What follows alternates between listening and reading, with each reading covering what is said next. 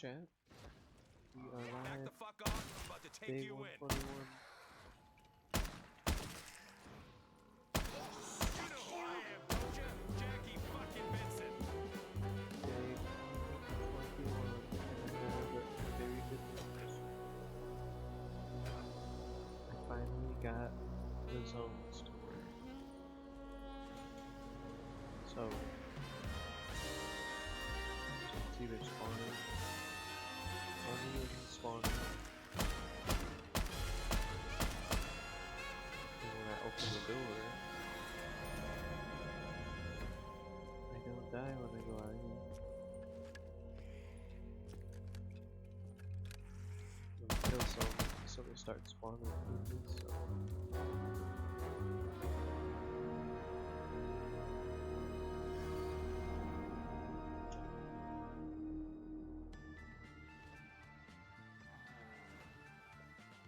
As you can see,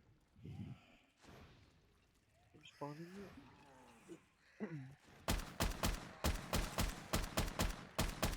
your filthy claws away from me, freak.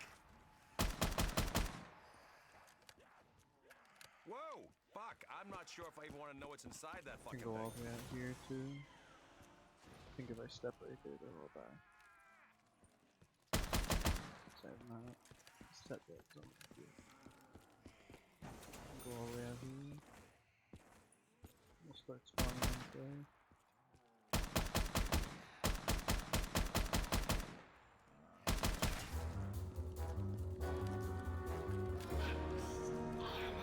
Hell yeah, free ammo.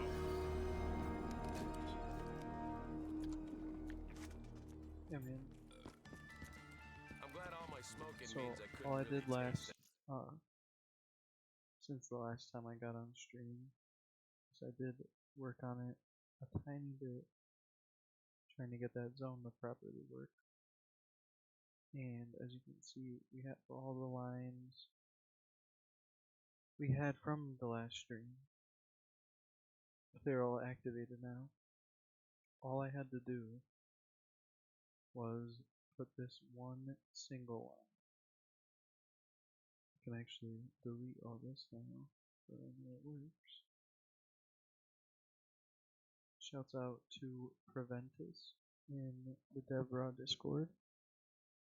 He's the one that taught me how to do it. So yeah, you basically just set the flag that is connected to the trigger. Because I have a script flag with this name, activate the courtyard whenever you press that trigger. Or it waits until you press it. And now it all works. One of them spawn right there too. Spawn in there, they spawn in there. If I go over here, they'll start spawning right here.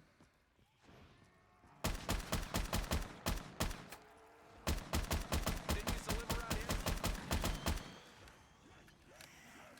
I just gotta check the dogs. Back off. I'm the one asking the questions. I ain't going down When I that tested it easily. before I pressed the live button, the dogs did not spawn. But they did the time before that, and I didn't change anything. So I think if you're in a zone too far away, it spawns. So try to be like right here, and it should spawn like right there. Oh, this is annoying, doggo.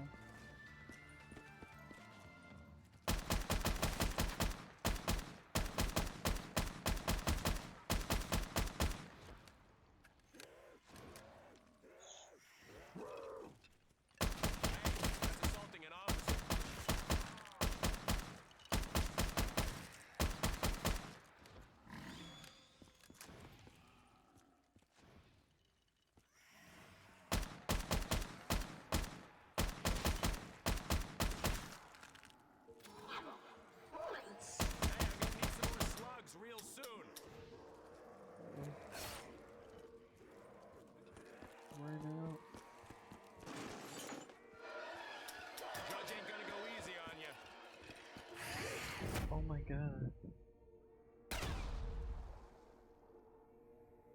It's actually kind of difficult, this map. With the zones actually correct. That shut you up? Yeah, it did. Also thinking about downscaling in weapons in order to damage. I'd give you all a final warning, but I think I'd rather just put I you think I down. might downscale weapons so I could build them.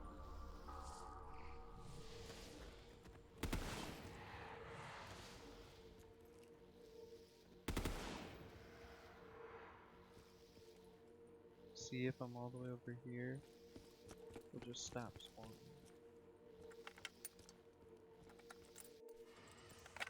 I think it's just because I don't have any more dog spawners over there, so I wasn't technically inside of a adjacent zone.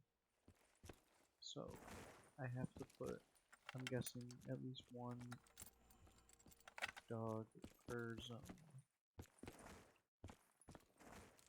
because they will not spawn. This gun is worth diddly It breaks squat the without dog out. bullets.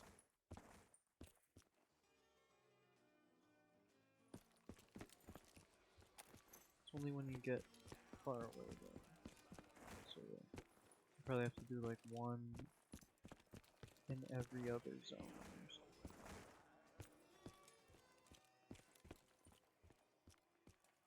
Yeah man, day 121, and we are going to start today with Where's my backup weapon? zoning.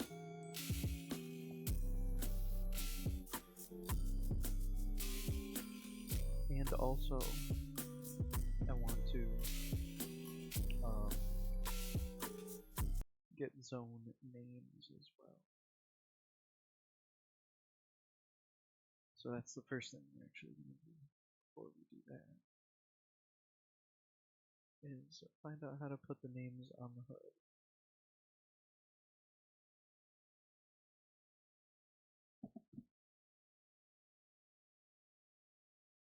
For zone name on HUD, instructions.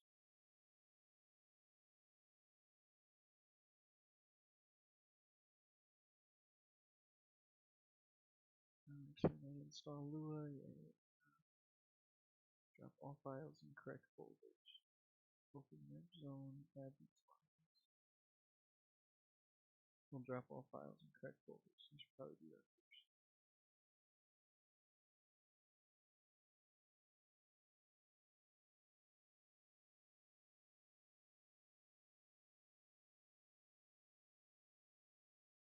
Alright, so first let me drop this in the folder. I'll just have instructions right here.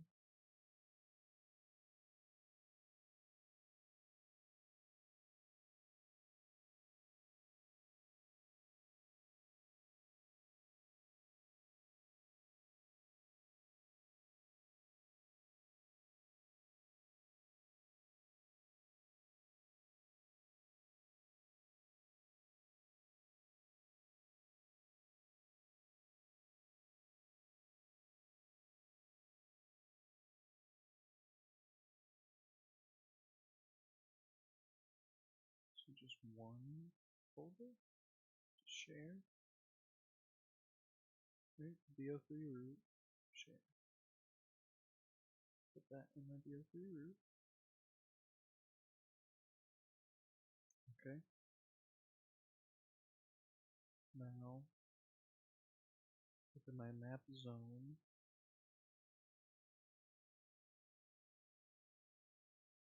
edit zone file. Okay. Add these lines.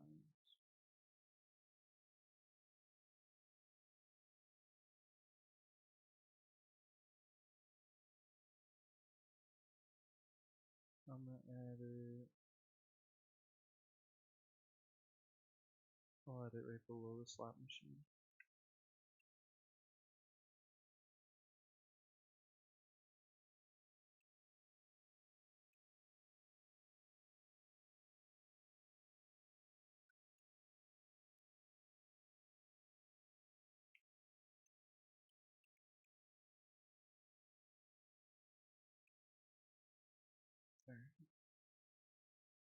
open my map GSC and add this line in my using. Oh, and I need my CS as well, not just the .gsc. So right click, open that folder, strip, and the CSC. Copy that. Put it with the end game screen, I guess.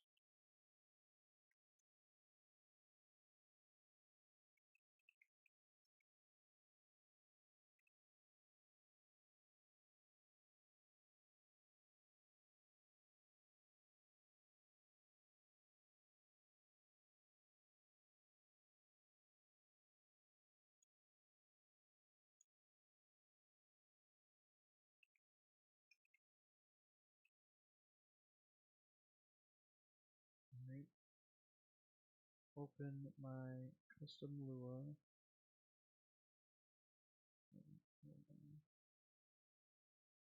Where's that? Somewhere in that folder.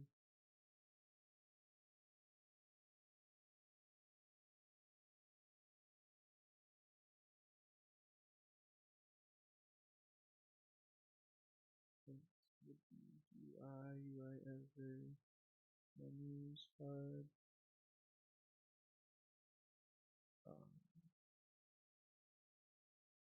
I'm guessing custom test. Yeah.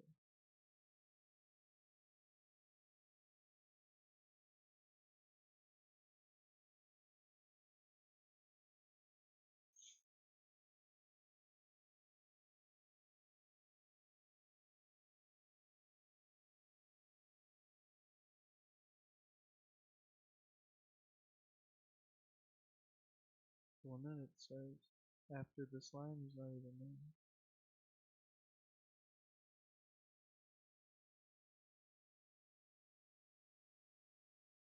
I think I just have to add this stuff. Just at the bottom.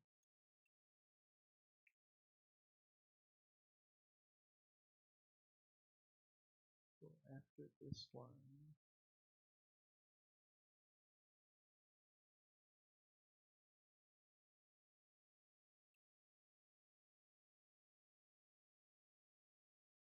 after that line, and paste these.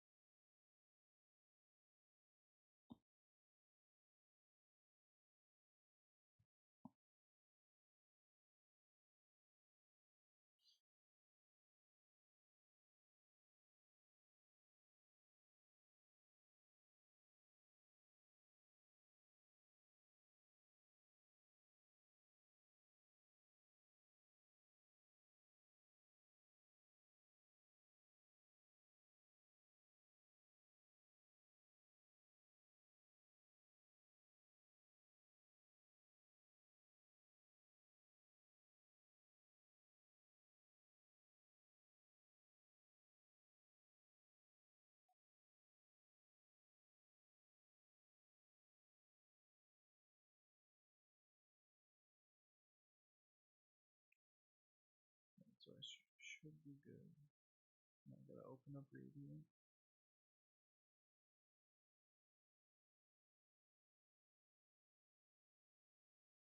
And add a script string for episode.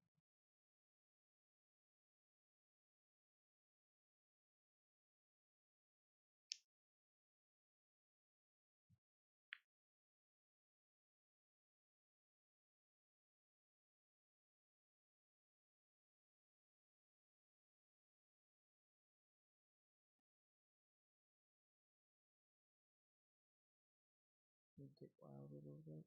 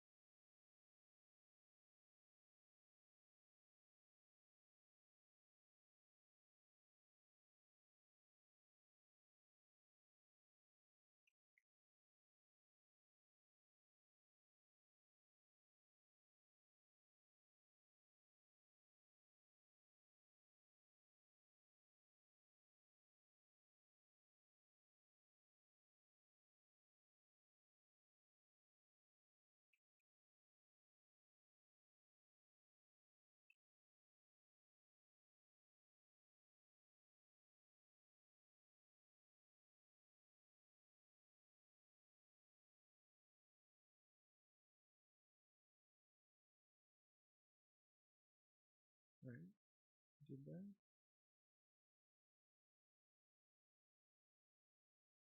Description.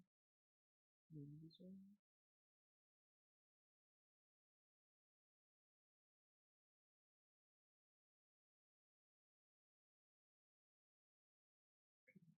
Open FGSC.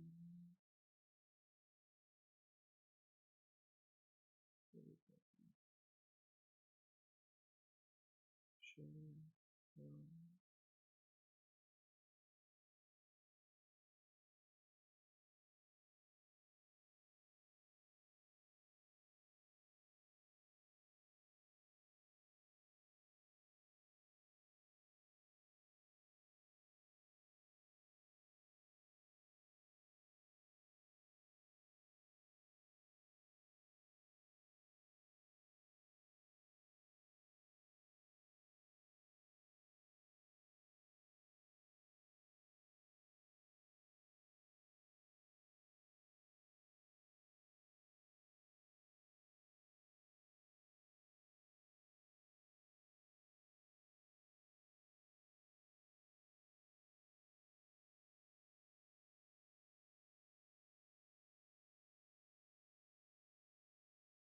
Oh, that's fire. You can put sounds when you enter the room.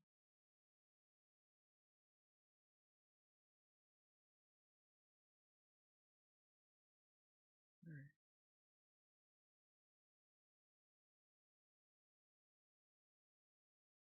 I think I'm good.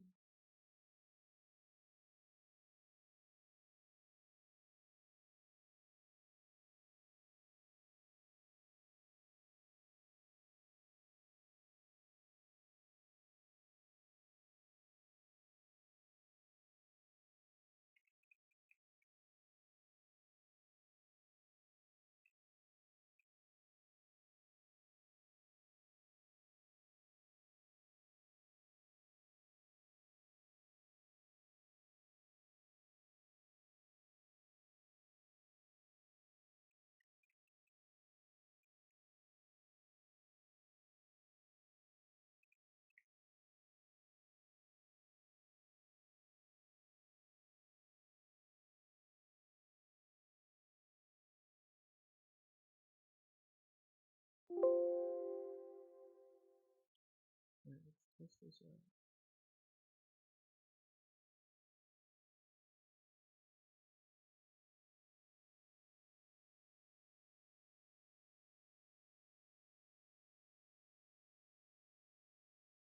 So it's just compiling them. So we don't need to build light.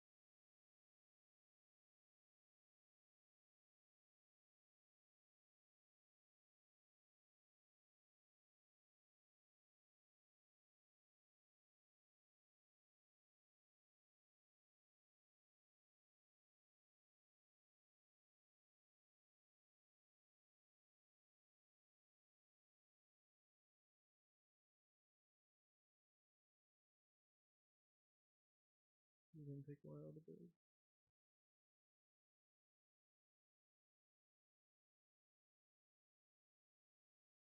Black Ops 2 gave us some of the Oh wait. While this builds, let me show you what I did on the workshop.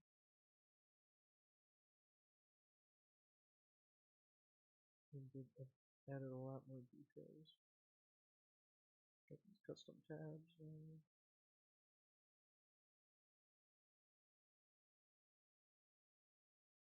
Because I hit the 12-hour mark yesterday, and then I stayed up another 12 hours.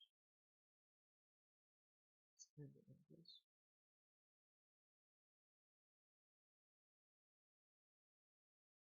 I think we have the duplex one done. I got off, but now we got the perfect lighting and the slots. I really like how it came out. Yeah, man. Just finished building. Let's test it out.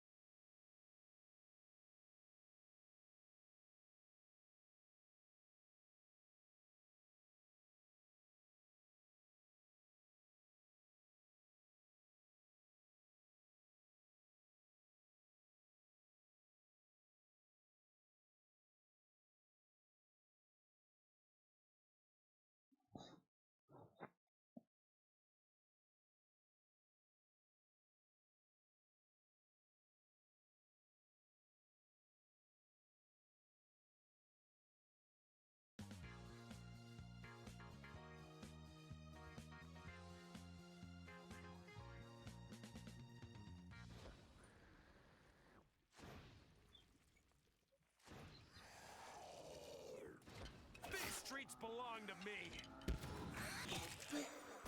That shut you up? Yeah, it did.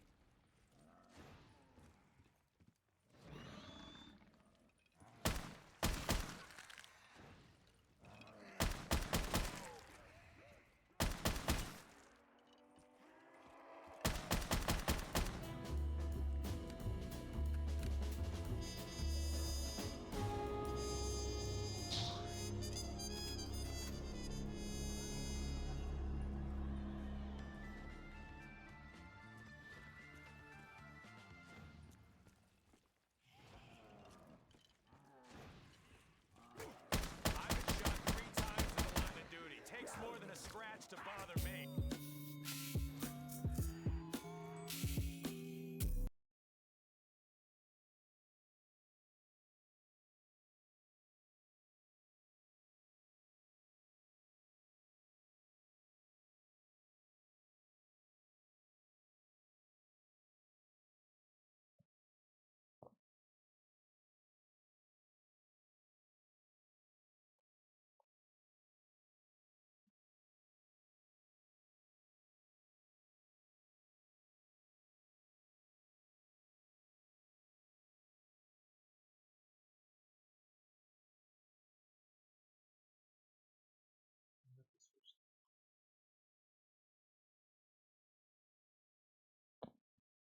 Definitely gotta switch the font, but it looks pretty good so far.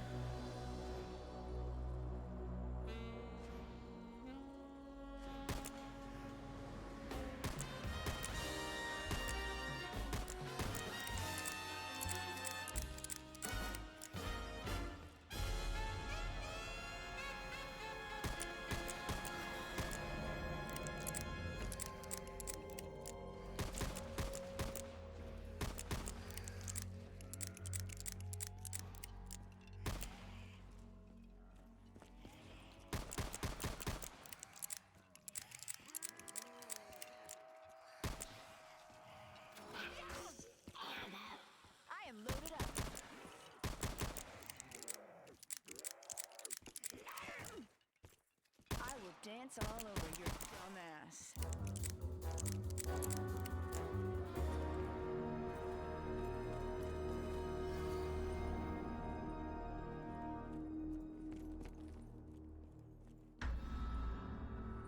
Fetch me your souls.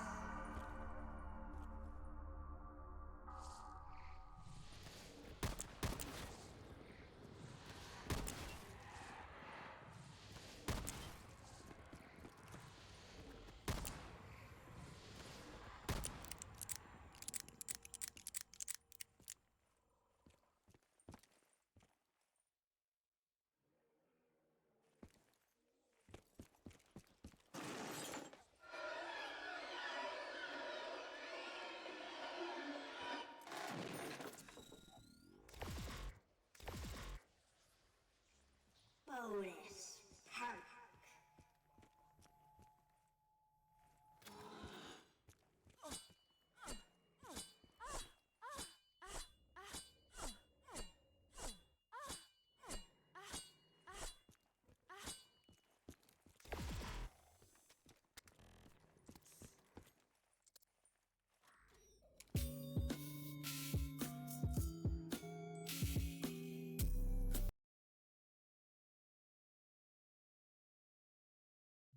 That looks cool. Let's set up all these zones, man.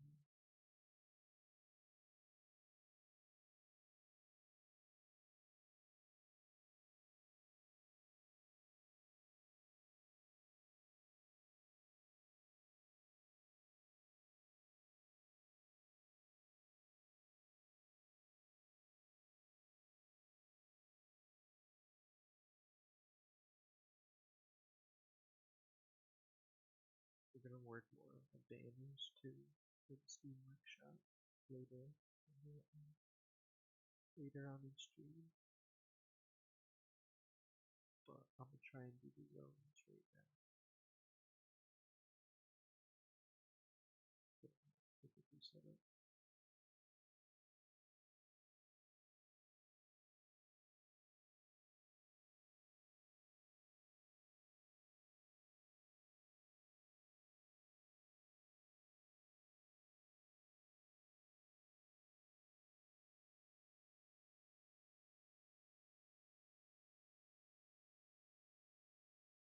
Surfy Polecat, what's up, brother?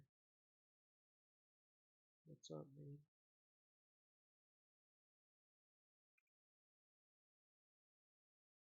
I was just showing you, just missed it. I finally got the zone to work.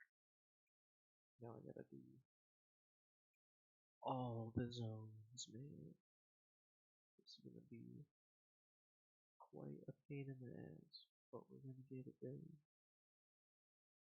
We are gonna get it done, I tell you what.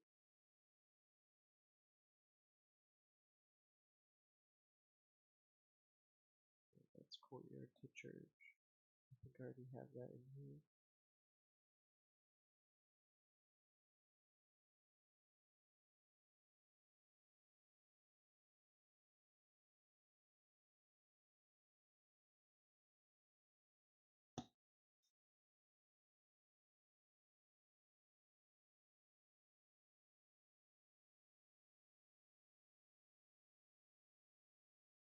This is gonna be quite the mess.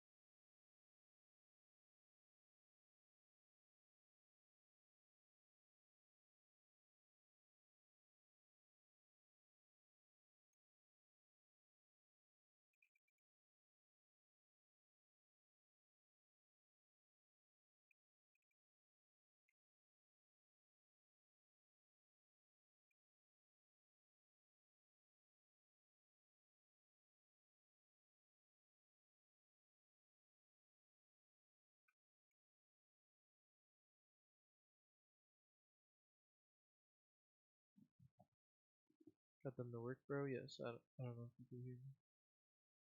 I was just saying that. I indeed got them to work. Now I just have to do them.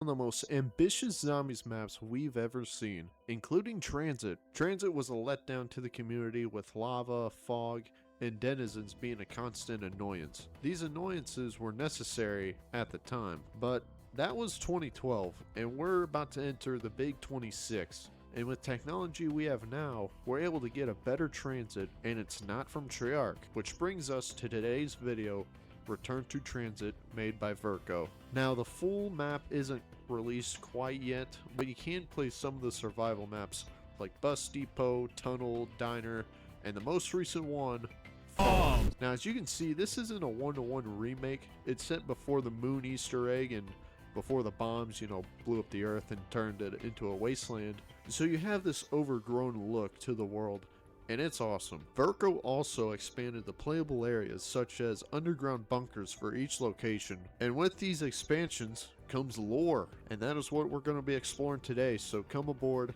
and let's ride the bus one more time as we return to Transit. And of course, we're going to start with the bus depot. As you can see, the spawn room is already trashed, like there was some sort of emergency.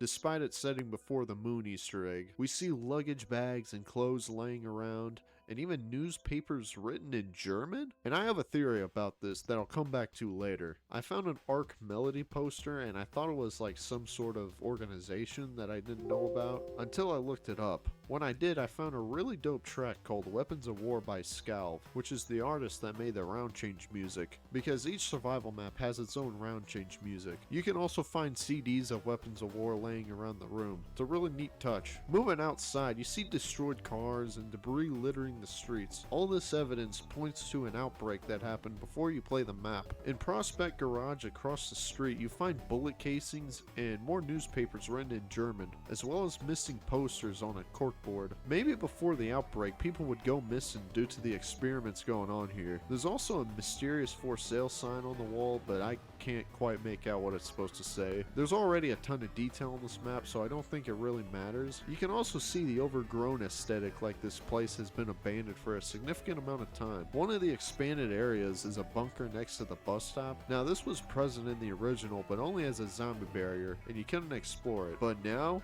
you can. It's very small though, but trust me, there is more to come. Consider this a small bite of a bigger meal coming. Again, you see bullet casings like there was a fight, and debris littering the ground. That's all I found on Bus Depot.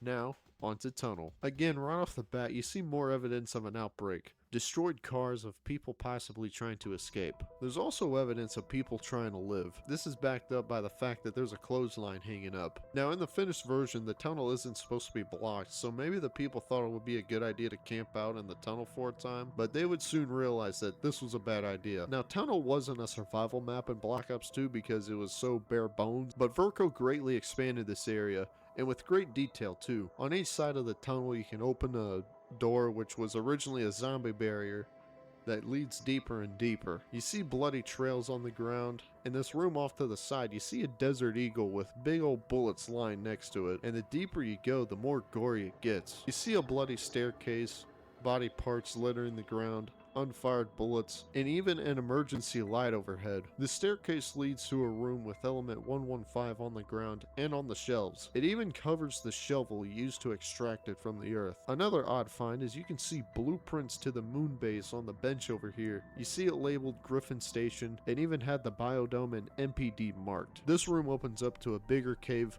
with element 115 glowing on the ground in abundance. You can even see a catwalk over a giant pit of lava. Don't worry, the lava will stay down there and just be another pretty thing to look at on this map. This leads us to another little bunker with the power switch, and you can see more evidence of a fight. More bullet casings and human remains. You know, the usual. Now, I didn't no clip and walk through each zombie barriers, but I didn't find anything of significance.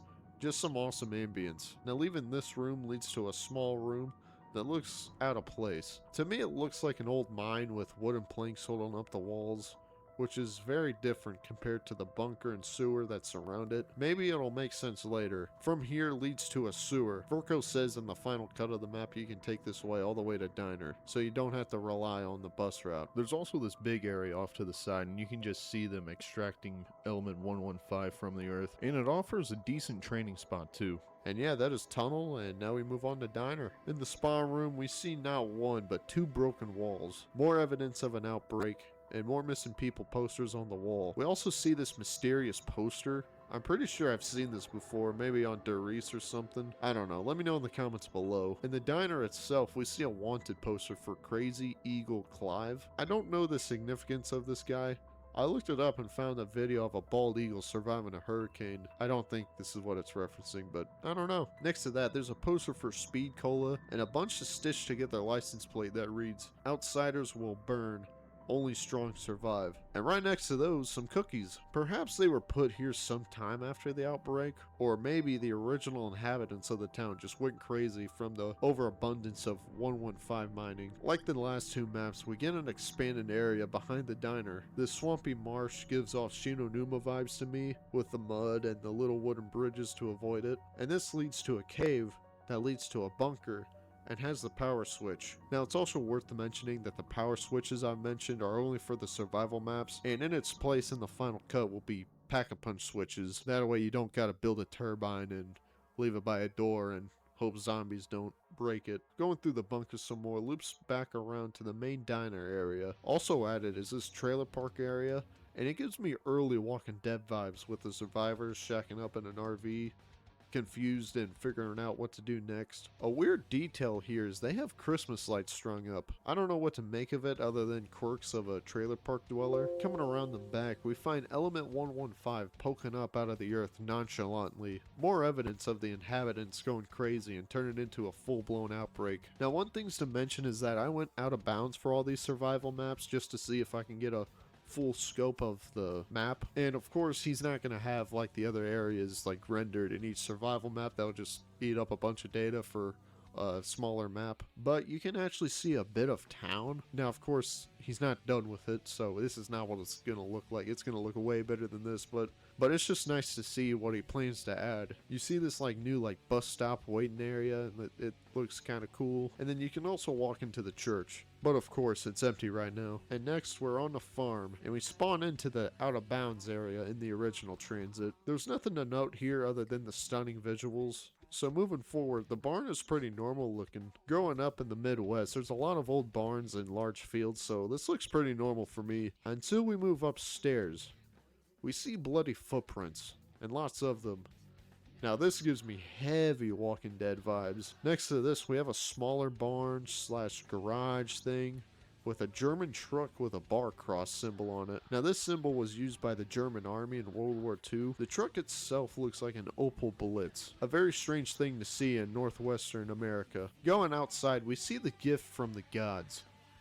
Corn. Next to this, we see a little shed with an ominous red light. No clipping out here, we see a stack of boxes under a tarp with German writing on it. Now this leads heavily into my theory that I'll get to later on, but that's not all in this room, because in the corner is a teddy bear floating in the air looking at you. I felt like I just got caught finding something I'm not supposed to when I first played this. Like I was playing the map and wondering what was going on in this room, and you cannot see the bear from the outside. It was an awesome feeling finding this on my own. Now in the main house, we see bloody footprints all over the porch and in the living room, with big old holes taken out of the wall. It paints the picture that this place was overrun by a massive horde, and high rounding on this map personally, I believe it. Next to the front door is a radio reminiscent of Knocked, and it really takes me back to those times where zombies was shrouded in mystery and rumors. Now the radio plays through random stations, but it's all a bunch of gibberish, and I don't really think it's playing anything of significance. Next to the TV, we see a bundle of dynamite. We'll see what this is intended for in a bit. Upstairs, we see a KRM shotgun on the table with some shells next to it. On the couch next to Speed Cola, we see a picture of a futuristic city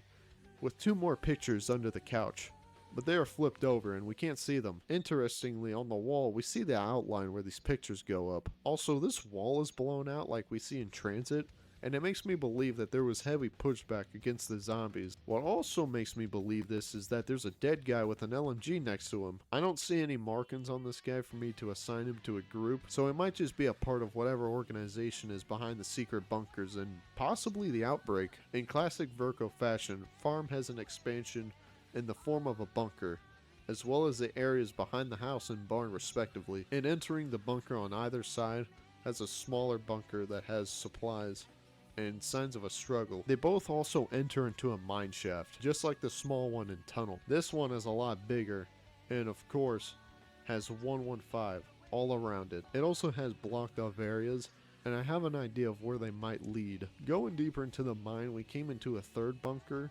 again like the one in Tunnel.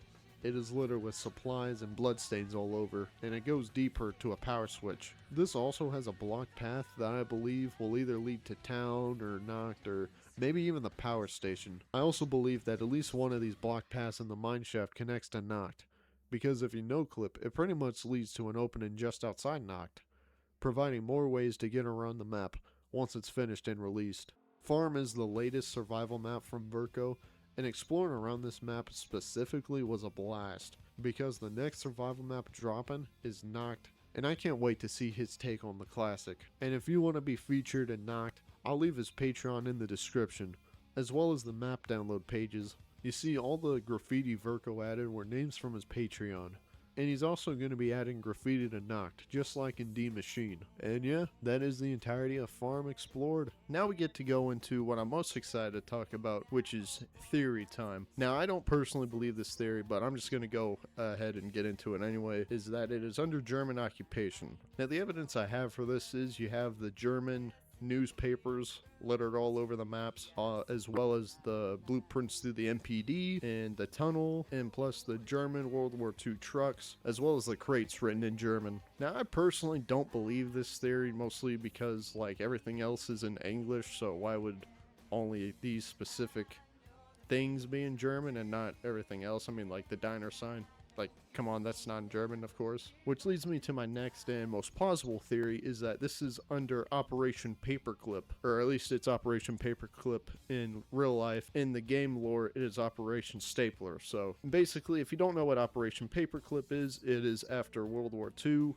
Both America and the Soviet Union took some German scientists from Germany, you know, 1940s German, I can't say the word on YouTube, but they brought in the 1940s German scientists to their side. Now, the reason why I think it's more Operation Paperclip is, well, a few things. And I'm going to get into the lore of what Transit is based off of, which is the Hanford site out in Washington. So Transit is based off of the Hanford site, Washington, and pretty much it was just a regular town. It was just known as Hanford, Washington, until 1943. The town was seized by the federal government for the Manhattan Project, which that was the secret project that made the atomic bomb. Anyway, they took Hanford, Washington, and placed down a bunch of nuclear reactors, which produced plutonium, which was used in the making of the atom bomb. So yeah, and obviously this is during the war, so Operation Paperclip wasn't active yet, because, you know, they were still fighting the war. But as you all know, zombies lore is kind of crazy and is very, very different compared to our world. And so my theory is that they kept Hanford's site like up and running, like maybe they do other experiments, mostly experiments regarding element 115, because we see a lot of that throughout all the maps, especially in Tunnel Survival, because we've known they're mining it in Tunnel. And it's also in Tunnel that we see the MPD blueprints. And in Zombies lore, we know that Edward Richtofen pretty much predicted the ending of the war and said one half of Group 935 is going with the Americans, the other one's going with Soviet Russia, so, and the Germans with America know about the moon base, because the way we get to the moon base in the moon map is through Groom Lake, which is Area 51, which is in America, of course. And I guess the reason why it's all in German is because most of the people there are German, and it's supposed to be like this secret town that, you know, it's kind of out of the way, so there's not a lot of people going through there. But just in case, they got like a normal looking diner, just in case someone like pokes their head in and there's nothing really that they can see that's out of place. Aside if they look too closely and notice a bunch of German newspapers and the other inhabitants speaking German for some reason. But, you know, that's what I got so far. And yeah, that is the conclusion of this video. If you guys think I missed something, please let me know in the comments section below. And yeah, if you like this video, please leave a like. And please consider subscribing. I enjoy making zombie videos, so yeah, hit the like for more zombie videos, please and thank you. My name is Robbie, and I hope you all have a wonderful day.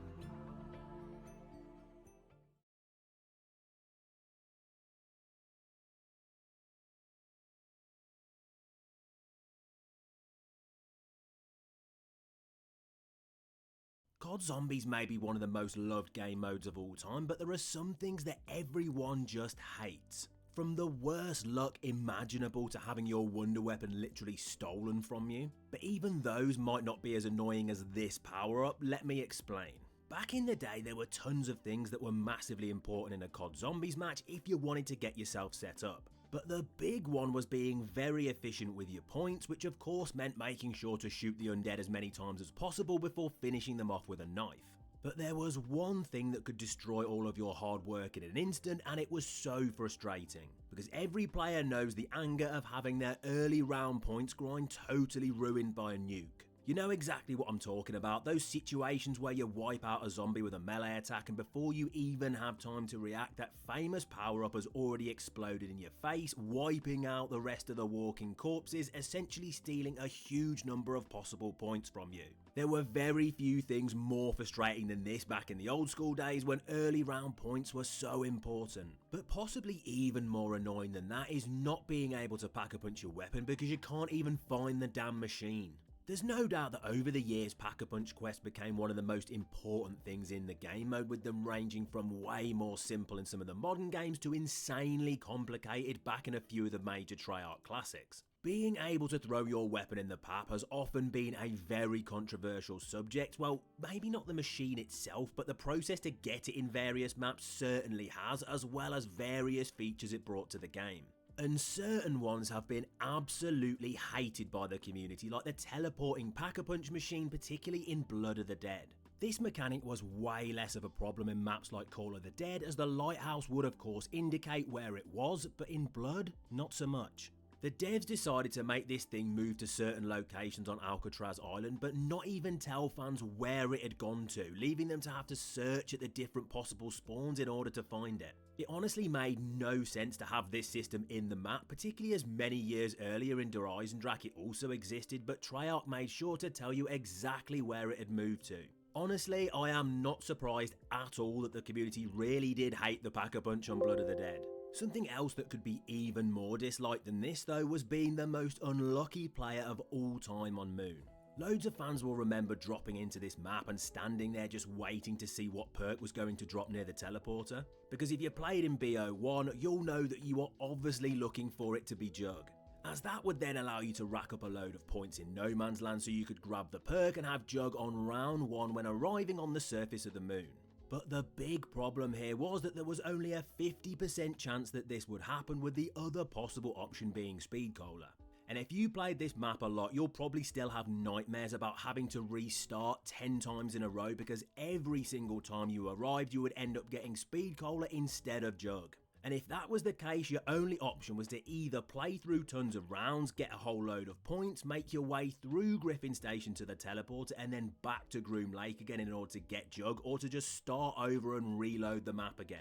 You could be driven into madness by the terrible luck of spawning into Speed Cola over and over and over again. It's one of the most hated parts of this great experience. But way worse than that has got to be an infamous enemy that unfortunately makes one of Treyarch Zombies' experiences nearly unplayable. Let's be real, remaking Nuketown as a main DLC map for Black Ops 4 was not a popular choice with a lot of people in the community, but there were still many who were willing to give it a chance, particularly as it was being expanded in a big way. All of that fell apart though when fans began to explore the Broken Arrow facility, descended into the underground bunker and activated the power, as this would be their first glimpse at the Nova Bombers, these bright yellow, gas-producing scumbags. But they themselves aren't even the issue in Alpha Omega, it's what they do to the normal undead. as you could immediately see that zombies would be buffed, giving them a glowing yellow effect, making them way more awkward to take out. If this had been a one-time thing that happened solely when players were activating the generator, it wouldn't be an issue, but that was not the case. Every single time fans made the choice to go in the brand new expanded area below ground, Nova bombers would spawn in, causing the creation of these juiced up undead meatheads, which annoyingly meant that half of this reimagined experience was totally off limits to you unless you were willing to make the round by round gameplay way more difficult for yourself. It honestly seemed like a terrible choice from the devs, and it was absolutely hated by most players. Another very strange decision could actually be found in the same game, and it really made you ask the question, why would you do this? Any older Zombies players will definitely remember how important a shield was, from blasting dragonfire at the undead to flying into them with a rocket-propelled battering ram. These things were incredible, particularly in Black Ops 3. They also stuck around in BO4 as well, although certain versions of them were definitely less impressive. It wasn't really the quality of the actual shield here though that some fans had a problem with, it was how they were being forced to get hold of it.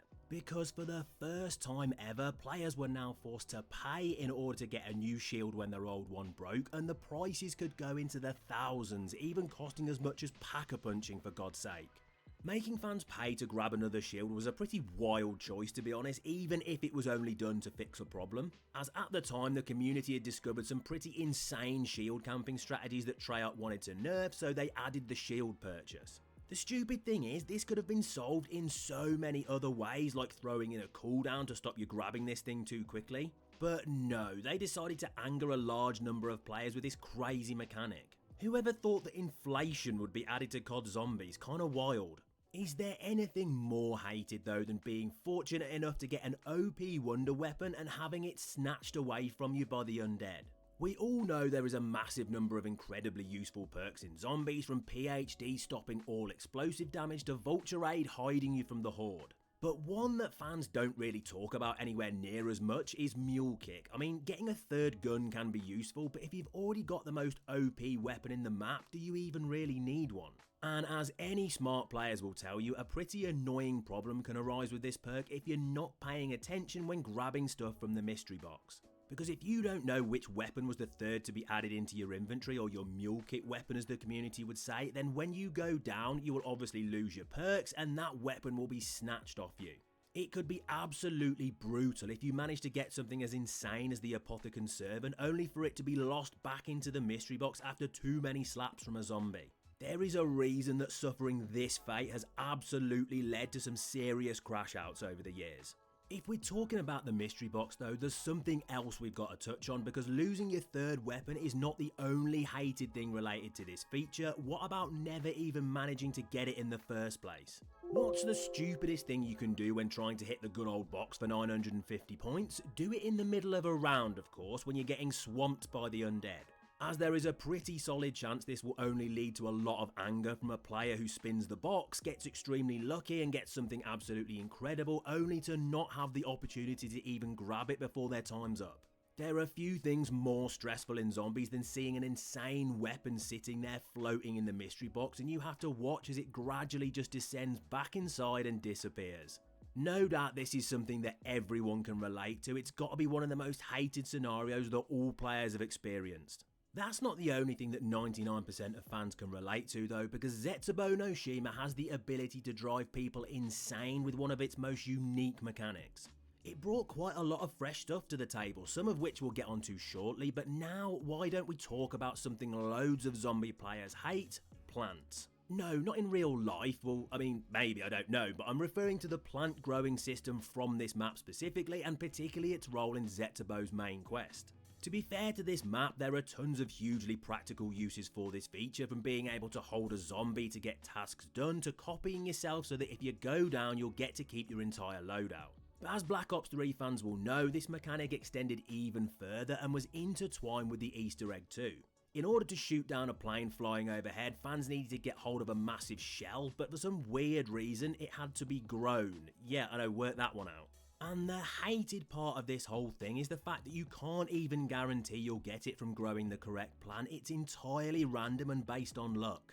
You only have a chance to get the bullet, meaning you could be watering these things over and over again and not even getting what you need, which can completely ruin Easter egg speedruns.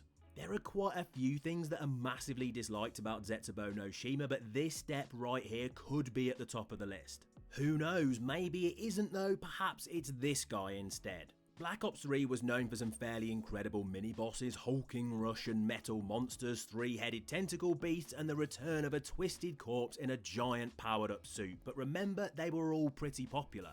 But this guy really was not. The Thrasher was absolutely hated for a number of reasons. But the main one is the fact that the spawn rates for the Thrasher compared to other BO3 mini-bosses were an absolute joke. More of these things can spawn on the map at any moment by zombies merely getting infected by gas from spores. This is not some Panzer Soldat scenario where you know that only one of them is going to drop from the sky every 5 rounds or so. There can be numerous Thrashers running around the island at any one time, terrorising you and dropping you to the deck in just 2 hits, and that's even with Jug. It's no wonder these things are pretty hated. I'm afraid the time has come though for something awful. Something I really don't want to do, something I'd hoped I'd never have to do again. It's time to talk about Vanguard zombies. I know, I am so sorry. Is there anything more hated in the history of the franchise than this, can we say game? Yeah, I suppose. So not everything about Vanguard was awful. Shi no Numa Reborn was honestly not bad, even if it was nearly entirely reused content. However, let's not for 1 second suggest that both Duranfang and Terra Maledicta were anything other than really bad and completely hated by nearly the entire community. There was just nothing to these experiences, some weird combination of weak objectives and boring gameplay taking place on totally uninspiring maps. Completing tasks to open new areas that you can literally see right there 3 feet in front of your face. It offered next to nothing for 99% of zombies players, which is why they gave up on it almost immediately. It was clear that it was a total mess and not worth sinking any serious time into. And most fans would say it could well be the worst content that the community has ever been given. Don't get me wrong though, it's a very close race with another well-known DLC that we'll get onto later. For now though, let's take a look at one of the most hated changes ever forced upon the COD Zombies community. Black Ops 4 did a lot of things wrong, some of them we've already spoken about, but there was one thing that made the rest of that game's issues seem like nothing.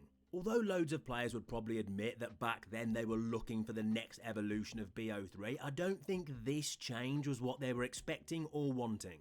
Treyarch decided to implement the biggest switch up to perks that anyone had ever seen, and it did not go down well with fans. The customization was a cool idea, allowing people to take whatever perks with them into a game that they wanted, but not only did it lead to most people just using the same 4 perks constantly, which was the problem this change set out to solve, but it ended up adding something that absolutely no one wanted. The most boring and uninspiring collection of perk machines ever seen. Gone were the unique dispensers and the catchy jingles, booted out for dull, soulless replacements that retain none of the magic from the previous games.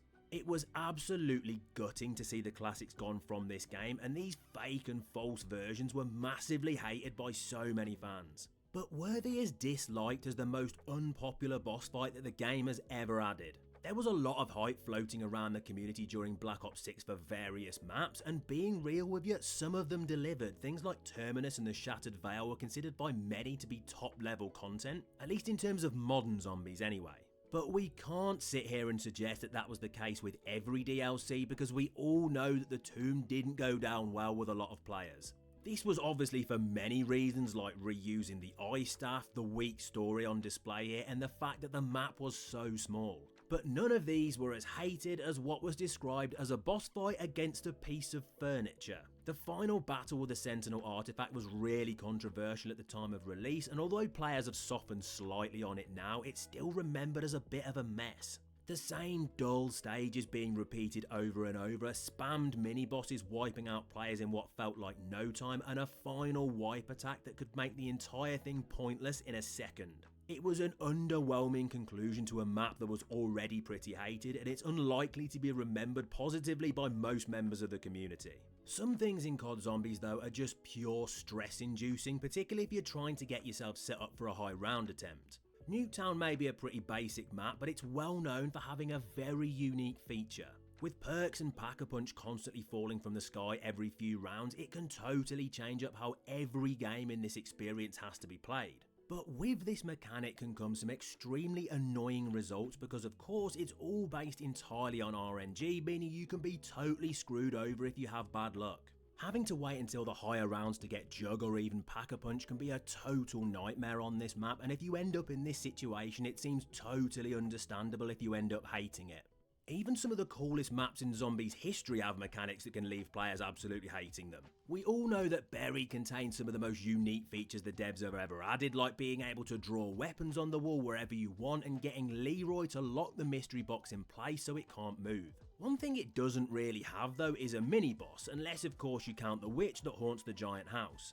And it's that ghostly figure that can absolutely ruin games for players if they're not careful, and that's probably something nearly every fan has experienced. With you having to progress through the mansion in order to get to Pack-a-Punch, it's not exactly something you can avoid, as not only can she absolutely wipe out everything you've worked so hard for and essentially stop you being able to upgrade your weapons by stealing every single one of your points, but she is also responsible for some pretty heart-thumping jump scares if you're not paying attention or not expecting her to come around the corner. But I'm pretty sure most fans would gladly deal with the witch than an enemy type that exists way too much in modern zombies. You probably hear that sentence and think doppelgas, manglers, amalgams, but no, I'm talking about something that appears way more often than those. I'm just gonna say it, no one wants armoured undead in COD zombies, and if given the choice, pretty much every player would delete them in a heartbeat. Although these things definitely saw positive changes as the modern era's progressed, they are still totally hated. There really does not need to be any middle ground between normal zombies and mini-bosses. Fans love building strategies around the standard undead which can be changed on the fly when some other hulking monster shows up on the map, but this can become so complicated and frustrating when some of those zombies are randomly given buffed up armor which takes ages to deplete. It was clearly a mechanic that only the devs wanted to add to the game, as no fans have ever asked for this. Which is why, to be honest, no matter how much they change these enemies, they're always gonna be hated. Even with that said though, they're still nowhere near as unpopular as one of the most disliked enemies that the community has ever seen. Infinite Warfare Zombies famously dropped straight after the end of BO3, so it was always going to have an uphill battle attempting to convince fans that it was worth a shot. And in many ways, over a long period of time, it managed to do this with its unique map themes, interesting wonder weapons and well thought out boss fights.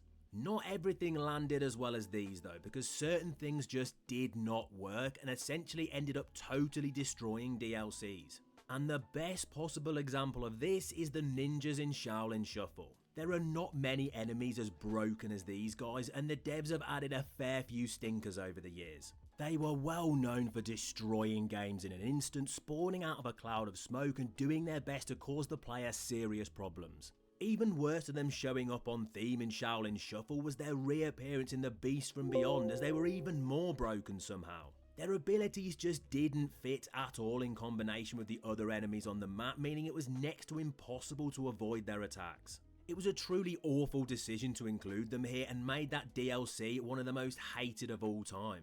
Everyone loves Pack-a-Punch, right? Sticking your weapon in this classic machine, pulling it back out again with the extra juice to take down the undead. It's one of the best features ever introduced into zombies.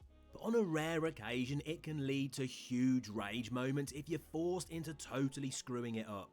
Okay, hear me out. You could be the biggest pro in the community, but there is absolutely no way that you haven't lost your weapon in the Pack-a-Punch machine at some point during your zombies career.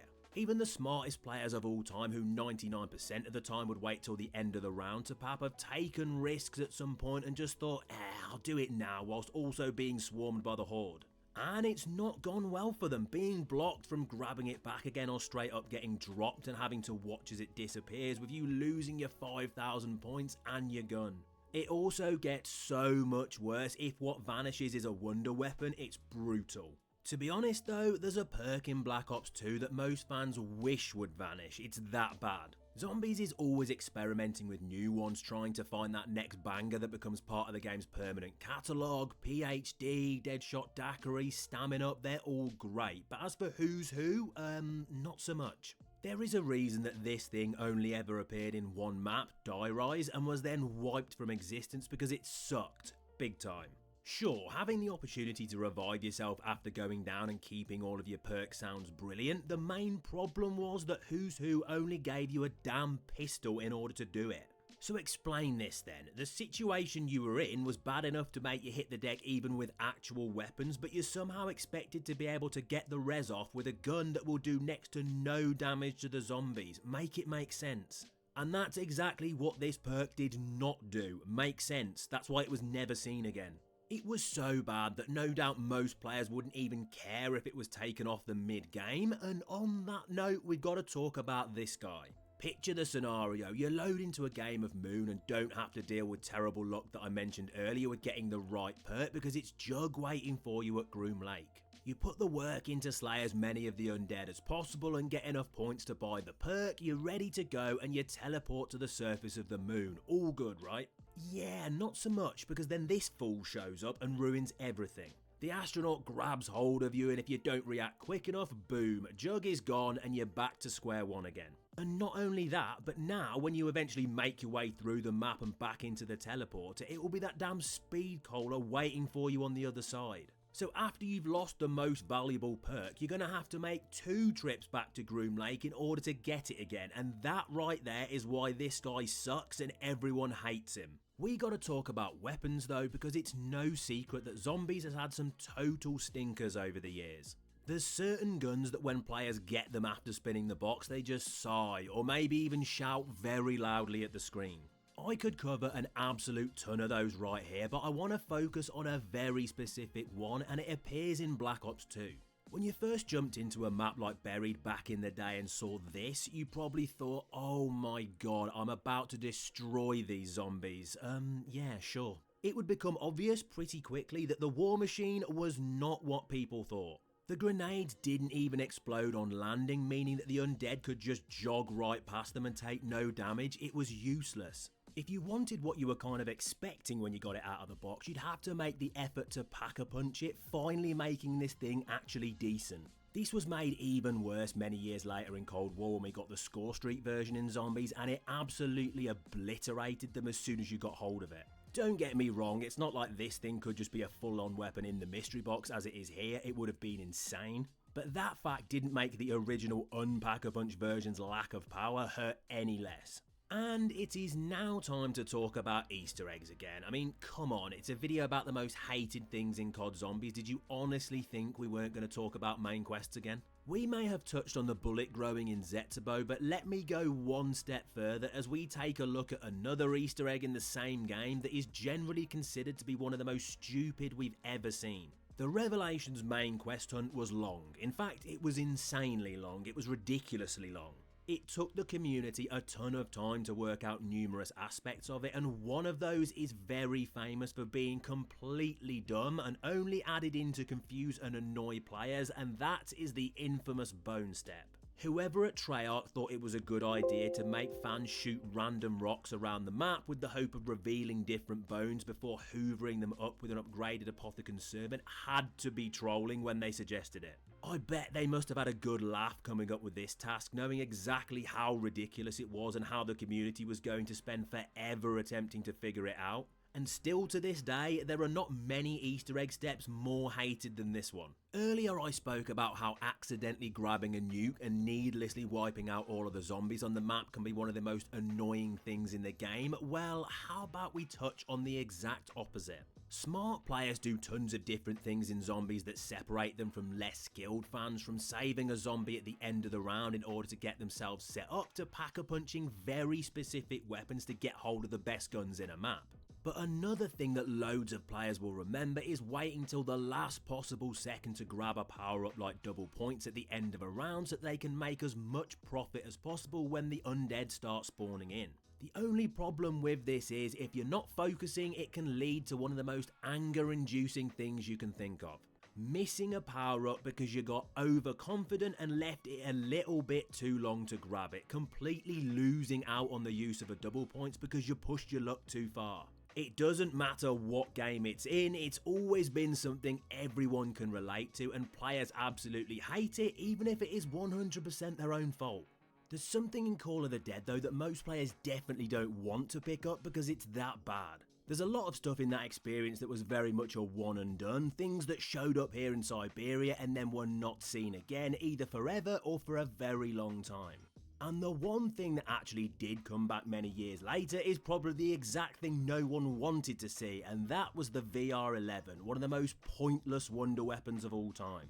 Now sure, in co-op it did have its uses which definitely made it better, but in solo, my god, next to no one would ever take this thing from the mystery box. It may have been able to act as a very weak monkey bomb, but it was not enough to compete with things like the Scavenger, which was incredible with its insane explosive abilities. But the real question is why the devs thought it was a good idea to bring back the VR11 in MWZ. Out of all of the old school wonder weapons to choose from, you went with this. What were you thinking?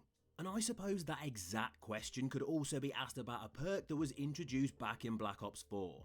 You're probably thinking, oh, which one is he talking about, as that game definitely added a few stinkers, and don't panic, we're going to cover a couple of them. But this one wasn't even left behind in BO4, it's still a major part of the game in the modern era, which is kind of nuts considering how useless it is. I am talking about death perception. The only question I gotta ask is, why do I need wall hacks in COD Zombies? It serves pretty much no purpose and it attempted to solve an issue that didn't really exist. This perk is even less applicable in the modern day game because you can take so much damage, so knowing that a zombie is going to come from around a corner and hit you honestly means next to nothing. It could well be the owner of the award for the most needless perk ever made. And it's not the only one that dropped in Black Ops 4 that really did not take off in the community's eyes, because the same thing happened with Blaze Phase. A perk in a game that rewards constant movement and training of zombies that literally requires you to stop and crouch in order to activate it. Standing still, allowing Blaze Phase to charge up before flying through zombies and wiping some of them out just doesn't really make sense in this game mode. There's not many reasons you'd ever take this over PhD Slider, and it seems like the devs realised this very quickly because following the end of BO4 and with the move into the Dark Ether story, it was never seen again. Keeping things in the very same game though, as we've got to cover one of the most unpopular things in a map that actually ended up being a big community favourite, and that experience is Dead of the Night. So being real, it could be quite a few different things, couldn't it? Although it's loved now, at the time of release it was very controversial. The collectathon style nature of the map, huge hulking werewolves that felt very un-zombies, vampires trying to tear your head off constantly, it could be any of them. But even more shocking than these was the difficulty level of the Pack-a-Punch quest in Dead of the Night. Although now with years of experience and knowledge this may not seem as daunting as it once did, but at launch this quest was considered to be fairly insane and probably the most difficult that Treyarch had ever given us. Finding gazing stones, sacrificing zombies, watching visions, and then eventually attempting to complete whatever task related to what you'd just seen.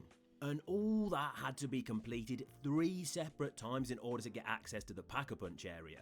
Being realistic, for anyone who hasn't played BO4 previously, jumping into DLC 1 and attempting to figure this out is probably just never gonna happen. And it kinda makes sense as to why this Pap quest was hated by so many people.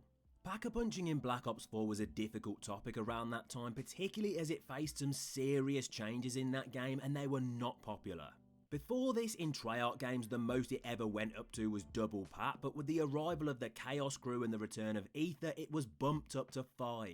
5 times you'd have to throw your weapon into the Pack-a-Punch to get it to max damage, with each payment barely increasing your firepower at all. It was a very unpopular decision from the devs, partly because of how it affected this game, but also because of what it would create for the future.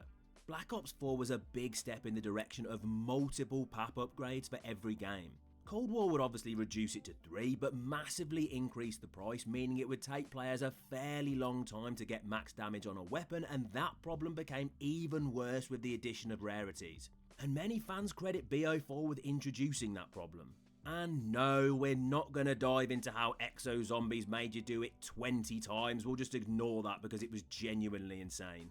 But perhaps not as crazy as part of a Pack-a-Punch quest in IW Zombies, because my god, Rave in the Redwoods was rough for this.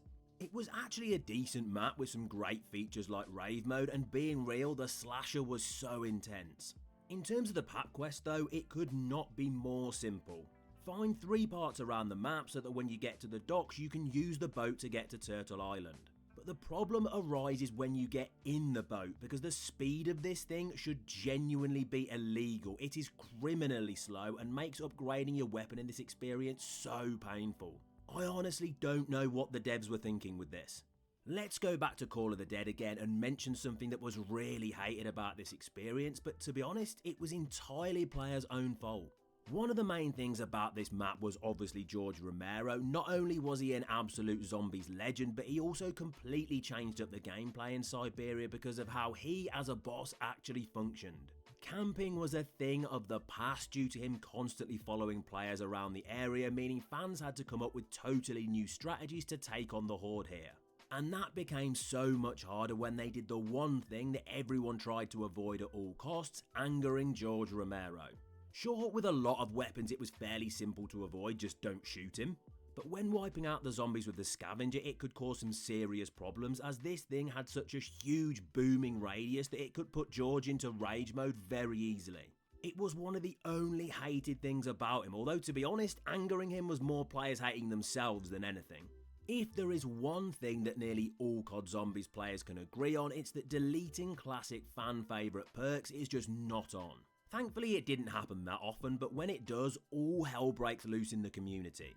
Treyarch did it with Jug in Black Ops 4 and also a number of others, but one game before this they made one of their most hated changes ever, and that was completely dropping PhD from the list of possible perks. Some people would say, well, it makes total sense as they removed dolphin diving, so how could it exist? But then we all remember how one game later they created PhD Slider, so I fail to see why it couldn't just show up here a few years earlier. And sure, no doubt some of you watching will say, well, obviously they hadn't thought of it, had they? And I'm here to tell you, I'm not sure that's true. As in that game, they literally had 2 gobblegums, Slaughter Slide and Danger Closest, that were essentially 2 different parts of PhD Slider. One causing explosions when sliding and the other completely stopping explosive damage. So when you look at it like this, is there really any excuse for not having the perk in the game? I suppose I'll let you decide. But what about an item that is often considered to be outright toxic and has been responsible for destroying so many people's games over the years? If I say to you I'm talking about something from Buried, you know exactly what I mean, right? No, obviously not the Paralyzer, you know I mean the Time Bomb. Now, if you're playing solo, then this thing was incredible. It essentially created the first ever save game feature in COD Zombies and was loved for that reason. But in co-op, not so much, as it was 100% hated. The Time Bomb was known for making Buried completely unplayable if you were jumping in with randoms, as any time a teammate got hold of this thing from the mystery box, they would chuck it down on an early round and then just wait. They'd let you get fully set up and ready to take on some high rounds and then do the unthinkable, send you right back to the start again to when you had nothing. It was one of the worst trolls the community had ever seen and made the Time Bomb so hated. Let's go back to Easter egg steps, because although I spoke about the Revelations bone step being one of the worst of all time, I've actually got another that can rival it in terms of community hate.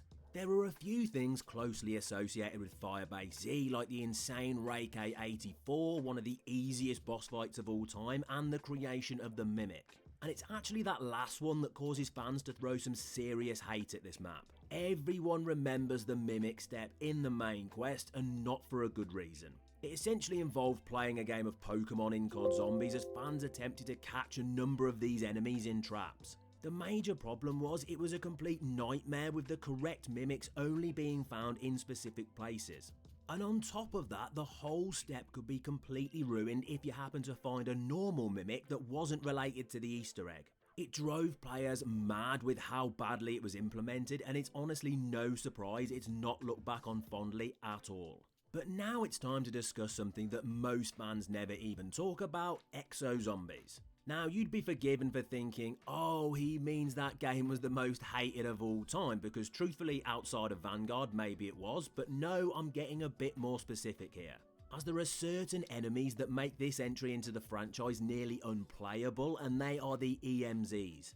In a mode where you're supposed to constantly use an exosuit to jump around like a maniac, having an enemy that repeatedly removes that ability really felt like a total slap in the face. These annoying little scumbags would drop an EMP all the time, disabling your exosuit for around 5 seconds, forcing you to revert back to basic movement. And they were present in every single Exo Zombies map and could well be one of the main reasons that this mode was hated. And one of those experiences was of course Infection, more commonly known as Burger Town. Out of all the content in AW, this was probably the most disliked, and it's a pretty low bar to be honest.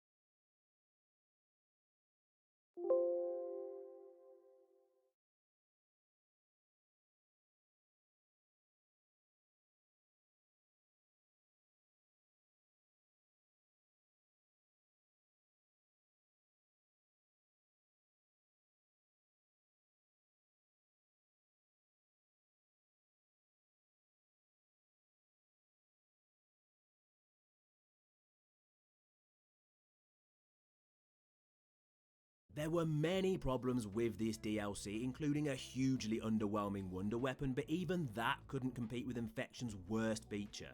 If it wasn't already clear, Zombies fans do not want to play a map that literally cuts off various areas constantly with toxic gas. Fans' only choice was to either not play in those sections while that was going on, or be forced to, as the map name suggests, get infected and then have to go to the sewers in order to cure themselves.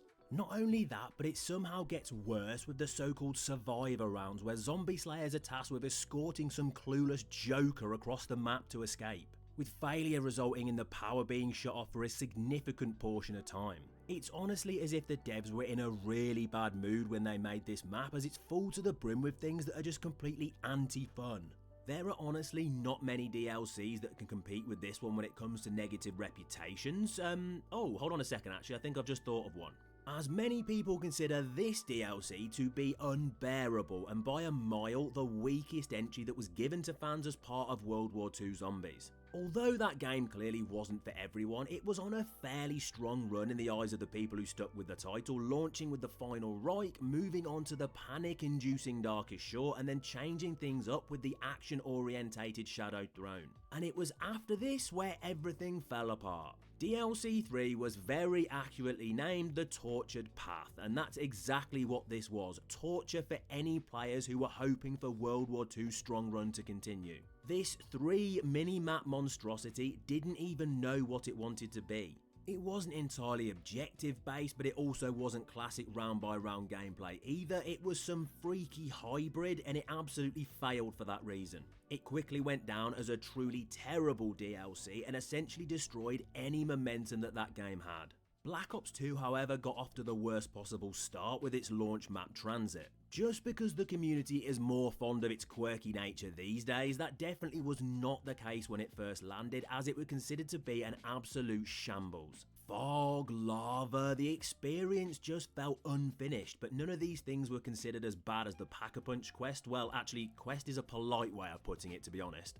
I'm not sure we can class having to leave a turbine in an underground lab while you ride the bus to town, blow open the vault, all while hoping the zombies don't break it as really a quest.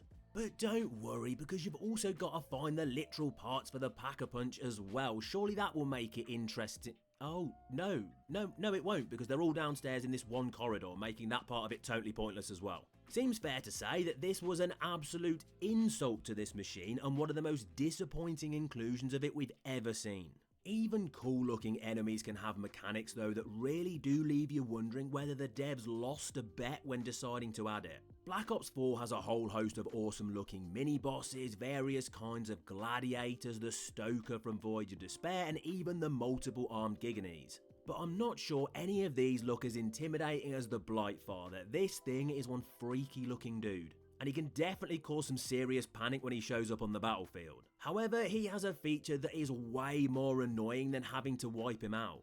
Apparently the Blightfathers have had a little bit too much to drink, as they just randomly decide to vomit on things around the map like weapons. And then you have to pay some of your precious points to clean it off as if it was your fault in the slightest. All jokes aside though, mechanics like this are so odd. They don't do anything to benefit the Great Zombies gameplay aside from being included to annoy players.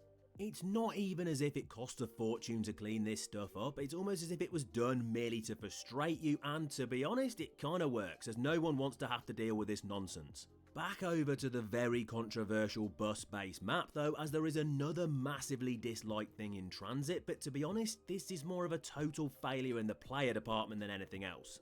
I'll just say this, Ted is an absolute champion. He's one of the best things about this experience. His personality and character bring a ton of comedy to the map, and overall he's great. His strict bus schedule though is not. Everyone knows what I'm talking about. You're trying to get something important done and you hear this. This guy may have been hilarious, but he stressed players out so much by leaving them behind, with the bus just totally ditching them and forcing them to make their own way through the fog in order to survive. I'm not sure he can take all the blame though. I mean, he did honk the horn after all. Seems like maybe fans hate themselves here for not catching the bus on time. Tons of people forget that although World at War was responsible for the birth of this incredible mode and it was a classic, it still had some fairly significant problems. And one of the biggest is something that seems like it totally defies the laws of physics. Back in those days, of course, if you didn't have Jug, it was the classic 2-hit down system and it took no prisoners. It was so easy to end up with a game over here. And this was not helped by the fact that for some odd reason the zombies apparently had giant magnets inside of them. And old school fans will know exactly what I'm talking about. Anytime one of the undead hit you, you would be slowed to a crawl and just stuck to them as if they'd got a rope tied around you.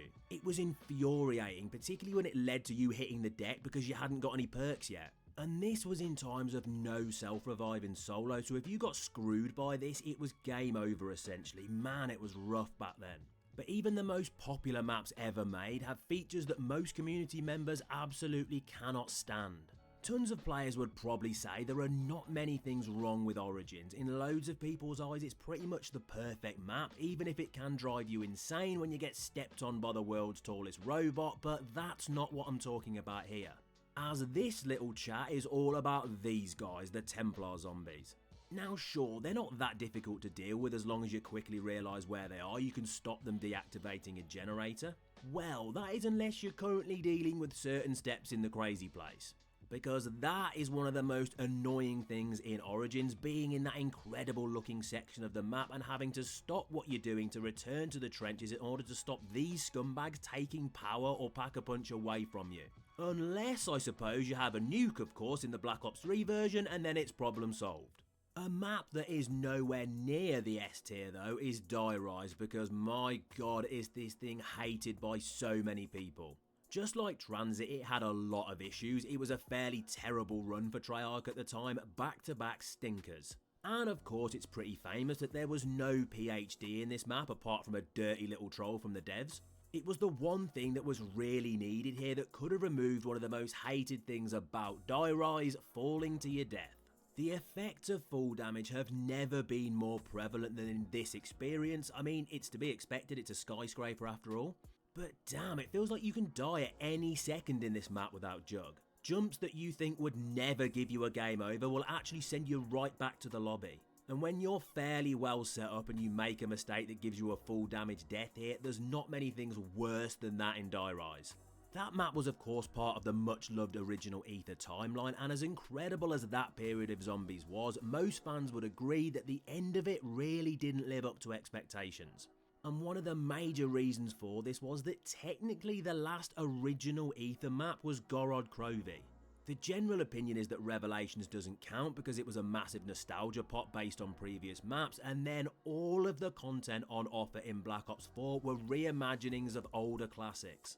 Finishing a decade-long story with incredible, hugely loved characters by giving fans a couple of remakes for the last 2 DLCs was considered totally unacceptable by loads of players.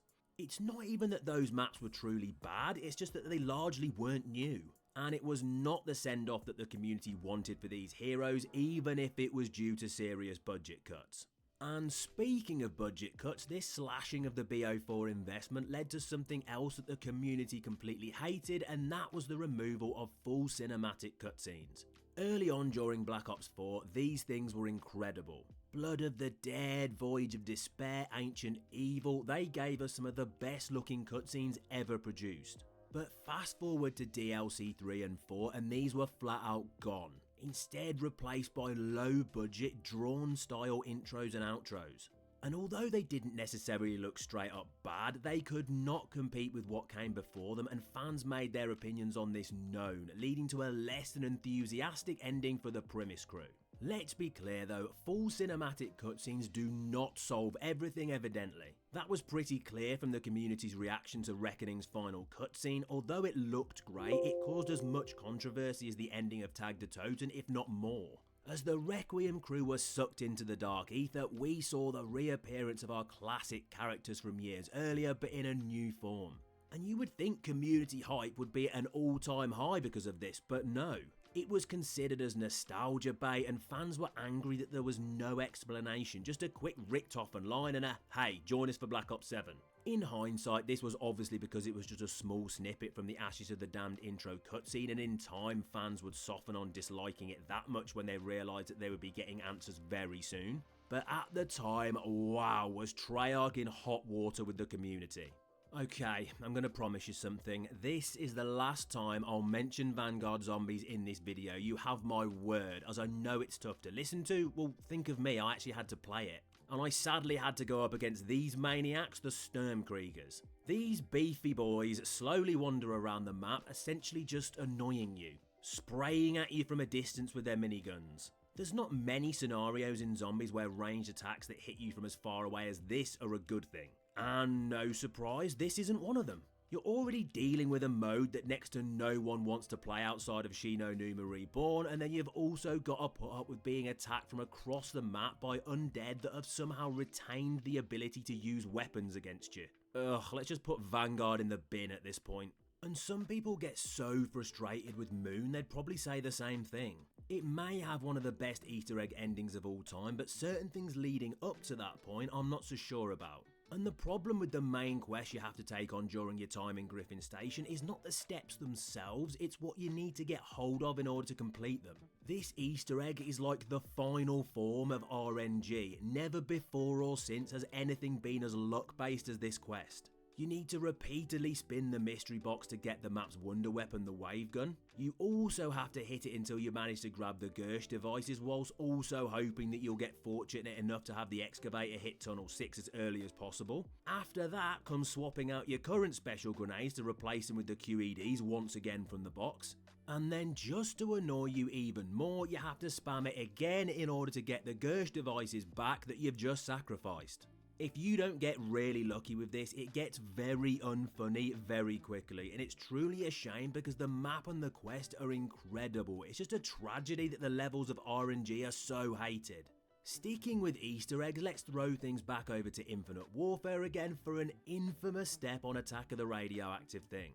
This map gets a lot of hate for its supposedly weak graphics, the annoying Elvira quotes, but worse than both of those is certain tasks you're required to do for the main quest, like taking part in actual school lessons. Fans were tasked with collecting ingredients and mixing them at the chemical station in the garage, which may sound easy, but anyone who's played this map will tell you it's way more boring than it sounds. You would have to do genuine maths puzzles in order to get this step done. It was just simply not fun. Newsflash, Zombies devs, yes, players like unique tasks for their main quests, they don't like feeling as if they're still in school taking part in science class. This was such a weird choice. Something way better could be found in 5, but even though this mechanic was very unique, it still caused players to end up hating some of their time in the map. The most special thing about jumping into this experience as the cast of political leaders is constantly being on the edge of your seat for when the Pentagon thief shows up and tries to snatch your precious weapons. This was a stressful time in 5 and resulted in some full-on rage bits if he managed to grab something off you, as you had to try and just hunt him down to get some free power-ups and get your gear back, but it wasn't easy if you lost sight of him.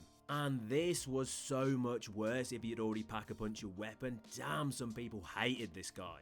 But maybe they'd be less bothered about this full-on theft if he managed to grab one very specific item from you. Wonder weapons are the best things in a map, right? Well, that's usually the case, but of course 5 completely breaks that rule by giving players the pointlessly bad Winter's Howl. There are very few of these things that are as awful as this. It's tragically so weak that you wouldn't even bother to grab it out of the mystery box or care if the Pentagon thief snatched it from you because it's so terrible at wiping out zombies. Thankfully though, once Tryout reimagined this map into Classified, they buffed the Winter's Howl massively and made it way better. But as for the version found in the Black Ops 1 Pentagon, it's probably one of the most hated wonder weapons in the game.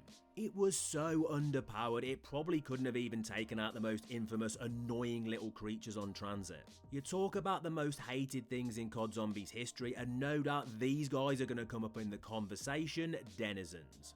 I don't know if we can even class them as an enemy. All they literally are is a speed deterrent or a game loading assist, if you will. Denizens were only added to slow players down in various areas so the devs could give the experience time to load in the rest of the map. There's a ton of reasons that make transit a total chore to play, some of which I went through earlier. But these things jumping on your face and doing their thing, shall we say, is just painful, and totally understandably the community absolutely despises them.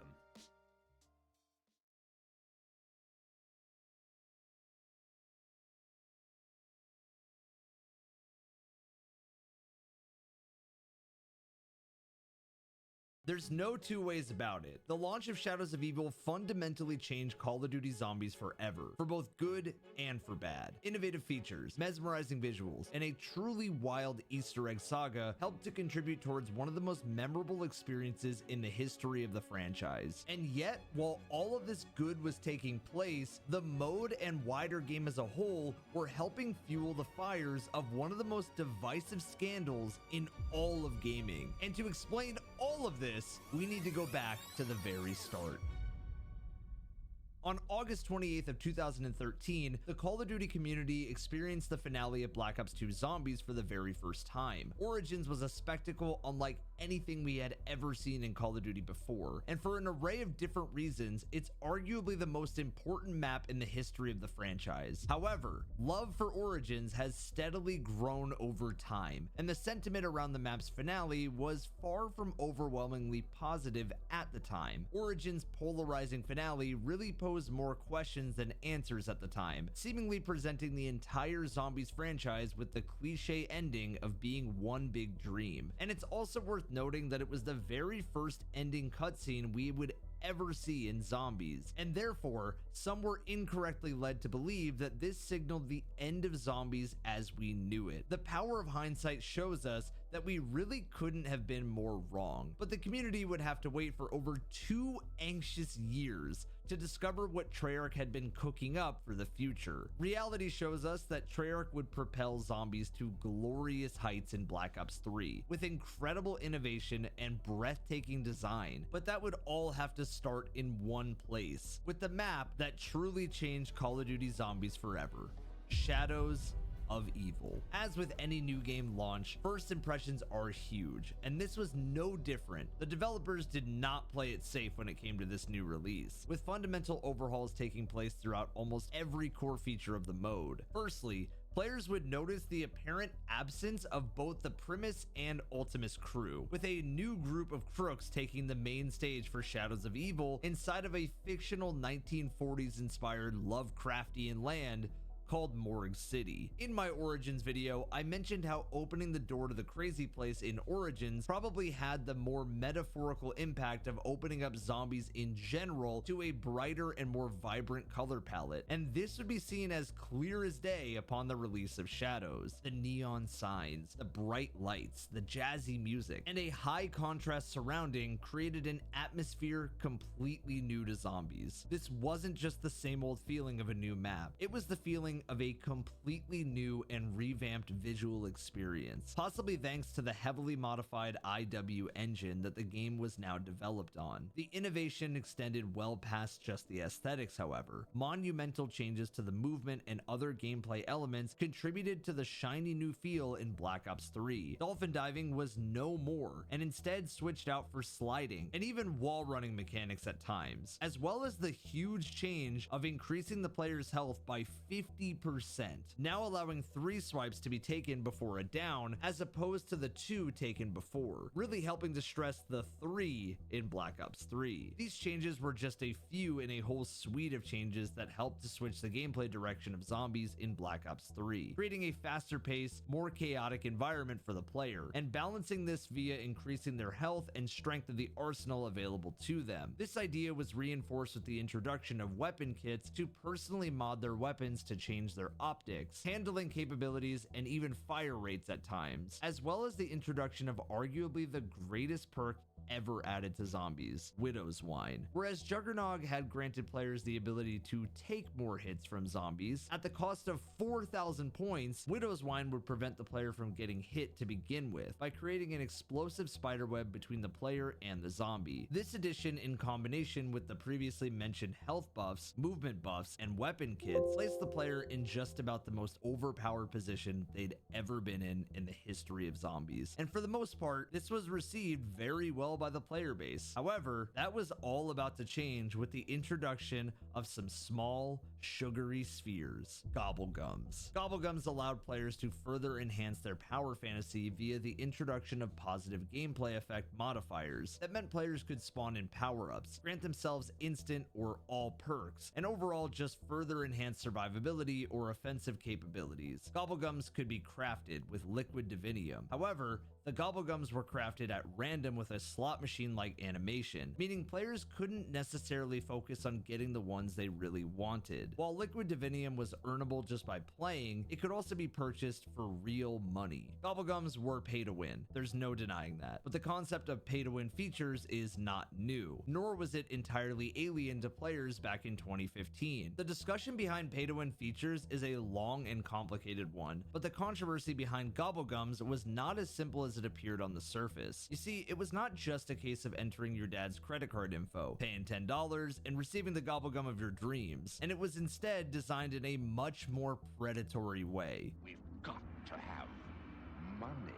Players would have to purchase liquid divinium, then spin what was essentially a zombified slot machine in order to receive 3 random gobblegums. With the addition of rarity levels such as mega, rare mega, and ultra rare mega to reduce the probability of players getting the super powerful gobblegum they were really after. While gobblegums were not explicitly required to play zombies, it was clear the map had been designed with the capabilities of gobblegums in mind, and the difficulty was tuned as such that a player would feel the need to use them. Their inclusion had created a huge divide amongst the community, as things were no longer a level playing field. Reaching round 100 or completing an Easter egg was a whole lot easier if you had infinite supply of perkaholics and power-ups to help you along the way. And this was inevitably something only those willing to splash the cash would even have access to, and those who had more limited supply would be forced to quit the game right before the end to activate a glitch that would often allow them to save the gobblegums they had used. This predatory system only helped to further fuel the already blistering fires of pay to win and gambling features in games. Part of me thinks that it's going to be completely fine. I trust that Treyarch will implement it in such a way that it doesn't really get in the way of things. But another part of me is a little worried. It just feels a little weird that this is the route that Activision and Treyarch are going down when, in-game, it's so unbelievably slow to unlock liquid divinium, and it's completely arbitrary, that speed. Loot boxes and essentially the underage gambling that came with it was rife in this era of gaming. CSGO skin gambling and later Star Wars Battlefront being notable examples of really poor yet somewhat accepted practices in the video game industry. What really makes the gobblegum implementation of these features worse, however, is the fact that Black Ops 3 was not COD's first rodeo with pay to win or loot box mechanics. Sledgehammer Games had already experienced significant backlash with supply drops and stronger weapon variants available from them in 2014's COD Advanced Warfare. And one of the big selling points for Black Ops 3 in many ways had been the reversal of disliked Advanced Warfare features, such as returning to a more boots on the ground feel and an implied removal of heavy pay to win elements. While Treyarch did scale back a little bit for the launch of Black Ops 3, the nature of these features is always that they scale up quickly throughout a game's life cycle, and it would be no different this time around. But that's a conversation to dive into when we cover maps that succeed today's main topic. And now you can use the Easter egg tool of code Evan at checkout on Cheeky Soap for 10% off your next order. They're even doing a Chainsaw Man collab for my anime fans out there. Trust me, this soap slaps. On top of that, code Evan at GamerSubs is another tool in the Easter egg catalog, and it's the best code on their website right now. If you're a fan of GamerSubs, you can get a week long of free shipping using my code on any orders over $50. This only applies to the US and the EU. Getting back to Shadows of Evil, it was another celebrity cameo type of map, much like Mob of the Dead, which makes complete sense when you realize it was developed by the same team. The Afterlife mode that drastically switched up power and unlock mechanics in Mob of the Dead would be expanded on by the dev team here to create the Beast mode. This limited used mode functioned pretty much identical to Afterlife, but also allowed players to grapple and melee to interact with the map further. While there was no craftable plane on Shadows, the dev team did expand further on player transport, innovating the gondola scene on Mob of the Dead to a longer train system that was a really cool feature until you got stuck in your train car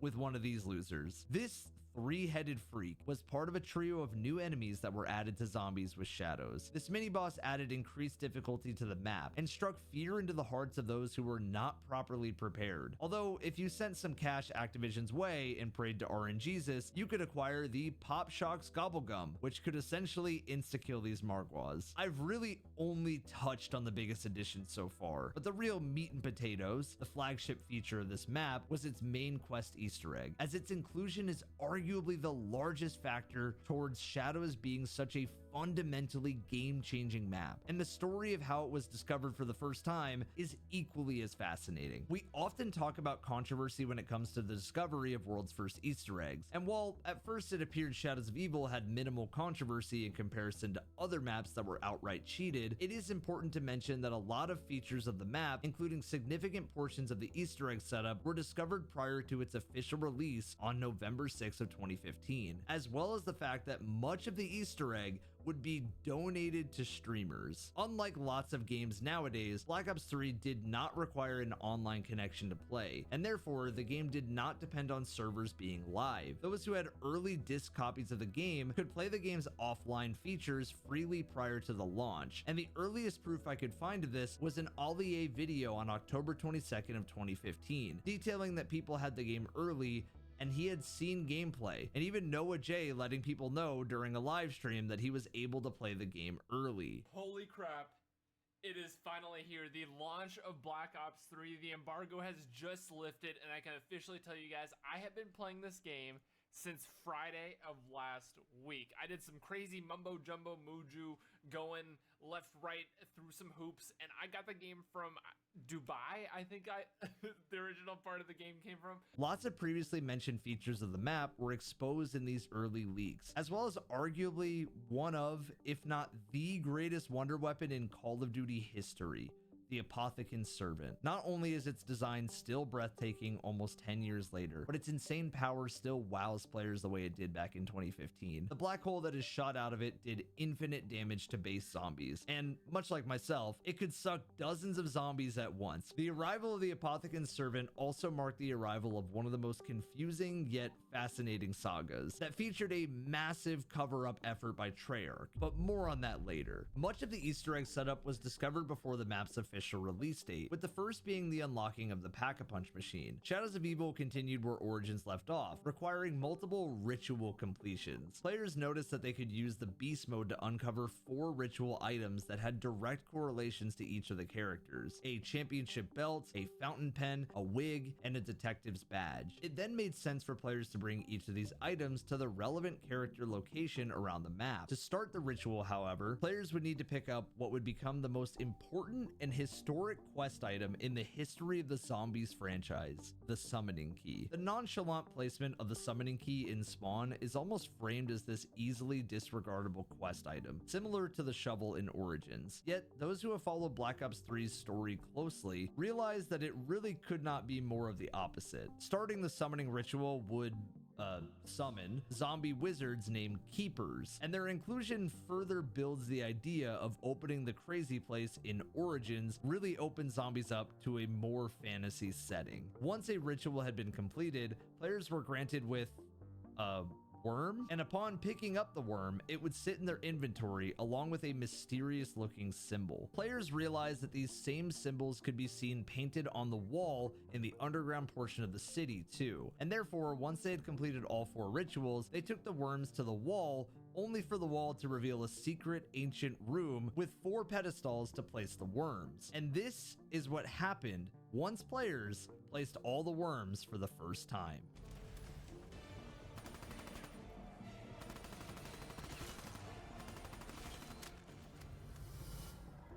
While nowadays we have become accustomed to big spectacles and zombies, it's important not to forget how impressive and refreshing it was back in 2015. The shock value of seeing this ancient room, combined with the dramatic final ritual music, was super innovative almost 10 years ago, and is still impressive to me now. The completed ritual revealed a very unique, Half-Life like portal. That was the Pack-a-Punch machine. And while Origins was technically the first map to have a custom Pack-a-Punch machine, the creepy tentacle handing you your weapon was really a nice atmosphere enhancing touch by Treyarch. Although Pack-a-Punch is technically the first step of the Easter egg, plenty of teams unlock Pack-a-Punch with no intention of completing the Easter egg. However, the second Easter egg step to be discovered before the map's launch was a little different. When looking at the transit maps for the trains, players noticed question marks at 3 locations along the route. And while these locations could not be stopped at, when passed by, players would notice glowing red symbols. Although it was unclear what to do with them until some keen-eyed players would notice that the beast mode would reveal them on the opposite wall to the Pack-a-Punch symbols in the subway. And zapping the 3 correct symbols would reveal 4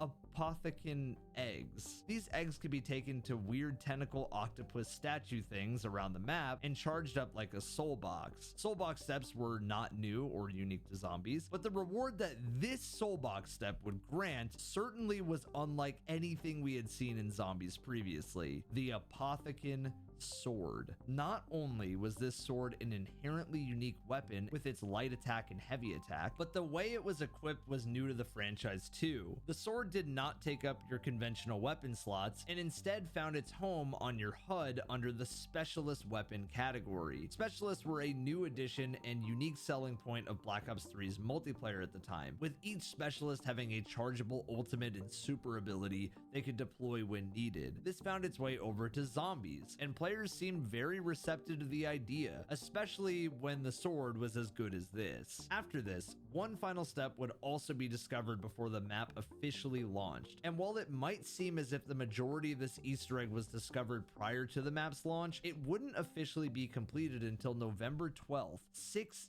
days after the launch, all due to some community confusion we will discuss later. Upgrading the sword was a lot easier for players to figure out, however, as Treyarch did a good job of making it pretty self-explanatory. When players return to their character's respective ritual site, they now notice a ghostly figure hovering above it, whom they could interact with to collect the Arch Ovum, in which they would use to trigger much more difficult rituals at different locations. These rituals spawned multiple Margwas and were somewhat reminiscent of the Unleash the Horde step with Panzers and Origins, in which a horde of Panzers would fly out of a hole and come in to ruin your day. Once the Margwa rituals had been completed, players were granted with upgraded swords, which was an incredible wonder weapon in and of itself. The upgraded sword allowed players to summon a little sword follower that interestingly shared its AI with the Dragonfly score streak in multiplayer. The sword follower would target zombies and protect the player, which, when combined with the Civil Protector and the Apothecon Servant's black holes, meant that players didn't really have to put much effort into surviving. This step really wasn't as hard as it sounds with its Margwa rituals, and I'd argue the Panzer step was much more difficult, purely down to the fact that Black Ops 3 players were much more overpowered and better prepared to deal with a mini-boss that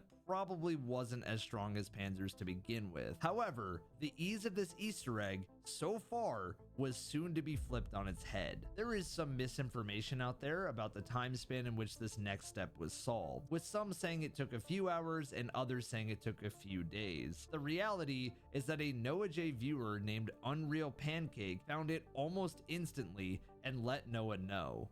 Real facts, Noah doesn't know. You can upgrade little Arnie, the unicorn, and Nero's Landing starts the Easter egg once you upgrade the sword. The katana is real.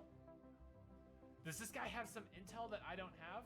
Funny enough, in my own Shadows of Evil playthrough for the first time, my teammate found this book by accident, and we didn't even know he found it until my chat said he did. Activating a book in Nero's office on the shelf spawned a totem in the subway station, and this totem was easily my personal favorite step of the entire Easter egg. In the stream where Pancake discovered the book, Noah spent the rest of that stream trying to figure out what to do with the flag, but couldn't do it. By this point, Call of Duty Black Ops 3 had officially reached its launch, and you may think this meant the Easter egg discovery process would be expedited, but it would in fact be the opposite, and the community would soon hit a wall. It's also important to mention at this point that those who had been playing the game on early copies noticed a bit of a change once the game had released to the public. It later transpired that Treyarch had intentionally made the game harder pre-release by increasing door prices, zombie movement speed, and zombie swipe speed, although it's not entirely clear whether this was done to deter those playing early or whether it was a last-minute game tuning. The real solution to the totem problem was to plant the flag around the map in specific spots and then defend it as a team. This defense step was far from your average soul box or lockdown step. It was a genuinely really tough challenge and remains that way even by today's standards. Infinite spawns of meatballs as well as waves of zombies and parasites would tunnel vision down towards the flag in an effort to destroy it. And if that wasn't enough, the Shadow Man would also periodically spawn in with a charged attack you would have to interrupt too. While this step was difficult and frustrating at times, the chaos it provided and the hype once completed was exactly what zombies needed. And without Treyarch's significant buffing of the player in Black Ops 3, it's unlikely that this step would have been able to exist. The increased defensive capabilities like bonus health, Widow's Wine, AI defenses such as the Sword and Civil Protector were all vital to making sure that teams could progress past this step. It's also important to recognize that this was the first game to introduce the feature of double pack-a-punch upgrades like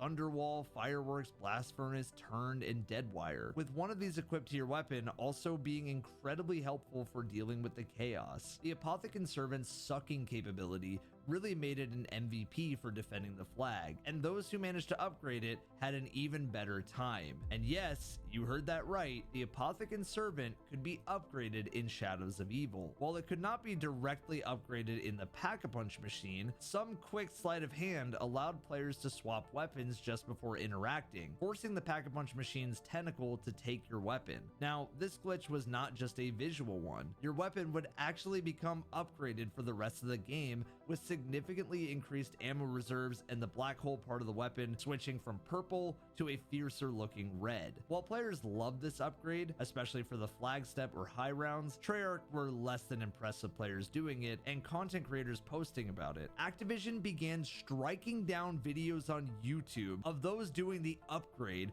or educating others about the upgrade, with Zombies legend Liam Winter letting me know Activision had actually messaged him at the time asking him to remove the video. What was confusing about this saga was that Activision do not normally take such a fierce stance on a simple glitch, and it's weird to me that they didn't just patch it and move on like we've seen hundreds of other occasions with glitches across gaming. The behavior of Activision, combined with the fact that the gun would actually become upgraded, led many to believe that there was a legitimate and secret way to unlock the upgraded variant that was yet to be discovered, and many members of the community would spend weeks and months trying to crack this apparent puzzle. To those who are Destiny fans or played heavily in Forsaken, many Zombies players saw this Apothecary Servant situation somewhat like the 15th Wish saga in Destiny. It was certainly confusing why Activision took this stance at the time, but around 6 months later became both clearer and more mind-boggling at the same time. Is the Shadows of Evil Wonder Weapon upgradable?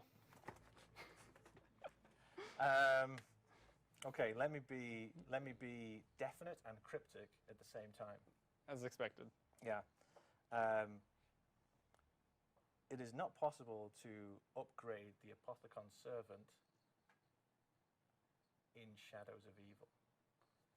Jason Blundell simultaneously both broke hearts and sparked curiosity during that interview with Noah J, and 5 more months later, things finally made sense with the release of Revelations. The Apothecary Servant was officially and legitimately upgradable through an Easter egg on Revelations, and with Revelations being the spectacle finale to Black Ops 3 Zombies, it began to make sense why Activision had wanted to hide the upgrade in Shadows of Evil and save it for the grand reveal in Revelations. But I'll leave this to you to discuss further in the comments. After everyone had played the Capture the Flag step, a boss fight with the creepy Shadow Man awaited. While the fight isn't really incredibly interesting or difficult by today's standards, it's important to note that this is the first real boss fight in Zombies history, and much like of Origins, almost functioned like an introductory testing ground for Treyarch, with bigger boss fight endings clearly planned on the horizon. That's not to say that this fight was a complete walkover, however, with the fight locking you in and forcing you to fight hordes and evade Margwas, with the ultimate challenge of trying to avoid falling from the wall run section. Many facing the Shadow Man for this time time also found themselves stuck and confused on how to progress the fight, understandably being ignorant to the fact that the Shadow Man had to be trapped once he was hovering over the ritual table, although the capturing that took place during the 3 original rituals was perhaps a reference to this. The Shadow Man to me is a direct reference to the G-Man, a messenger for beings beyond our understanding. Capturing the Shadow Man, however, did not end the Easter egg, and I always enjoy when a puzzle continues at the point where the conventional end is expected. This final step is eventually where the community would hit a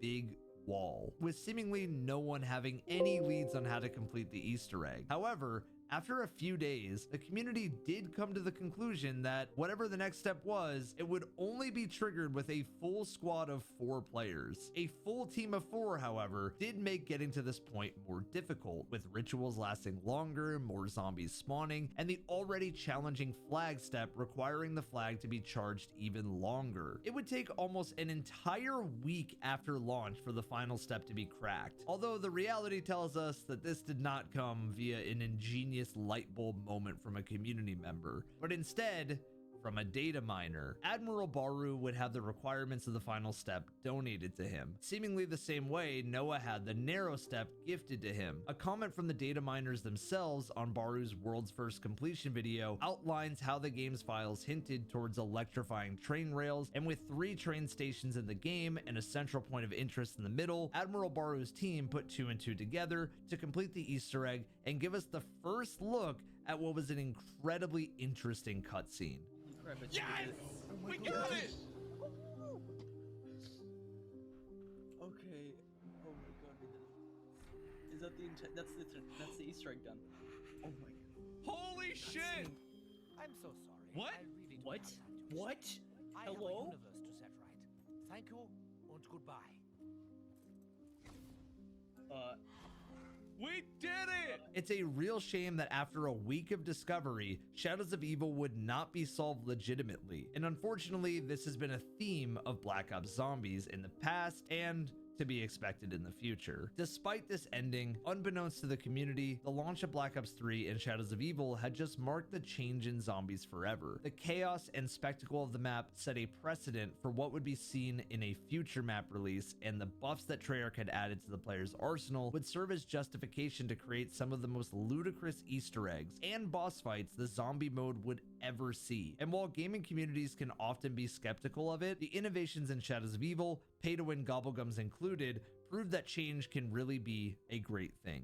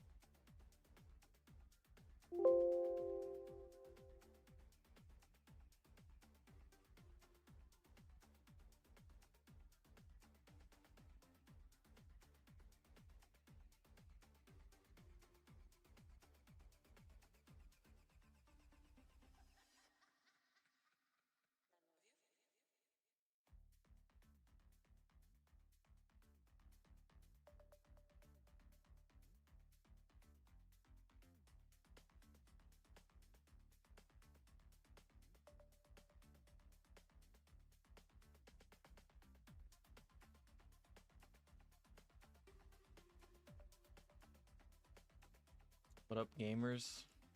Hey guys, Dobby here.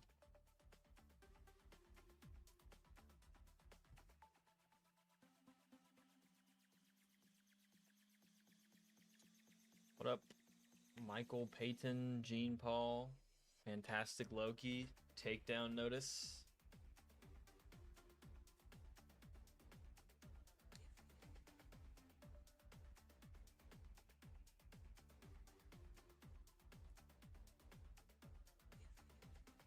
What up, Ian?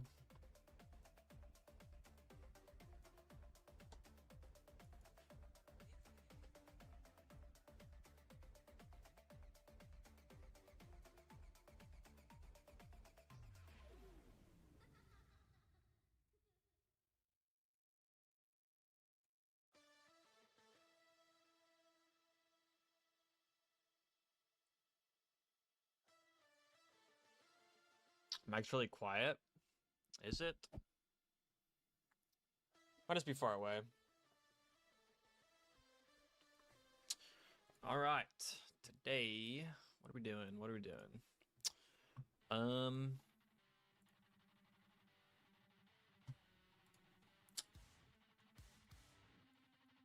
Well, I'm gonna be starting something. Oh, hold on. We got Dobby doing survival maps. Start off the stream. You don't mind? Is there anywhere I can find Die-Rise Round Chains music? No, there's not. What's the code minimap? What's with the code minimap? What are you talking about?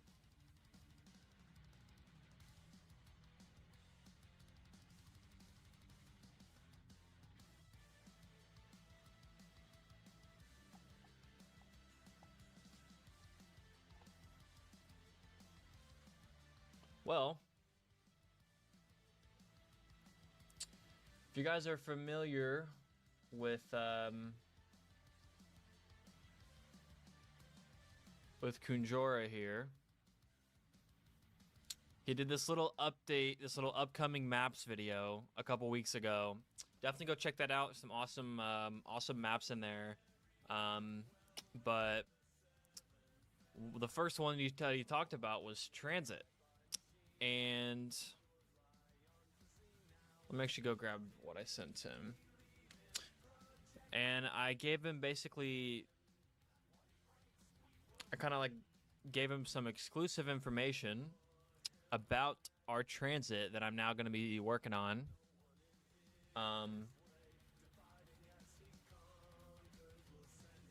Basically talking about the pregame menu for transit, because in Die-Rise, it just kind of looked like BO3, and that's kind of lame.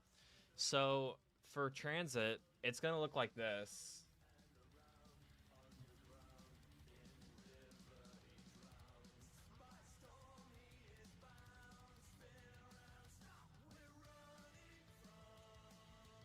In VS Code on the scroll bar, you got on the mini map on. What are you talking about? This thing?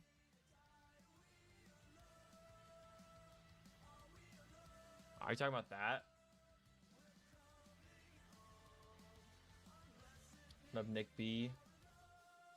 Yeah, in game. So this is what it's gonna look like in game when you load up transit. Yeah.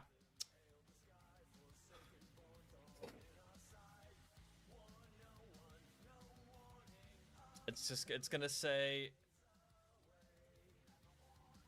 probably instead of custom games, I mean, I don't know, it might say custom games. I think it'll, how you gonna pull that up?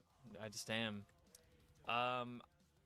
It might say transit, but it also says transit on here, so I don't know. It might still say custom games. It'll have all the players in the lobby listed. Some of the same settings. And then it'll have this map button here. And what that's going to do is it's going to open up this menu where you will be able to choose in transit your survival map. So I've said a lot. No, don't need a mod. Zombies Chronicles 2? Nah, because it's only transit.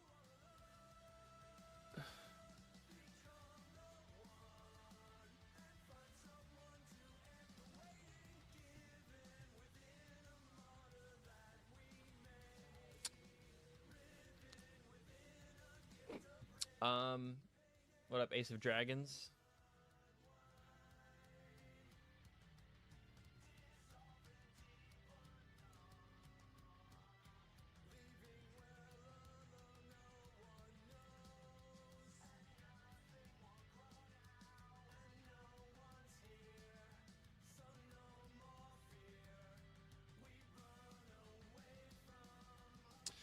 But yeah, you'll be able to select either the old 3 maps. You got survival mode on all of these 4 maps.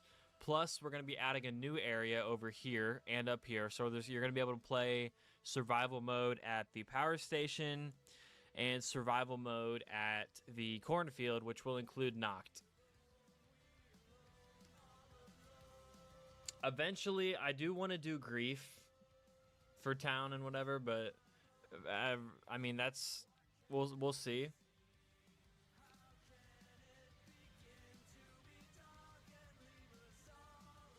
I mean, that wouldn't be possible, Loki. That's just outright not possible to have both our maps and his in the same map. It's not possible. The map would not even load.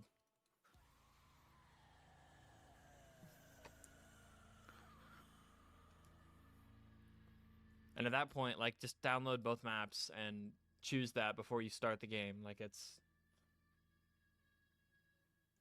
Unfortunately not. I am very, very, very busy.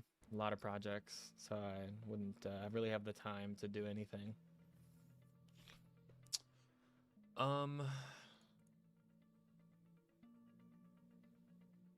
So our transit here, yeah, it'll include so when you load into transit,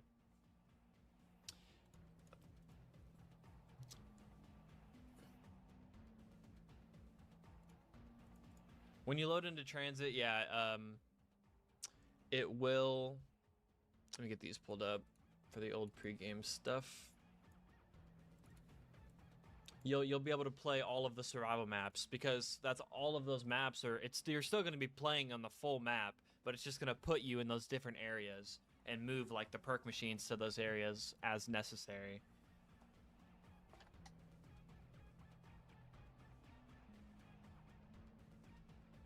This isn't going to be in the main menu.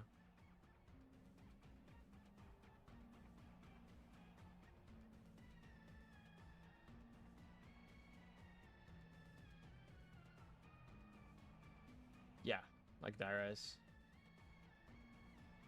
Hunter's Cabin. Dude, the Hunter's Cabin is so, like, off and on. It's like such a small little thing that, like, that wouldn't make a good survival. We don't want to, like, overpopulate or, like, just fill the map too much.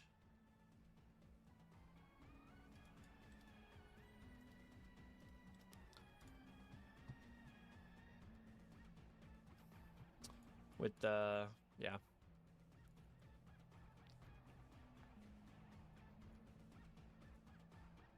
Alright, so how do I want to do this?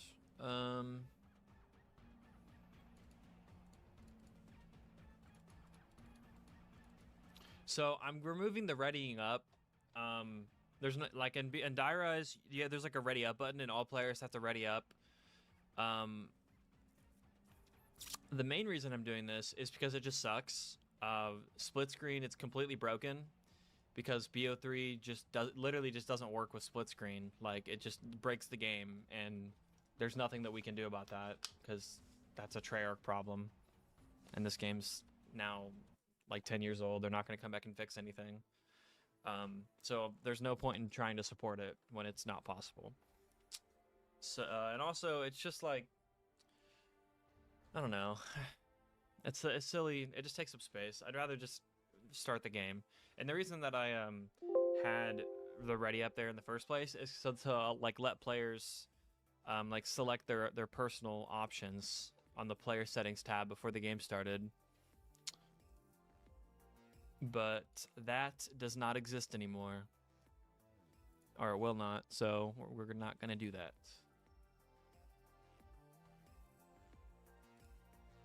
Okay, I'm going to do...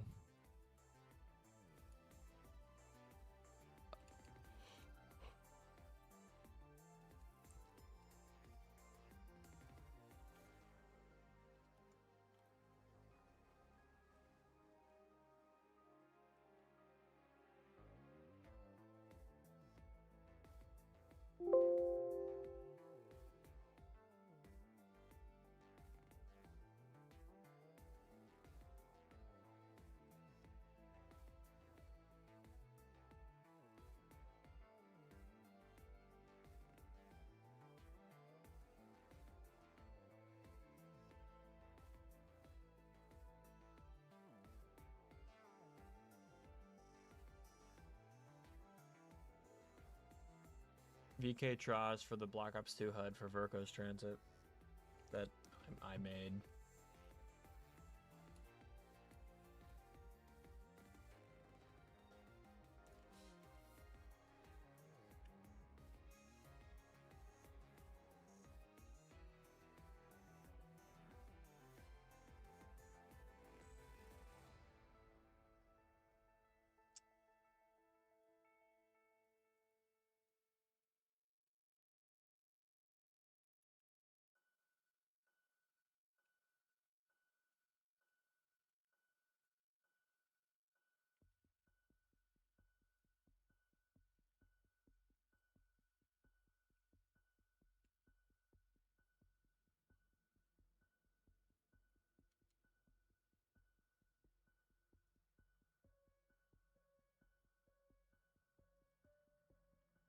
I'll put it up there.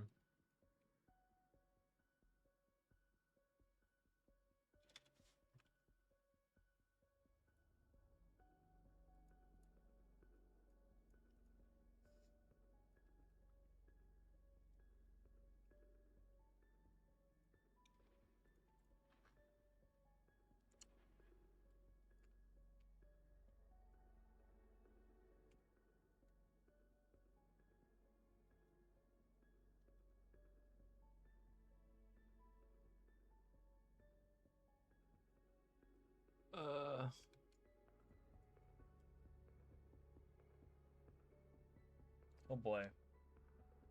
You should make survival maps play as Victus Crew instead of CIA and D and CDC. That's probably going to happen, just because there's no updated CDC player models.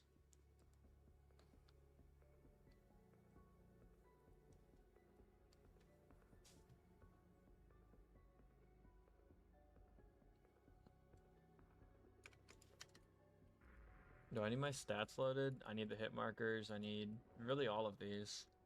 Do I need these loaded? I doubt it.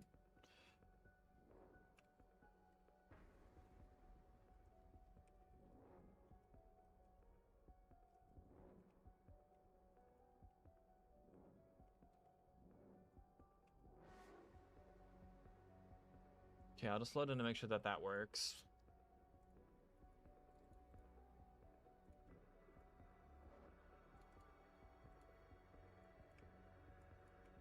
I don't really need that. Pre-game menu closed. Why do I have 2 of these again? I don't know. I'm just going to copy it.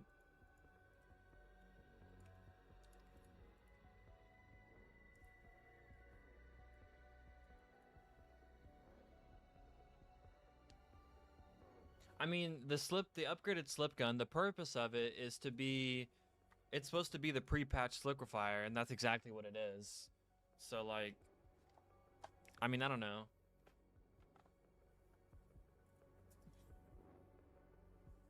The first that I'm hearing of like that's that feedback where like it's less engaging.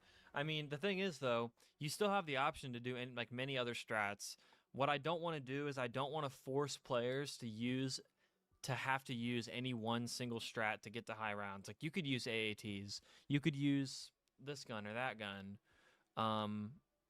In my mind, like the liquefier is like it's the laziest way to do it, and I would like to think that would make it less like enticing. Like you say, yeah, engaging. That's like the least engaging way in my opinion, but like you don't have to use it. People just choose to, because they just want to sit in a corner and click left mouse or right or their trigger every so often.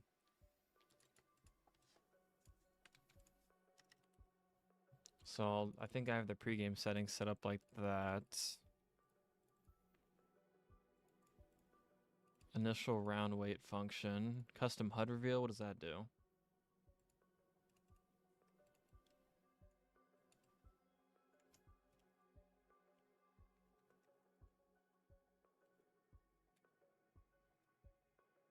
BO2 mod?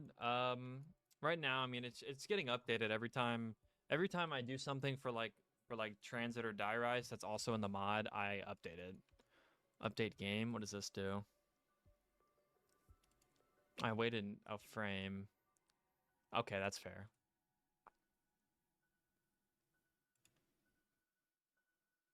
I don't know why that's not just in main though. Like that's pretty silly.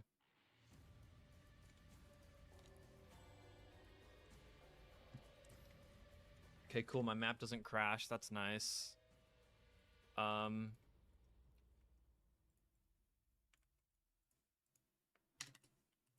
Okay, yeah. Wait till the funny little HUD starts.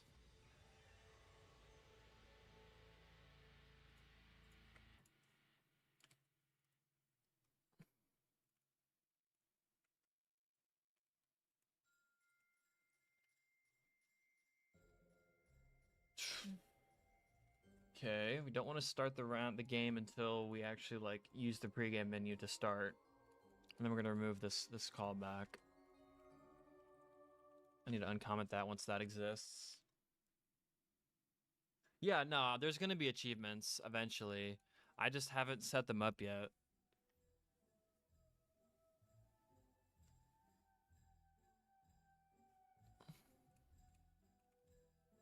The intro cinematic I can just ignore.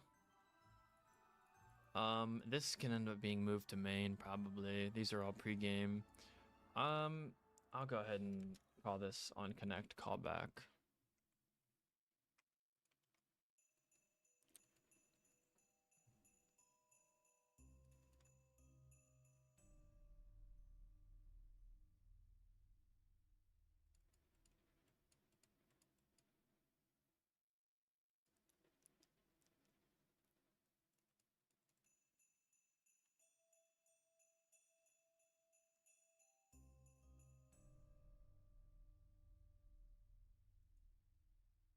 There's got to be a better way to handle this because like I'm calling this in the on connect callback, which is really stupid.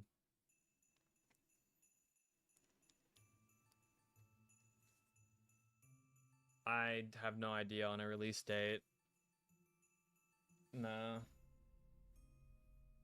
I already have all the achievements. And we're not doing achievements for the Patreon quests. Because there's like over 50 of them. And that'd be stupid.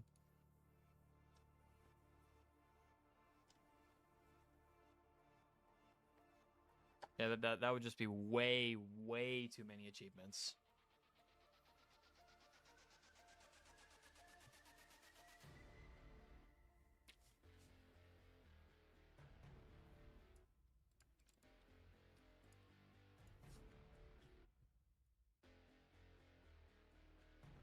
I don't need to do that.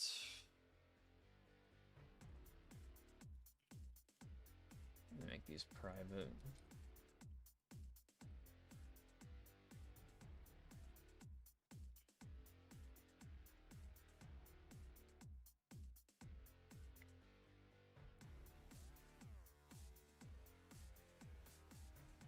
I'm gonna ignore the XCam because with the way that I'm gonna be doing the pregame menu, there probably wouldn't need to be an XCam, and it probably wouldn't work anyway. How's New Year's? You know, usual. Nothing crazy.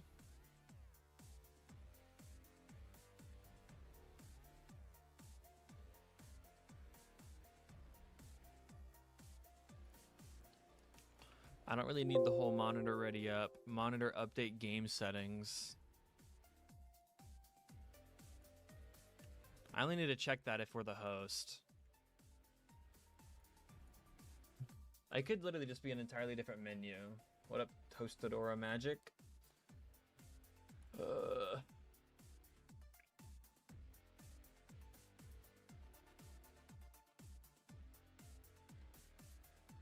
I'll just, yeah, I'll go do this now. Should probably open the diarized scripts. Close those.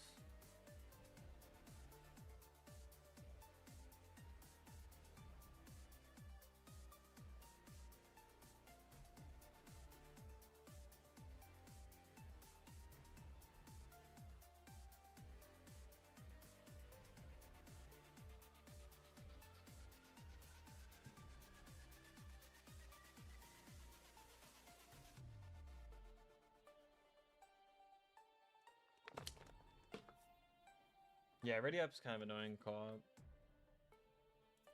What up, Gold Tube?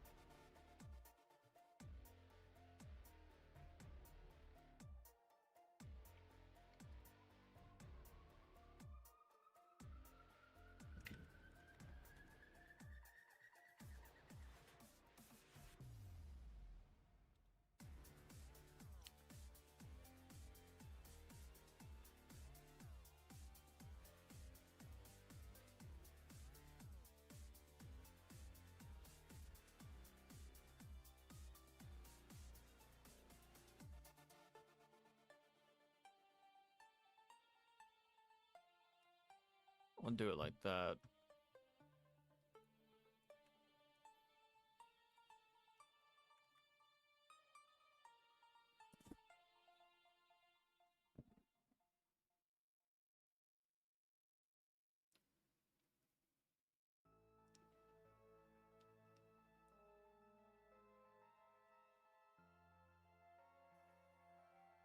You always shoot Gold Tube and Dire Eyes, as you should.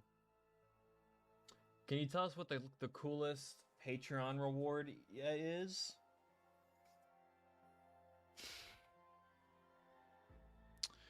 I think this is vague enough to say, but you get to become a wizard. I think that's good enough. Nah.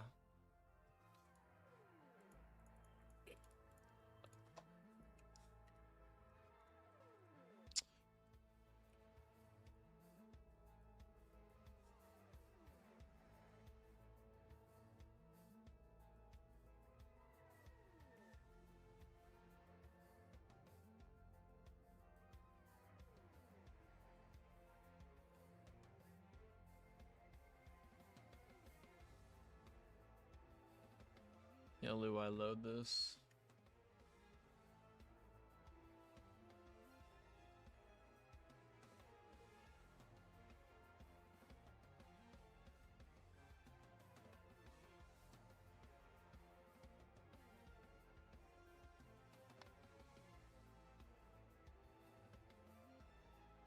I mean, there's a Fallout bundle. That's pretty cool. I mean, no, I don't really.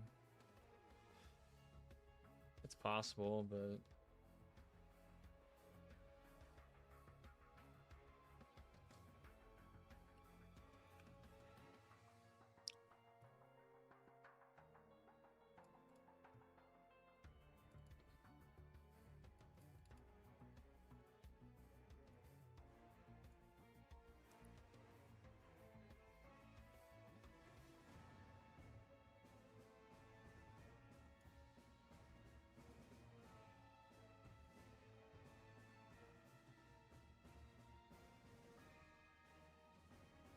this should work, probably.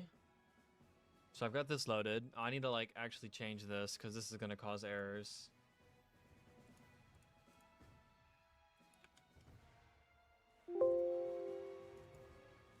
So that's the old one. It's the new one. Okay, all I have to do is I load that. I don't need that. I don't need sand over there.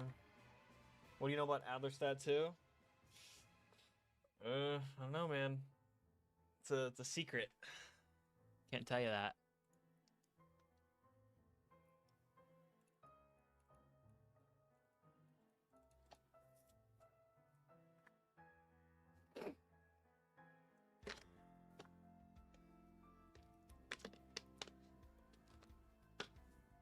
How can I add my name on the turn zombies when you double tap for transit? If you're like already a sub, you just have to like message me on either Patreon or in like Discord DMs. And just tell me what name you want it to be. You're a BO3 celebrity? It's a pretty low bar, but I appreciate it.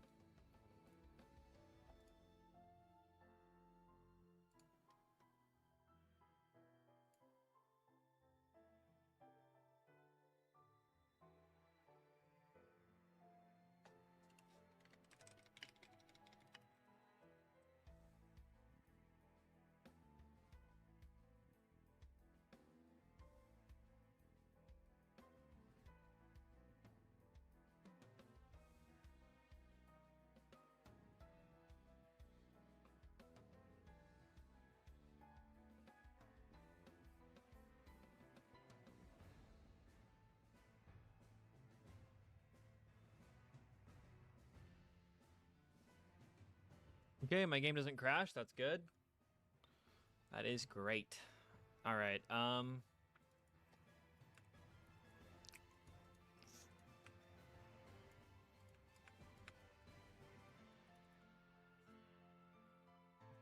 I also need to look at the pause menu, wherever that is.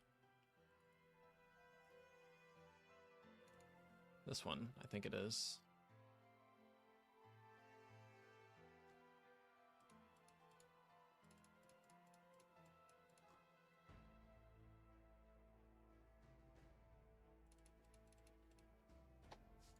I think like this is what I would want to reference. Because like with this pre-game menu,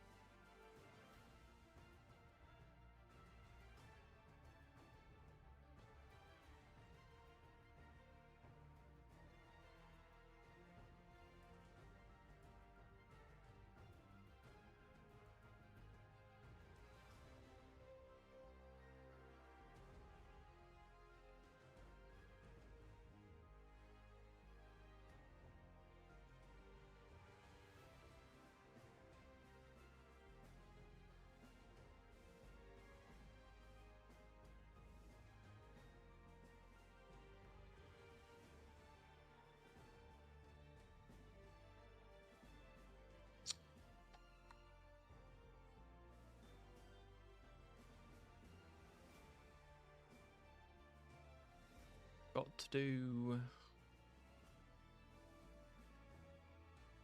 this stuff.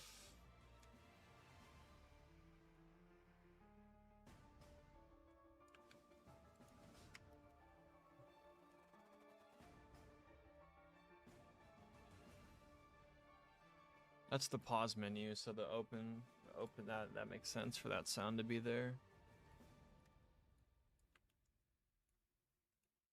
Disable blur, I will put that in there. Just so I can remember what it does.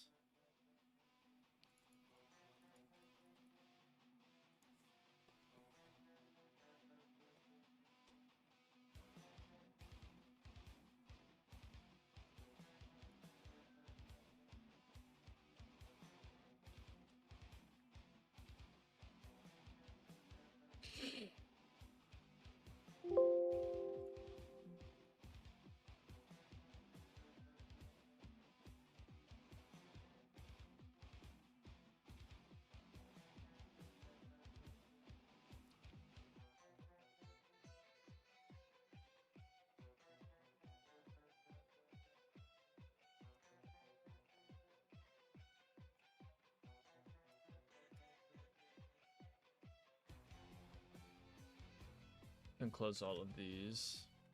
Okay, that should work. Probably.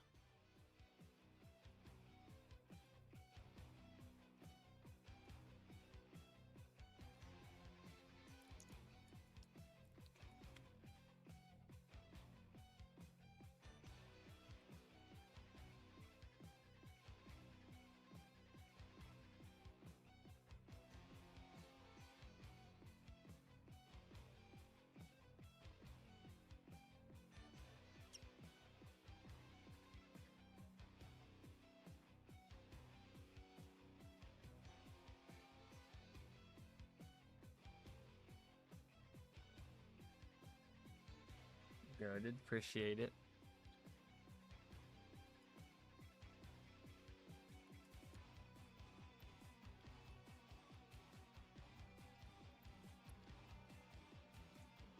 Do I really need all this stuff?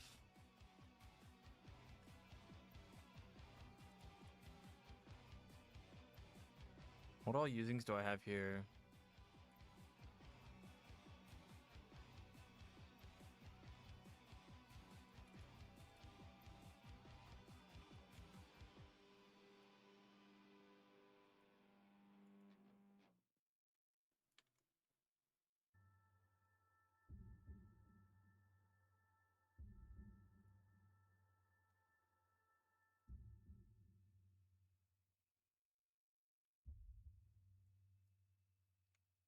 Okay, I don't hear my game crashing, so that is a great sign. Okay. So looking at whatever this is.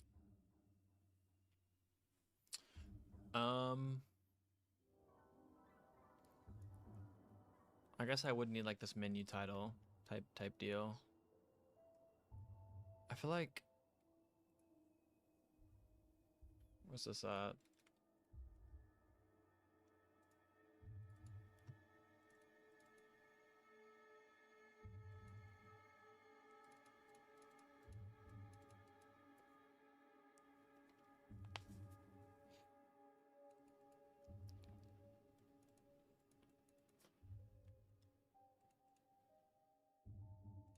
Well, yeah, actually, this makes sense because the pregame menu is literally just the BO3 menu. So I should just reference this one.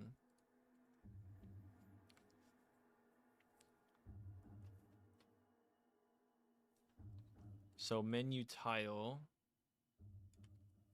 Not going to worry about localized strings just yet.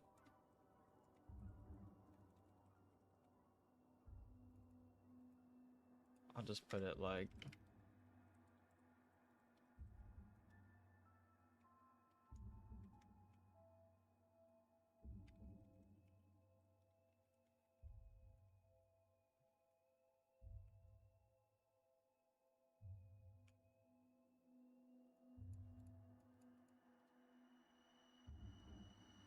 That should be fine-ish.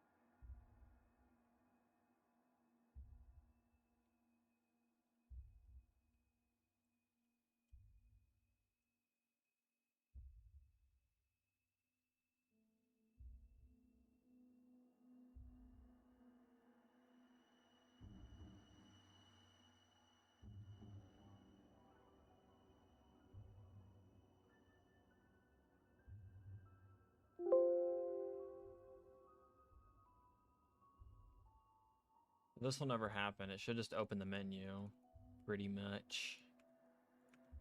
And that menu should have literally nothing in it.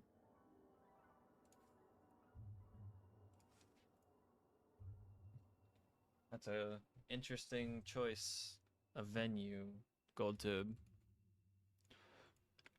I might still have the option to choose your character if you're on solo. Like I can pretty easily like set up custom like options for solo.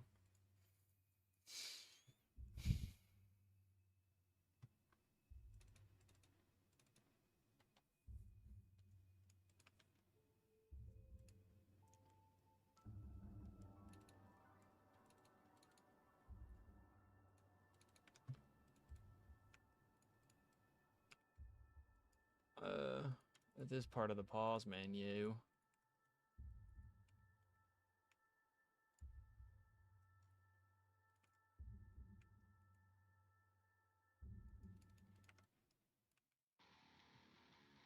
Goated song.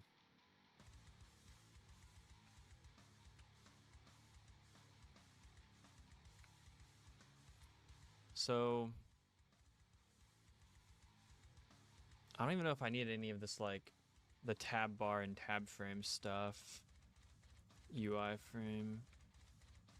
Do you create custom apps? I do. I do.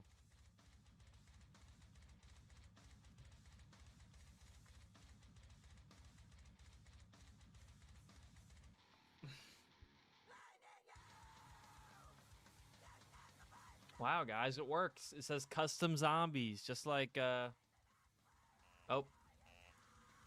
I'm a little slow. It says custom games. Very accurate. Looks pretty sick. Yeah, I'm excited for it too. Been chatting with Zella about our plans for it. Oh my gosh, my buttons that I made for this. That's great.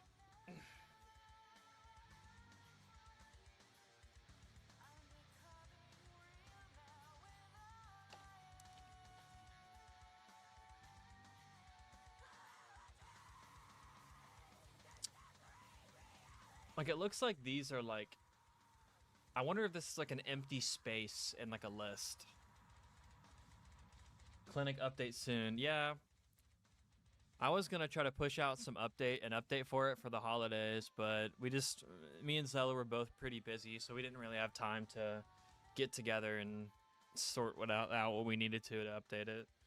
But we have plans, so I'm probably gonna like actually heavily like dive into it once I'm done with Die Rise, like start scripting stuff. For now though, like before then, we've got a general idea. No, the elevator's not coming yet. That's gonna be after Die Rise. For now, we were talking about the guns is the big thing that we're gonna update. I need to get the HUD set up. It's the BO3 HUD, but BO2 skull rank. Yes. That is something I need to do. Is put the BO3 skull, or your Black Ops 2 skull rank on the BO3 scoreboard. Yes, I need to do that. But yeah, we're completely changing the guns. We're not using Cold War guns, and I still need to like get together with him one day and talk in VC about like just the guns and finalize what's going in the map and what's not, so that we can then come out and give a full list of all the guns to everybody, because we need to have people who already named clinic guns for his patrons. They need to get to pick a new gun, since obviously we're changing all of the guns, and then a lot of them just weren't named yet, so there'll be a lot of guns that are just free to name for clinic. But for now, that is just we're just ignoring that. But I will say we're trying to shoot for we're gonna match clinic like in a World at War the best we can. Destiny Dobby. Like, we're not doing like the DSR 50 or the Moors from Advanced Warfare, because those are just like out of place. They don't make sense. They don't fit in with the rest. But for the most part, the guns are gonna kind of match pretty well. Pretty excited for the plans. Okay.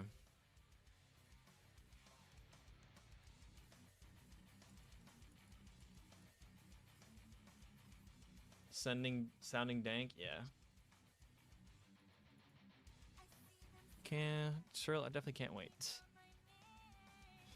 Okay, I guess I'm just gonna copy and paste this in. Start menu tabs.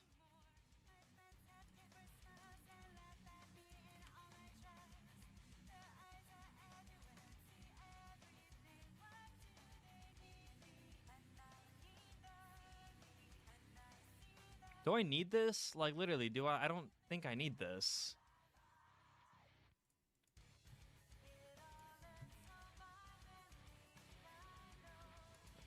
And then tab frame just forces it to use... It just forces it to use this. It uses this data source, which uses...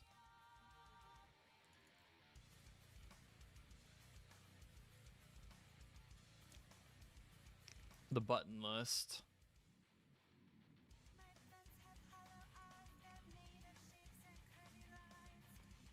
Like, why did I do it like this?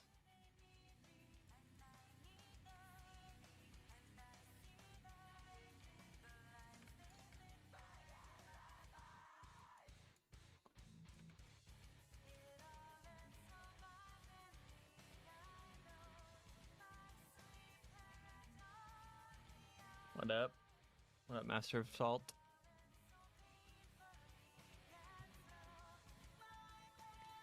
Let me see if I can avoid using this.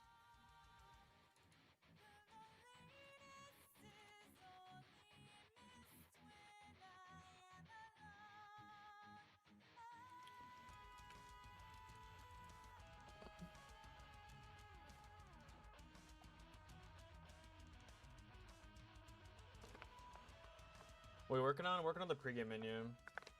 Buried is being made by somebody else already. Although he is pretty busy with just life, he's in like college and whatnot, so he just hasn't really had a ton of time to work on it. So yeah.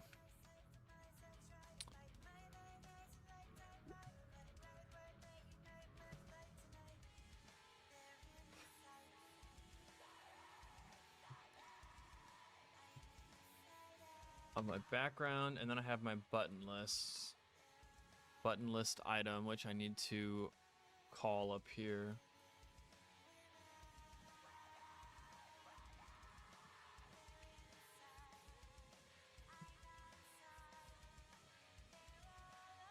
Yeah.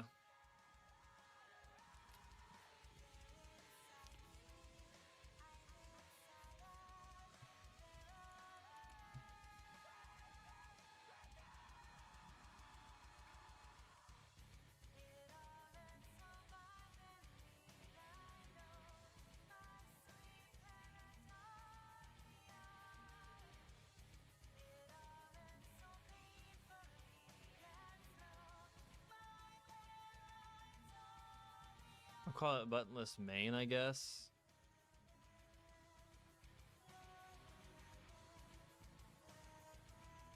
I hope the CDC, I don't know. It depends if we can get good models for it.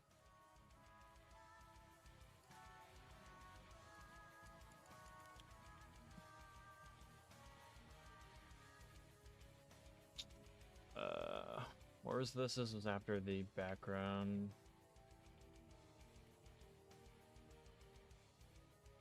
What, pump out a map? I mean, they still pump out like a ton of maps a year, but they're just kind of just not good now.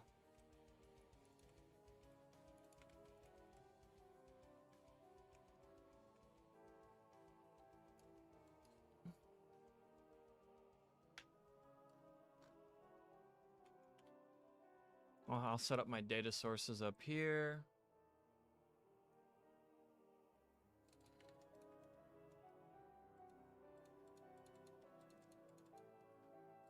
I better have my options. Yes, that actually makes sense. I need to have my options on this menu.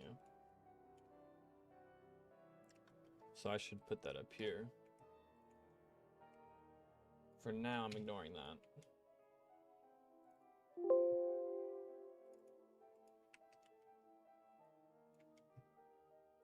Do I localize it, right?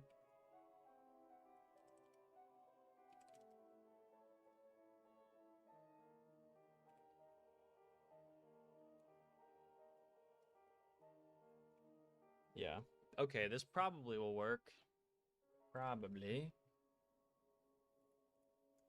Actually, I need to rename this.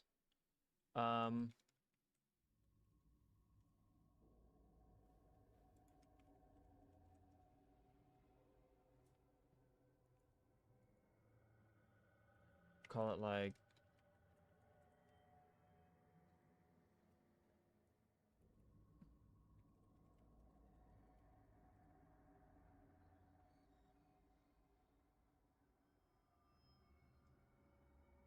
pregame. Hold on. Pregame options. Pregame options main. Sure, that's a nice name. Because this is the main list. This is gonna be. I'm probably gonna have these up here and these down here set as two different like data sources. The CDC, the ones from that Zelly used were probably just BO2 models, which look pretty bad. So we don't want to do that. If they were the COD Ghost Hazmat, that's still... Ghost only came out a year after BO2, which is still pretty bad. Dobbit, what up, Stage?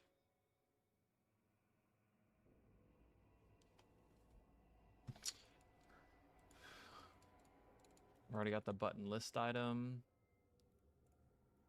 which is a insane thing to have produced. I'm not going to worry about positioning on stream because that is a very tedious grind of me going in and out of Photoshop and trying to make everything pixel perfect where everything is. Right now, I just want to get it to start the game. Like, I want to get these buttons going. I want to get this button going and just get it started. Now, I need to look at what I did for one of the pause menus. Had the text was like grayed out because you couldn't access it, and I need to do that for the map. If you're not the host, then you shouldn't have the option to start the game, or choose the map, but it should still be there and grayed out just for like consistency.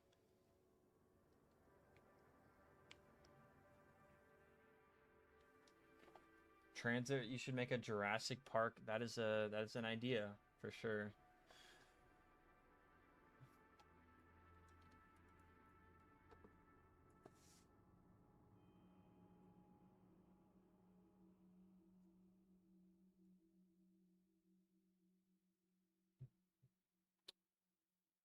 Let's have a look. Ooh, what a banger. Oh. Add button callback function. Okay.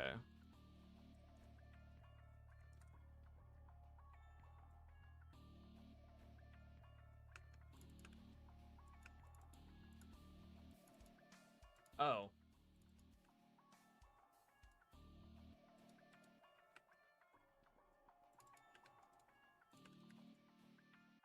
Because instead of menu,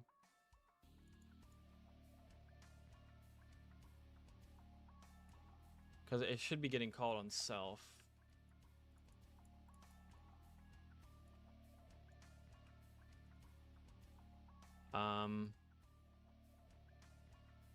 Sure, I don't do that anywhere else.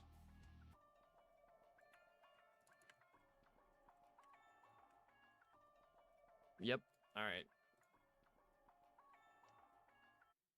I mean, you're never too late. Like, I literally just I see people every day that are joining the mod tool servers on Discord and are wanting to learn how to make maps. Like, it's never too late to get into it. How's the process going? It's going pretty good. Working on some fun stuff.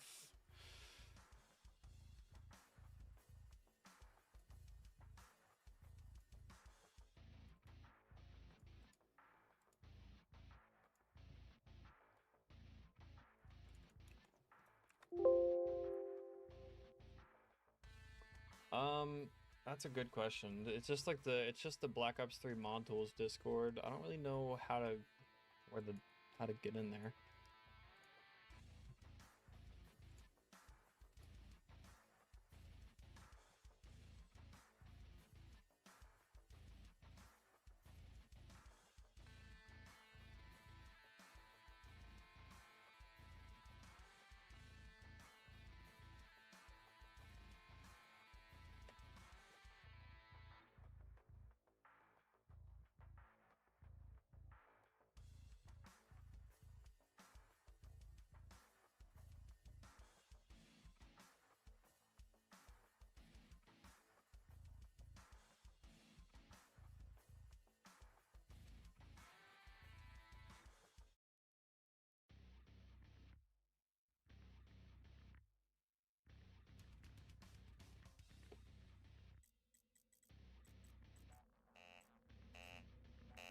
Why is it so dark?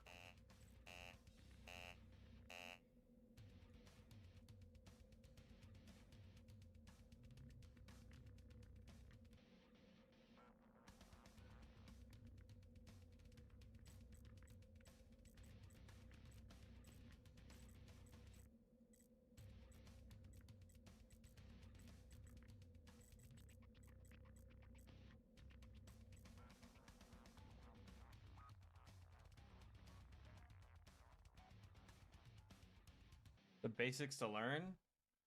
I mean, probably just like doing stuff in Radiant, making the actual maps as usual where people start. I have not read that though.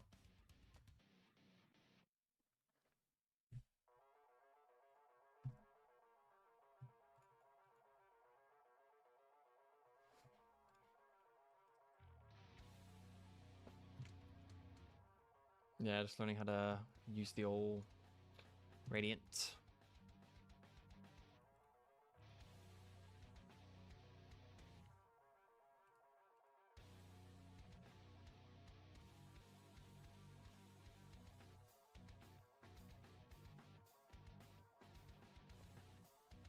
Oh. Yeah, I probably need these. What is category frame doing?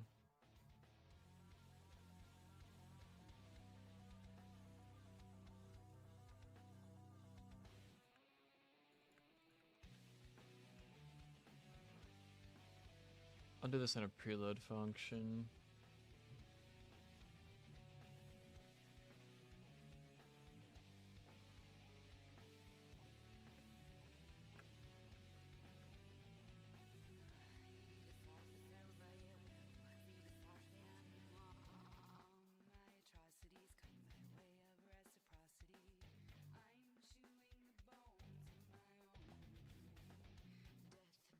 What language? This is, well, this is Lua, because this is what the UI is done with.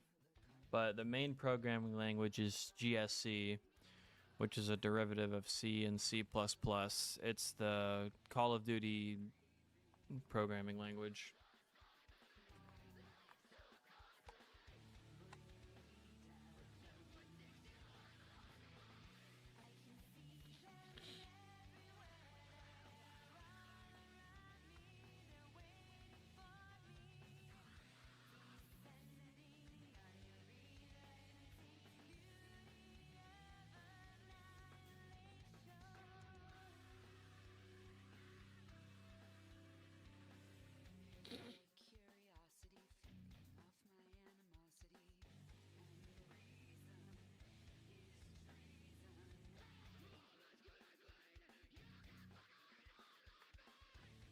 Is it Christmas? You know, pretty cool. Hope you guys had a nice holiday.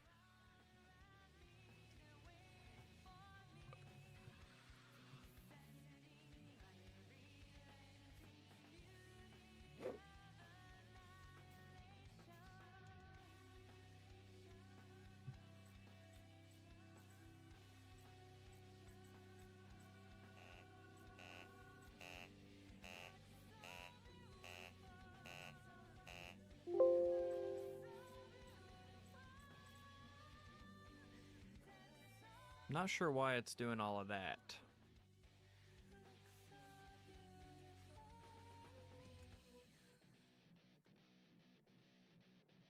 So I guess I'm gonna go and do the whole menu frame thing.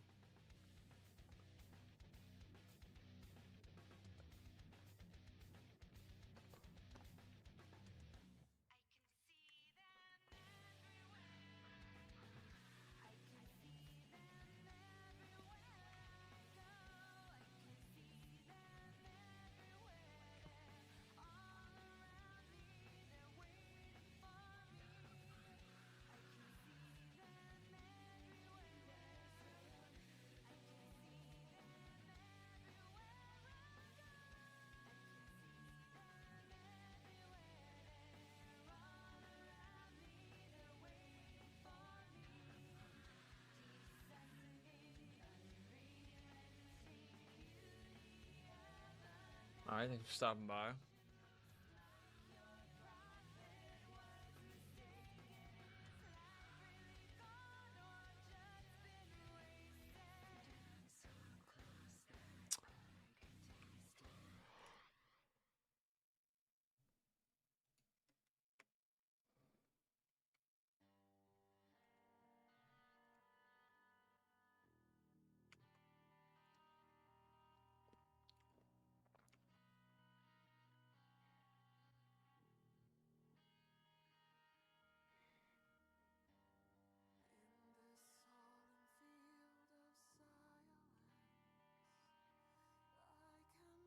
Do I need that? I don't know.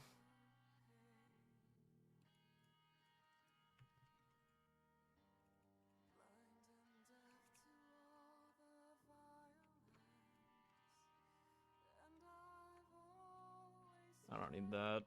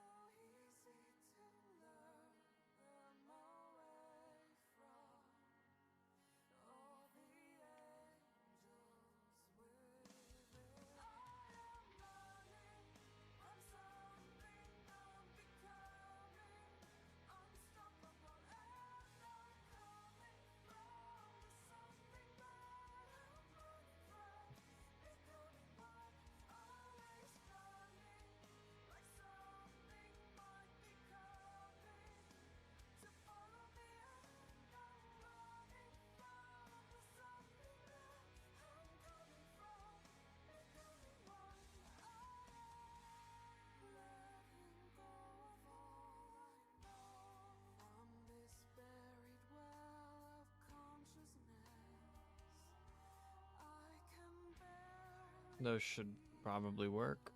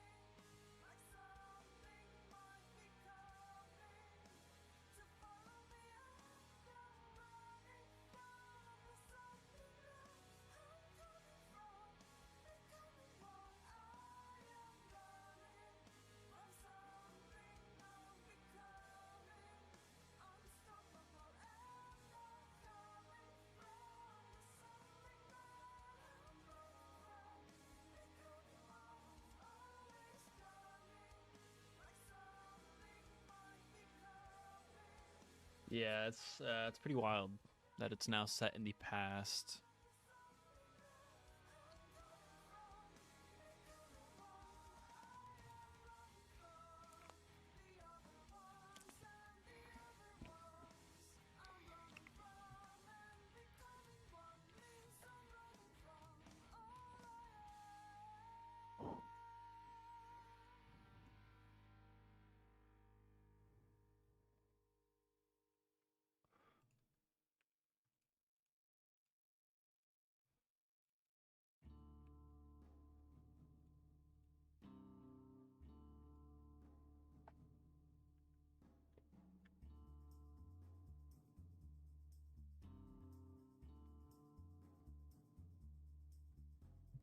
Yeah, Black Ops 2.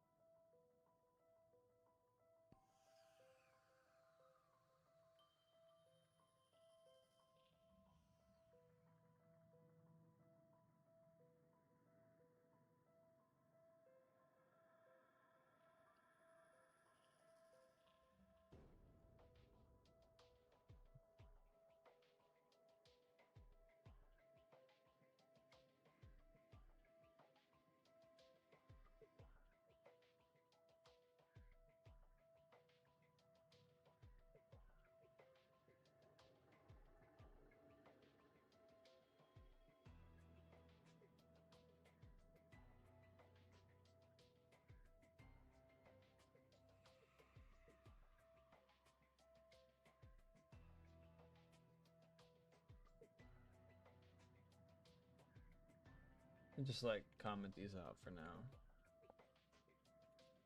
We have pre-game tabs, which probably won't break.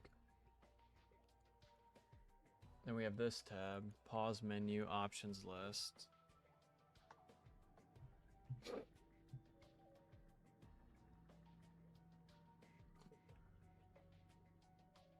This probably will work.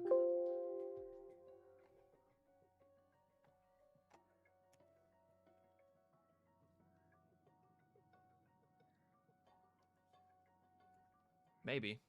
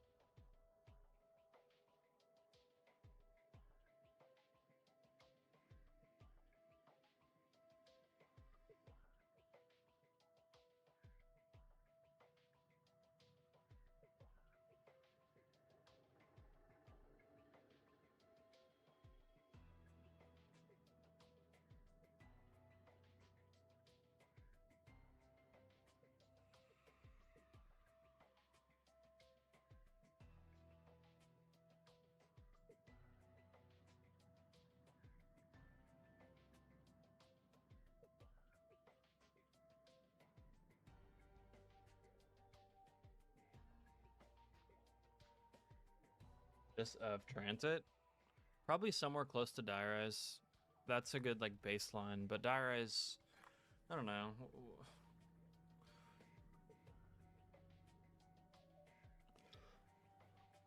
Will I hear my glorious error sound?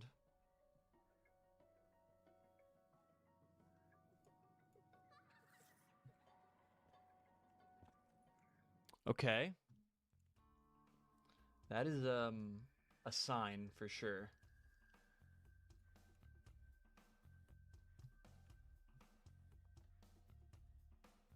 I definitely did something wrong. Oh, I don't have the preload and postload functions.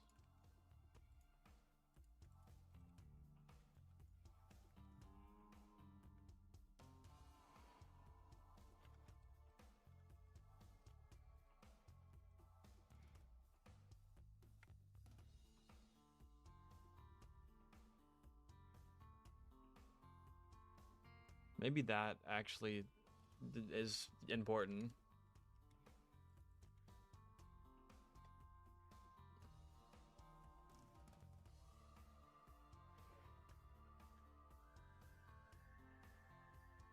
Yeah, that'd be a good guess.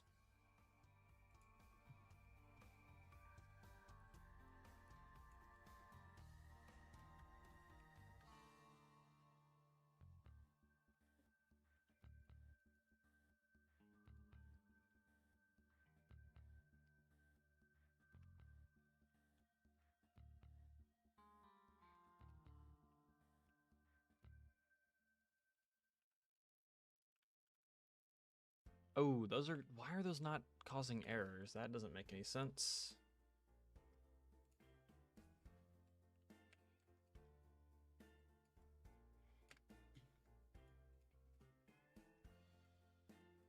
Weird.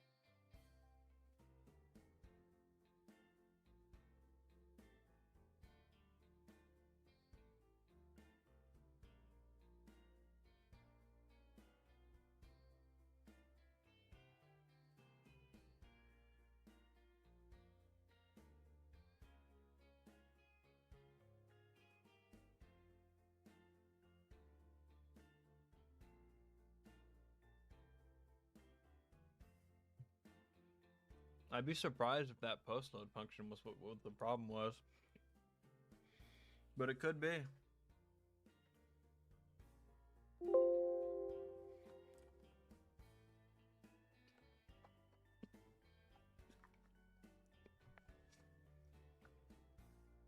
was not.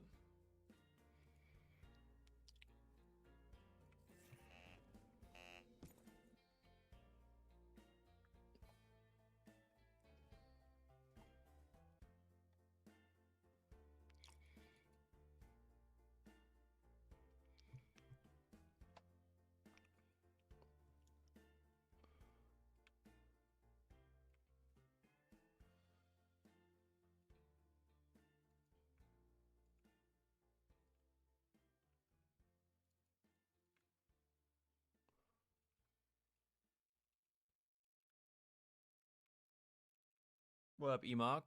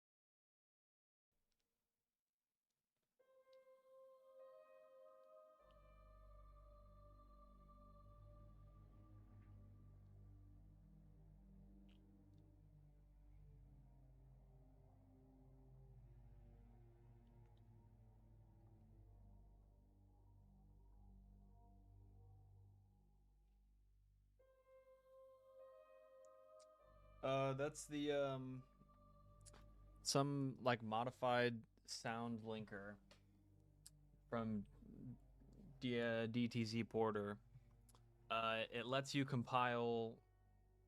It actually properly compiles sounds that are not 48,000 like hertz. And it also lets you use sounds that are not .wav. like other sound file types. Although I still recommend you doing those.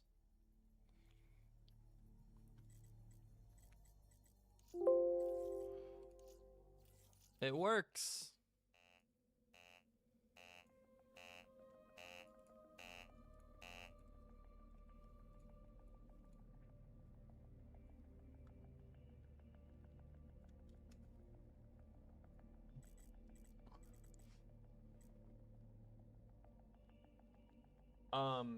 Yeah, I'm working on recreating this menu here.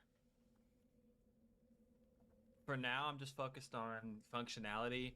Off stream, I'm actually going to work on lining everything up, making sure everything is like one-to-one, like accurate, like where it should be. End game? Nah. Options? Nah. Thanks for the sub, brother.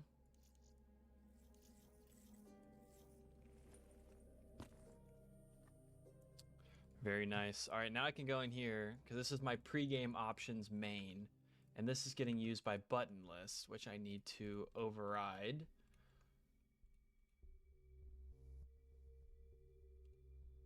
I need to change it to be whatever I called the one over here.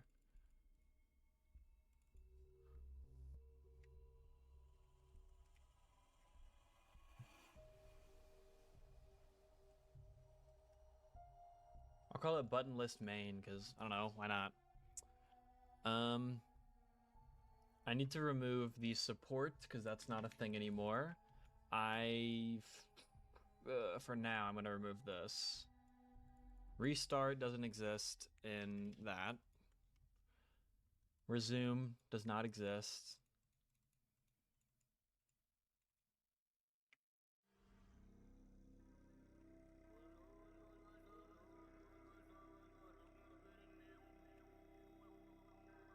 I'll put the to-do list up here.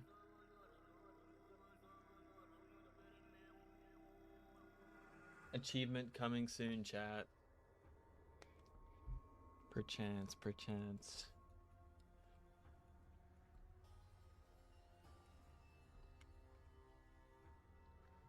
For now,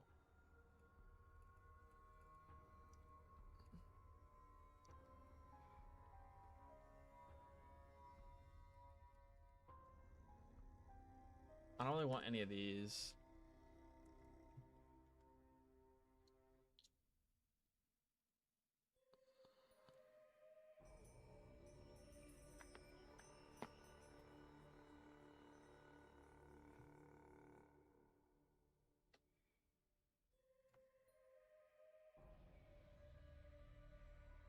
So the pause menu, what else do we have in here?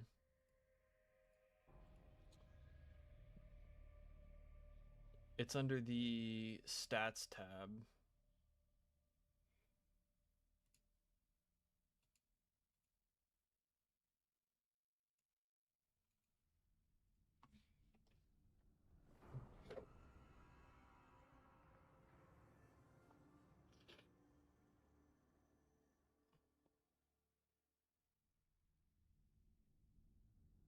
If we're the host, I just have description as fucking whatever.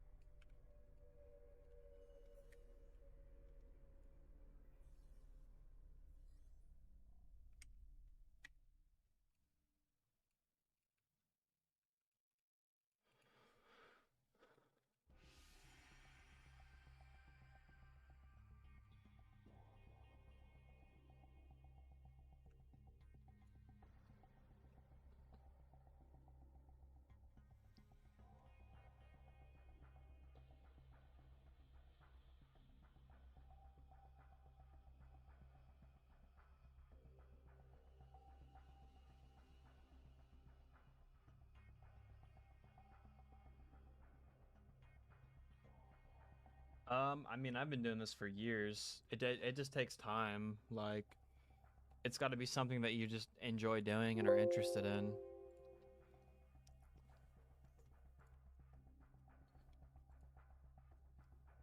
Oiled up Russman is the super Easter egg reward. That is correct.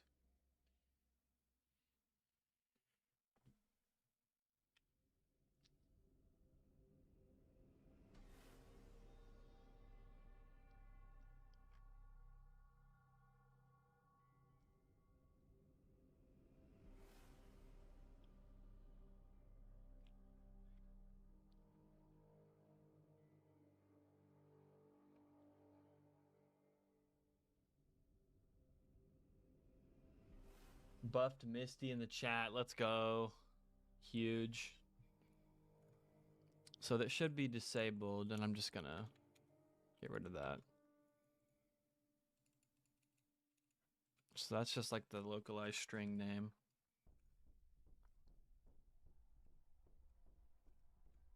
Actually, what's that even called? ZMT6?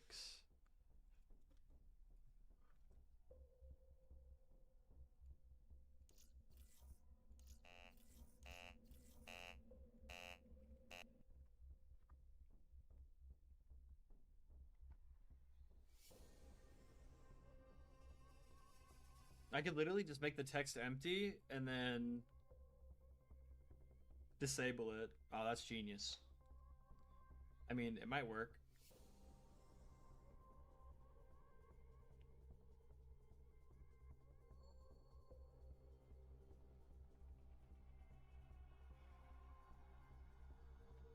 Disabled. Yes, you got it.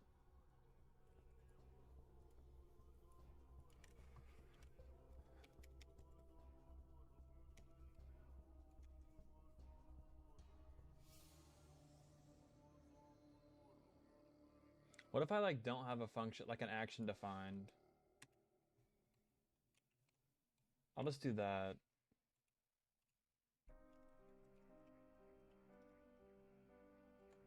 Like, what does that look like?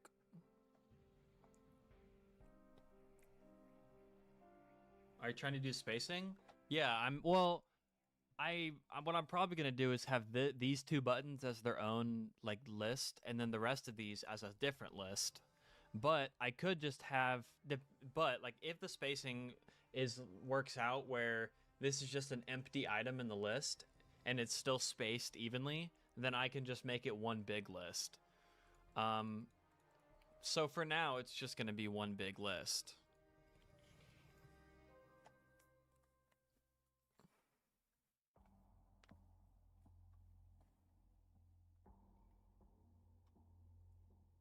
Yeah.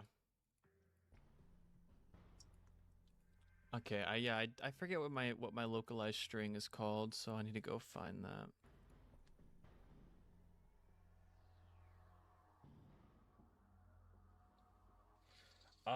Lua is considered the proper way to do it. That's how they do it in like modern games. GSC is pretty clunky and has a lot of limitations. Lua is a lot more optimized and allows you to do a lot better. You can do like animations, and there's a lot of stuff that Lua has that you can't do in GSC menus.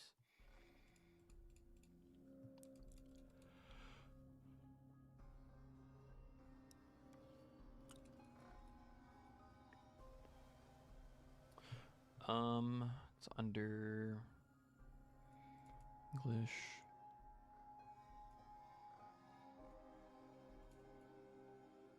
It's ZM_T6.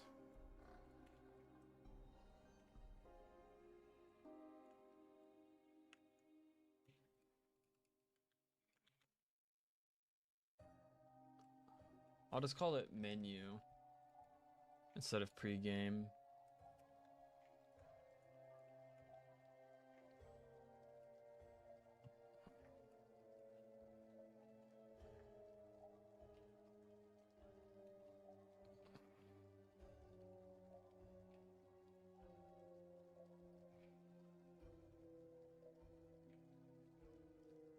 So for now,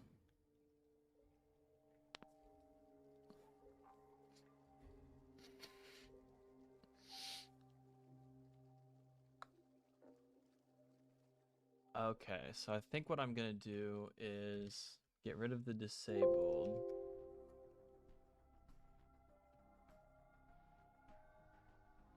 I'll make them all do that.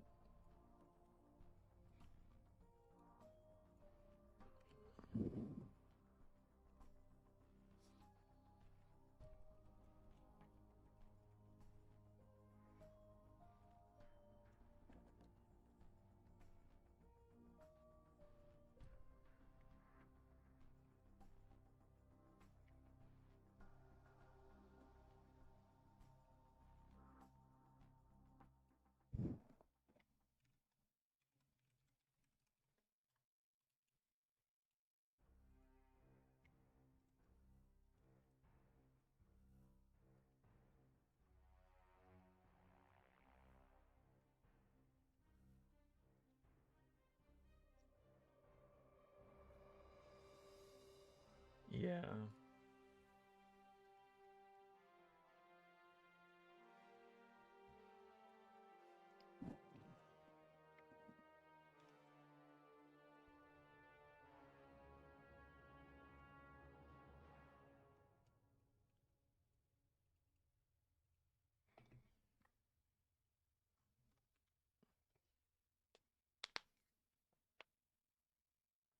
Cheats mentioned. I am going to have that as an option.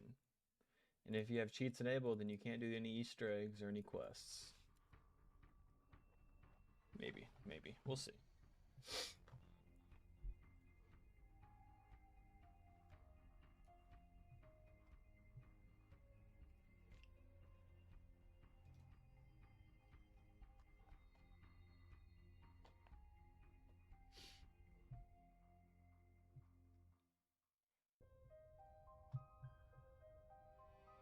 I'm reporting you to Treyarch. No. Alright. And then I need to go look at the actual pregame menu and see what it does when you hit...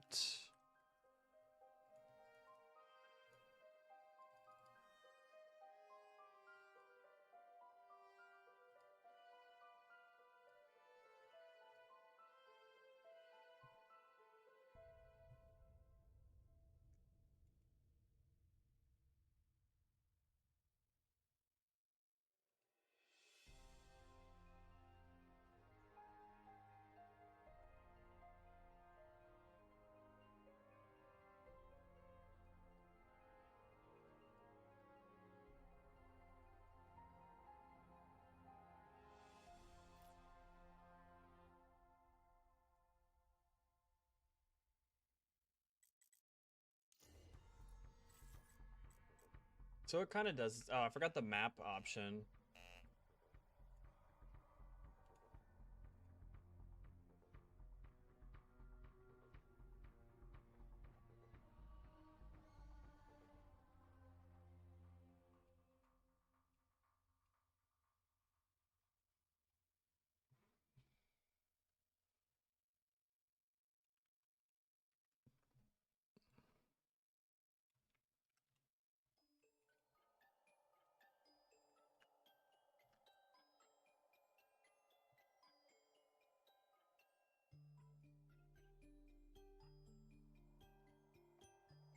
So I need to add something at the bottom of the list for the...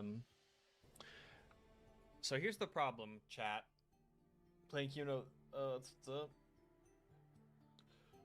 Yeah,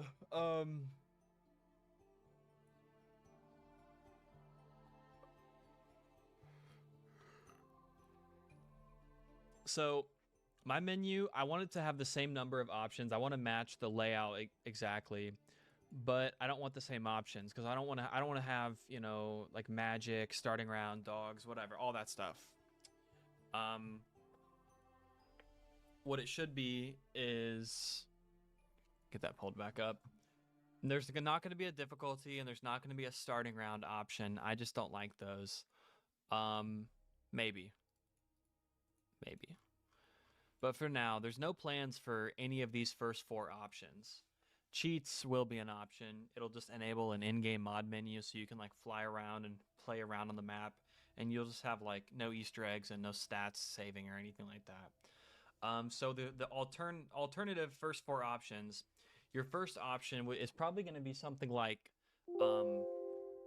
probably game mode, and that's going to be like a host only option where they can choose the game mode, whether it's just like normal survival mode.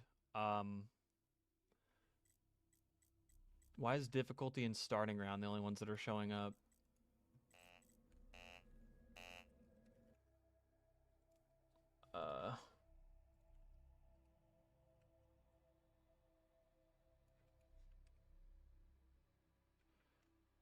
Hold on. I bet I know why. 5, 8.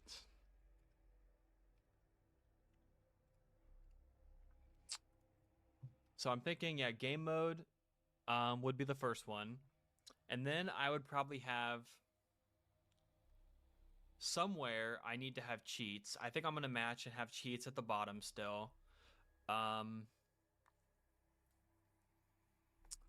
Somewhere I need to have a player options button where it like opens a menu where you can choose your player customization options, like whether or not you want to use the BO2 or the BO3 HUD, if you want like the Patreon weapon names on, and then somewhere I need like the match options as well.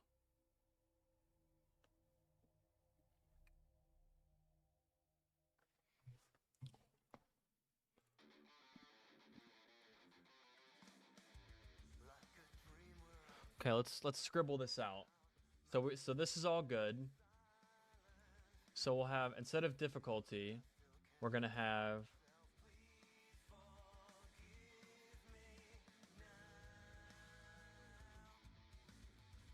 game mode.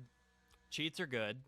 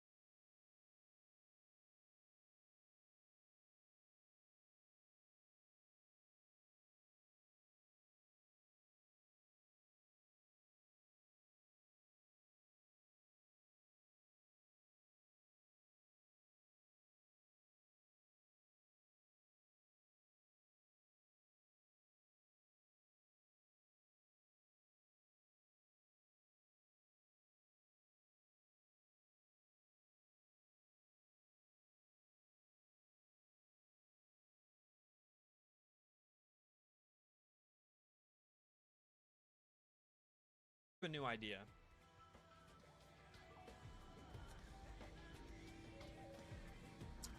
Because what I'm trying to do,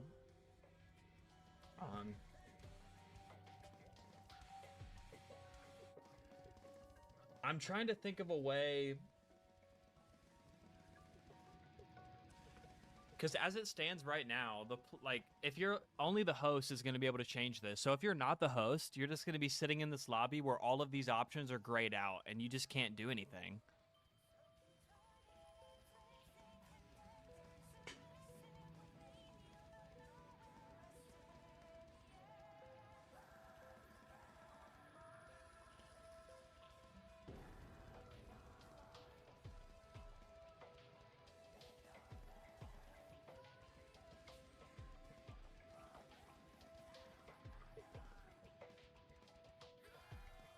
Tunnel and cornfield? Tunnel, no. Cornfield, yes. But that could change. Like, we have grief, which has 6 options. And then we have survival, which has 7 options. But also, like, so a lot of these I'm not gonna do. Like, I'm not gonna do difficulty. I'm not gonna do starting round. I'm not doing magic or headshots only or hellhounds. Or target assist. Like, cheats will be here.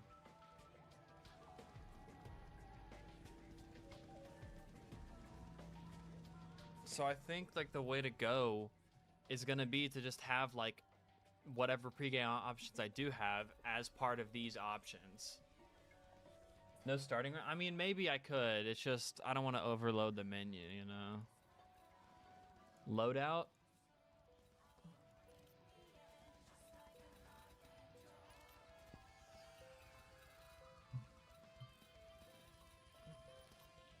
So what I'm thinking of doing, because I was trying to think of a way for the player to access their settings. I think I'll have a button down here.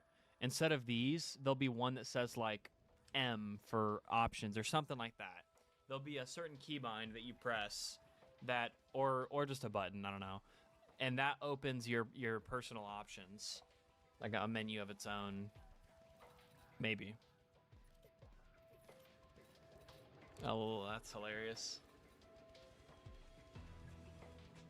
Good old plutonium friends, man, in the olden days.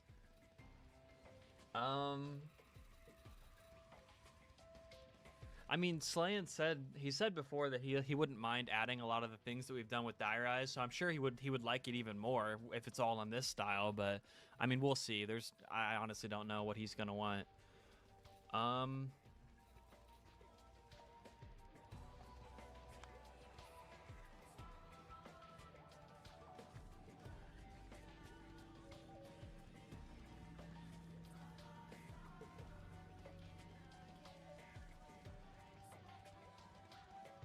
Nah, Sean, I don't think Sean, no, because I tried to offer Sean the Black Ops 2 HUD, and he just outright refused. He said he wanted it to be more like a Chronicles map. It could be, yeah.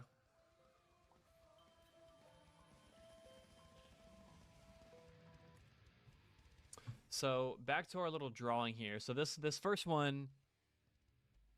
Okay, I'll change my mind here. So a lot of these options for the survival maps are gonna still be the same, because the survival maps don't really have anything in them. I mean, I very well could have people who do side quests in only like on the survival maps, but I haven't. I mean, that's just now a thing that I've kind of announced, so that's not really, nobody's done that yet. That's something I would be open to. So I could have an option to disable the side quests. So the order is kind of, so this would be only for big transit. Oh yeah, but like the target assist is not something I want to turn off. So target assist I would change definitely to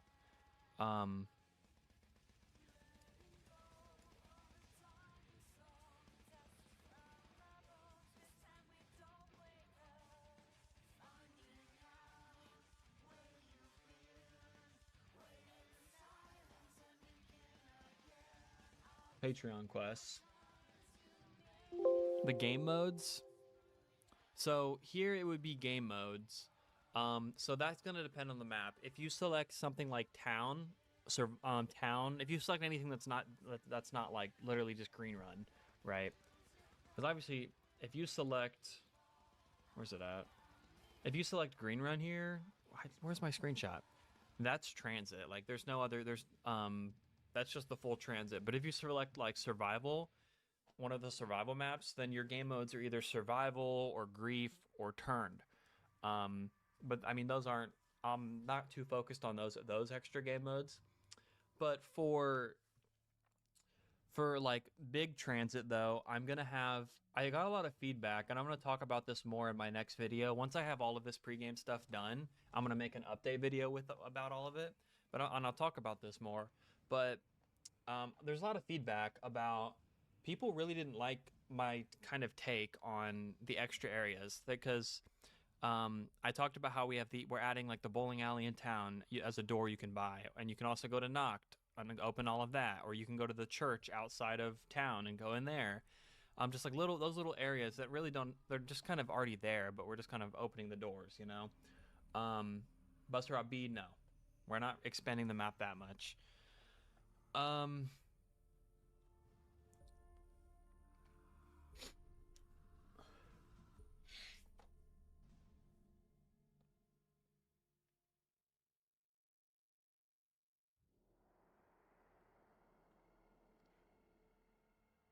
What?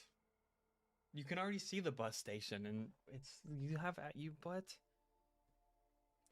And people just didn't like that idea because I said like, hey, like, so what if you don't want those new areas? And my excuse was just don't buy the doors. And I thought that made sense to me, right? But a lot of people really didn't like that. They said, hey, I can't control myself. So, okay, I'm being dramatic here, but okay, they just didn't like that. They wanted either an option to disable those new areas, and that was like overwhelmingly like what people wanted. So I'm gonna do that. Like I didn't realize that was such a broad shared opinion. So there'll be a game mode that's gonna be called Classic Mode. One will just be called like Original or something, I don't know. And then there'll be a game mode called Classic, and that disables. What that does is it'll automatically disable the Patreon quests. It'll automatically disable any sort of new side quests that we've added. It'll close those new doors, so those doors won't even be purchasable at all. You won't be able to upgrade the jet gun. Just like little things like that. It will literally just be.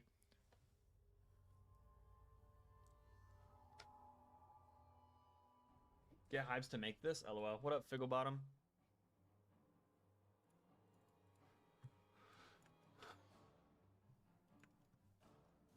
I'm just gonna paste this in my DMs.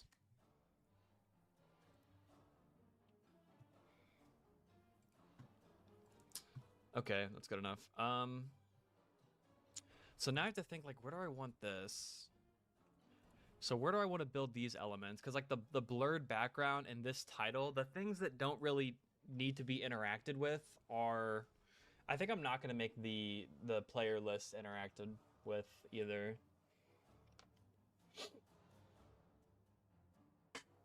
Meat would be goated, but touching. Hey yo. I do want to do the meat game mode eventually. That's not a focus right now. That would be like the very last thing that I do. Like meat, turned, and grief would be like the last thing that I do. And if they don't get done at launch, then they'll just come out after the map. But it really just depends like where my progress is at whenever Zella is all the way done.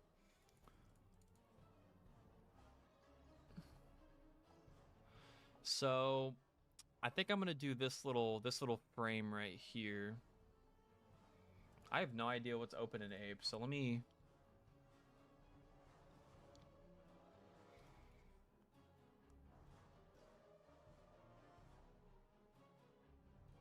Dude, I'm streaming, dog. I'm not checking your fucking anims.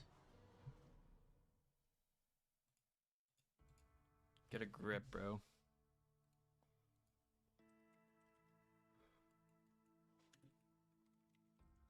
Okay, nothing Nothing crazy is an ape.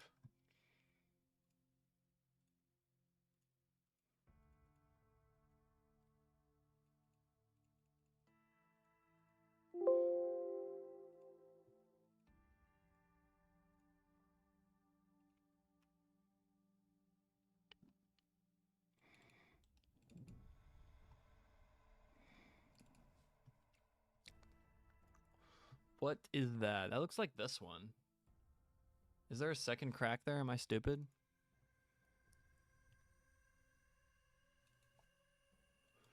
Which one is that?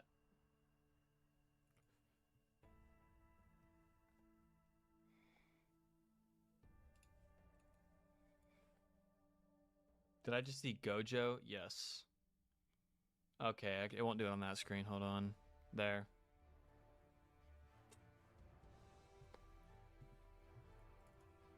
Black Ops 2 Zombies. Like, what image is that? Is my question.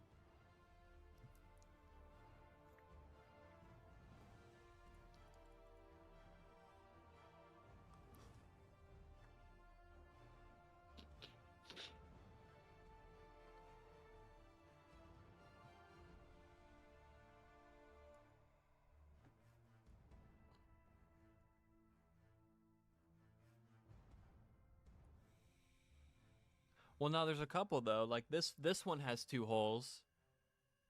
And this one's name, the name of this file is menu map frame, which makes sense. But then there's also this one, which is like the same thing.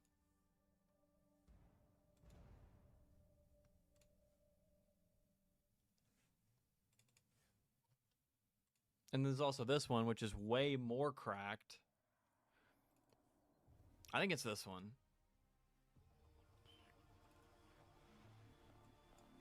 They're all the same. Yo, it's Saint Vertigo. I don't think it's this one, because if this one gets stretched...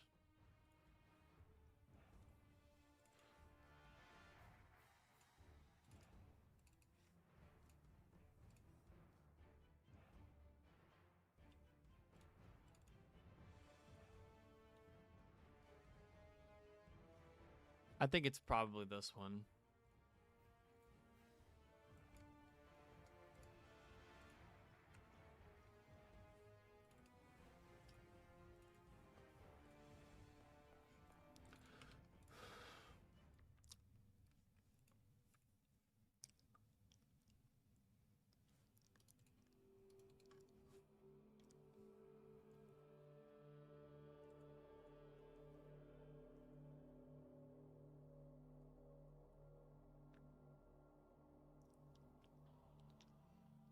Actually, it would make sense for me to make this one kind of not, this one be the shared one.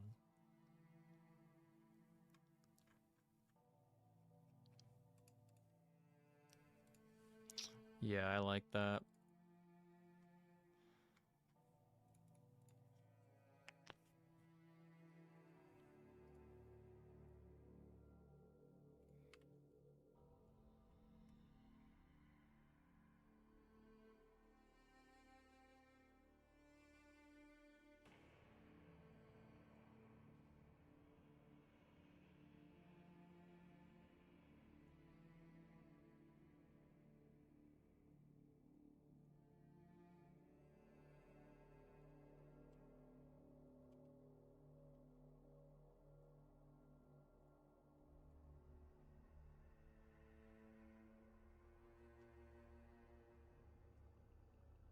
Just, yeah.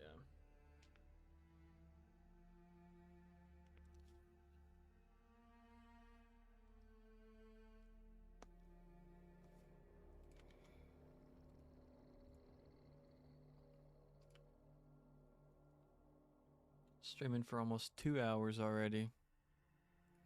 So I'm gonna try to get this roughly positioned close enough. I won't get it lined up or anything. I'll just get the text kind of going.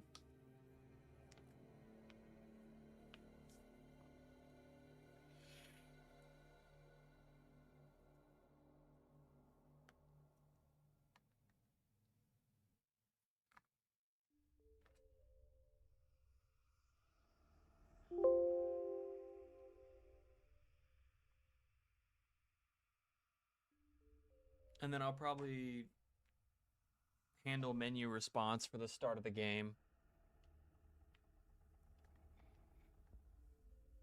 I'll probably make that one unique relative to the others, because the others are like host pregame options, and the player options need to be unique from that. I'm not going to do this menu right now. I just don't want to do that.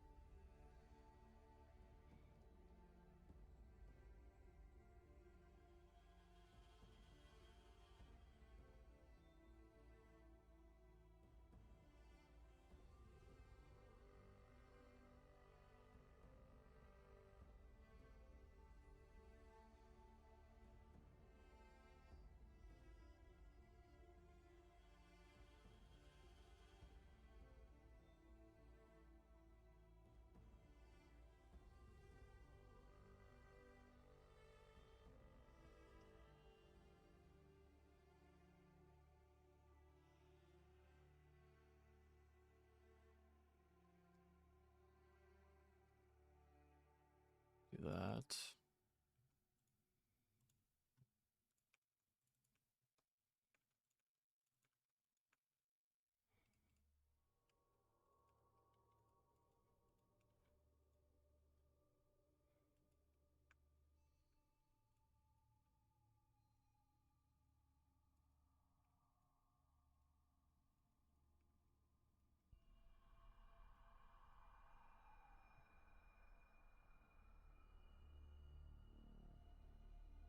If that's possible, I'll do it, but what up, Comst?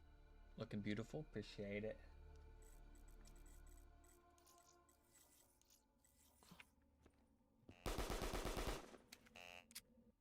Okay, game doesn't crash. That's nice.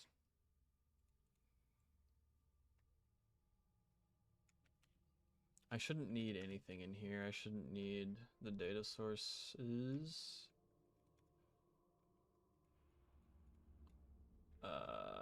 It'll be in here.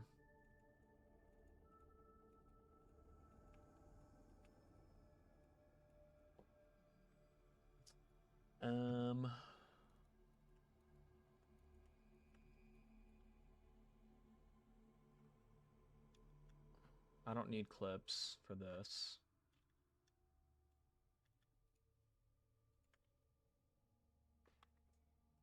Real. There, see, originally I was planning on just adding a second hatch, and then I got a ton of feedback from people saying that like there should only be one hatch, or it should be like a secret quest to get the second hatch. And I'm leaning towards having a quest because I think it makes sense that there shouldn't just be two in the map, because it does make it way too easy, and it removes the the design choice of like forcing the player to choose between the two. I'll need to remove that. I don't need to, this does not need to be focusable.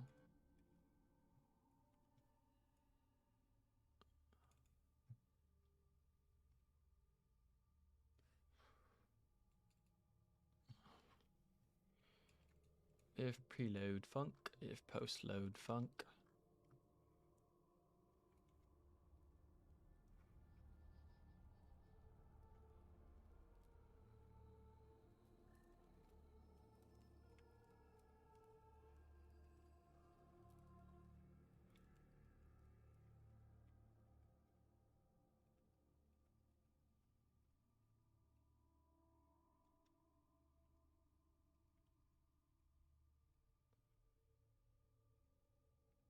Oh, it's this one.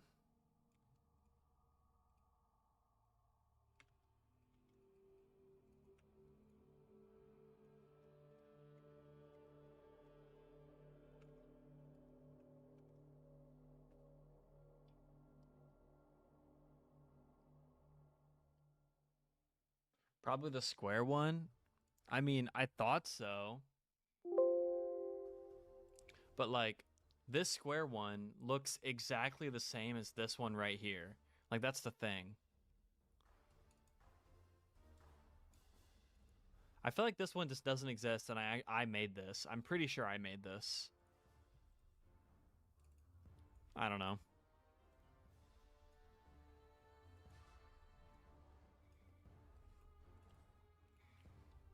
Oh well. Hatch spot in church, imagine.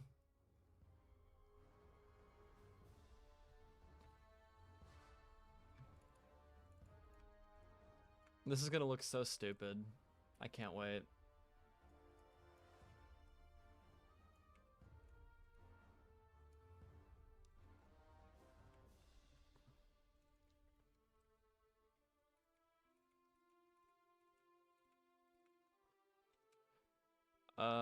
This image is called...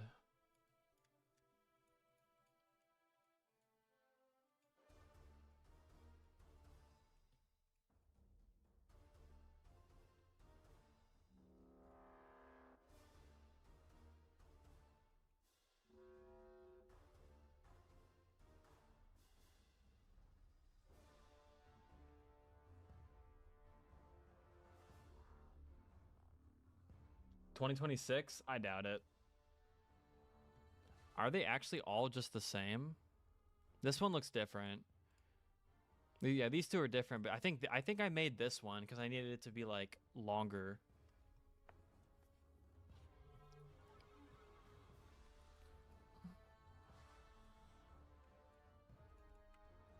Oh wow, I'll just use this.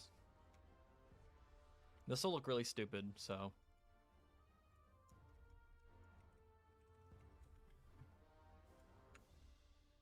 I can't wait. It's funny though, because like this part, like this actual like frame is like really, really glossy on here. Like it's like silver on here is what it's like so weird. But on here it's like I don't know. Shit, actually, yeah, that makes me think that it's this one. Because this is like that same silver color for the border.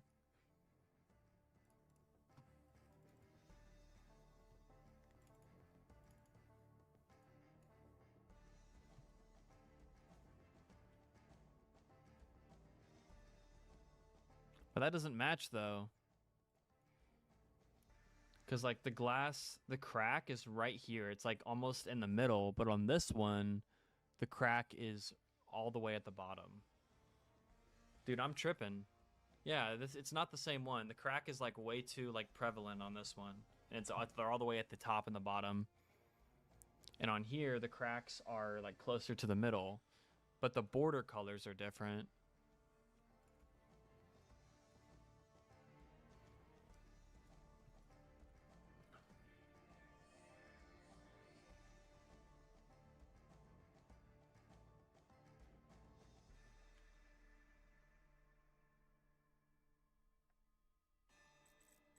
Okay, guys, it worked. That's how we're playing Transit in 2025 or 2026 now.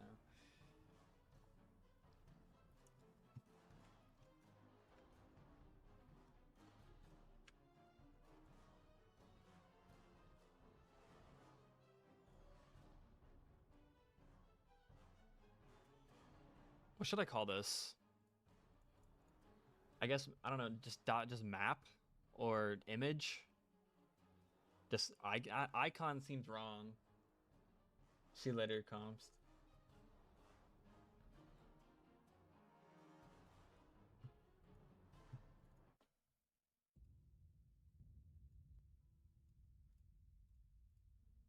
Mappy map.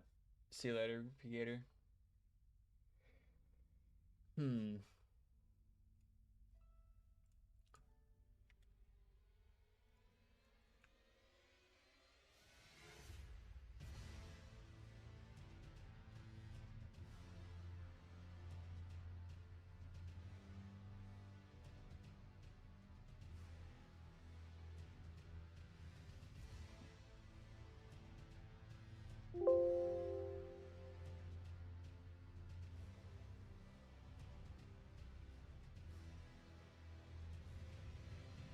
No, it's not possible, Nick B.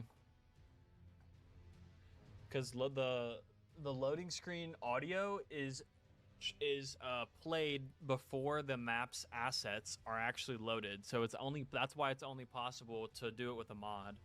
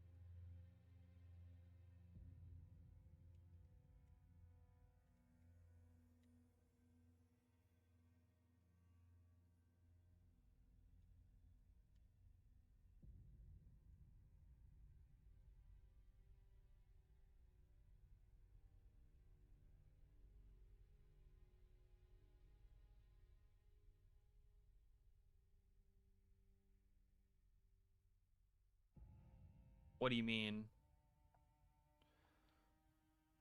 Okay, so if you subbed to the tier for the side Easter egg and you want the outcome, you know what you want the reward to be, but you don't really want to know what the steps are. So you're saying that like you want me to come up with the steps for your quest? I mean, I'm not against doing that. It's just I would definitely want a little bit of guidance for like the kind of direction you want me to go with your can it just be literally anything? I mean, I would probably in that situation, I'd probably try to make it roughly similar.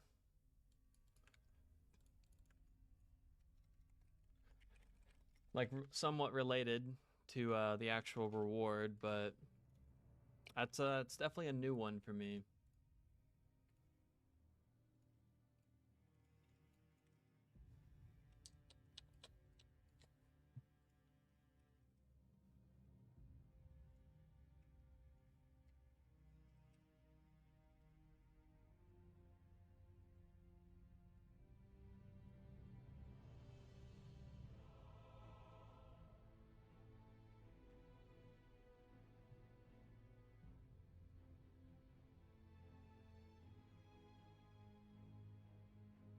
No, yeah, I mean I wouldn't be against that. I gotta rename all of the ranks, dude. They're just like 1 through 8. It's so stupid.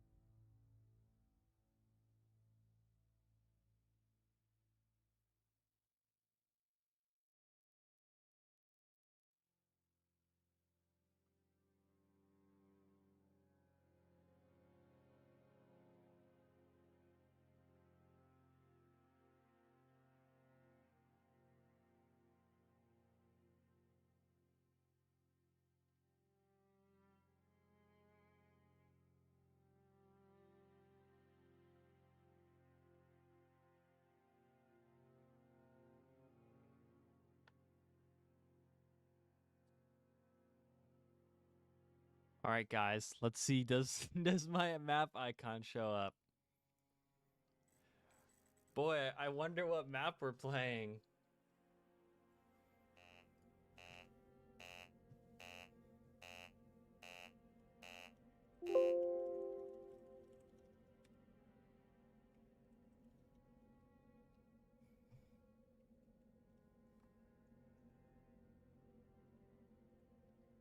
This should just be the loading screen. It's just this.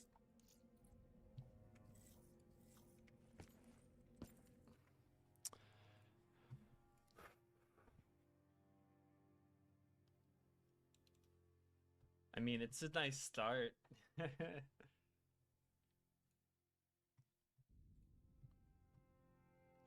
What up?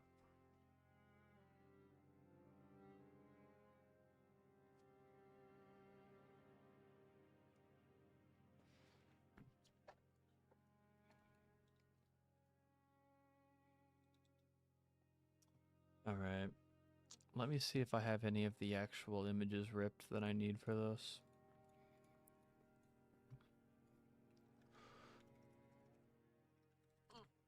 Let me look at this.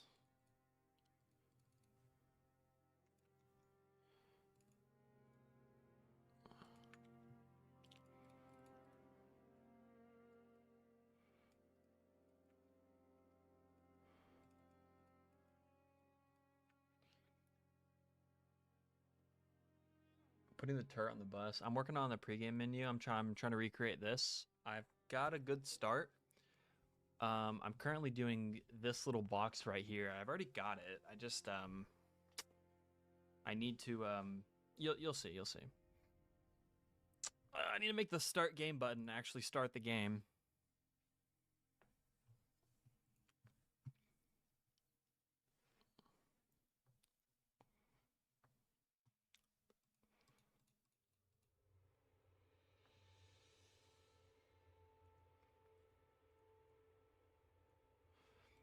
So, where's my little scripty script?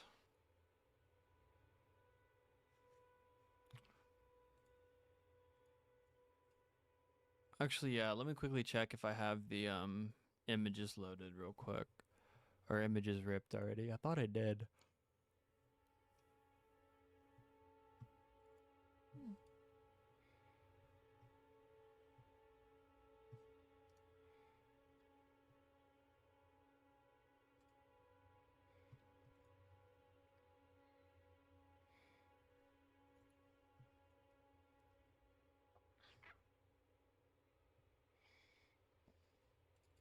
It's a loading screen. That's important. That's important. Menus. I'll look up globe. Because those will be important later.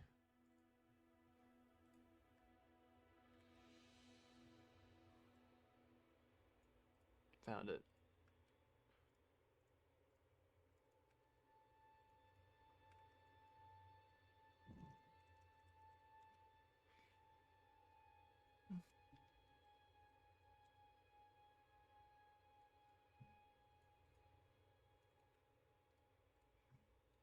Good enough for me.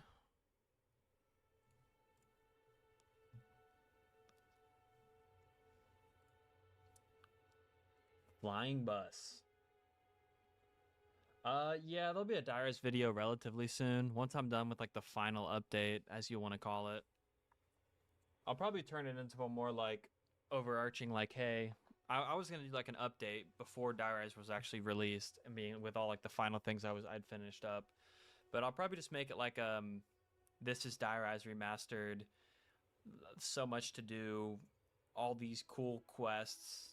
Now it's transit time. I don't know, shit like that.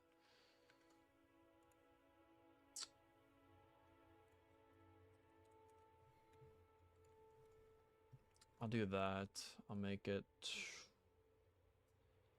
That'll be your default.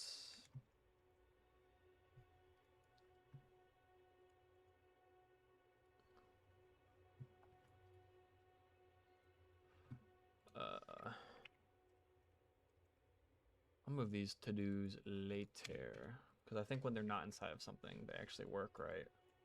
Yeah.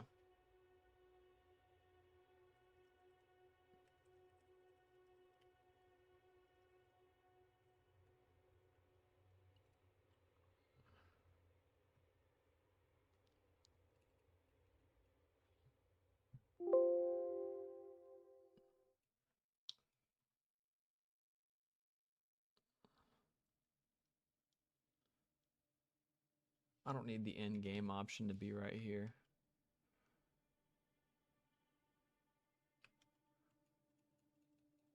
I guess that would be called barracks is a better place to name it.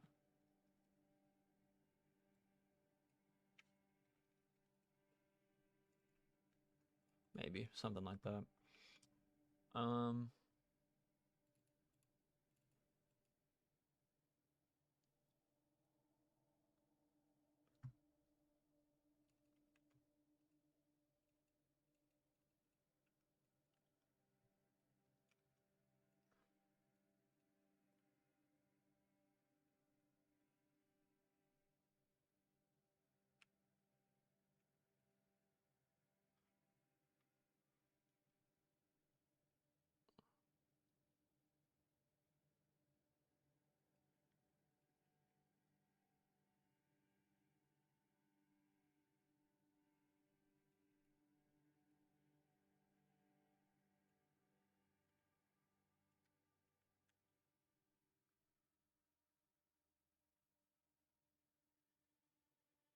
Yeah, I've got a patch coming out here soon that's gonna rework the elevators. It's gonna make it really easy for mod makers to change the perks in the elevators. So that's gonna be really nice for mod compatibility. It'll also fix some just general bugs with the elevators.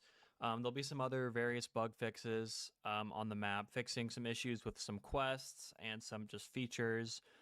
And I'm also gonna fix the leapers not being able to get on the elevators. And then the next update is currently planned to be like a quest update with all the remaining quests. But we'll see.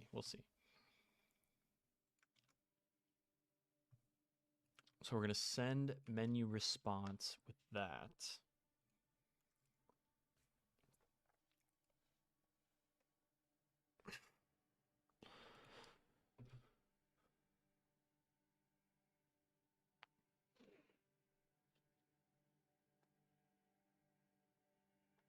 See you later, Goldie.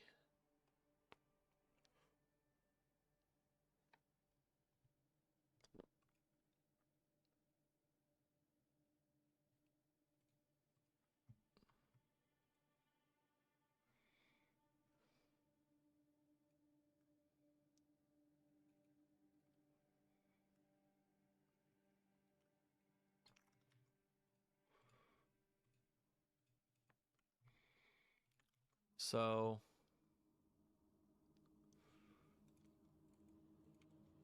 we're gonna open the pregame menu no matter what. If we're the host, then we need to watch things.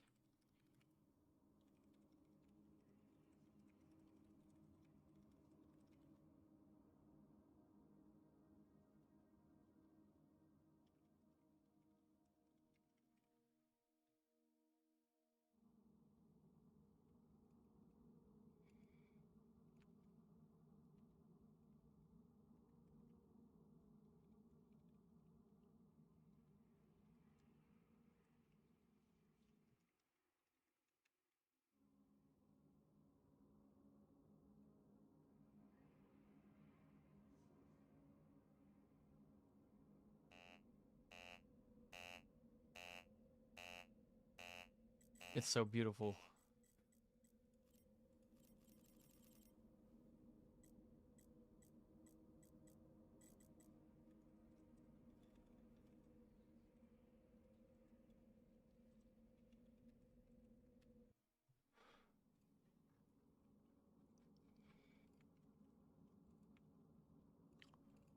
This one, monitor ready up.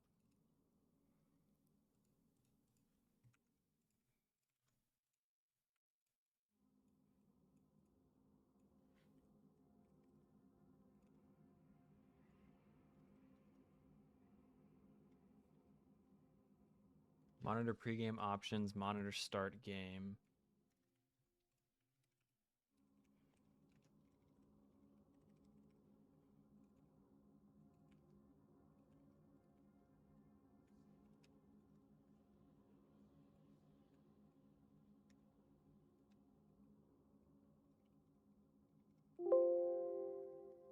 Yeah, that is the idea.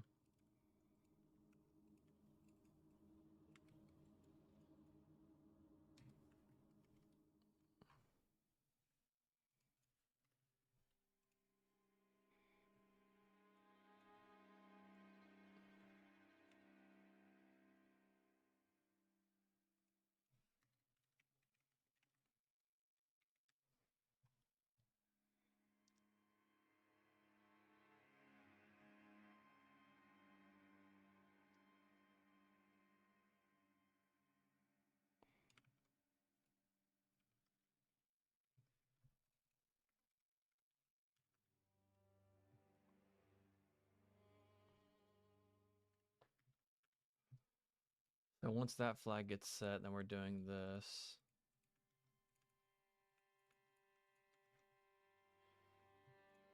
Do I ever actually close initial black?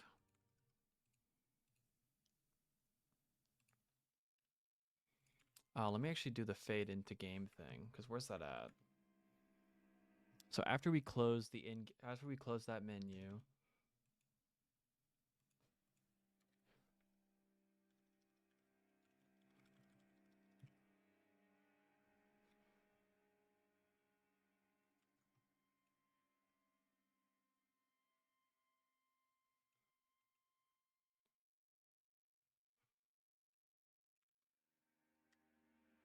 I'll just do that there.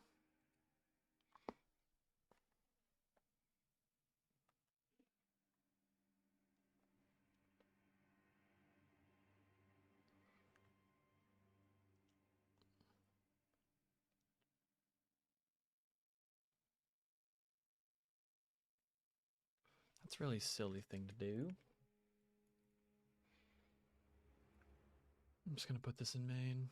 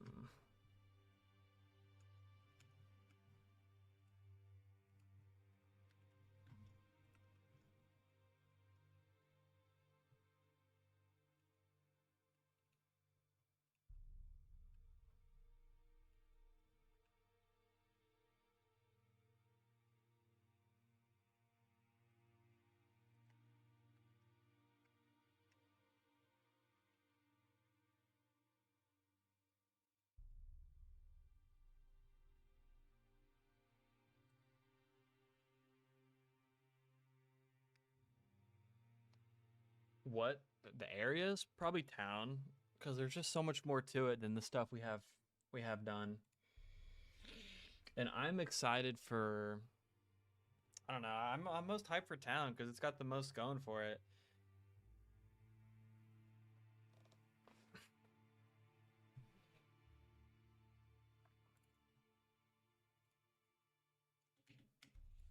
So now all that happens is only things that happen to the player.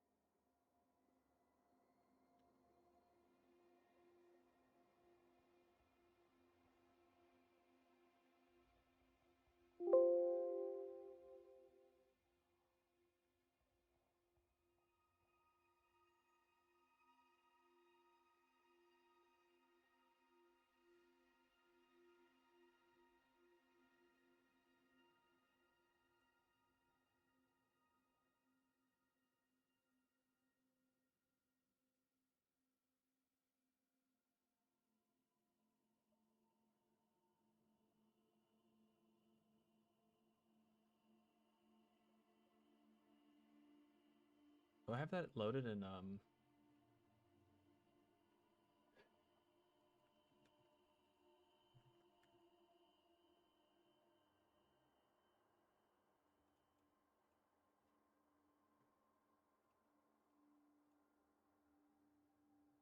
And diarize SFX.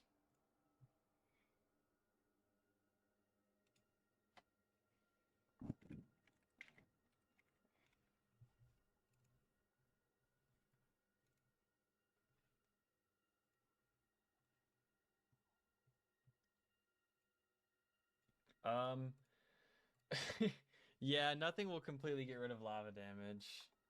But there's a lot of people who have quests that are going to reduce it. So, I mean, I'm sure you could just keep stacking all of that and eventually just have no lava damage from just how many people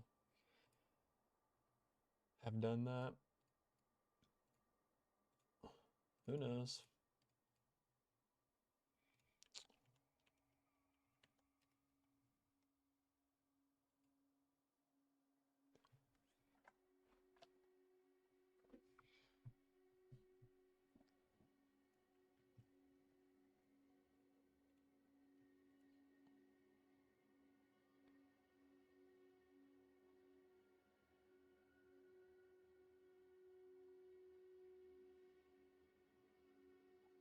Yeah, some things might like reduce the damage you take.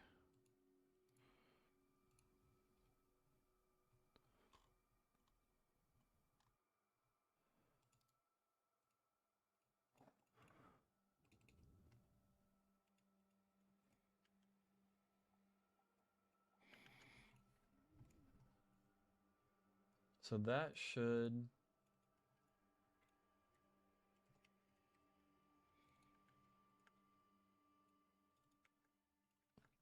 So after that finishes running, it's gonna set these flags and the game will officially start. Hopefully nothing's broken. Invisible floor over lava? What?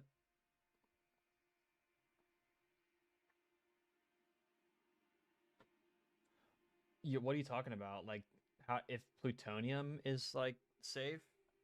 I mean, I play plutonium and I don't have any problems.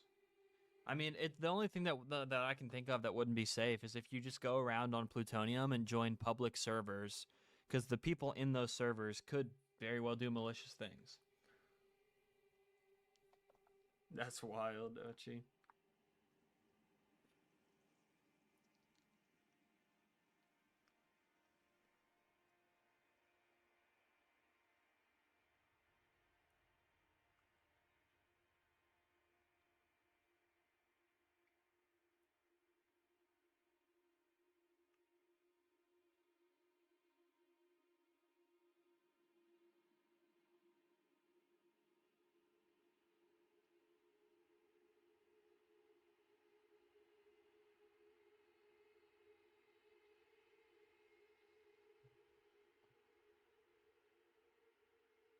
Yeah, plutonium's fine.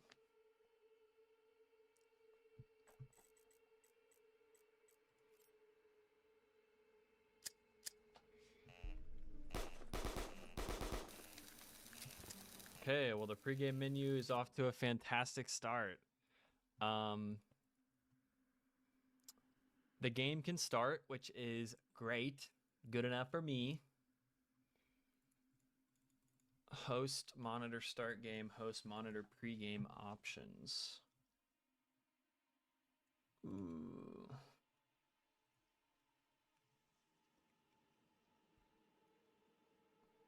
I'm just gonna comment that out so I don't waste resources. I do need to position it here. This is the pregame options I'm gonna ignore for now.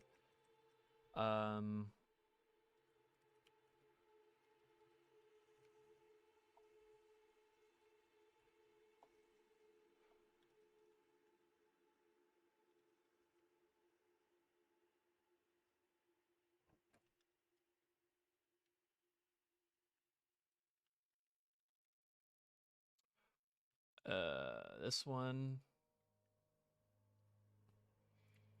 I'm gonna do these two. Would this be like the map name or the game mode? Green Run Transit. Time to go find out, I guess.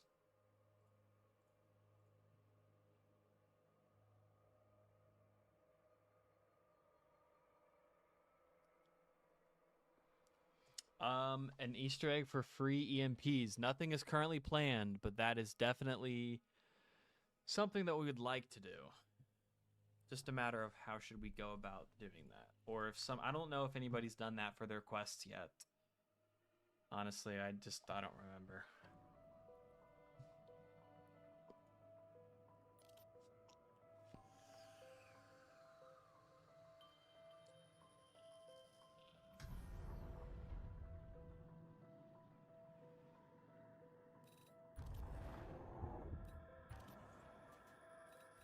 Green Run Transit. Green Run Bus Depot Survival. Town Grief. So they're all still Green Run.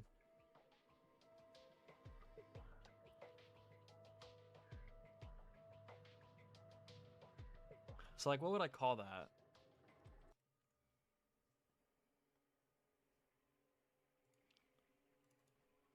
The Green Run part would just never change. Well, it would.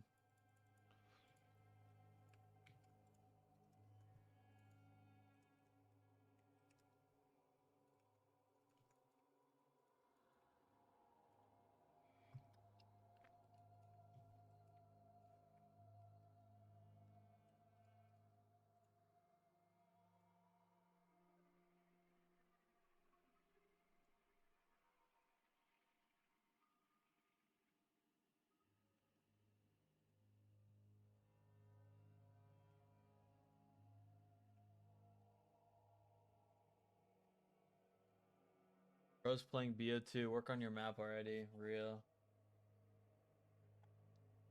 What?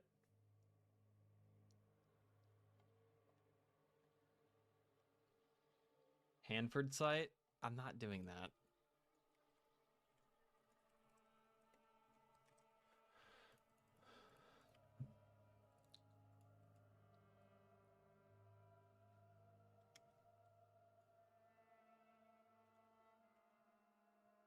Oh, I should just... I'm fucking stupid, bro.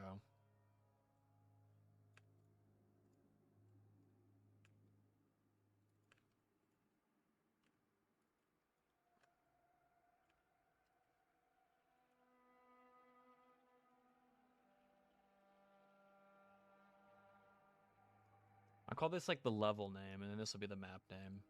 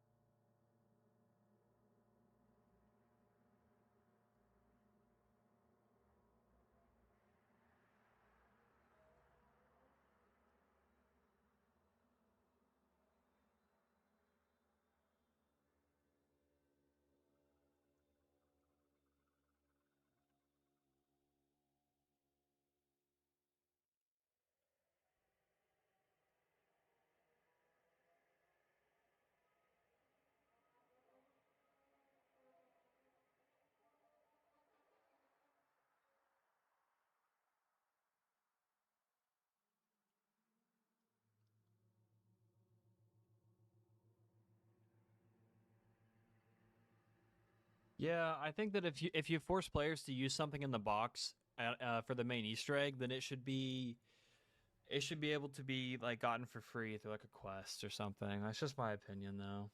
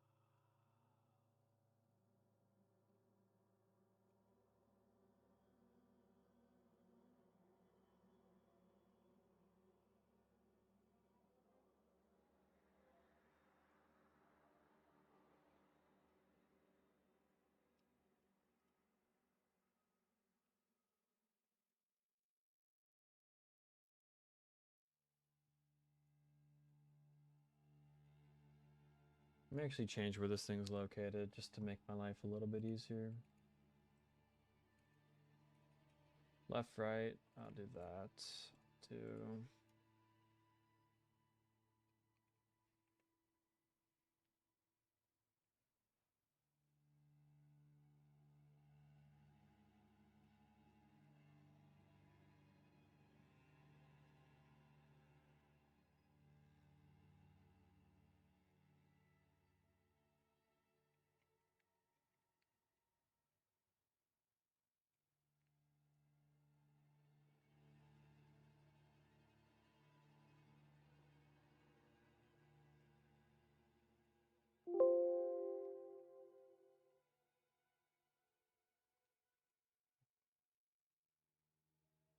What up?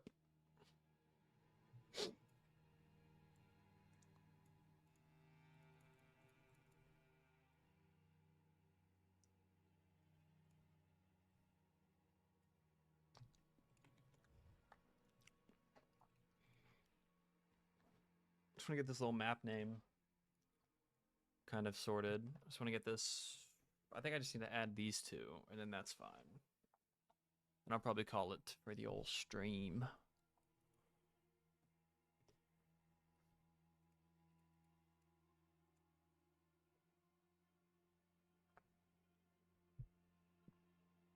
Thank you for the letting us know. Yes, I guess you could say I'm in the team of making Chronicles 2.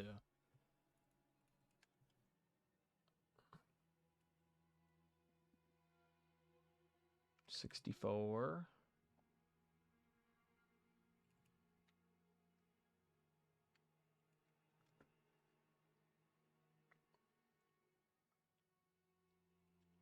Sure, that might work.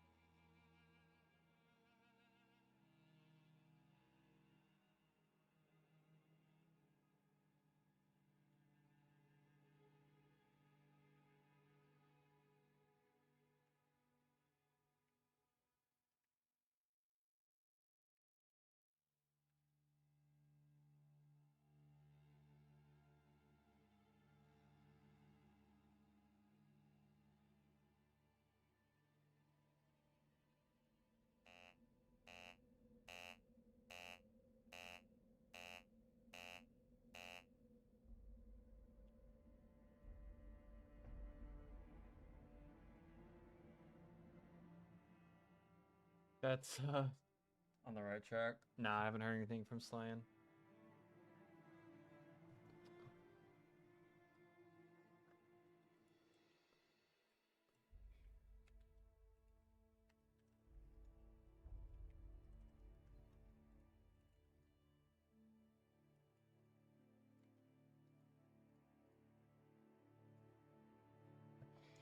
So the X is 128-ish.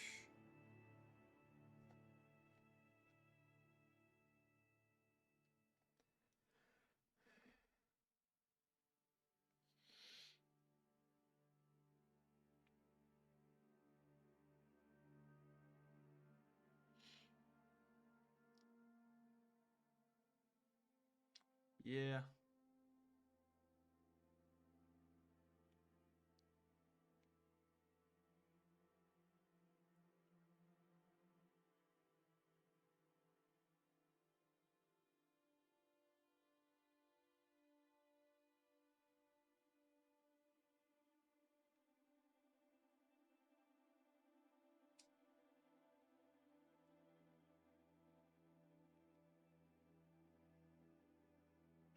Not a problem, bro. Appreciate interacting with the community.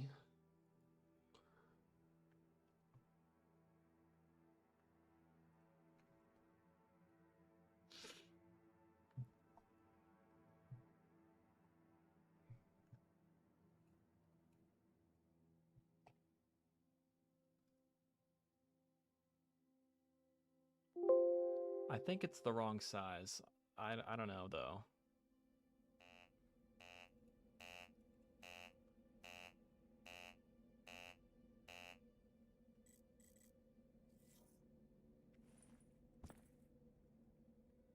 Hold on, what is M doing?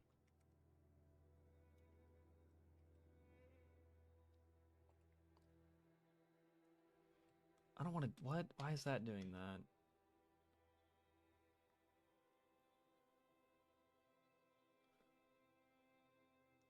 I don't want that to do that.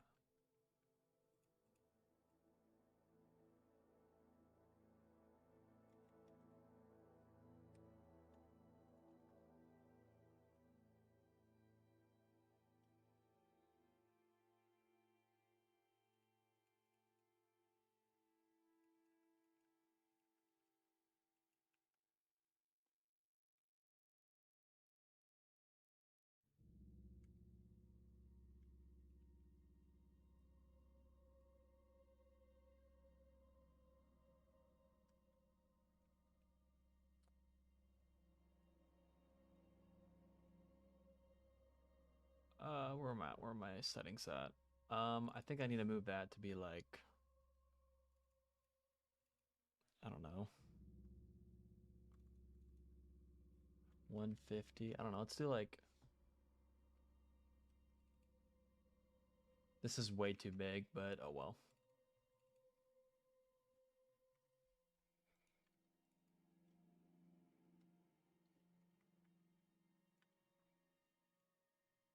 Okay, it's my last one, bro.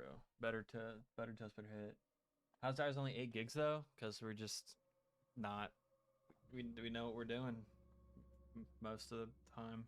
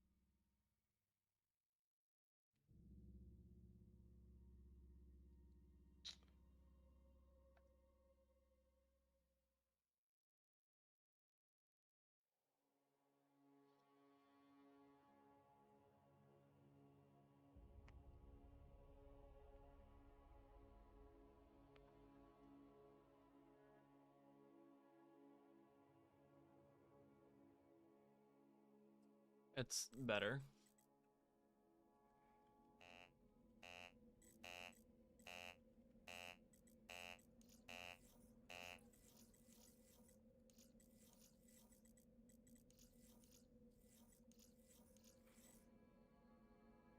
No, it's on the right track.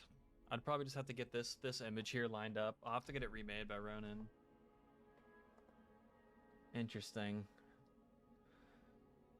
Storage transit. Ideally, it's gonna be around the same as Die Rise, but we'll see. Not sure.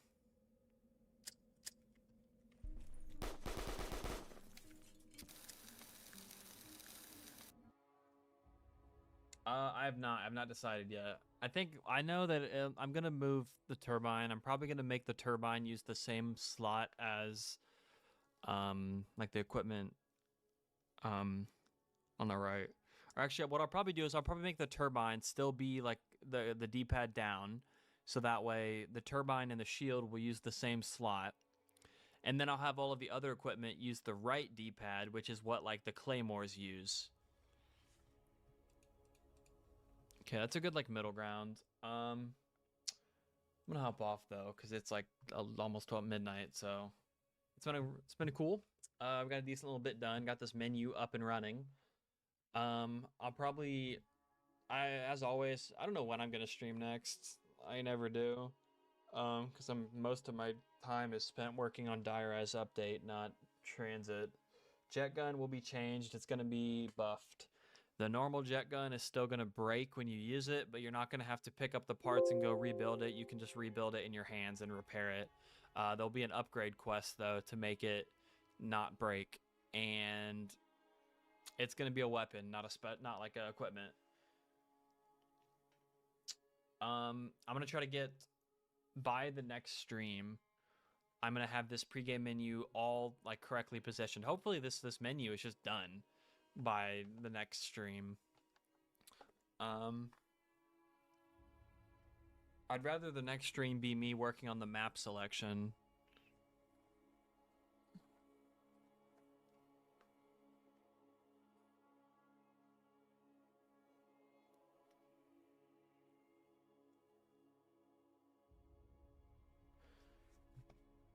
No expected release date. Same as Die Rise. I mean, we don't want to just like give out release dates when it's just literally just two of us making the map in our free time. I've had so many times with other projects where we've announced release dates and then the map's not done and then we have to delay it, and then it's like there's literally been maps where they get delayed multiple times, or then there's maps that like even Die Rise, it released super buggy and unfinished because we only released because of like the pressure of so many people like demanding a release, and we're not dealing with that. But I mean, yeah, like we're working on our as much as we can, in our free time. Join the Discord. We chat a little bit in there about it. But I mean, I get the best sort of appreciate the support. I appreciate everybody coming on out. The best kind of like estimation I can give here, this won't be like accurate, but just to like show how much we've had done so far. Zella started like mapping on this map in, I'll say like January or so. Like January, around then is when he started working on transit of 2025. And since then, he has done Bus Depot and the tunnel, and he's like maybe like 30% done with town, if I had to guess.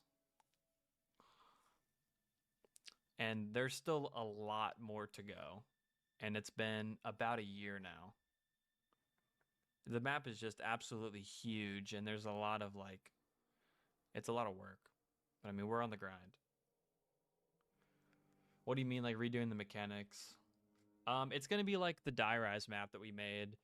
Like it's all the original content from Transit is gonna be in the map. I don't know why I clicked be right back. I'm ending the stream. It's all the original content is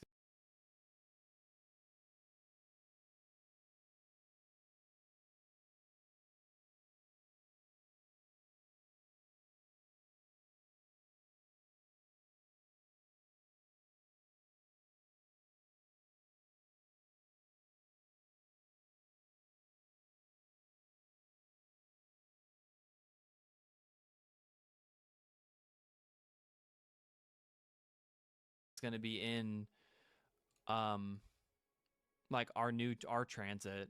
Um Definitely check out like on my channel there's like 2 videos now about this transit that we're making. So definitely watch those. I talk all about it. Yeah, OG but better, pretty much. We're going for like a true like remaster with a bunch of quality of life improvements, a lot more things to do, all while making it like total. If you want that classic experience, then you can still have that. You can still just turn off all of the stuff that we're changing and adding. Yeah, yeah, it's not going to be Die Rise. We're not dealing with.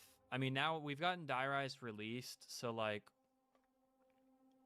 since Die Rise is released, I think that like gives us a little bit of leeway as like people we've released that, so people can see like, hey, we have projects that we've started and finished and dropped, and now like so we have like a foundation of like trust with the community. We don't have to like prove ourselves or anything like that. So I mean, at this point, like we don't care what like people are, what kind of like shit we're gonna give for, like I said, it's literally just 2 of us who have lives and jobs and school and whatever else going on, who are doing this as a hobby. So whenever, as soon as it gets done, it's coming out. Like I don't want to sit on any projects.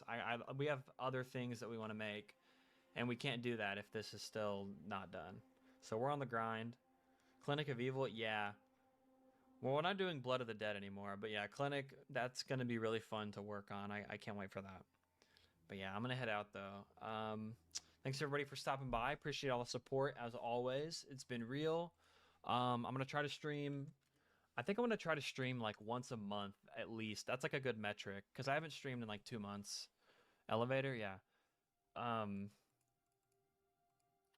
Yeah, but I mean, we'll see. Is there any update on that buried map you guys are helping out on? No. Slayan is still just busy with school and life and whatever else he's got going on. He hasn't really posted any updates, so none that I know of. But yeah.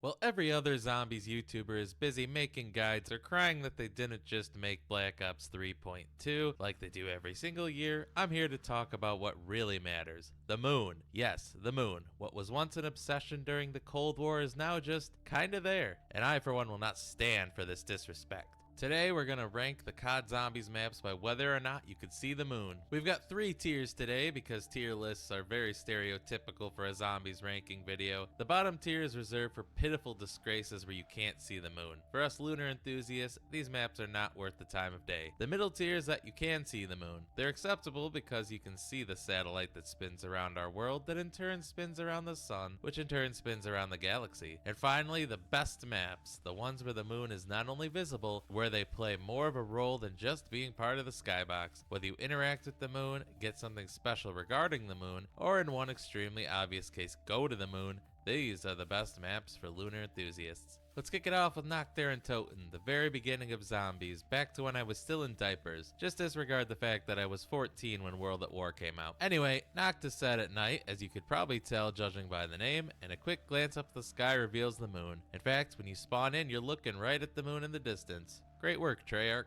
Next up is Verrucht, the very first DLC map ever that I feel a special connection with. Why? Pretty straightforward. We share the same birthday. To this day, it's still probably the creepiest map of all time, though admittedly, it gets less creepy every time it's remastered due to updated graphics and lighting. Despite this though, unfortunately, it has to go in the bottom tier. Set during the sunset and a glowing fire, you tragically can't see the moon. Shin Onuma is the first map set during daylight, and the first one where you don't battle undead Nazis. Though World War II Japan really doesn't get the focus it deserves for how heinous their actions were. Unlike The Office though, this isn't an Olympics of suffering. Except I suffer whenever I play this map, but it's not because of the water. It's because you can't see the moon. Treyarch was in real danger of flying off the rails and dooming the zombies mode in its infancy due to the lack of the moon in 2 consecutive maps. Thankfully, they redeemed themselves with Der Race. I'm not talking about garbage like Pack-a-Punch or claiming it was somehow the most revolutionary zombies map in history, because it's not even the most revolutionary map on its own game. Not only do we get to see the moon, but we get to see a lunar eclipse too. While I wouldn't quite put it in the top tier because at the end of the day the eclipse is just a cool set piece, I feel a sense of relief to see the moon again. Oh, by the way, the giant also features the same thing, so don't get upset when I don't cover that in Black Ops 3. On to a new game in Kino der Toten, the map that everyone says is only loved for nostalgia, while in the same breath sucking off Der Reese and calling that a top 10 map. No, I'm not calling it the best zombies map of all time and as good as it gets. After all, how can it be? You can't see the moon. It takes place in broad daylight, so we have to put this bad boy in the bad tier. On to 5, a map I appreciate because you can't see the outside world for the first time in zombies history. But here's the thing, if you can't see the sky, you can't tell if the moon is there. I guess in theory the moon could be present on the map, as the clocks in the meeting room match your system's time. That would be cheating, and cheating is only for round 115 attempts on Kino. Sorry JFK, I'm gonna have to Zapruder film this map into the bottom tier.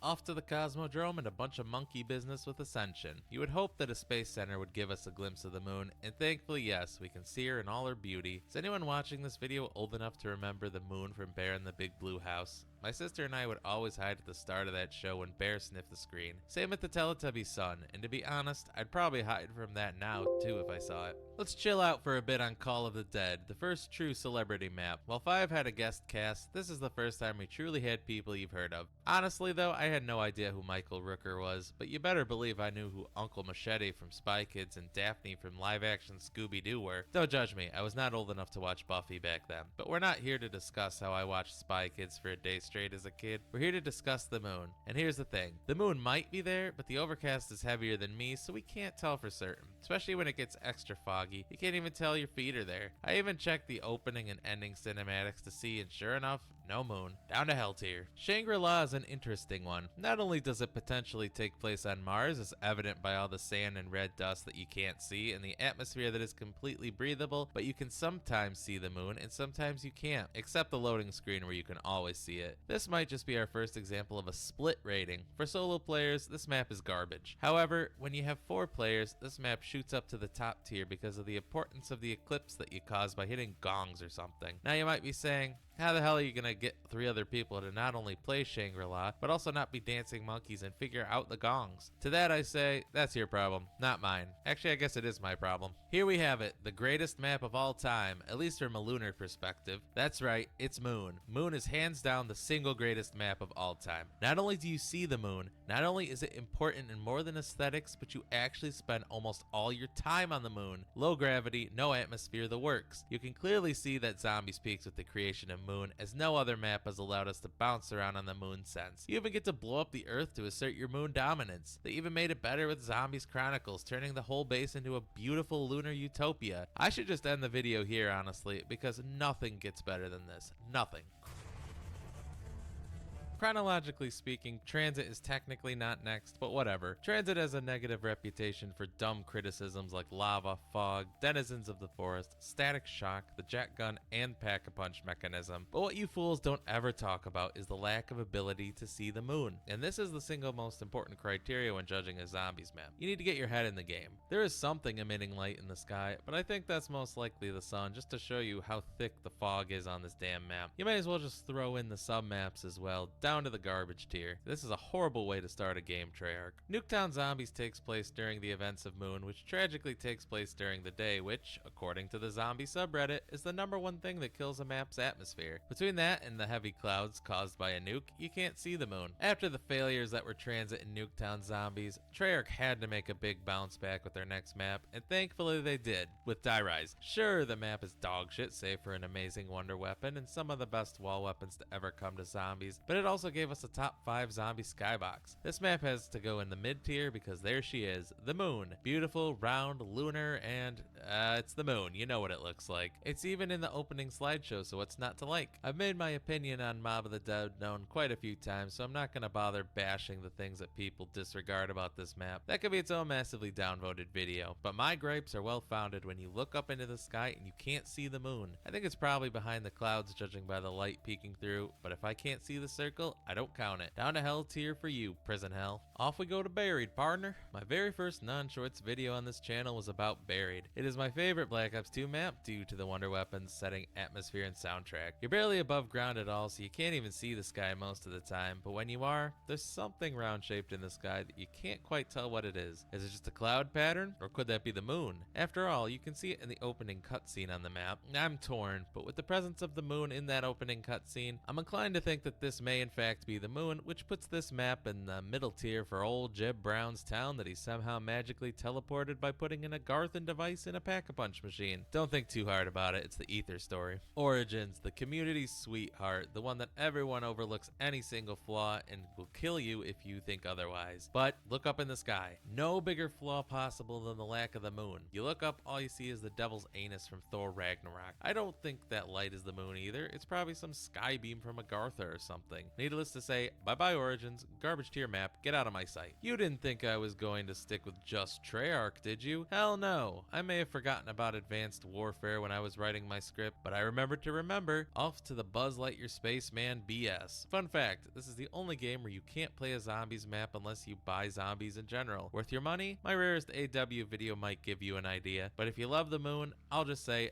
no. Run as far away from this game as possible. On Outbreak, not to be confused with Cold War's Outbreak, the sky is covered in green smoke. Is the moon green smoke? Of course not. Bottom tier. On Burger Town, I mean Infection, and Carrier, you play during the day, and while you can sometimes see the moon during the day in real life, you can't in this game, so why bother? Under the Earth's crust it goes. Okay, but what about Descent? The one that takes place during the night, right? So you have to see the moon. I'm sorry, my friend, but you can't see the moon here either. It may be night, but it's covered up by clouds and even the ocean if you aren't in the spawn room. Truly a tragic $40 I spent for this game in DLC. This map can sleep with the fishes. Unlike Origins and Mob, Shadows of Evil is a community-loved map that I also love. Somewhere in my top 3. Not sure if I'd say 2 or 3 for sure. But that's on a gameplay and aesthetic scale. On a lunar scale, this map is just adequate. You can see the moon before doing the rituals poking through the clouds and tall buildings. Hell, it reminds me of college back in Chicago. But after you unlock Pack-a-Punch via the Bionicle rock she worms, there's a giant tentacle monster in the sky. Come on, Blundell, what are we doing here, bro? You could have just put tentacles on the moon, but you went with a squid? Terrible. Still, since you can see the moon, I guess this prevents me from uninstalling, and I'll put this in the mid tier. Ho ho, am I glad I didn't uninstall. It's time for the greatest map ever made. Der Eisendrache is perfect in all ways and has been my favorite map since it released 9 years ago now. I even named my kids after the bows' actual names. But today we ignore the wonder weapons, the setting, the story, and none of it matters. What matters is the moon. Not only do you see the moon clearly in the night,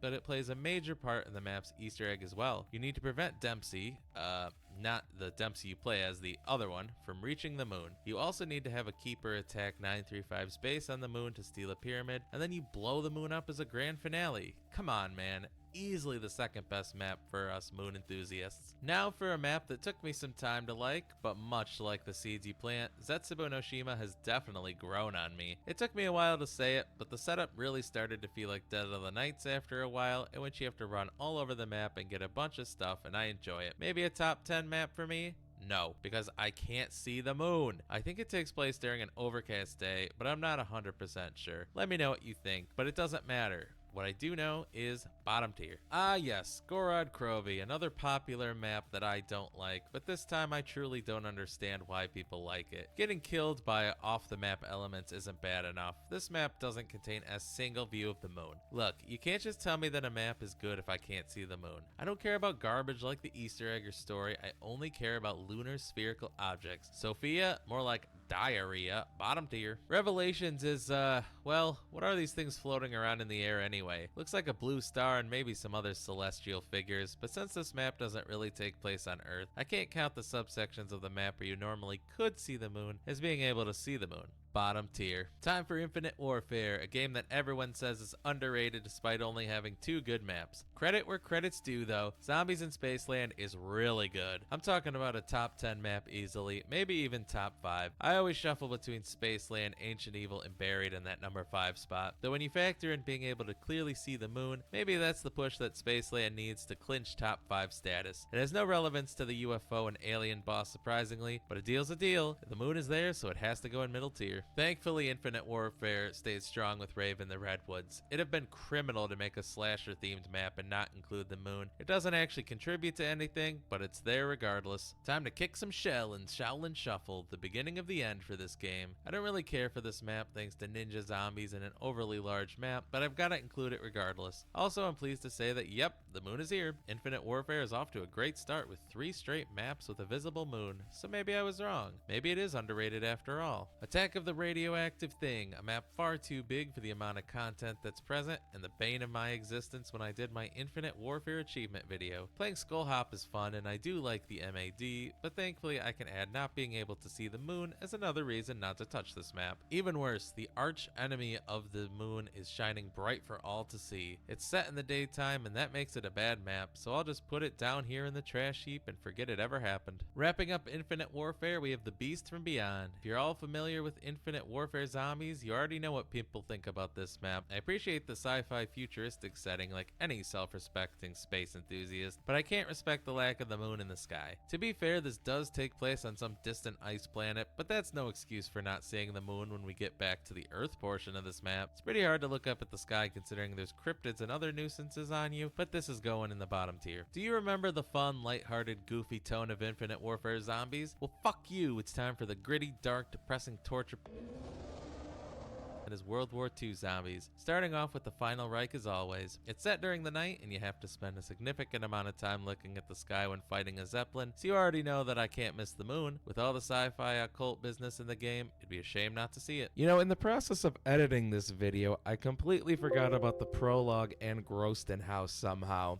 You can see the moon in the prologue, at least in the opening cutscene when good old big ugly boy rips your train off and throws you over, somehow letting you survive. You can't see it in Groston House though, so I guess the prologue gets to go in the mid tier, but Groston House gets to go into the tiny hell that it is playing that map. Next up we have the Darkest Shore, but it's more like the Dankest Shore because of all the smoke coming from Sledgehammer, because they're clearly high out of their mind when they make zombies games. The Darkest Shore is set during an overcast day, and every so often a thick mist covers the island, the unholy trinity of obscuring the moon. I actually think I like the map more than a lot of people despite the garbage wonder weapon, but the lack of a moon is a deal breaker. You're probably seeing a pattern here on the Shadowed Throne, right? During the day, smoke because some angry Soviets rudely burned down Berlin. I'd make a joke asking about what the Germans even did, but I don't want my channel to be recommended to certain crowds. It's also during the day, so once again, no moon in sight. The only bright side is that this map is much more interesting Berlin take than Cold War, but that's like saying a volcano is hotter than a Freezy Pop. The Tortured Path, one of the most debated experiences in Zombies history. Like Transit, there are 3 separate submaps on this one, and they all suck because you can't see the moon. Into the Storm and Altar of Blood both take place during the day, with the latter map even taking place completely underground, so you can barely even see the sky. Cross the Depths takes place at night at sea, but you can't see the moon. Talk about amateur hour and a waste of money. Wrapping up World War II Zombies with the Frozen Dawn. There's a beautiful sunset or sunrise going on in the distance, but sunset or sunrise makes my blood boil because that's not the moon. If I ever rank the maps by sunrises, maybe maybe this will have its time to shine, but it goes down into shit tier. Man, Sledgehammer actually made a zombies game where you only see the moon on one map. Say what you want about Activision or Infinity Ward, but Sledgehammer only made one map out of about 10 where you can even see the moon. Vanguard and MW3 don't count because Treyarch had to save Sledgehammer's sorry ass. Now that my axe has been properly ground against Sledgehammer, Treyarch returns to the scene with the GOAT, Black Ops 4. We'll do it in release order rather than chronological again, so we start with Voyage of Despair, and right away, you see the moon. This map is an underappreciated to death masterpiece, and it's getting its justice in this video because not only do you see the moon, but it plays a part in the Easter egg's famous planet step in which you need to shoot the moon to collect an orb. Top tier all the way. 9 is my most played map since about 2020, I'd say, and I truly believe it's the best launch map in history. I'll make a video on that one day so you can hate me when that comes out, but unfortunately it falls victim to the same issue that many launch maps have fallen victim to. No moon. It's during a sunny day and not even ritual screwy business turns it right. Goodbye 9, my beloved, down to the bottom of the barrel. Blood of the Dead is here, and with it, a return to Alcatraz. Unlike the Giant and other remasters, Blood is not the same map and doesn't even play similarly to Mob of the Dead. But what it does share with its older cousin is the lack of a moon. Maybe you can explain it as it being a pocket dimension, but I can't forgive the lack of the moon regardless. Again, with more occult stuff with the warden throughout the story, why isn't the moon here? Classified, the bonus map for buying the Black Ops Pass. Honestly, as much as I love BO4 zombies, the Black Ops Pass might have been the pinnacle of Call of Duty greed. Classified is the reimagining of 5, and while I have some gripes, the greatest of them all is the lack of the moon in the map itself. You can see the sky at Groom Lake and even some moonlight, but the moon itself is stuck behind some clouds. I'm torn on where to put this.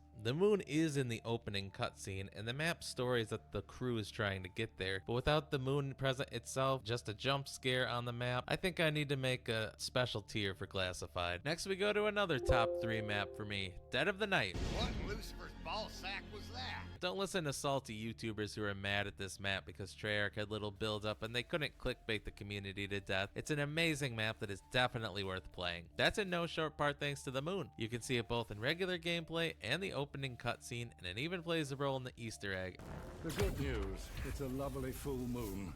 As expected, with werewolves and puzzles in the map. Top tier map, best wonder weapon of all time, boom. Next up is Ancient Evil, and despite how good of a map it is, it takes place underground much like Buried. This means one thing and one thing only, no views of the moon. Bottom tier, it's nice to see the chaos elements in the Black Ops 6 story, but it breaks my heart that we probably aren't gonna see how the Ancient Evil ending played out. Thanks Sledgehammer, you incompetent bumpkins. Back to the Ether story for Alpha Omega, the new and improved Nuketown zombies. However, like Nuketown, this map's good atmosphere is overshadowed by the inability to see the moon. Even worse, you can see the sun. There's already nearly 30 codes. They couldn't have added one more to, I don't know, make the moon show up randomly. Togner Toten is an interesting map. When you're just playing the map normally, you can't see the moon, though you do see a gorgeous sunrise or sunset in the distance like the Frozen Dawn, but no moon. However, if you activate the secret via spinning on the flinger in the evil Nazi base TM, you get launched to an ice cave to find a big view of Mars. Some may say that this is a callback gag to the theory that Shangri-La is on Mars, but what if this really means that Togner Toten is on Deimos or Phobos, the Martian moons? Or what if the Flingy Mob sends you to these moons? This makes it tough to rank. There's no sight of our moon, but we potentially go to a moon. I'm gonna put this in the bottom tier because the gravity and atmosphere make me think it's just a joke. Off to Cold War, the most boring, sterile zombies experience that somehow still should have been far worse than it is, given the fact that Treyarch had an afternoon to make the mode. I actually had to buy the game digitally because my kids completely trashed my Cold War disc, but I haven't played Cold War in 6 months, so it's a tree falling in the woods scenario. Starting off with D Machina, we have a bottom tier map. You can't see the moon at all because the map takes place during the day. They could have put a moon in the sky in the dark ether considering it seems to just be a purpley reverse version of our world with giant mushrooms, but no. And Firebase Z is no better. I tend to like Firebase Z more than most players because I like the Ray K84 quite a bit, but once again you can't see the moon. The map is basked in a Varrockdex glow, though it's not as creepy because it's just one of the many military bases the game is set in. Mauer Toten is one of the 5 most overrated zombies maps in history, but it steps up to the plate and delivers a hit. Though it's just there in the skybox, the moon is indeed visible. Finishing off the bland sandwich, we have Forsaken, probably the least interesting map on the game. Though the map takes place mostly in a simulated American town, you can actually see the moon in the spawn area. This is probably the only tier list that you're gonna see foreskin above maps like Origins and Mob of the the dead. It takes a big dedicated man with large feet but small hands to go through Vanguard, and I am that man. Hate on Vanguard all you want, I know I do, but at least the art direction is more interesting than Cold War. Also, the only time you'll hear this about Vanguard, but Der Anfang starts the game off strong because we can see a lunar eclipse. You can also see my soul leave my body as I play this game. Terra Maledicta is next, and no one likes this map, objective-based zombies, or this game, so why should I bother explaining? There's no moon, it's during the day, and operators are cat shit. Bottom tier. Shi no Numa, the one map that people tend to admit is alright in this game. Takes place during the night, so certainly you know the obnoxious part of the community thinks it's good. Well, I gotta give it to the nerds this time. There is a visible moon, so maybe it's a mid-tier map after all. Finally, we have the Archon and its color filter that looks like some of the grosser diapers I've changed in my life. Look, it's Terra Maledicta, okay? No moon, no explanation needed. That's right, we're even doing MW3 zombies. It was actually fun for about 2 weeks, then it felt like I was doing the same thing every single game thanks to the timer. However, I got to play as Skeletor, so I guess that makes me the real winner. I can't believe I actually had to install this game again because my old MW3 footage is in like 480p because I didn't know what I was doing with recording at the time.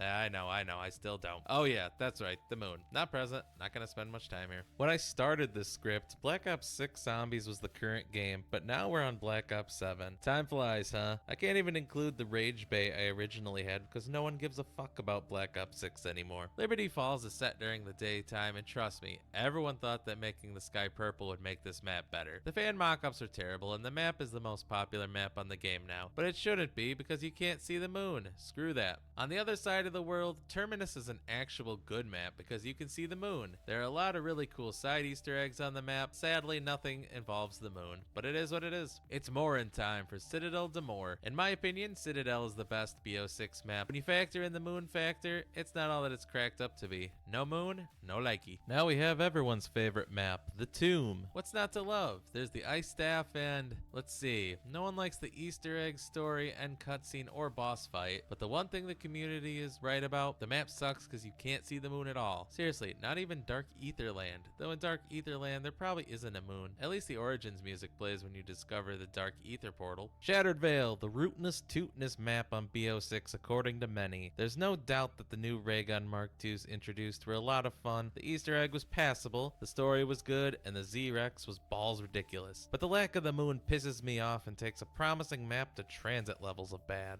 The game ended with a bit of a meh with Reckoning. There were good things and bad things to the map, but the worst of all is the lack of a moon viewing. Doesn't matter what side you choose and the Easter egg ending, you can't see the moon. See, if I wrote the BO6 story, I'd use the Sentinel artifact to steal Richtofen and Sam's essences and create a permanent moon for a lunar utopia. Full confession here, I still haven't played Black Ops 7 Zombies at the time of this video, so you would think that that makes me disqualified from making a ranking on it. To that I say screw it. The moon must be honored. So, there is something in the sky in the ashes of the damned, and it looks pretty moon-esque. So, I guess it goes in the moon is visible tier? I don't know. Finally, Astra Malorum, the most recent map released at the time I'm writing and recording this. Though knowing my work ethic, will probably be halfway through BO8 when this video comes out. I love the space setting and all the astronomy stuff. I'm absolutely obsessed with space, and I have to get this game just to play this map. But maybe not. Despite being in space and in being in orbit around Saturn, there's a distinct lack of Earth's moon. What the hell, Kevin Drew? Get your shit together, man. Bottom tier. There we have it. All the maps ranked by whether or not you can see the moon. It's a bit of a dire situation for us lunar fans, but you can't always get what you want in life. Join me next time when I rank the maps by whether or not there is a visible toilet.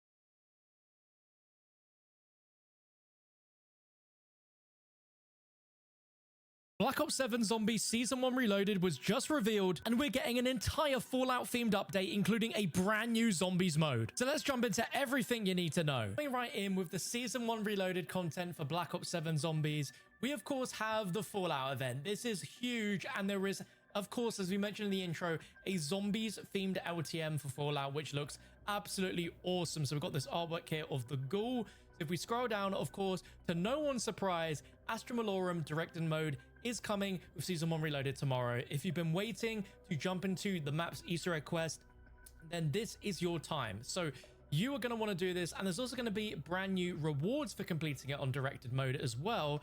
And we're hopefully going to get a look in here, maybe not. No, so they do mention the Cosmic Repair Operator skin for Grey and 5,000 XP. So that's going to be really cool. I'll be checking that out tomorrow, so look out for that. Now, if we go down, we also have the Zaya Cosmodrome, which is going to be coming as the survival map for Season 1 Reloaded. So on top of Exit 115 that we got a few weeks ago, we're going to be getting Zaya Cosmodrome, and that's going to be a really cool play space. Really excited because it's really narrow, it's really small, quite claustrophobic, and there are some rewards for surviving to round 10, 25, and 50, including a free Wonder Bar, a Xursa Minor Charm, and Symbolistic Animated Emblem, and 1,000 XP. But what we're really excited for is the new LTM called Project Rads, and look at this. This looks insane, and we got a brief look in the trailer as well, which I'm going to have replaying over and over. So we finally have a description for this LTM, so we know exactly what's going on with it. So it says, feral ghouls and death claws invade Ashes of the Damned and Astra Malorum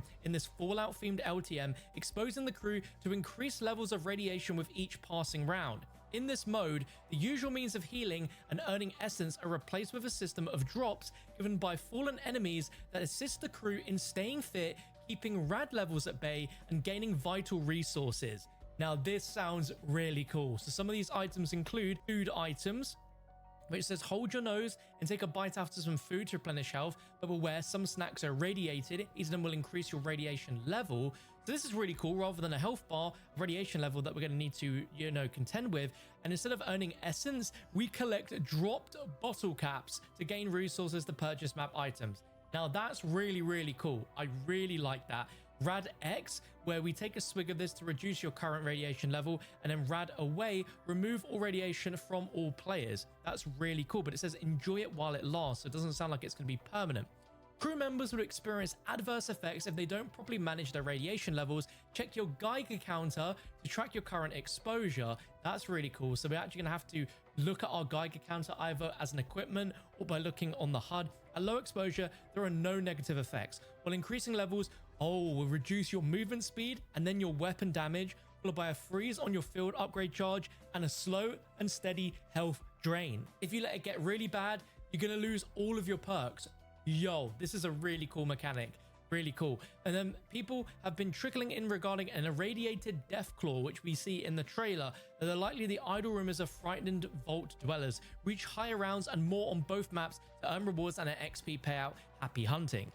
Now, it doesn't say anything about Easter egg quests being enabled on this, but I would assume that maybe it is. Sounds like there's only rewards though for getting to higher rounds in this mode, so that kind of makes me think otherwise, but nonetheless, very, very cool. I cannot wait to see this, and this is really cool. Maybe the first time we have seen actual themed enemies from a completely different IP in Call of Duty Zombies. That is awesome. Now, that's really it for Zombies. There isn't any new gobblegums, any new perks. That is coming in Season 2, but there are some more general content, which I'm very excited about. We've got new weapons, we've got new sort of challenges and stuff to unlock, which is going to be very exciting and will carry us through to Season 2. So we've got a look here of the Ballista. So if we go down, there it is. It's now named the Hawker HX, which is an event reward. So very, very exciting. It says a lot of stuff here, and it also has a prestige barrel attachment called the MFS 25-inch votive barrel, which improves tack spread with a significant improvement to standard hip fire spread, and it will give you additional improvements to handling, mobility, sprint to fire, and sprint speed. We are definitely going to be getting this thing and getting the prestige barrel, absolutely. We don't know what event it's in yet, but I'm sure we'll find out soon.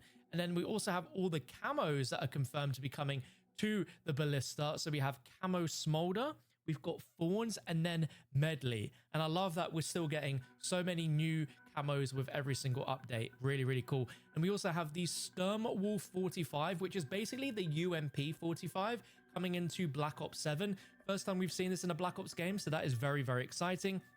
It also has a prestige barrel attachment, which is a magazine called the MFS Tigris 40 cal mag, which will give you improved stopping power through higher damage and damage range at the expense of recoil control, but that's fine. Improves handling but reduces ammo capacity and slows both fire rate and bullet velocity. It's going to be interesting to see how good this attachment is, and I'll be testing it out in a video as well. We also have all of the confirmed camos that are going to be coming as well. So we have Elevate, we have Olive, and we have Vines. And then if we go down, there's a lot more weapon attachments confirmed for the weekly challenges.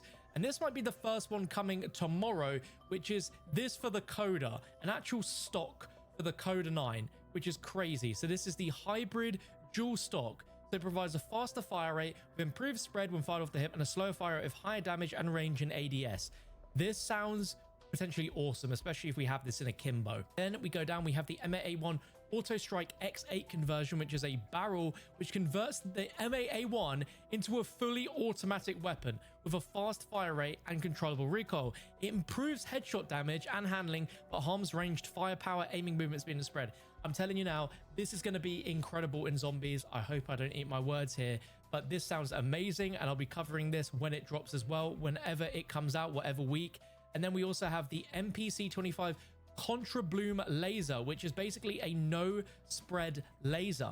That really makes the gun look strange, but it says removes all hip spread and resists firing bloom, improves non-ADS mobility with a significant damage range penalty, provides crossbar ADS with increased aiming idle sway, blocks underbarrel attachments and optics. And then finally, we have a ton of events here for Season 1 Reloaded, and yo, all of the way the cosmetics look from Fallout in this look amazing.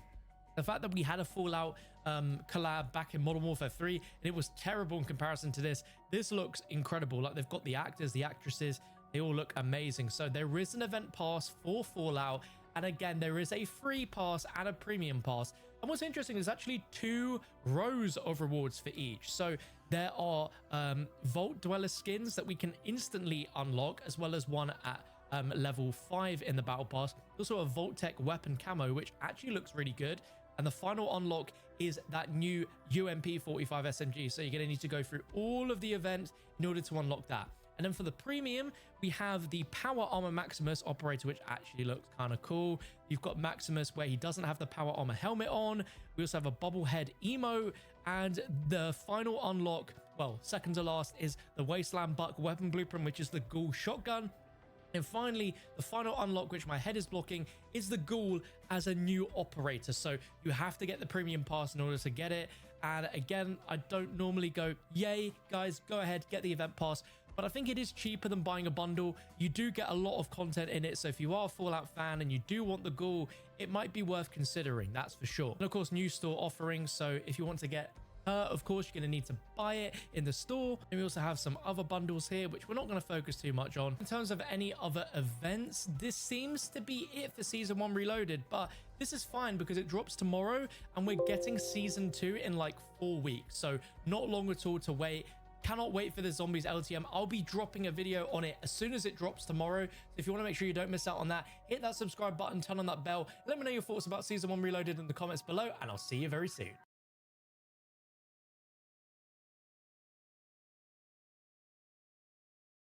Call of Duty Zombies is one of the most diverse and expansive modes in the entirety of the gaming scene, with its maps and storyline being something one could find extremely exciting and interesting. However, although this mode is very diverse and popular, there is a certain mode that is extremely hidden that I have not heard almost anybody talking about in the online scene as of making this video. Now, you may think I am talking about the Black Ops 1 Zombies port that was made for the DS, or maybe even the cut Zombies Call of Duty game that would have featured exclusively zombies, but that is not the case. The game that I am talking about in this video is Call of Duty Online. Now, if you are unfamiliar with what Call of Duty Online is, don't worry, as I will cover everything you need to know about the game, as well as what mysteries lie ahead pertaining to the zombies mode within the game. So sit back, relax, this is gonna be a long one, and let's take a look at one of the strangest official Call of Duty Zombies experiences the mode has to offer, and what differences truly are present within the game mode.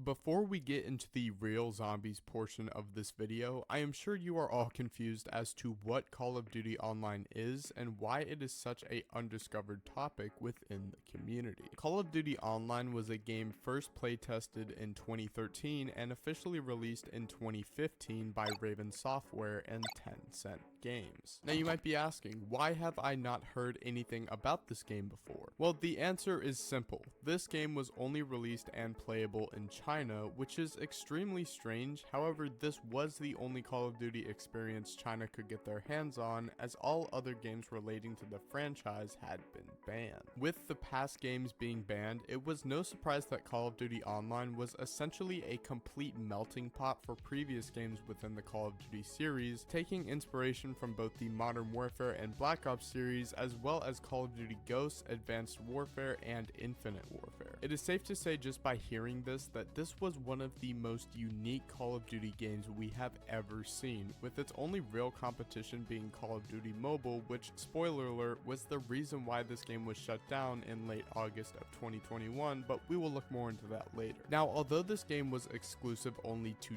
China, there were ways for people in other countries to get their hands on this experience. However, it was very complicated and clearly not intended, as in order to play this game you needed a Chinese citizenship code as well as a QQ account, which is essentially the Chinese equivalent of Facebook. Those who could get into this game quickly realized this game was extremely interesting, as not only did it have a completely unique campaign with weird plot twists, but it also featured other Call of Duty modes such as multiplayer, a battle royale, prop hunt, and of course, zombies. So now that you have a basic understanding of Call of Duty Online and what it truly had to offer, it is time to finally dive into the zombies modes, yes modes, and what this game truly had to offer.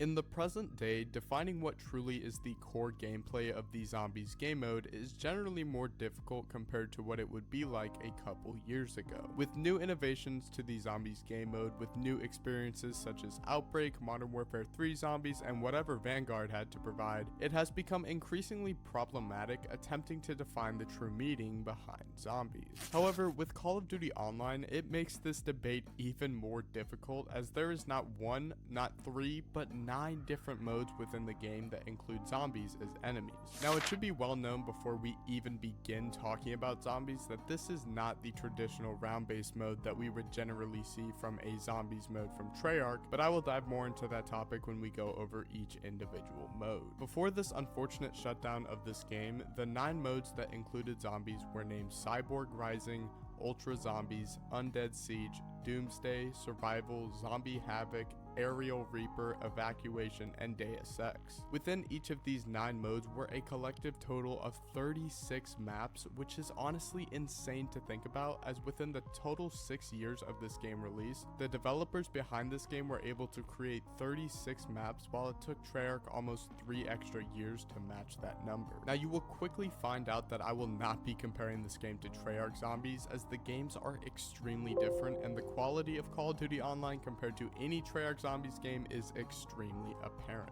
It is important to mention that each of the 9 zombies modes just listed earlier each contain different difficulty settings, usually a easier difficulty called ordinary, a more difficult experience known as heroic, and what is essentially called a no round mode.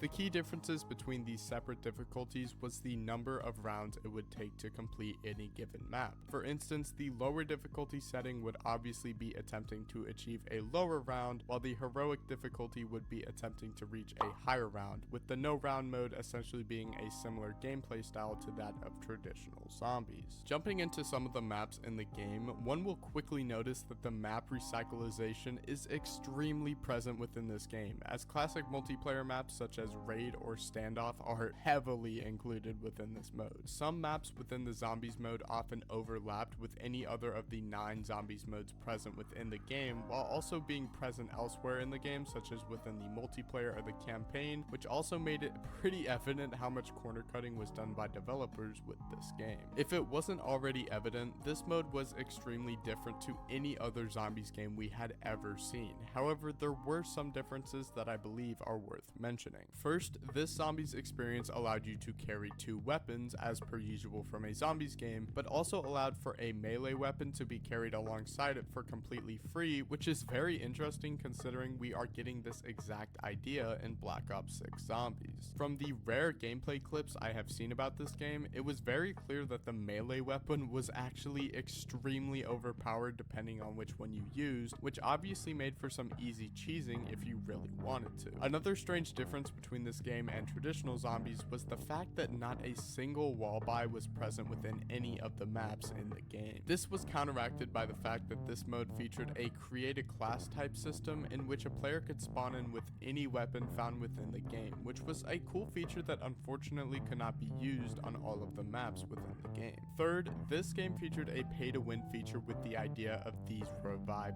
tokens. These revive tokens could be used to essentially revive yourself if downed in exchange for a token, and was a extremely pay to win feature within the game, which is a common thing you'll see with Call of Duty Online. These tokens could even be used if your entire team was downed, which was another bold move by the developers, but hey, I suppose it is something unique. Another weird thing that I should mention while we are on the topic of pay to win items is the absolutely insane weapon skins and mastercrafts within this game. There are genuinely some of the most unique skins I have ever seen within a Call of Duty game as a whole in this Chinese Call of Duty Online game, even featuring a gun that literally uses a electric eel as a power source. But now that you have the basics behind this mode and what it truly can offer from a mechanics perspective, let us take a look individually at each of the modes to see the contrast of maps within this unique experience.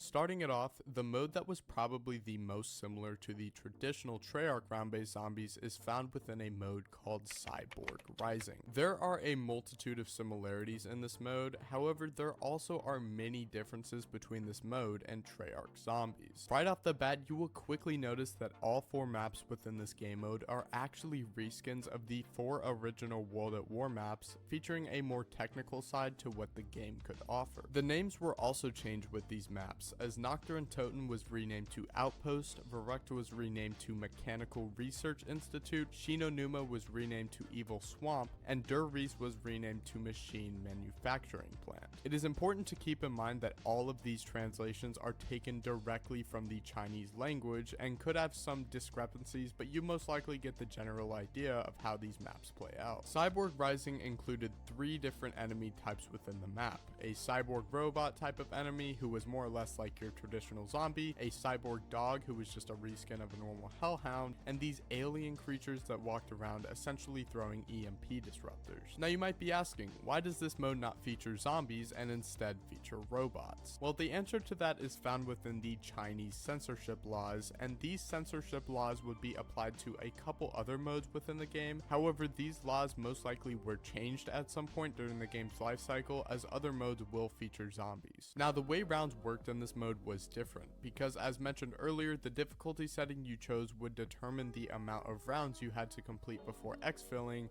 similar to what we see in Cold War and Modern Warfare Zombies. The point system is extremely different within this mode, as no longer did you earn points individually, but you earned these batteries that could be used to make traditional purchases such as doors, perks, pack-a-punch, and even ammo. The perks available in this mode were the original 4 seen in World at War, however their machines looked extremely different, and you will quickly find that these perks aren't actually as needed as they are in the traditional zombies we see today. The mystery box within this mode is somewhat familiar to the overall zombies player, however the box did not move as frequently and had a unique feature that I honestly love about this mode. When hitting the box, your only options of selection was either ammo, monkeys, the ray gun, the wonder wap, or the thunder gun, which is honestly insane to say considering that half of the box is just wonder weapons. However, it gets even crazier when you add the new elemental mines into the mix, each having their own unique abilities to help counteract the cyborg horde. I won't go too in depth into these, but there are a multitude of them, each doing their own elemental abilities to a extremely helpful extent, some even showing previous wonder weapon mechanics such as shrinking zombies.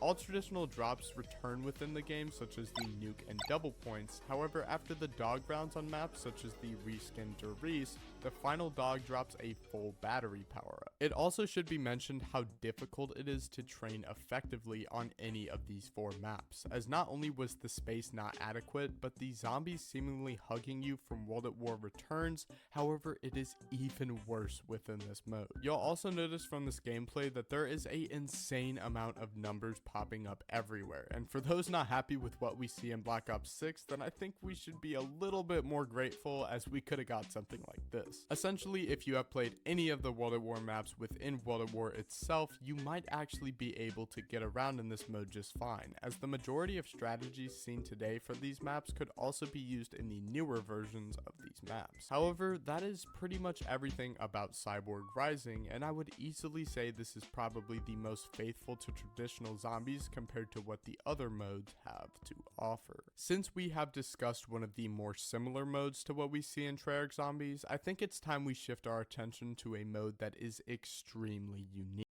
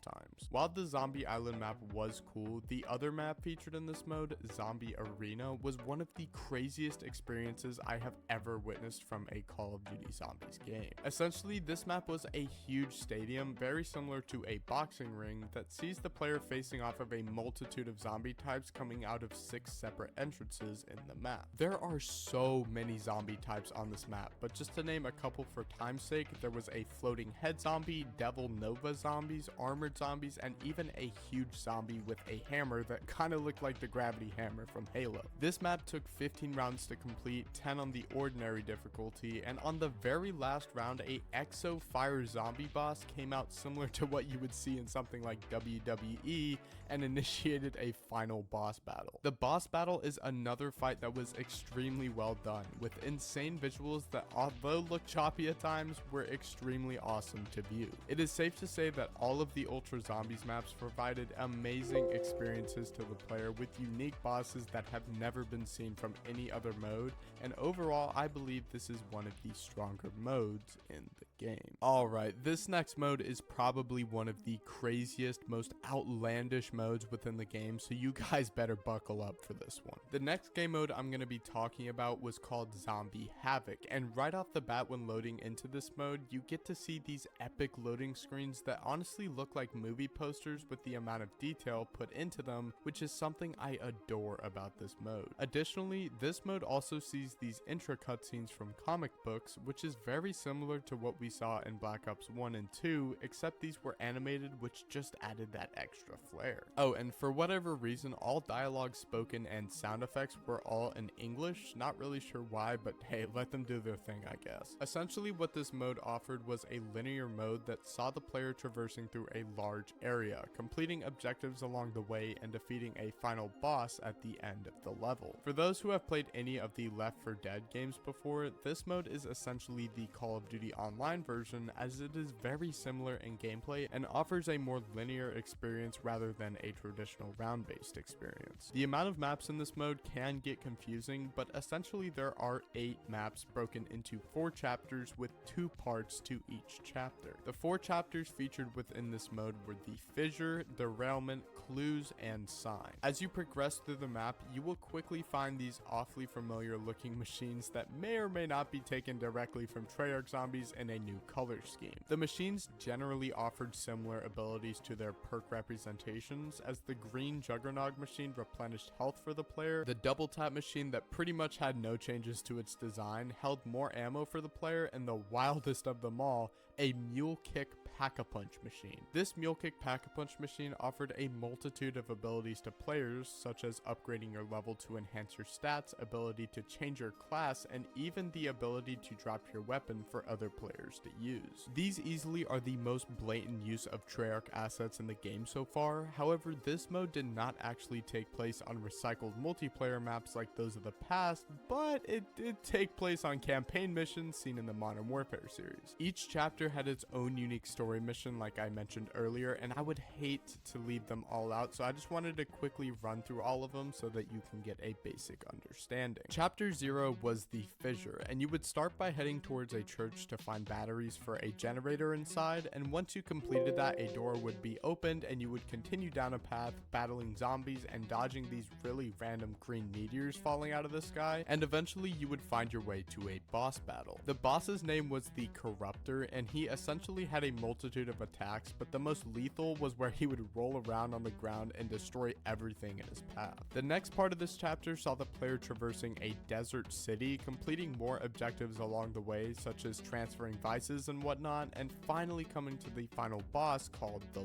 Lord. This boss battle started out on a roof, but eventually saw the player going through a sandstorm into a desert arena, eventually destroying the boss with a mech similar to the one seen in Gorod Krovi. Next was Chapter 1 Derailment, and the first part of this chapter saw the player escorting a APC throughout the map until it eventually ran into a problem with these green crystal looking things which the APC needed to clear. Once it cleared the crystals, the player continued escorting until they ran into a closed door in which they had to find a generator to power the door, and once that was completed, the escort would be cut and the player would find themselves in a boss battle. This boss was called the Hog, and it essentially was the exact same as the Corruptor, so nothing too notable there. The second part of this chapter saw the player once again escorting the APC, completing a multitude of miscellaneous objectives along the way until finally coming to the final boss with the Titan. This guy is a rhino looking boss that moved very slowly around the map that didn't really do anything too significant, simply shooting fireballs that the player had to avoid while also walking around the map. The next chapter, Clues, starts the player outside of a prison during the winter, essentially following a drone that would take the player around the map, eventually ending up inside the prison. If you couldn't tell from the gameplay, yes, these are all campaign missions like mentioned earlier, but hey, they have zombies, right? There was a really interesting section of this map where you had to traverse your way through this fire sort of puzzle, which honestly wasn't all that difficult, but hey, it was unique. You then enter the Gulag bathroom where the drone will scan the ground, and eventually the player would have to place mines on the ground to open up the floor below. Once jumping down and going through through a little more zombies, the player would enter a boss fight with a person in a mech, once again similar to how Nikolai was in Gorod Krovi, but this boss was a bit more tricky. Ironically, her name was actually Sophia, but essentially she would charge at you with blades on her arms while also shooting EMP missiles that did not make the experience any easier. When you defeat her, she doesn't even die or break down, she simply just jumps out of the room you are in and disappears. The second part of this map begins in a garage with the moon excavator seen in the distance upon traversing the map. Once again, this player follows a drone, collecting DNA samples around the map and doing more scans on the ground and such, eventually making their way into a building, blowing up the floor, and getting into an elevator to take them to the final boss fight. The boss was called the Crier and was one of the more unique bosses in the game and was a great addition to the mode in my opinion. This is arguably one of the most difficult bosses in the game, as there were multiple stages that included a snowstorm filled with zombies,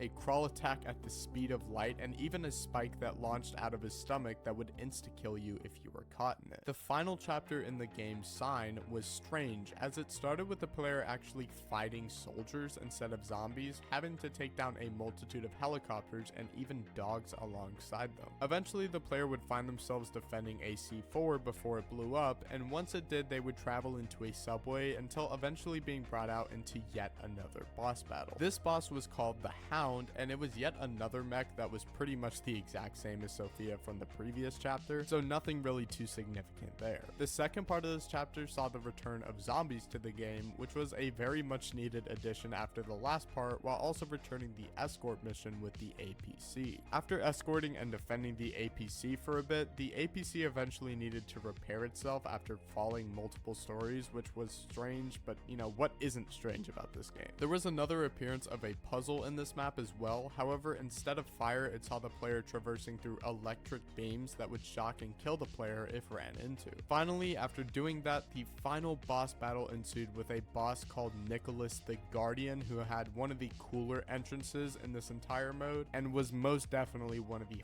harder bosses in the game. He had a multitude of attacks, including shocking the ground, running around the map, and even slapping you with his tentacle arms like he's Doc Ock or something. But with that, that is the finale of the Zombie Havoc mode, and it is definitely one of the more content-packed modes in this game, and seemingly was the most popular among the Chinese audience. The next mode in this catalog is called Zombie Survival, and it is very similar to the survival mode that was seen in Modern Warfare 2, just of course with zombies. Essentially, the player fights through waves of the undead, increasing their power and arsenal as the waves go on, with the ability to buy ammo and even kill streaks. To complete this map, you would have to go through 30 rounds on heroic difficulty, battling more returning bosses from previous modes such as hazmat zombies and the floating heads, with some maps featuring a final boss. The maps seen in this mode were also all multiplayer maps, and the maps featured in this mode were Raid, Standoff, Crash, Seaside, and Crossfire. What was strange about this mode is that there were a required amount of players to go into the game, as you needed 4 players to go into the game at once in order for the mode to be played. The mode apparently wasn't all that difficult, so the fact you had to do this was a little weird, but besides that, there really isn't too much going for this mode outside of what we already mentioned. One cool thing I wanted to mention was that there was a gun gambler perk that would act similar to the disorderly combat gobblegum from Black Ops 3, swapping out your weapons constantly, which provided for a awesome gameplay experience. But besides that, there really isn't much to go over with this mode, to be honest, so let's move on. The next mode featured in this game was very different compared to what we have previously talked about, and it was called Undead Siege. Undead Siege was unique to Call of Duty Online, as it did not include a round counter similar to the modes we have discussed earlier, and instead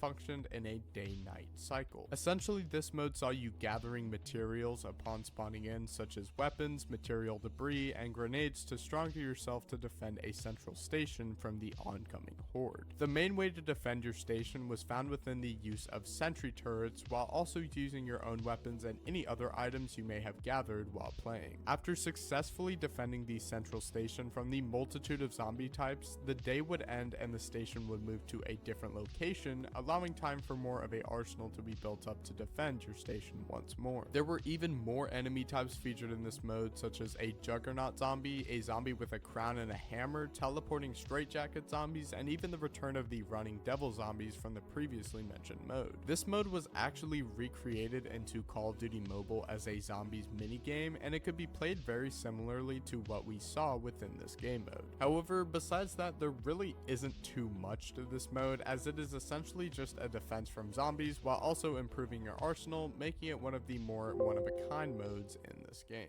The next mode that is within the Call of Duty Online game is called Doomsday, and it is one of the weirdest versions of zombies in this game. Doomsday and its gameplay surrounded around the idea of blowing up certain spires that dropped randomly across the map that you would have to blow up. In order to blow up these spires, certain colored bombs had to be acquired by killing these green tank-like zombies that were extremely difficult and annoying to take down. There were a record high of 7 maps within this mode, which were all remasters of previous multiplayer maps seen in the Modern Warfare and Black Ops series, with the maps being Standoff, Favela, Crossfire, Raid, Oasis, Crash, and Strike. The zombie bosses featured in this mode were some of the same with the other modes, with the zombies, teleporting zombies, and hellhounds returning with a new addition of bosses that look straight out of The Evil Within. Additionally, every 10 rounds in this mode saw the birth of one of the most overpowered bosses I have ever seen from any Call of Duty Zombies game ever, essentially being able to one-shot you if he gets close, while also wielding dual liquefier type weapons that would vaporize your player in an instant.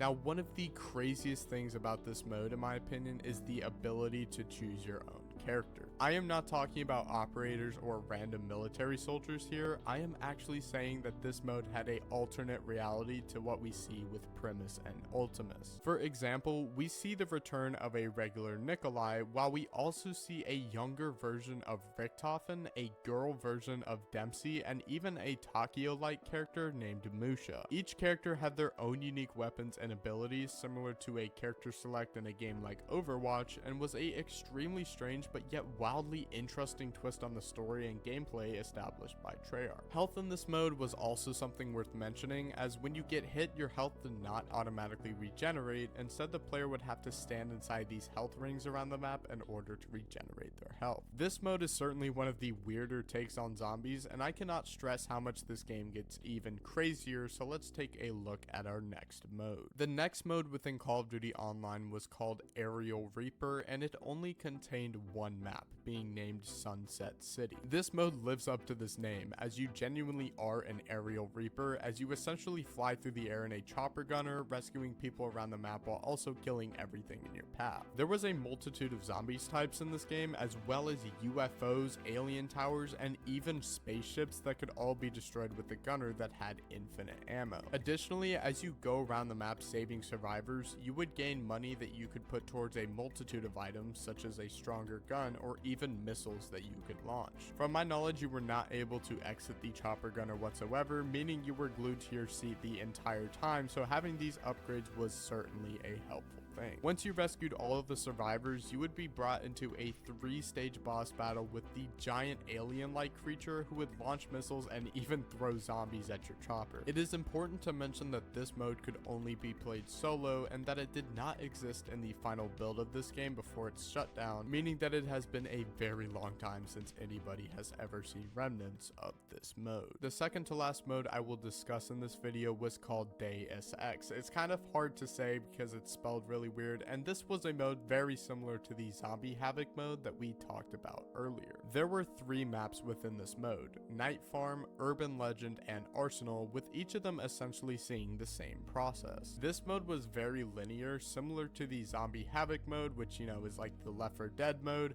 making the players escort yet another APC across the map to certain locations, while also being able to upgrade it along the way, similar to the bus we see in transit. At the end of each map, there would be the the huge alien boss seen in the Aerial Reaper mode that you would have to fight, with his attacks being upgraded seemingly, as he could now throw cars and even shoot grenades out of his back. Additionally, you can go inside his foot, similar to how the Origins robot works, which was a extremely weird mechanic that I was not expecting when looking over gameplay. There were also these UFOs that would fly around the map that could abduct you, and if abducted, you would be placed into a room with a multitude of bosses, which I thought was pretty cool. There were other smaller discrepancies between this mode and its sequel, Zombie Havoc, such as the fact that the APC had to be refueled along its journey occasionally. It is also worth mentioning this was also not in the final build of the game, and was clearly a predecessor to the Zombie Havoc mode seen later in the game's life cycle. But with that, let's move on to the final mode within this game. The final mode that I will discuss in this game was titled Evacuation, and it featured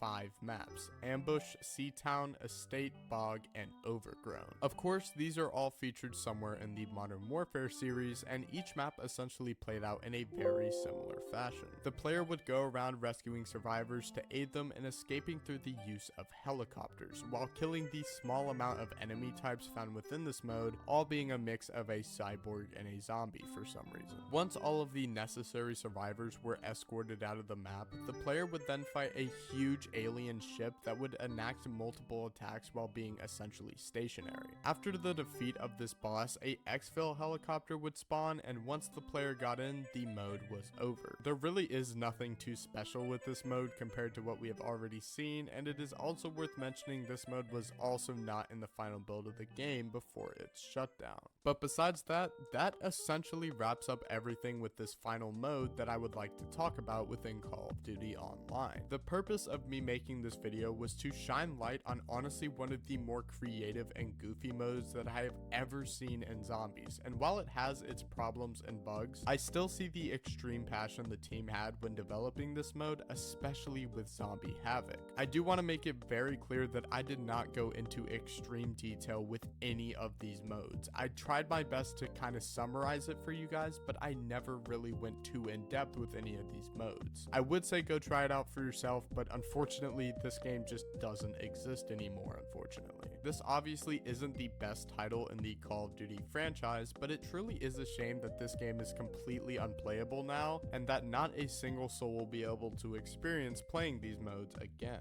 I would also like to mention that all the footage in this video is not mine, of course, because, you know, the game doesn't exist anymore, and all the credits for every bit of footage used will be in the description. However, this video has gone long enough, so with that said, I will see you guys in the next one. Peace.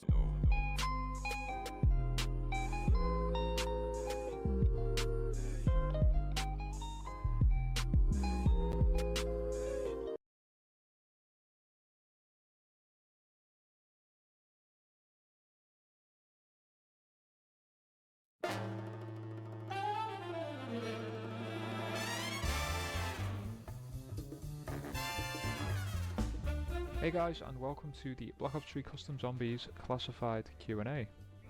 I asked you all on Twitter whether you had any questions about Classified, and I will try to answer them as best as I can. I will be answering some questions, and my good friend X Reaction, also known as Josh, who is our main scripter, will answer some questions regarding some scripting for you guys. Just want to say a quick thank you to everyone who supported me and the team over the last few months. It really does just help fuel our passion, which we already have, and we are working so hard to get this map done and out to you guys. Now that I have my new PC though, we can definitely speed up the process and get this map out to you. What you guys are seeing in the background right now is early footage of Classified, which was recorded on the current build. Lighting is most definitely unfinished, and you may see some glitches or bugs such as visual issues or mapping issues. This is definitely not the final product, and any issues you do see that I may not have noticed, please just let me know. First question from Pinball Wizard. Is the map going to be more focused on Black Ops 3 mechanics or Black Ops 4? Originally, when we were designing the map, we were just going to keep it the same as Black Ops 4, but what's the point of remaking a map if you're just going to keep the mechanics the same? We will, however, be making some adjustments to the mechanics to match some of the Black Ops 3 ones, such as the perk system and the point system. They'll remain the same. And some quality of life changes that were made in Black Ops 4 will come over, such as quick revive having some extra health regen, health bar on the hood, and some changes to the shield. Next question comes from 164 Gaming. They're asking, how will specialists be implemented? Will you just pick one of the 4 to put on the map, or just go with the Black Ops 3 system? So in terms of specialist weapons, we haven't really found a way to implement them just yet, but some of the ways that we've been thinking about are to just throw them in the box, but personally I think I'd rather have them as more of a side Easter egg, but there's also other ways that we could do it. If you guys have any ideas on how you think we could implement this in a balanced manner, please just let us know. This one is from Kayak. Out of curiosity, have you been in contact with Boris, be it small talk about each other's projects, or even potential collaboration between you two for each project? I have talked to Boris briefly, but it's not been about any sort of collaborations. Nice guy. So, T Nephilim asks 3 questions.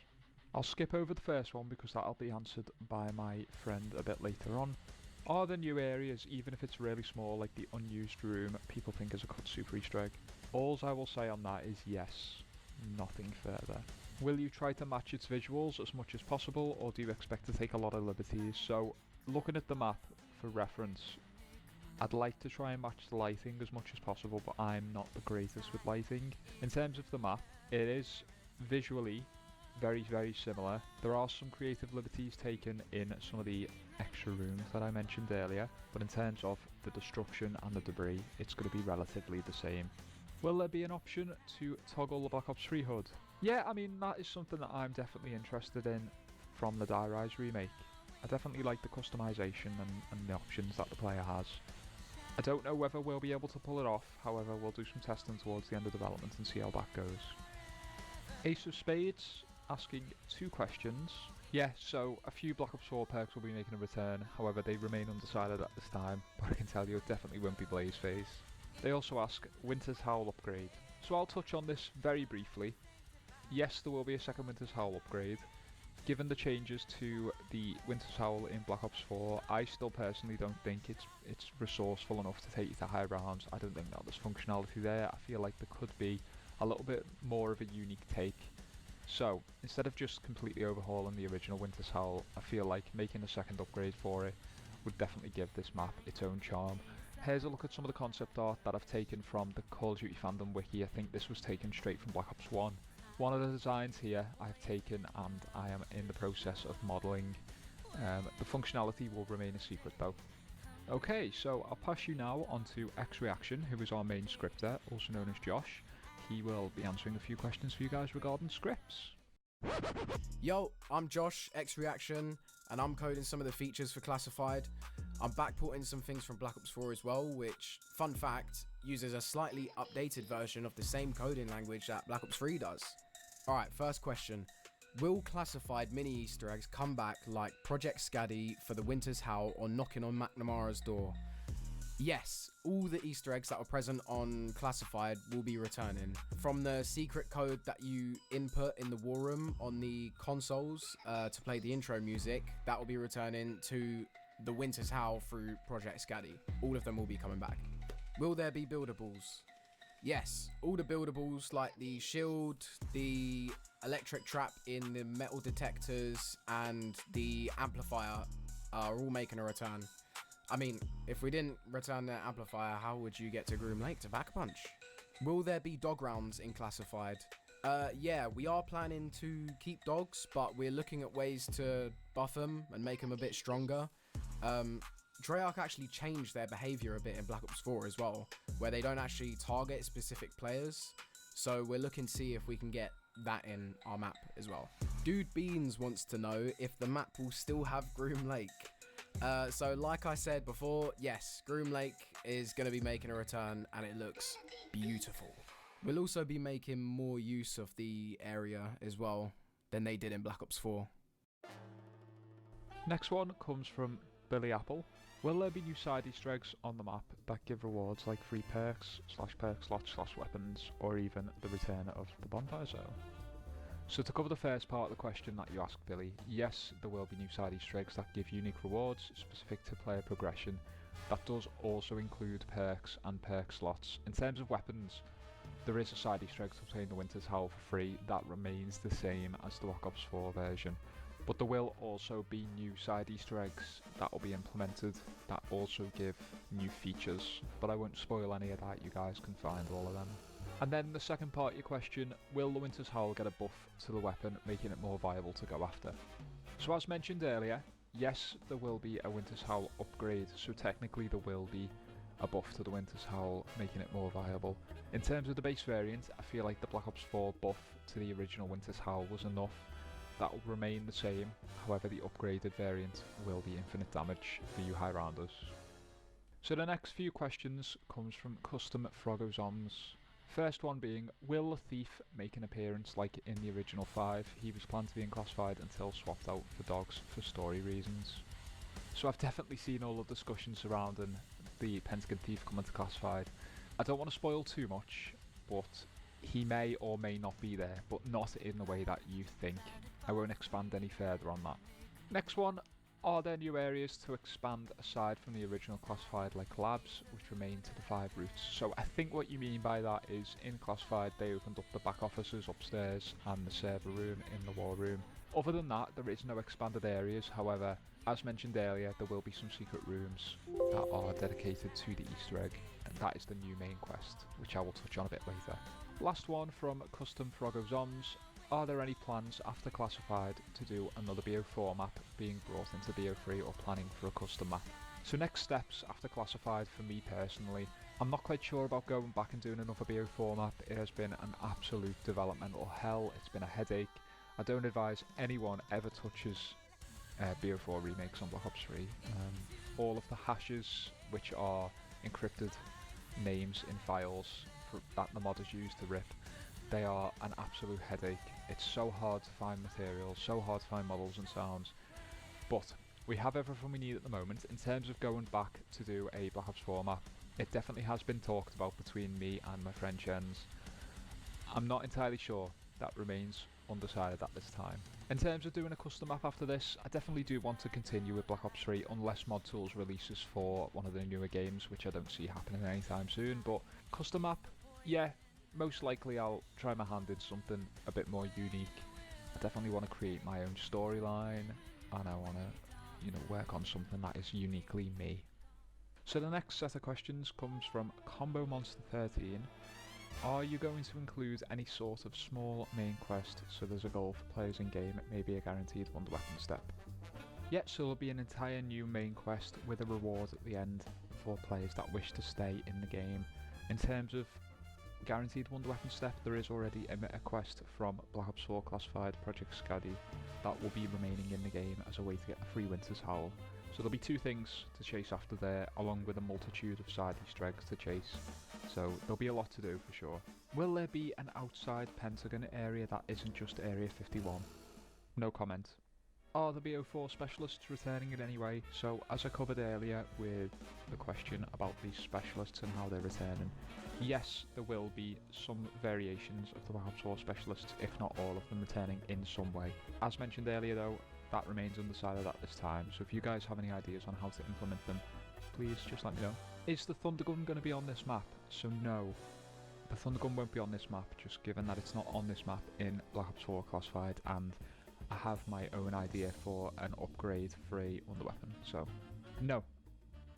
So Clapmeister, love the name by the way, comes in with 4 questions.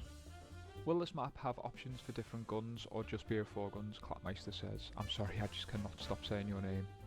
Yes, so BO4 guns will be the only weapons available in this map. However, I'm sure someone's going to quickly make a mod to replace the wall buys and replace the weapon pool, as you always do. Will this map have any BO4 perks like Bandolier Bandit or Victorious Tortoise? So as I mentioned earlier, yes, there will be a select few Black Ops 4 perks that come back. However, we're not quite sure which ones just yet. Will it have Gold Tube? I don't know how to physically put Gold Tube into the map, but if he's willing to do some time travel and universe jumping, then I'll definitely put Gold Tube in the map. Will the map have the same cutscene for the Easter egg or a new one, or none? So yes, the map's going to have the same cutscene. I'm not a wizard and I don't work at Treyarch, unfortunately. I wish I could make my own cutscene. Maybe in the future if I do another BO4 map and change up the way things work, or do another remake of some sort. Maybe I'll have the skills to do that then, but right now, it's going to have the same cutscene. I think that works pretty well, just given that we're going to try and make the Easter egg more aligned with the storyline. With some creative liberties, of course. Next set of questions comes from Fish. You guys have some great names. First one being, if the Easter egg cutscene comes back, will they have a main quest instead of just reaching round 150? So yes, there will be a main quest and the cutscene will play at the end of said main quest. It won't just be round 150, but there will be a small surprise for people who do reach round 150. Will we be able to shoot the pig? I don't know why you'd shoot the pig. His name's John. He's done nothing wrong, but if you guys want to shoot the pig, then sure. Yeah, you can shoot the pig. Shiggles asks, long bacon. Absolute G coming in with 4 questions. First one being, is this reimagined or remastered? Yep, so this is a reimagining. I've sort of taken my own liberties when it comes to the inclusion of a main quest, the inclusion of a Winter Towel upgrade. I've got the freedom to do classified sort of how I want to do it and how you guys want to see it, so yeah, call it a reimagining. Assuming that it is at least a bit reimagined, can we expect new areas? Not in the traditional map flow sense. I wanted to keep the map as original as possible, as close to Black Ops 4 as possible. However, with the inclusion of the main quest, there is the secret rooms. However, that does not affect the main gameplay flow of the map. If you wanted to just play the map as normal without taking on the main quest, then you have access to the whole map as normal. The new areas for the secrets, such as the quests, will not break the flow of the map, and you are not forced to go in there whatsoever. Next one, Easter eggs or perks. Will we only see Treyarch perks? So, to cover the first part of your question, yes, there will be Easter eggs. Yes, there will be perks. Will we only see Treyarch perks? Yes, there will only be Treyarch perks. I want to keep this as close to a sort of official experience as possible. In terms of the future, maybe some custom perks, maybe some other returning Black Ops 4 perks, but I'm sure that there'll be mods available that you guys can use. I'm going to try and optimize the map as much as possible to try and give you guys as much customization as possible when it comes to mods. How will you tackle adding the rest of the BO4 perk roster? So for the start, for the launch of the map, we're definitely only going to tackle a few, maybe 1 or 2 returning Black Ops 4 perks. It is a lot of work to backport a perk specifically to Black Ops 4, specifically to Black Ops 3. It's difficult work. Now, all the scripts and stuff can be viewed, but they do not translate directly into Black Ops 3. So I think, to start off, we'll go with just 1 or 2. One of the more powerful, useful ones, No Dying Wish. And then in the future, in more content updates, if you guys want to see some more Black Ops 4 perks, then we can for sure sort that. To close, final remaining questions from King. Will there be any custom perks present? So as I mentioned earlier, no, there will not be any custom perks, only Treyarch perks. Bonfire sale drop be present? Yes, it will be a part of the Project Scat Easter egg when you clear the debris in Groom Lake. Will there be support for mods, especially AEE and UEM? For those of you who aren't aware, AEE is the all-round enhancement mod and UEM is the ultimate experience mod by Sphinx. From the start of the development of the map, it's always been a goal of mine personally to make sure the map is optimized as possible. Putting all these features in, I think having a customizable map when it comes to mod support increases the longevity of the map. Doing Easter eggs in different ways. I mean, when mods first come out for Black Ops 3, my favourite thing used to be, you know, something simple as do the Origins Easter egg with Modern Warfare 2 guns, or hell, do the Shangri-La Easter egg with the solo Easter eggs mod. Mods have always been a big part of Black Ops 3, and I think making sure that you guys, and myself especially, can use mods on Classified is definitely a priority of mine. For the launch, mods will be disabled just while you guys hunt the Easter egg. In testing internally though, mods are supported at the moment and there's no issues with AE or UEM.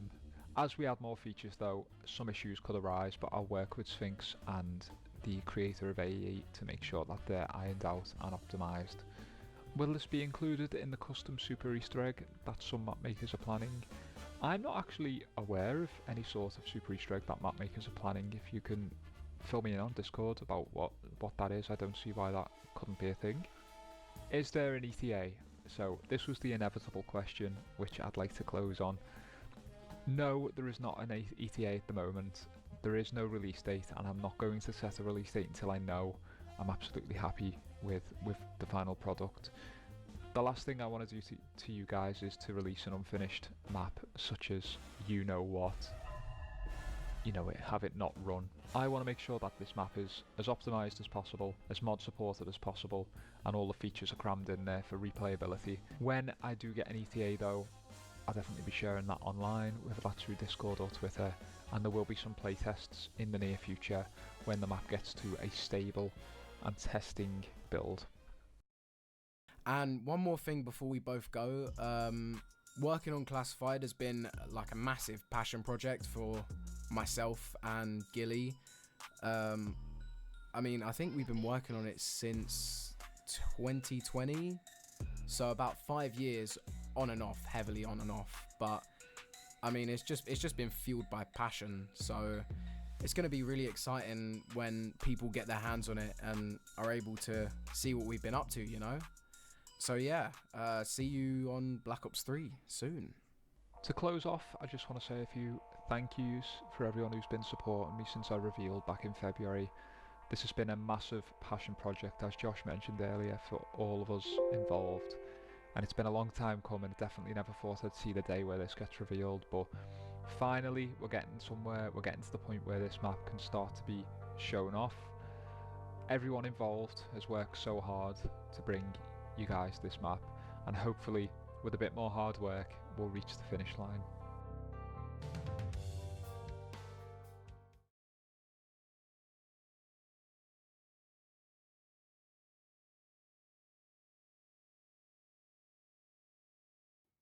Live split, I got you. What do you need? Paul's making a video how to add it on my overlays and shit. Why not just BS4C patch? See what? I can on BO1, BO2. Oh yeah, you got an instant kill with a fucking ray gun and a thunder gun. Good luck, bro. Yeah. You guys want to sacrifice the ray gun to get it Kuda. Nah, I'm keeping this. It's my devil up right here. Bro. It's the only thing I've got open right now. Got to trade in 2 shots. What round do you think you'll get to? I want to try to get to 128 Vice City. I'm going to stream for a while tonight. I don't work tomorrow. Like, what time are you talking about? Okay, that's what my drops. Rip. No max? Nope. That's brutal. But no mule kick, no max. Oh, man. 128, you can do it, man? Yeah, I want to get to 128 by the end of the night. We'll have to see, though. We have to have better trades. Wait, what? Oh. I got timers on BO1. I can help you set it up. Oh, hold on, chat. Annihilator check. Yeah, if you can, that'd be appreciated. Yeah, Annihilator check. Let's see if the Annihilator does anything. Oh no, I'm cooked. You good? Alright, that's fucked. Annihilator stinks. I had to check chat, make sure it still didn't kill.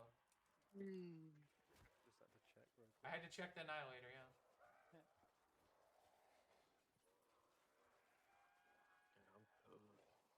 But you're fine. Alex, you're good. Alright, here we go. Time to trade.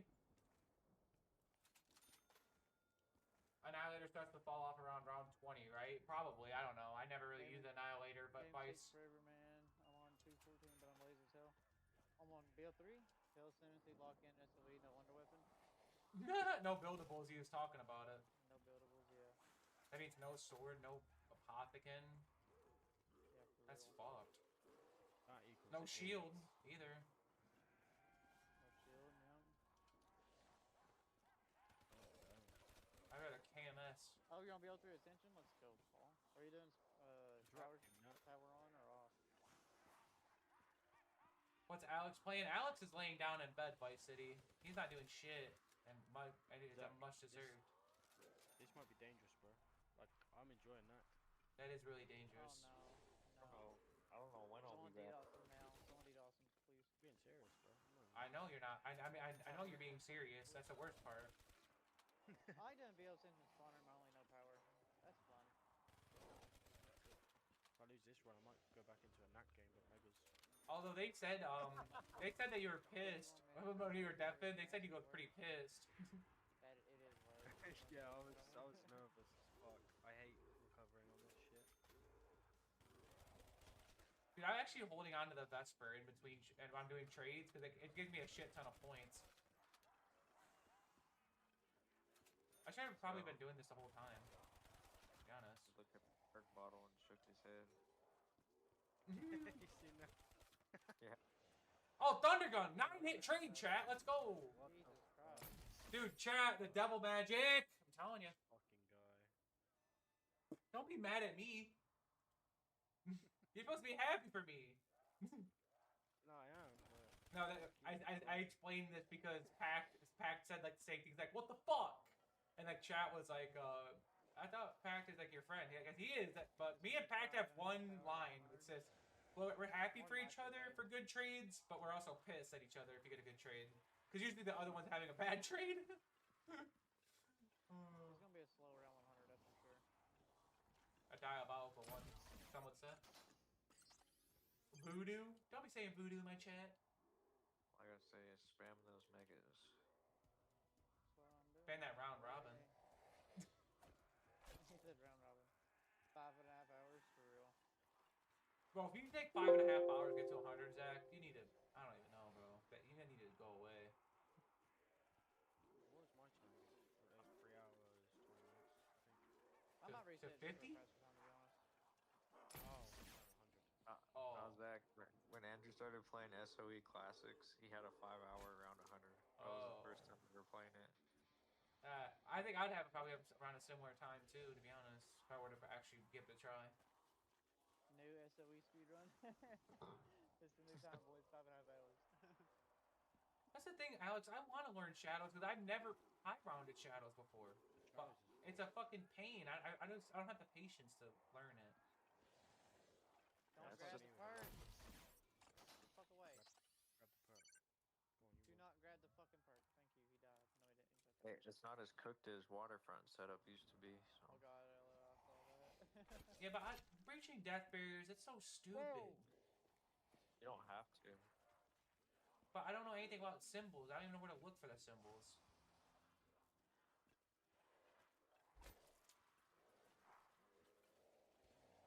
What happened, Scythe? I heard you yell. Run simple patch. No, I fucking slide, and it didn't slide, it crouched. Oh.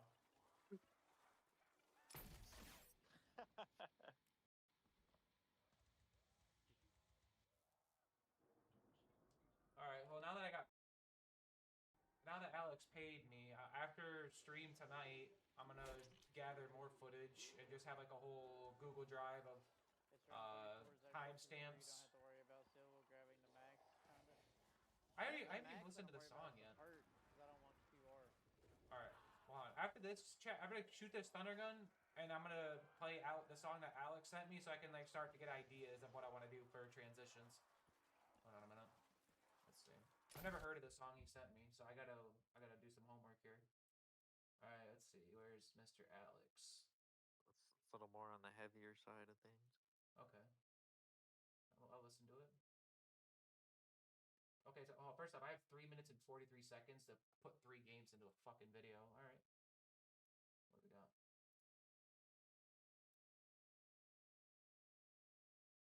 That you have to worry about, yeah. Jeez, my back is killing me. I'm gonna deafen so I can listen to this song one time through real quick, guys.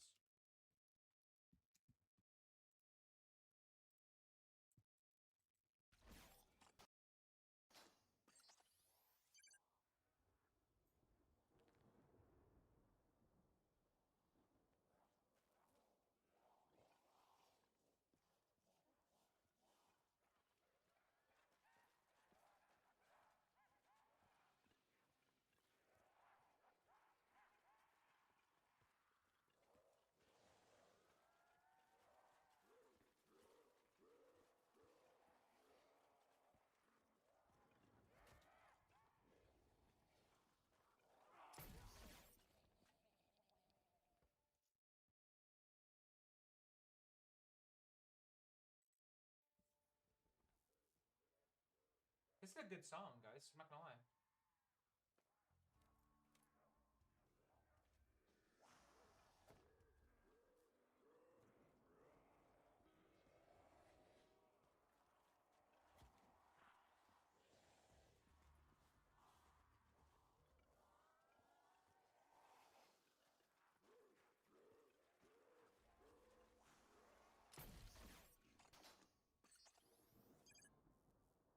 YouTube is broken, bro. What's up, Jake? What happened, man?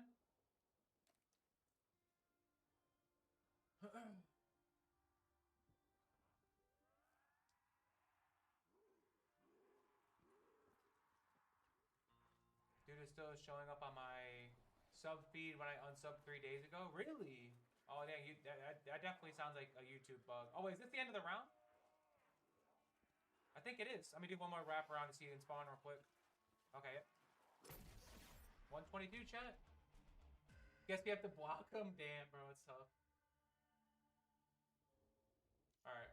I'm going to turn this down. Okay. Let me turn this down. I'll loop it so I keep listening to it. Gotta head out. The girlfriend's making supper, so I'm gonna put on something we're both into. Good luck. Yeah, dude, I appreciate you hanging out and hope you have a good dinner, man. I'll catch you later. But he's like, bro.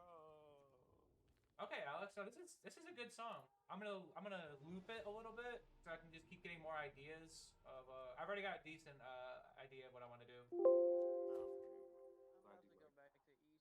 Oh, it's a great song. I think it's got to be copyright though, so that's only a bad thing. 100%, but I don't care, man. Yo, Vice City just put all emotes in. Oh, he put the Energize. Someone has to use the Energize one in a minute. I have to open up my. While you were gone, this jabroni here grabbed QR, bro. I'm about to go back to Easter. Are you actually serious, Zach? Are you serious? Please tell me you're not serious. I know little to nothing about shadows, and I know not to grab QR. All right, hold on. I'm timing you out. No, give me. I didn't let me time you out in my stream. I'm opening up my ghost though. I got the energize emote. Energize might be the one that goes. I might want to get a new one. Even block still shows up.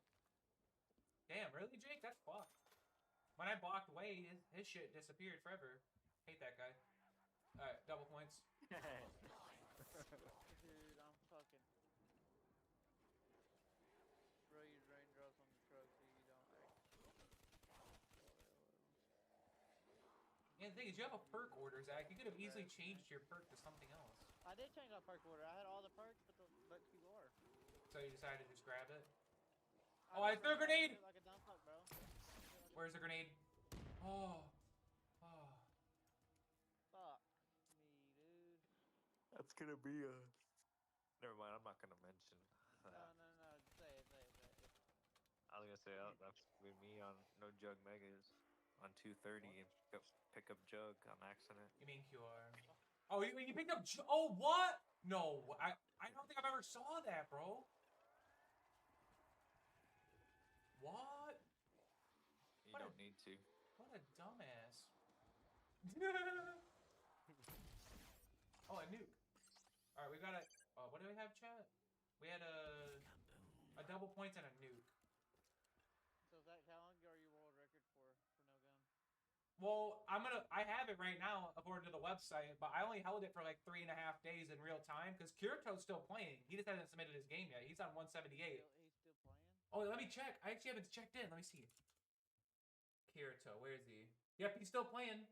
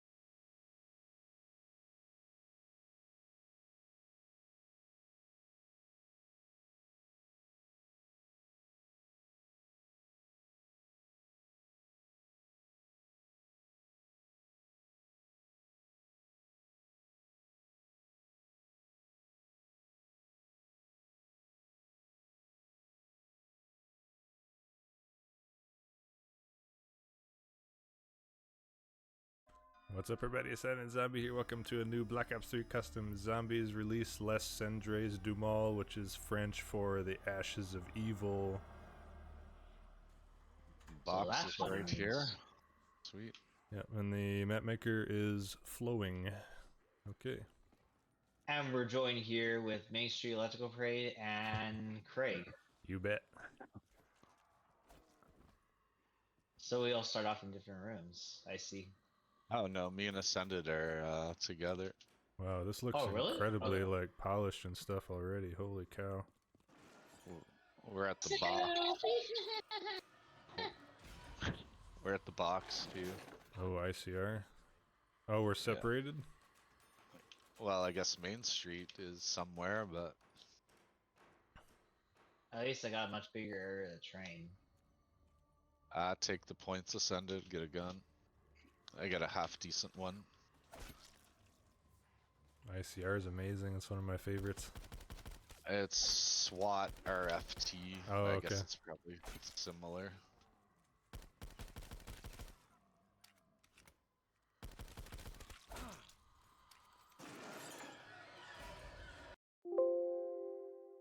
Alright, chat. I did low-key a lot of the zoning. Yeah, we did a lot. Let me, damn, I'm already 7 hours in the stream. I've just been doing this the whole entire time. Holy shit. Maybe I should build and test it out. I kinda wanna do the rest though. Just build it all at once.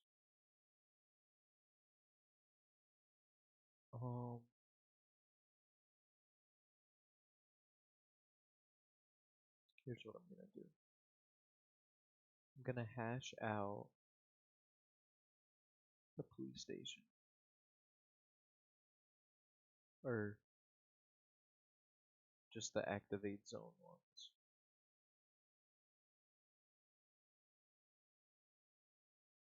Because they aren't set up yet. I'm going to set them up this stream. Just trying to clean some shit up.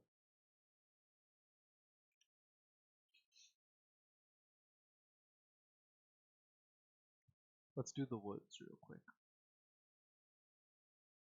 Chop chop exit garage, activate Z exit garage. Activate Z underscore exit garage. Okay. And then I'll drag this out.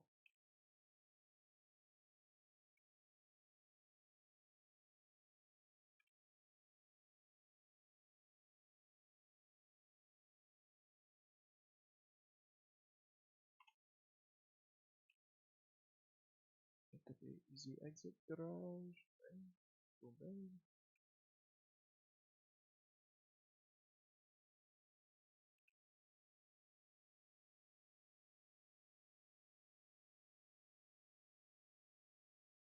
In the zone, I have it as wood chop road.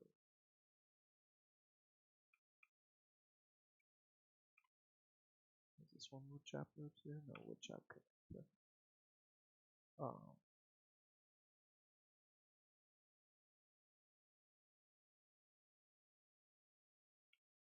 Zone wood chop road.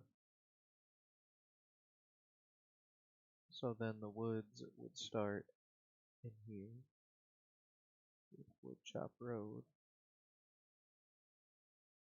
Because we go wood chop road to wood chop connect.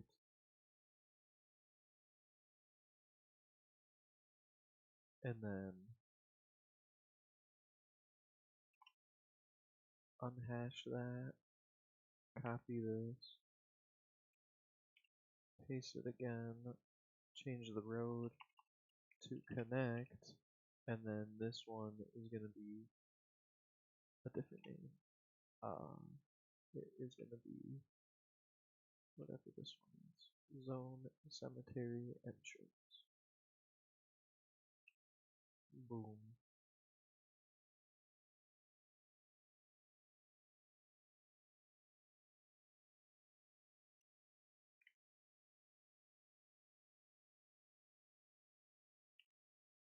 copy this, paste it right here.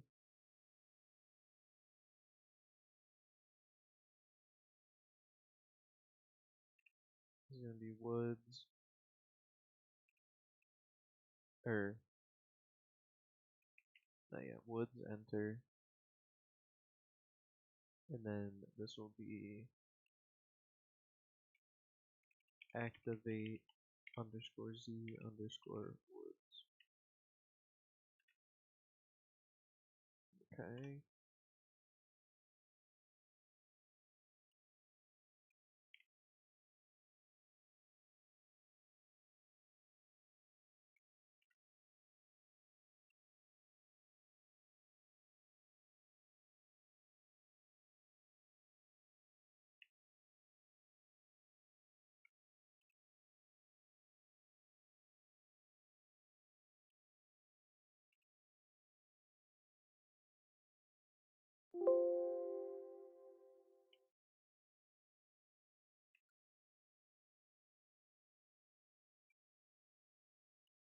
Right, this volume is just zone underscore woods, but I'm gonna put underscore enter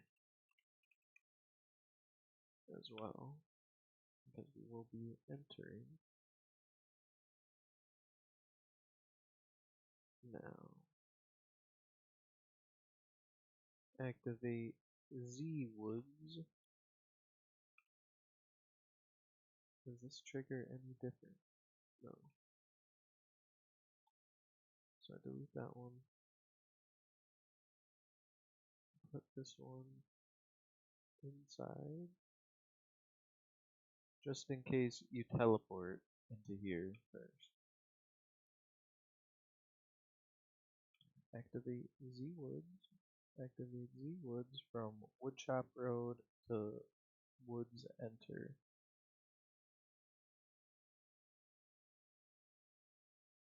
Woods Enter from Woodshop Road. It's not obviously going to be named Woodshop Road, but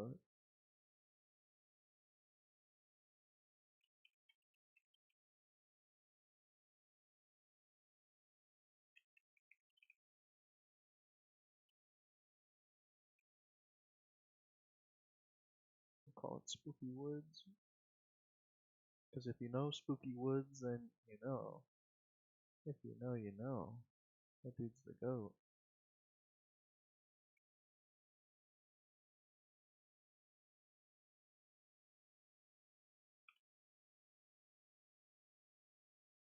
It is just woods too.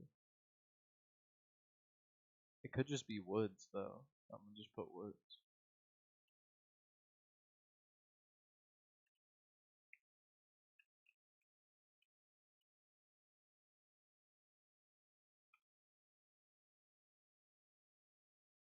All the things that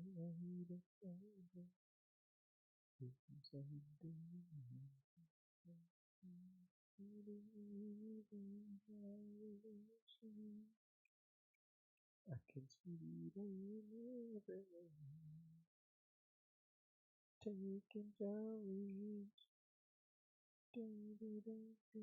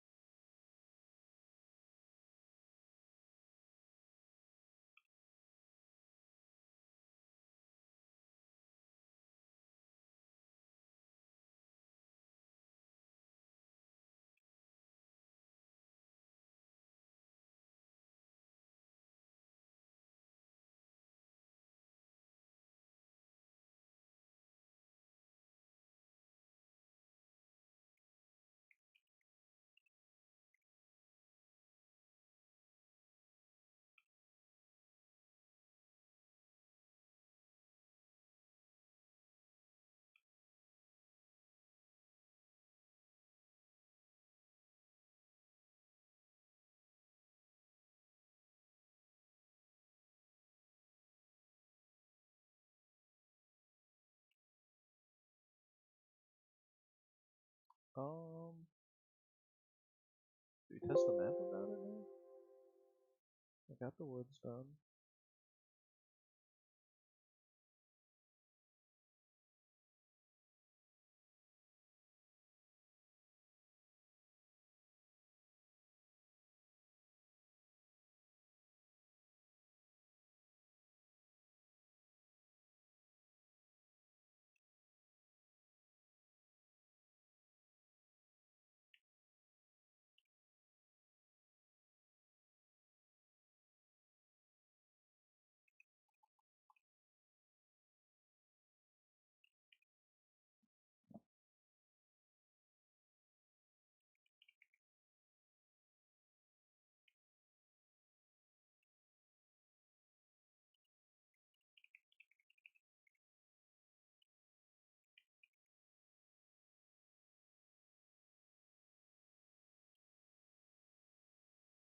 That one's not ready yet, so I'm hashing it out for now.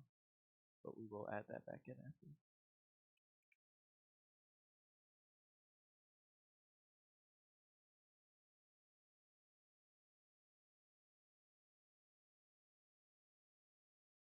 Right, so all we gotta do is the police station. Oh, we got a lot more zoning to do, Loki. Oh shit. Oh, I gotta do the AFK room too.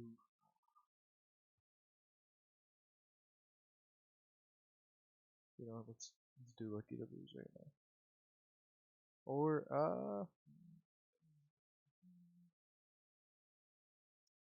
let's do the bank. Let's do the bank.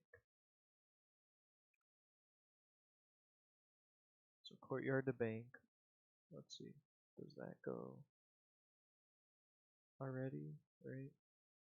Courtyard to bank. Is this the only courtyard to bank on this whole list? Oh shit. Okay. Well, let's just take this line, bring it down to the base bank.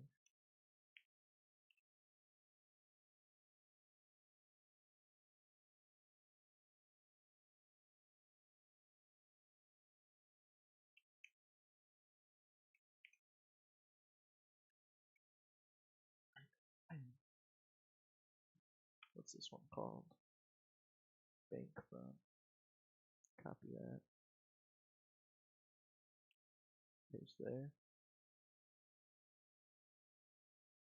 Copy this. Go like this. Take that. Paste it here. Then I think this is just left.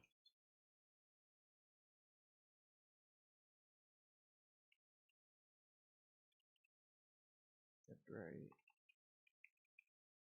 If not, I'll fix it after.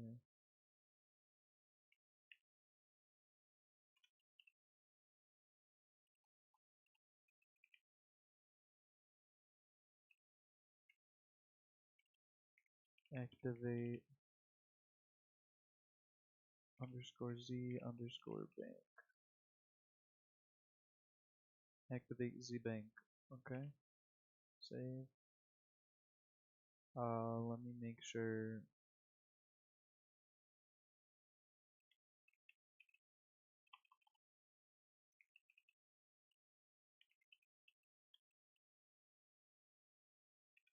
Alright, let me make sure these are the correct.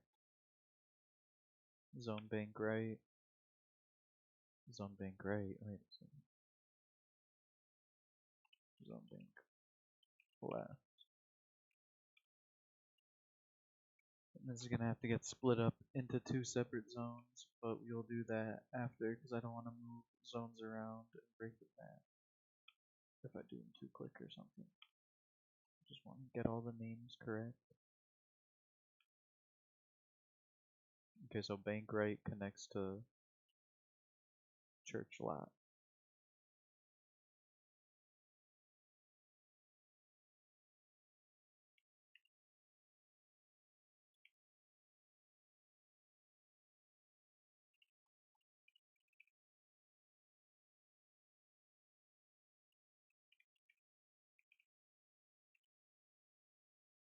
Okay, okay.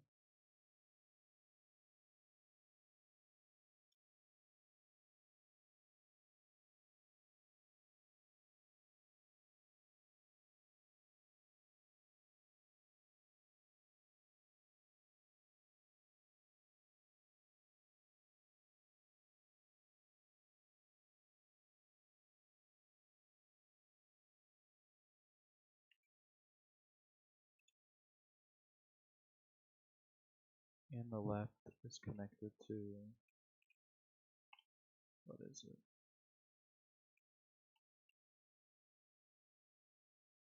Ah, shoot.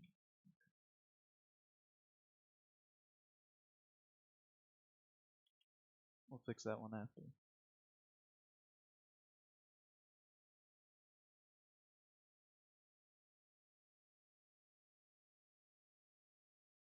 Okay, let's do the inside of the bank now.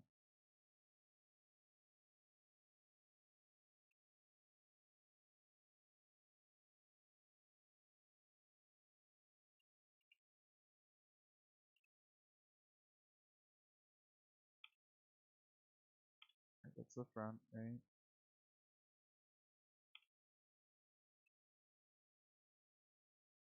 There only needs to be one of these.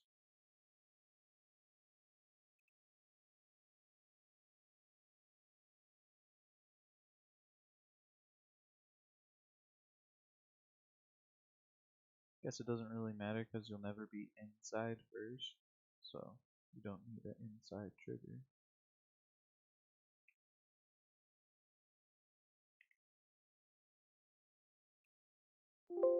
Save that, change this name to activate Z bank.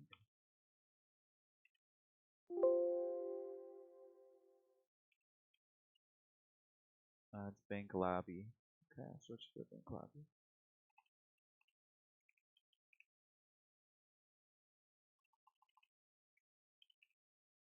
Alright, zone bank lobby into zone bank back. Copy that. And then we gotta do one of these. So copy this, paste this here. Just change that to back. I think this one's safe.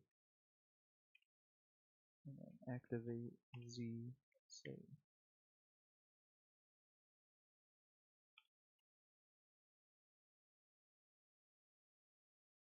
Activate Z save. Oh, maybe it's vault actually. It might be named vault. No, let's see.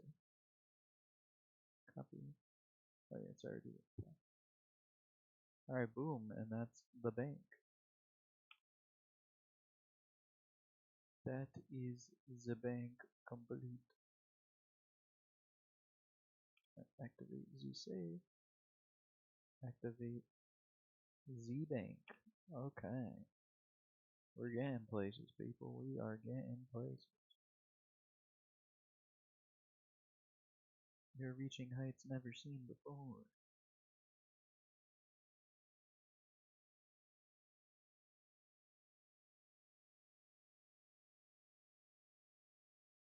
Alright,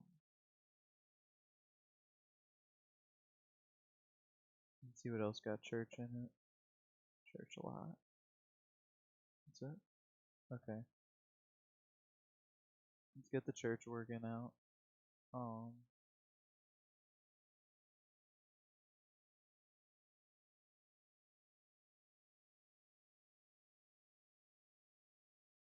Zone church start is this, right? Yep. This is zone church start. Then we gotta do start to front. Okay. Let's do that right now.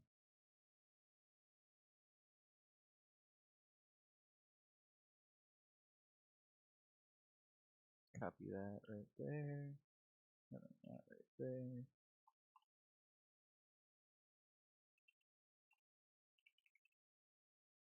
Boom, like that. Remove the hash. Don't need that no more. Copy. Oops. Paste. Front.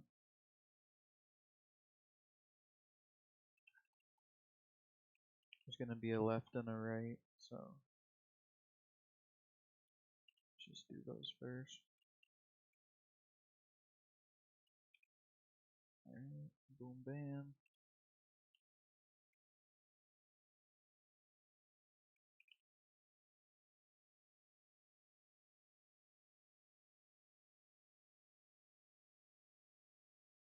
And then it'll be activate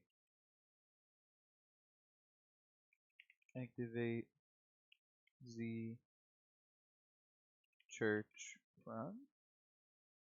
Did I already have that, don't I? Yeah, I have church front. Activate Z church main. Do that church main as well. Activate Z church main. Okay. And then church main will be connected to the left and the right inside. So let's do this, right? And then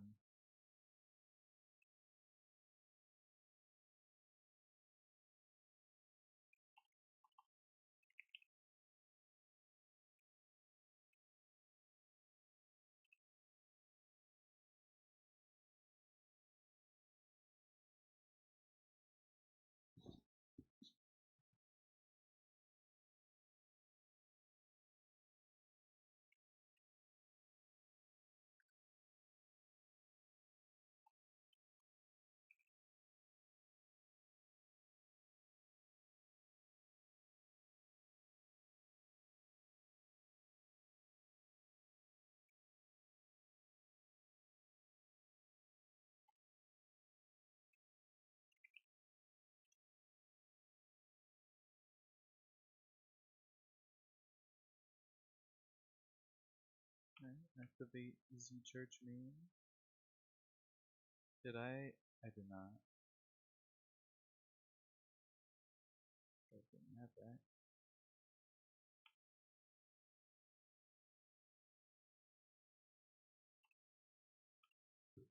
Excuse me. Inside center. I think church main is better.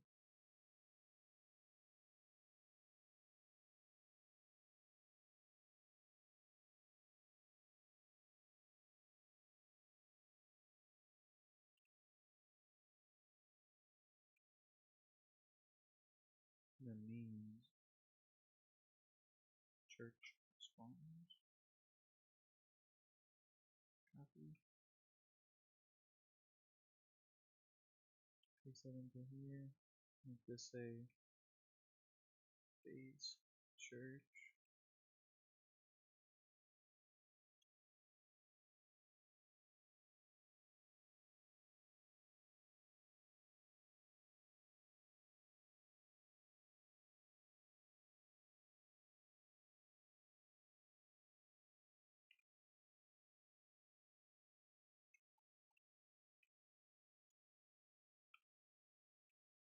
Make sure this is church. Yeah. And this is okay. I'll take inside left. So no, I'll switch this actually to in left.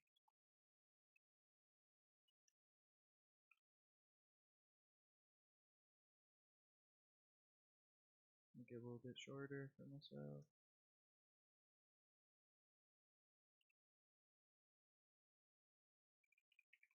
Church underscore spawners.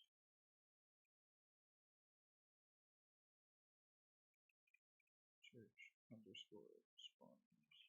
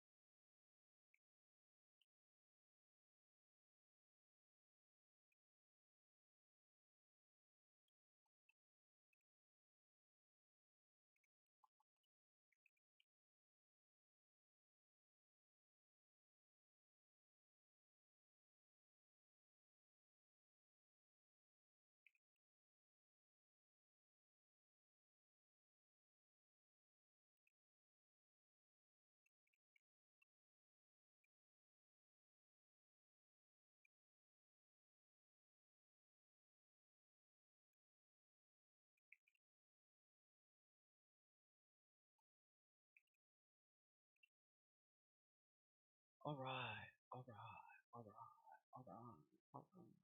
I gotta hash these ones out, cause I don't got the doors for those prepped yet. I gotta add these zones right here in between. I don't think I did the church alley.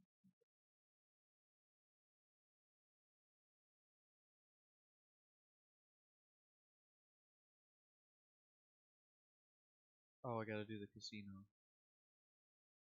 Keep forgetting about that one. Don't you know why?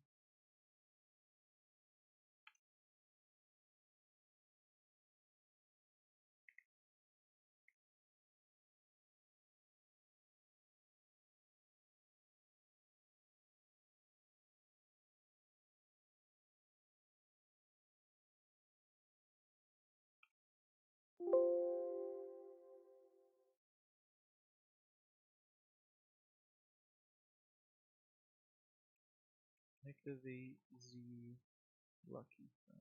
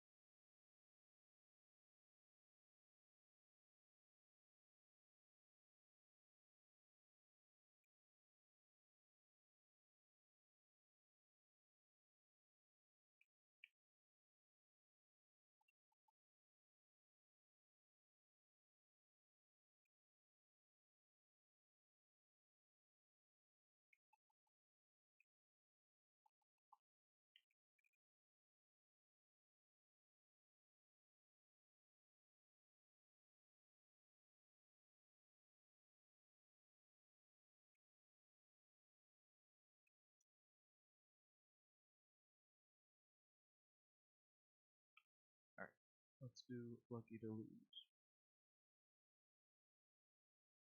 So, first things first, we need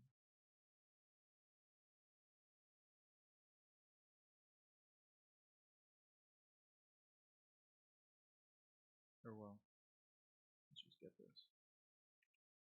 Copy the zone lot, or the church lot, and it goes to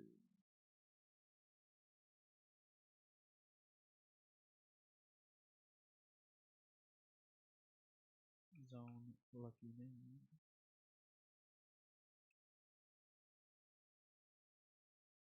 From activate the lucky friend, right? Activate the lucky friend. No underscore. Unhash that too. Okay, now copy that. Paste that there.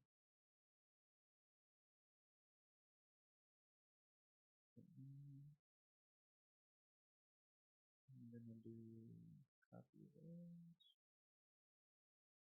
Paste that there. And then change this to left.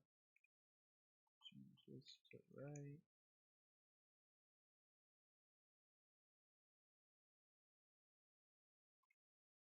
Take that out.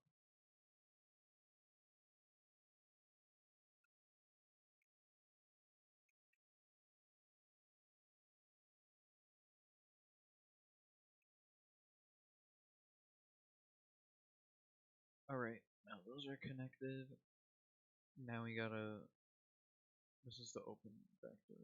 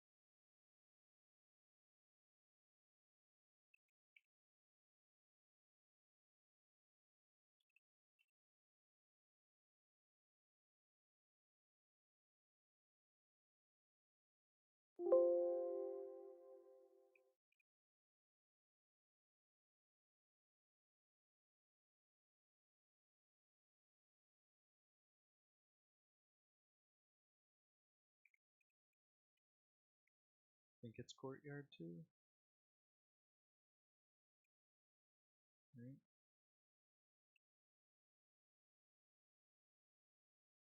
Courtyard too. Yeah.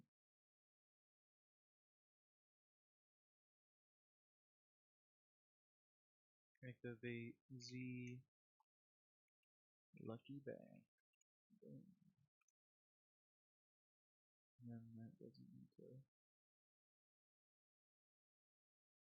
need to be a trigger back here. Or back here.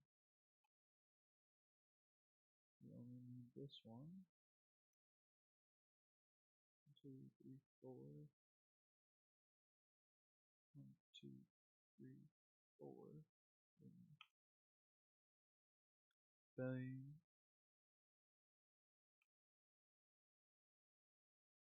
Alright, that's another thing I gotta do is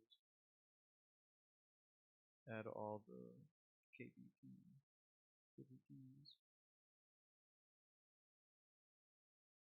Script noteworthy player value.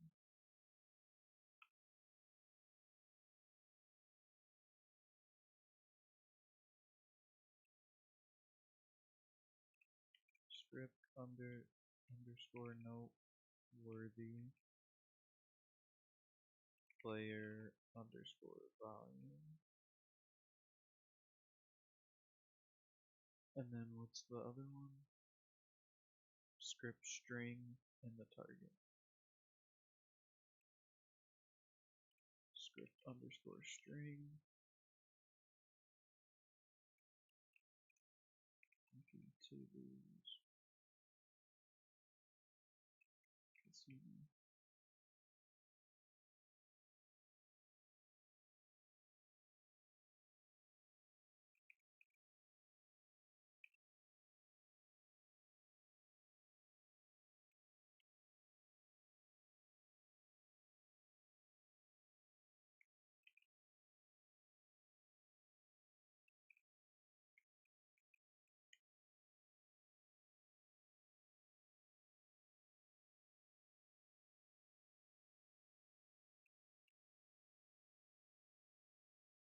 I need a zombie spawner. Okay, I'll take both of these.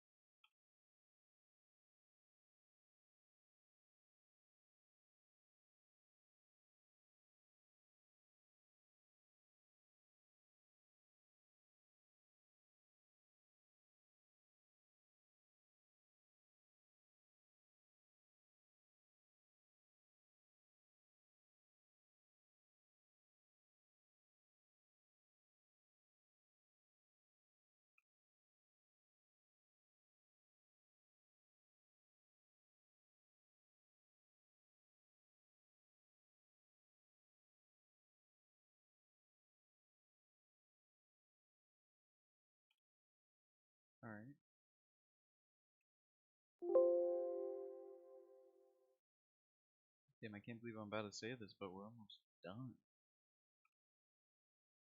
We're almost done with zoning the whole entire fucking map.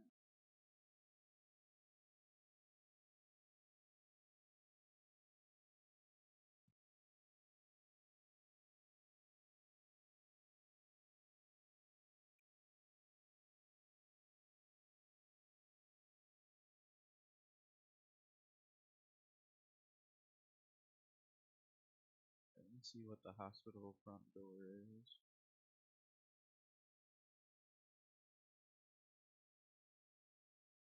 Activate ZHSP. Copy.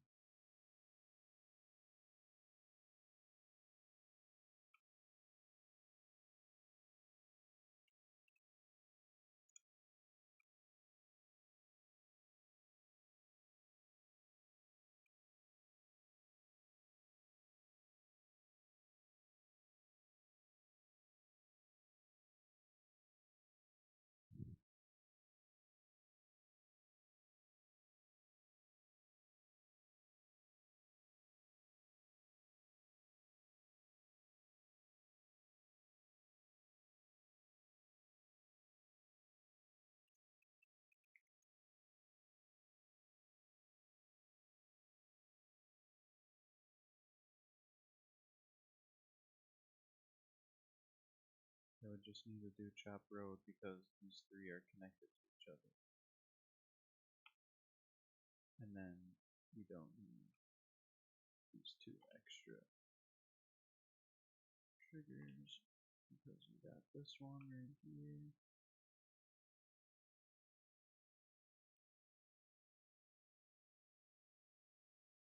Two, three.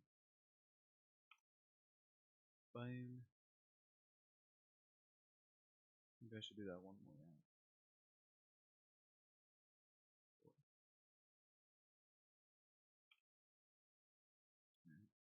Save.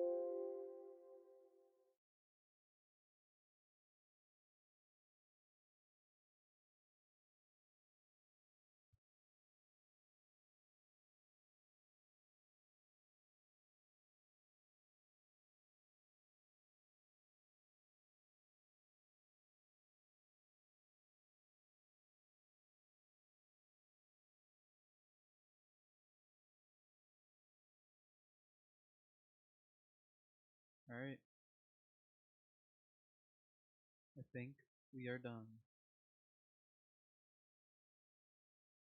I think we are done. This is not done yet though, so let me hash that one out. Everything else though is good. Take a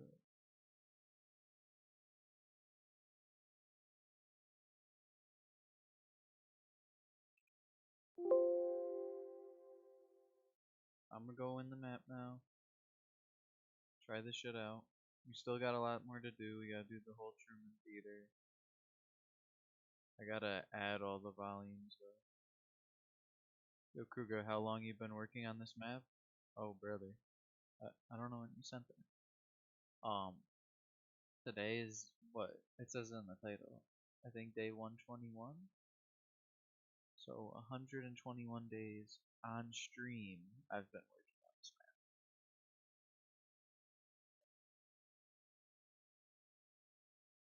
Hopefully you can, I don't know if you're still in the chat. I don't know when you sent that. But yeah, it's been 121 days on stream. We got a lot done, I would say. Let me go in game view so you can see it a little bit better. My map's about to, or my PC's about to blow up going in game view. Let me get out of there. Yeah, we're zoning right now though. I'm doing the paths of the zombies and how they spawn in. So, like, let's say you're inside this orange box right here. Well, it's green when you select it, but let's say you're inside this box. They'll only spawn if they have the name connected to them. So, like, this is Chop Shop out spawners because it's outside the Chop Shop. So, like, this little red box right here is a Chop Shop out spawner So if you're inside this orange box, they will spawn from this little red box, like spawn right here out the ground. That's what I've been doing though for the whole entire map. And pretty close to done. All these lines, every single line is a different box that you have to connect to each other. Because if you're not inside a zone that has been activated, it'll automatically kill you because it thinks you're cheating. So, I gotta set them all up and make sure they blend all together properly, or you can die.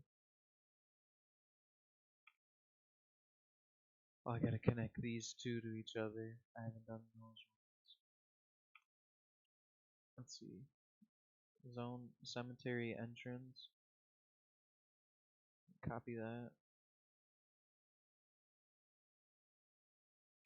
Cemetery entrance to what is this? Zone pyro front.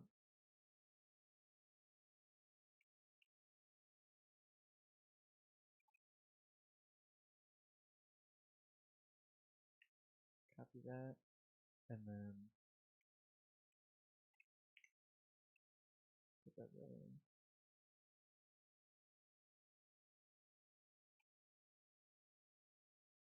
Let me see what the other one is real quick.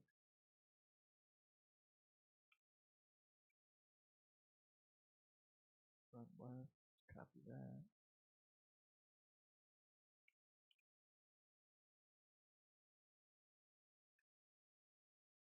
And then we'll do another one, copy. Okay, so it'll be front to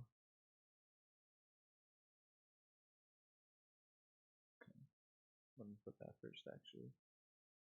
Copy that, comma, quotation, boom.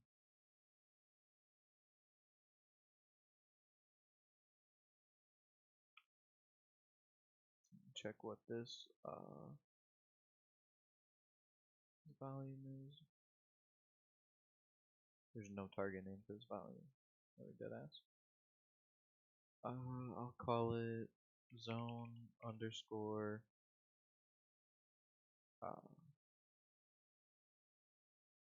zone underscore gift shop underscore lobby.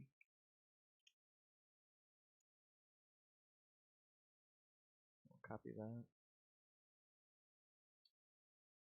Put it right here. So basically, if you're in the front zone, if you're in the front of the pyro shop, and you activate it through the trigger, activate Z gift shop front, it will unlock the zone for the lobby. So this box right here, if you press the activate button or press buy inside this box, it unlocks this room for you. And then this is connected to this, which is zone underscore gift shop underscore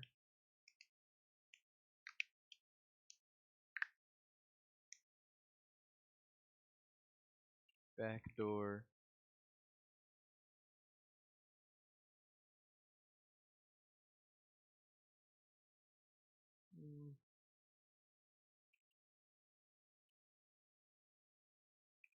left back, and that will be right back.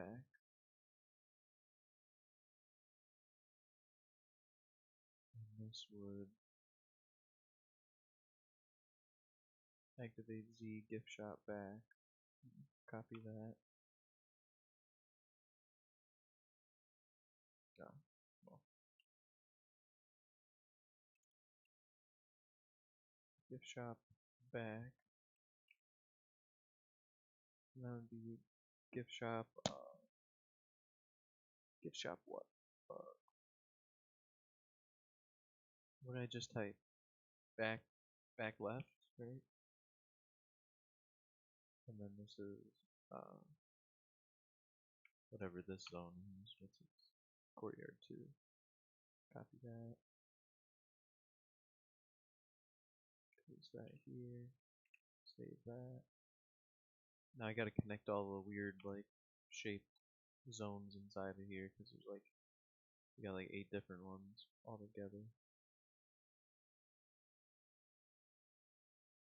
So left back, this one will be just copy.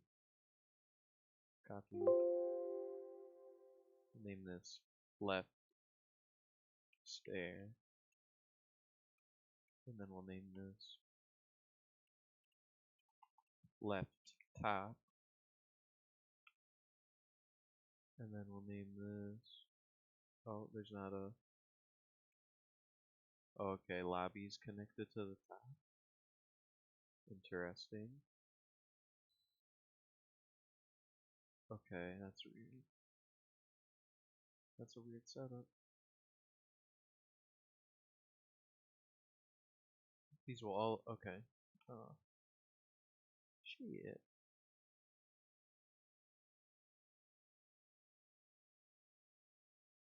I'll name this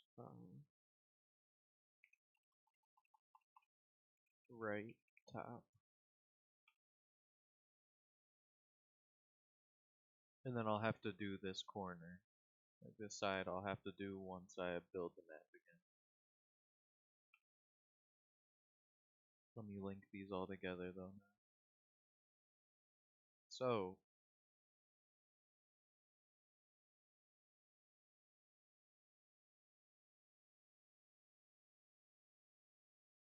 oh.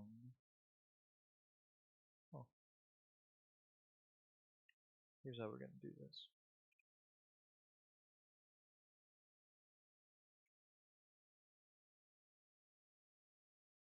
Gift shop lobby is what's gonna connect everything together.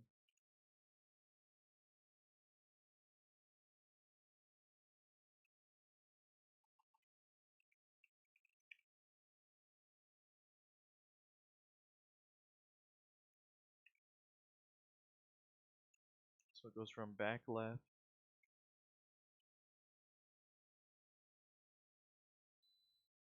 or wait, it's not back left, is it?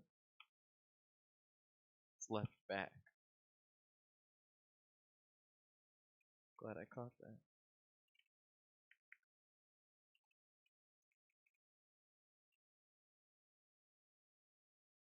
Left stair.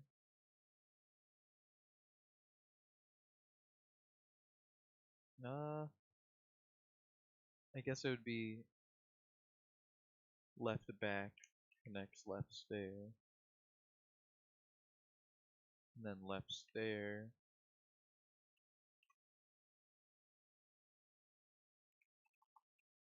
Left stair connects the left top. Ooh. When I put that apostrophe there.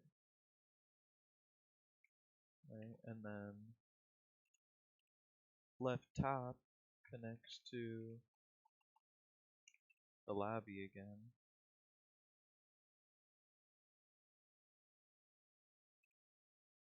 In which the lobby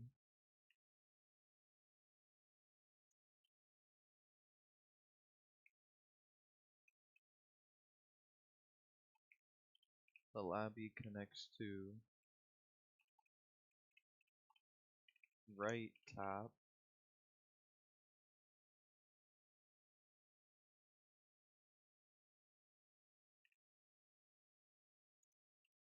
in which right top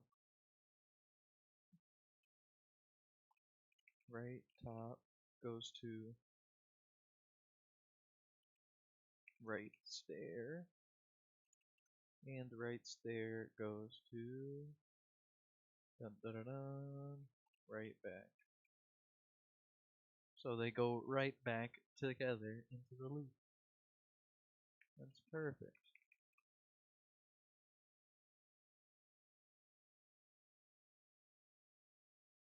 And right back will connect the...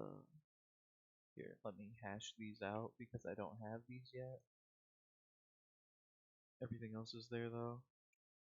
Right back is gonna also copy paste. Right back is gonna connect you to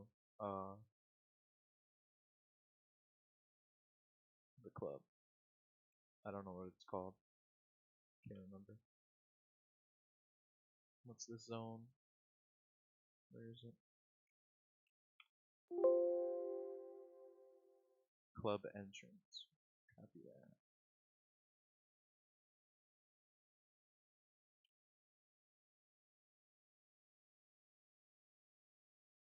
Wait a second. Cause zone underscore gift shop is just gift shop underscore lobby. So up here, I don't even need that door. I don't need this one. Alright. We have basically finished coding the whole entire zoning for the map. Now I have to go and build it and test it and see how it actually operates. Hopefully it runs perfect. Yeah, man. I'm gonna need a separate zone just for that little box right there.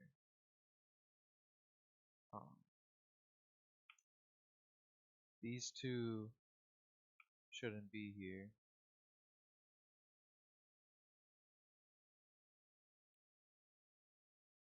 Should just be this one.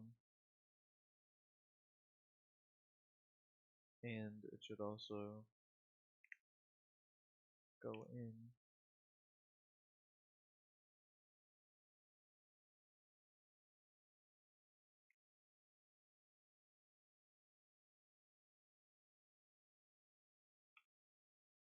Alright.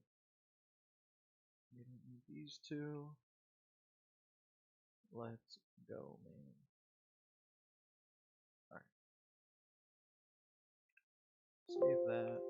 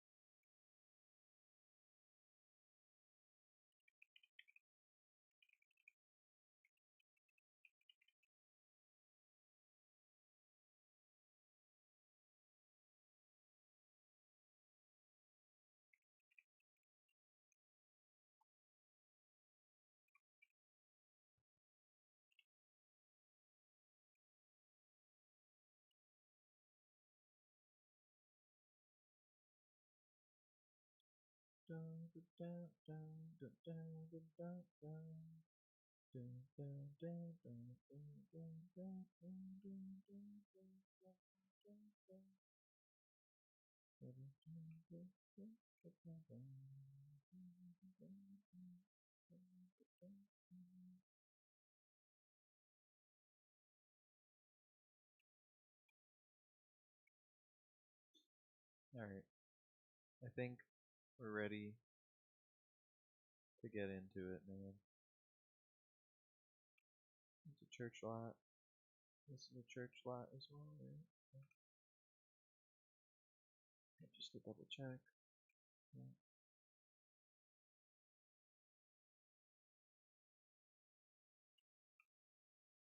Where cabin is that? Okay. I'm gonna have to add another zone right here. But I don't want to add any extra zones until I know the ones that are already placed down are good to go. Oh, wait a second. Is there a zone in here? I have zoned this out. Okay, so how would I set that up?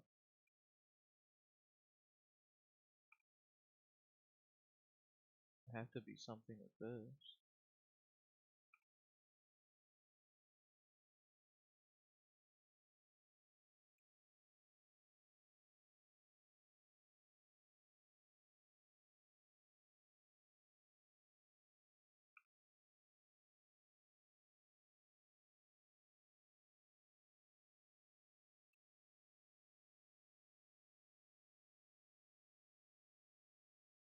I'm gonna just try this. I don't know if it's gonna work.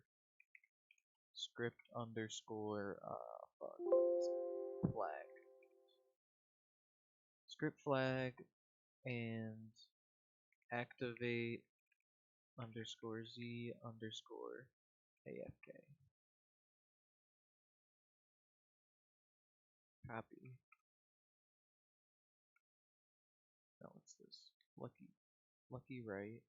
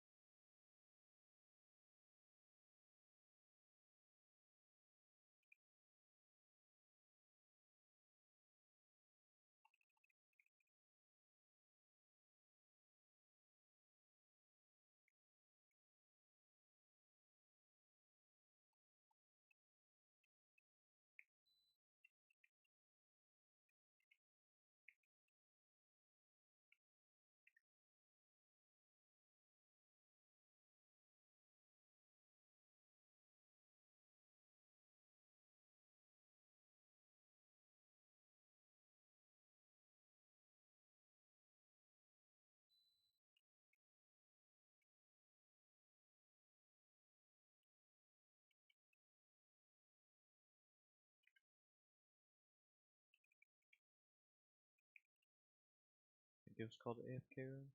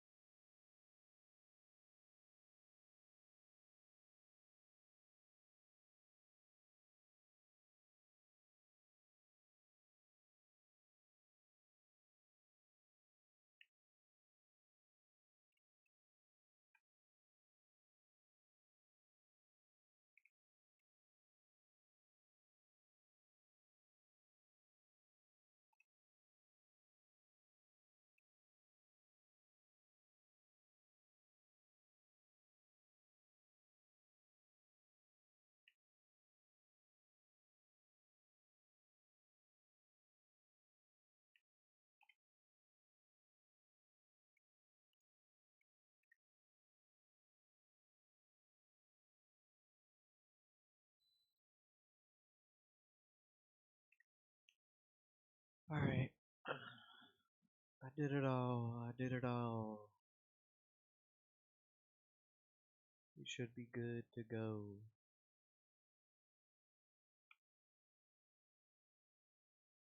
Oh my god, this isn't.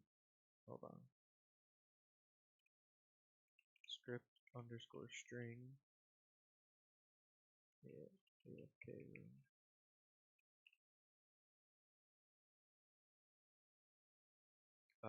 Script underscore noteworthy, and that would be a player underscore volume.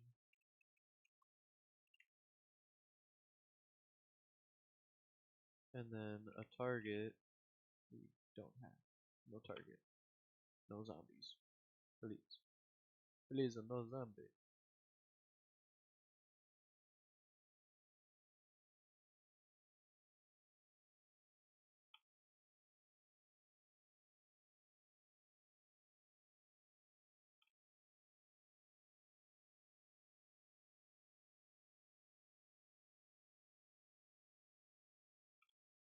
Alright, man. I think we did it all. For the most part. Everything that's here, I believe we've done. So, now,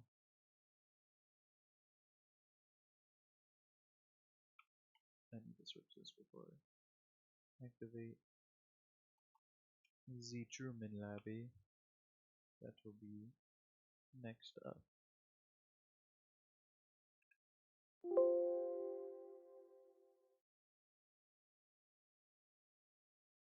Alright.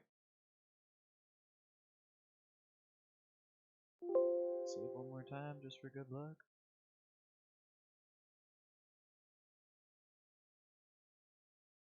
Look at this fucking shit, dude. Jesus Christ, man.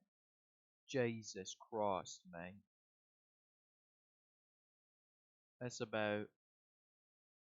Ooh, that's about 473 to 617. Shit, mate, that's about 150 lines of zone. Jesus Christ, mate. Let's build and see how it goes. Okay.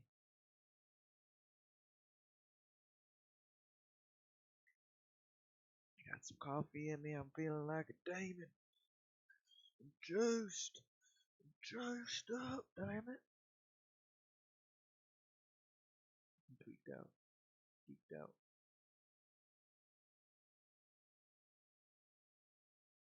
Tweaked out. Geeked out. Out of my mind.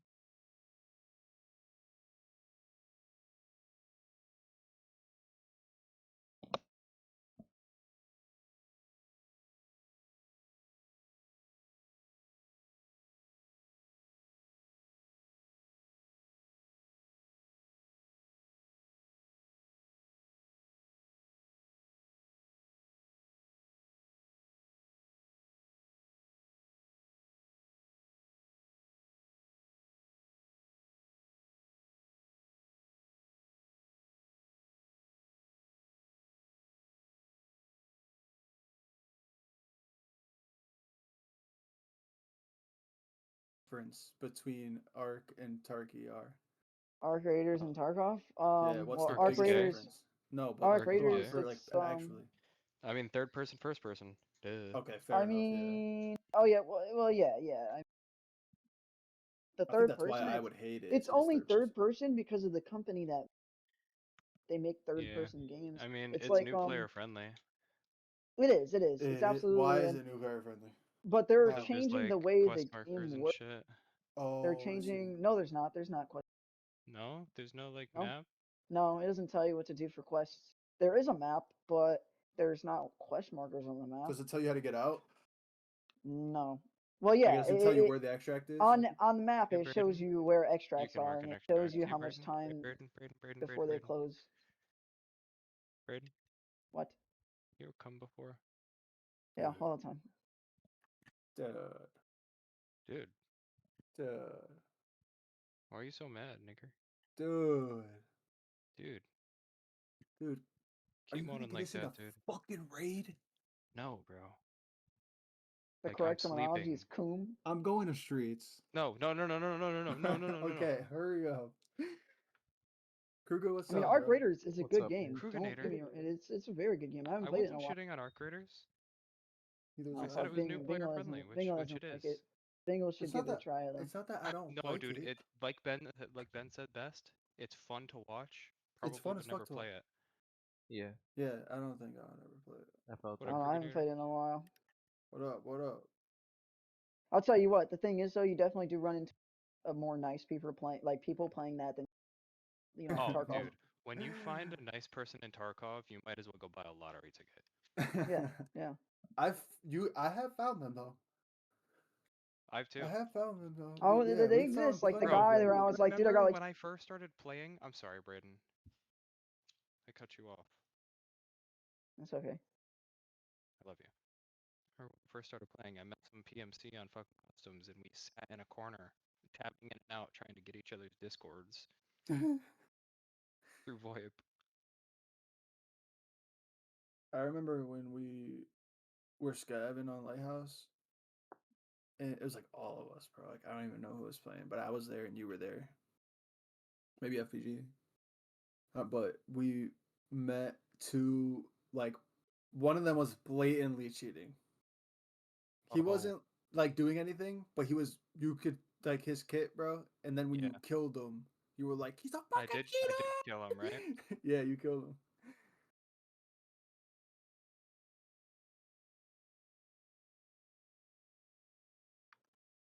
And he was juiced to the brim. Just like when you kill a cheater and like their backpack is just every good Cheater item loot. on the map. Yeah.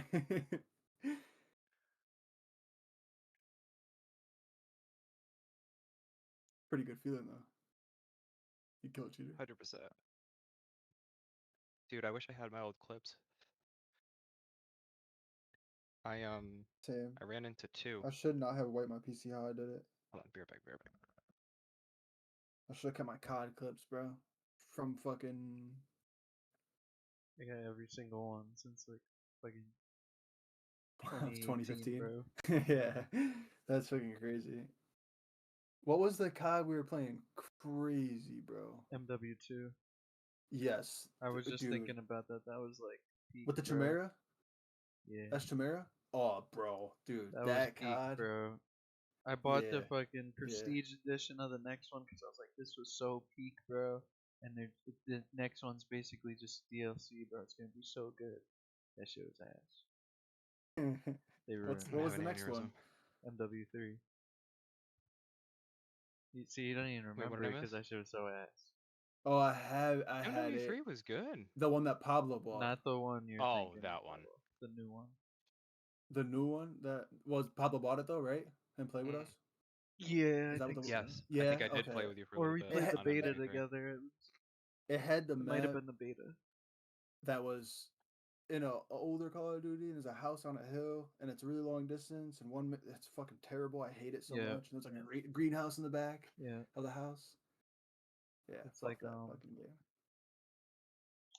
Nah, I Chimera, forget the the Modern name of Warfare it, 2, but bro. that one is ass. That fucking Chimera. I know, bro. Whoo, whoo. I am people, bro, in Search and Destroy. That shit was so fun. Yes, babe. Now that I know how to like rip stuff out of games, I will. I'm about to do that Yeah. with some of them. With some of Because the I was CODs. thinking, because like the packs that they have, they're just like the basic kit of it. But I got them shits max level, crazy camos, crazy weapon kits yeah. from the shop, and I could rip those and have You some can rip someone from crazy the ass gun shop? models. Not Like, from so the you could- shop, but if I own it. What? Dude, you could just If I sign in own and it out of and just everyone's like go, accounts. all I have to do really is just go in game. Like I go into a public match Yeah. with the program on, and I can get every single asset inside of that match. What was it Black Ops I 6? bet the even one that- other players in the match, I can take their gun models as well. if they're in the match, as long as they're on your like file type shit. Yeah, as long as they're in the match, because it's loading that model. Into I got the game. lizard. Yo, with the bong, with the crazy ass animation, like I could rip all of that, bro. Yeah, I could rip the inspects. The inspect and the animation and shit. That's a good thing to rip. You can rip know, it out bro. of any game or just Call of Duties to get it onto the map. There's two different programs. You could do it with any game, and you could do it with the Call of Duties. I know how to do it with the Call of Duties. I haven't used the any game one. I think that's like Wraith or something. I forget the name. Is that like a bannable offense? No. What's the what? Because I'm not modding. I'm It's just not like considered. I'm just You're using downloading it the for your own files use. that I own. Yup. Yeah, you own because you bought the game. Yeah. And you're just It's the just models inside smarter of that one game. that knows how to do that out of everybody else that just buys the game and doesn't get anything out of it. I'm not the That's smart amazing. one, man. I don't know who made the program. But he's But a still, crack no. demon, whoever did. Yeah, no, whoever made the program, yeah, obviously, is fucking insane. You know that dude Surfy Polecat, bro? Yeah. He'd be like making What is his name? Surfy what? Surfy Polecat. So, okay. Okay, What buddy. I don't know. Okay. I No, don't like know he the gets origin. pussy. Oh, maybe that is the origin. Shit, I might have to ask I him think about that. I think it's like Surfy is his nickname, and he pulls kitty. No, not pull. Pole. Like telephone Pole, pole. Like the North Pole. What the fuck? Surfy pole cat. 47. 47. That's 47. that yeah. is, but it's a Twitch account, right? That's him just everywhere. Surfy Polecat 47. Also, that's his like he actually made that. I Well, thought, his like, just YouTube is Surfy Edits though. It's like a So I stinky think it clown. was just Surfy. yeah, it's like a stinky clown. Like Xbox Yeah, gave it to Stinky him Clown. one day. Yeah, type beat. I can't believe, dude, they do that shit these days. Someone's getting a lawsuit, bro. Like they call me a stinky clown. But now you You so should go he buy the makes Ollie programs Logistics key. though. And he made a program so like any link you have, you could pull anything from that link basically. So like a CS inspect. Yes. That's fucking nuts. He didn't no. Yeah, you can do that though. That's what we were talking about before. Like he makes programs for A like link? let's say you want a YouTube video, just boom. You can download it. What Or like about, he made a like- 3D Ripper one, so like there's this website Sketchfab, and you would have to pay to download the 3D models on it. He has one, so if But you have the can link, just rip the fucking yeah, you just file. paste the link into the program, and it pulls all the models. That's and shit. illegal. That's got to be illegal. That's got to be illegal, no? No, Get no, Ollie no, no, Logistics no. key. He didn't Ollie make what? nothing. Logistics. Why? Chat, if you're hearing this, you mean nothing. Is that the database part too? Yes. I got no parts in this, chat. Where are all the high elves at? Yeah, no, it's me. I'm ripping everything. It Fuck that fucking. was not Surfy Polka. His name is Dr. Wait, so David you could rip Schwartz. anything you needed to pay for, bro. You could. I already have. Yeah. No, like, There's I mean, another like, thing too. Well, wait, what? any I shouldn't link be that you saying need to this pay all on for, Twitch. there's so many. Yeah, probably not on stream, but there's so many websites that require that are blocked by I am paywall evil schmoo. for like Evil good, like doofus. pretty cool shit. You know what I mean? You could Yeah, bro. find crazy shit and sell know. it for half the price. Oh yeah, yeah, that too. Now that's illegal. It's not patented. Yeah. No, it's not patented. It's not illegal. Yeah, but you're stealing it in the first place. Bro, yeah, you're but stealing it. that's what a patent is. Is like No, they be having licenses on them shits. yeah, I guess if there is no license or no patent, but like if it's unlicensed or there's- unpatented, I mean, I guess it probably would be on the internet, but Yeah, but like, I don't know. Like, I don't know. They It's have like definitely a sketchy licenses where even area. if you buy it, you have to credit for the Damn, usage. really? So like, you pay for this, you gotta damn, like a watermark type shit. Yeah, just copyright all over the places. Damn. It's like a font. still think the dopest shit is the fucking perk machines you be doing, Kruger. Bro. Customized perk Appreciate it. machines is Yeah, crazy. bro. got a Customized crazy perk. one. He just did like some crazy something fart, right? Or Oh yeah, Fanta Fart. That was a commission. Fanta fart, dude. That was a commission. That wasn't me. Yeah. Well, I mean, I This dude made was it. like, I did not come up with that idea. I made it, but he paid me to make it. Yeah. Shouts out to Fully Cold. I haven't seen Bro either since I made it. Interesting. Like, Maybe locked in. cause he paid me to do a fully custom HUD for him. Like when you pick up all the items and shit for the quest, it shows up on your screen when you like open the scoreboard up. He made me make a remastered like Mob of the Dead inventory HUD. I made that shit. Then he wanted Fanta Fart. Made that shit. Helped him get it in his game. Never heard from him again, bro. I'm about to message him and be like, "Yo, how was your map?" Yeah. Be like, yo, send me a clip of you using the fucking perk, bro. Or yeah. Yeah, that was July 26th.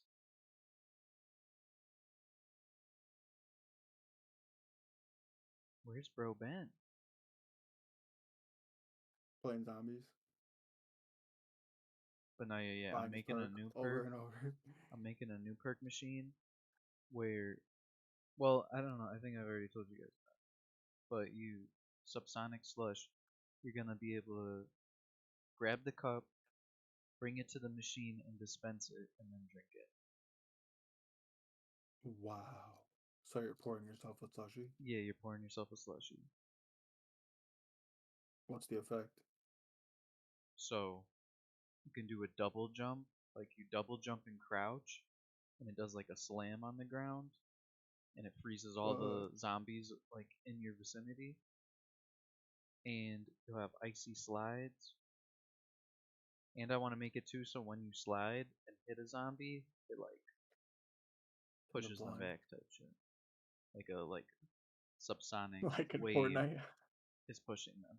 Yeah, Oh, kinda I like see. Like you like have a a thunder wave gun. with you.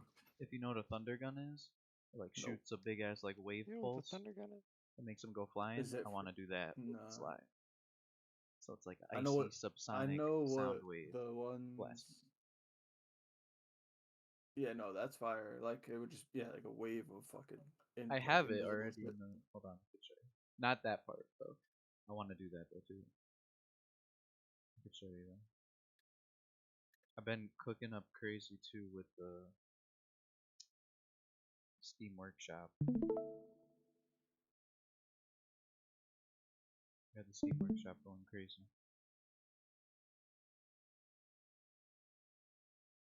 Wow. All custom like panels and stuff.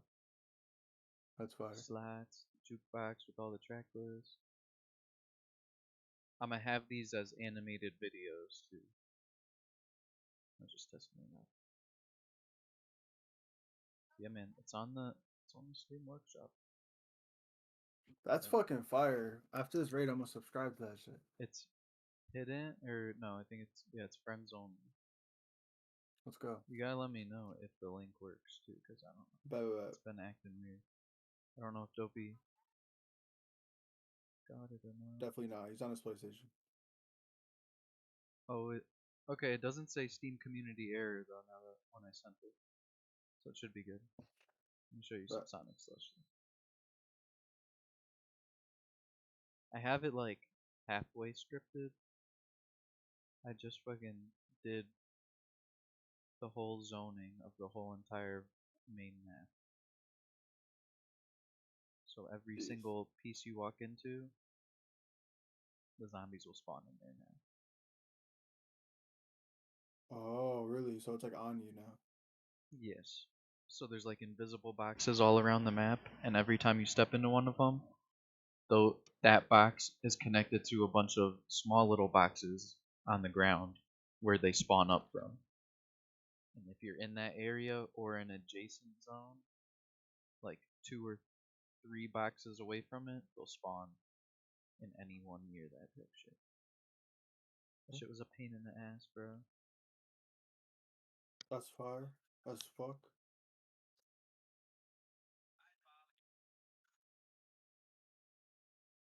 That shit was so rough to go through.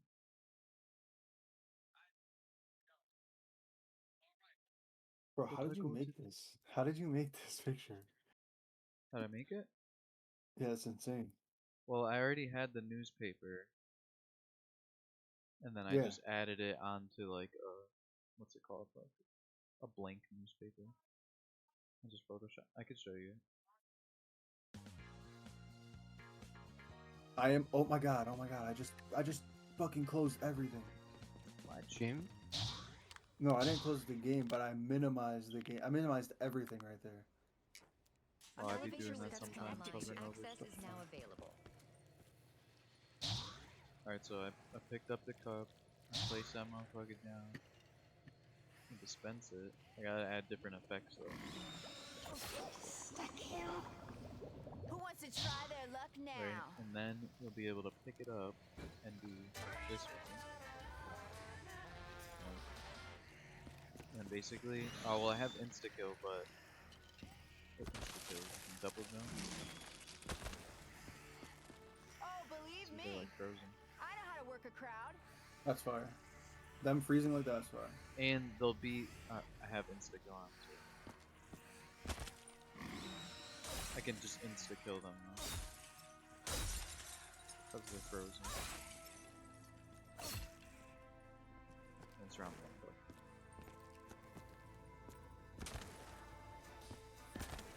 though. I gotta make a ice trail. Hey, I just met you. White ornament. It's crazy. But here's my number. Don't call me maybe. Oh. They're so hard to find. Bingo. Let's do circle Alright, also let's the need fuck this up out of here. elevator. Wait. Got some elevator music playing. I'm not. I think it was you I heard. I like turned around and fucked me up. You're in the elevator? Yep. Now I'm at the top floor.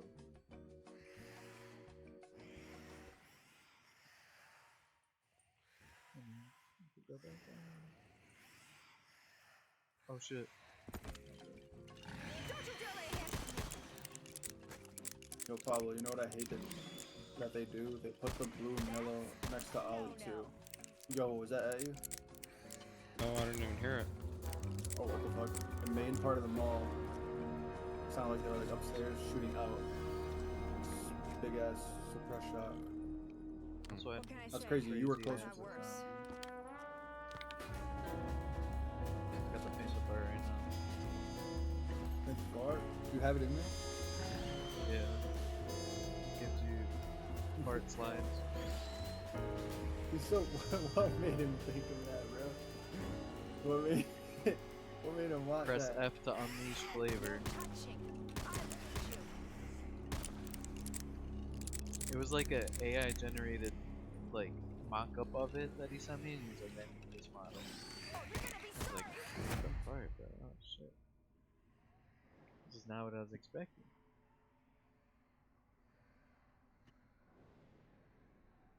You know what room it is, Pablo? Oh, nigga. Let's go. Kick to it. Oh yeah, I bought it. I just wanted to make sure in case I don't. Oh, I see. Also added this crazy ass zombie that I got for it. Should spawn in right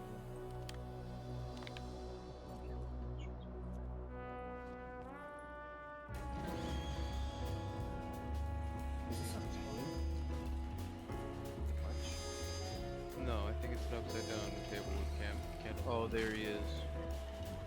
What the fuck, dude? You just blew my mind. Whoa. Our minds or our brains are wired differently. Uh-huh. Is this a pig? Alright, what now?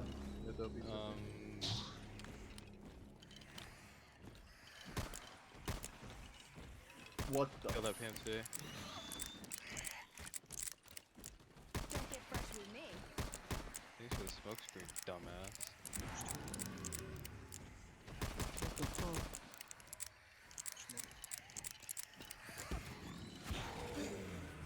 What the hell was that?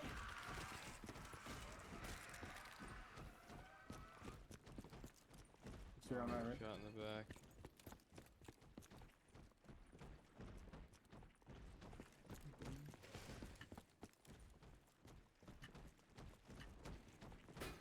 Dude, where the fuck is brother?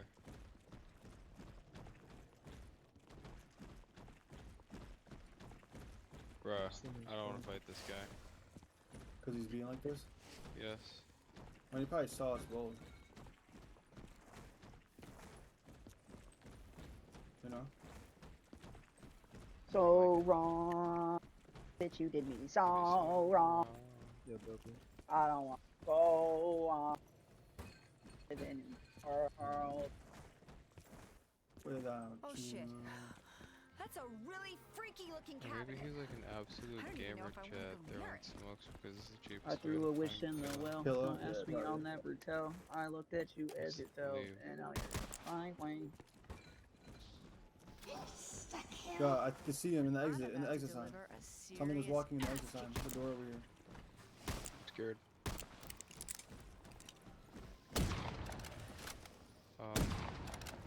Where's Serrana? bonus. How I got PMCs on the other side of this shit. Alright, don't let this fucking kid third party us, dude.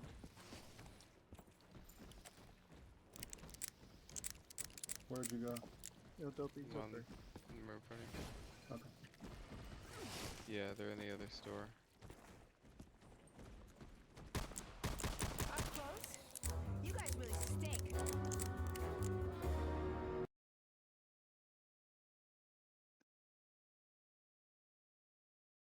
I'm coming. Oh my god. Gun sucks.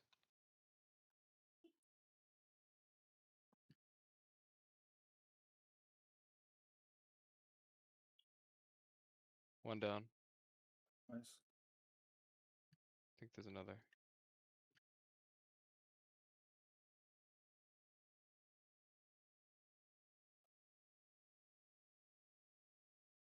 No way that's him.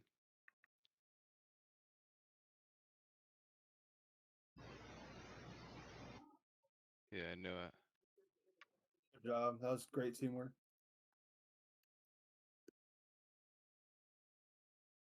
That shit's loud as fuck. It is. You ever see the TikTok of the kid banging his head to it? He's like, when you're in interchange and this shit comes on.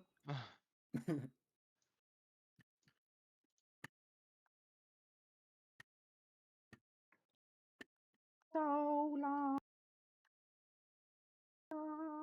That shit is so loud. That's probably why I couldn't hear me coming but behind him. Were there some shooters? Yeah. Oof.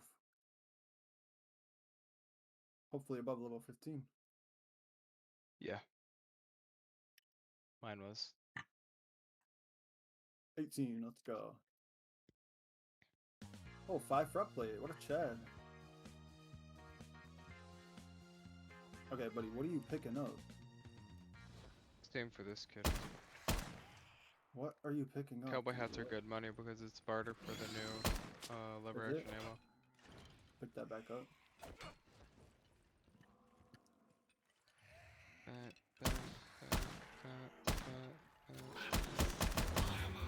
Hell yeah, free ammo. What the fuck? Yeah. Someone's here.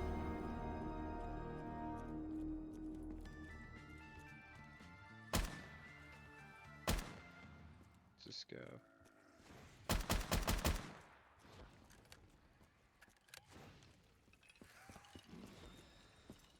Whoa! Fuck, I'm not sure if I even want to know what's inside that fucking thing.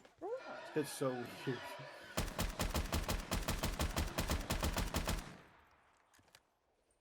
I had to get out of that fucking beeping. In Jackie V games, Jackie V hits, even with the lights out.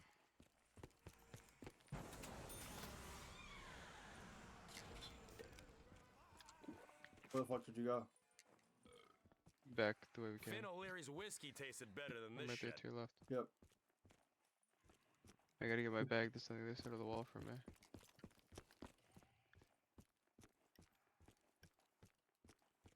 Yikes. I'm heavy as fuck, Pablo. Why? I took his gun. I'm about to just take the ammo. If we can get somewhere to...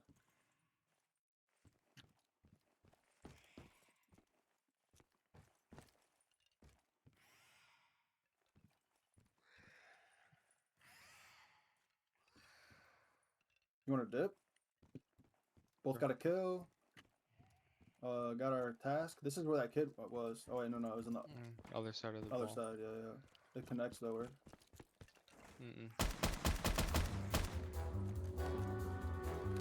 I hate how this bathroom doors are always open.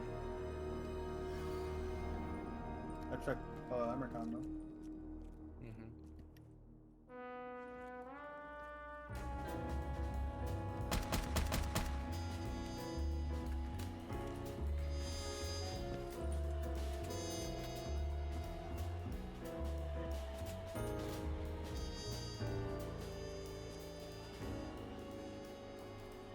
This gun is worth diddly squat without bullets.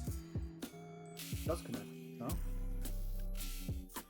It's connected to it? Oh, I guess it does.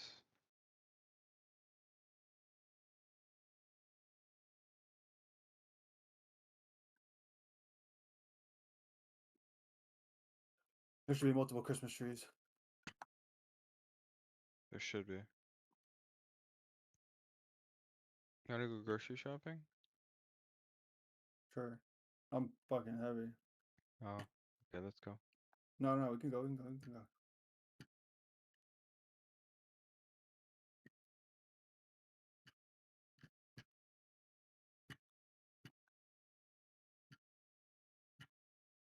Where's he at? There, you need to kill You him? need him? Yeah, I do. Go get him.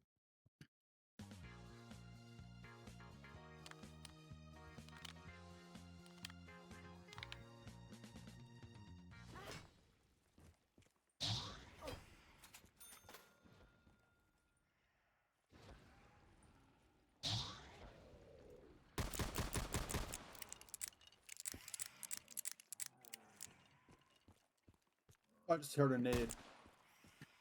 Oh shit. Yep. That's a I thought it was a soundboard, bro. Is it at you? Yeah. I'm in the mood to pick a fight.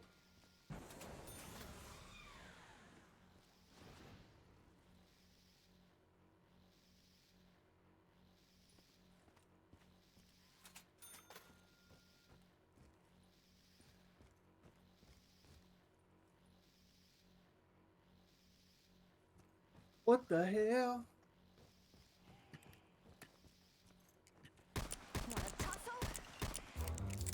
It's like right at my feet, bro. Oh, I hear it.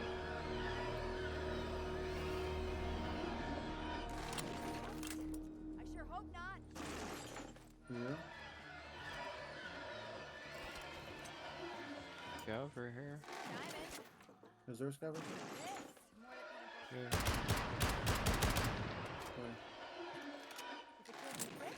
He's on stealth mode. Wait.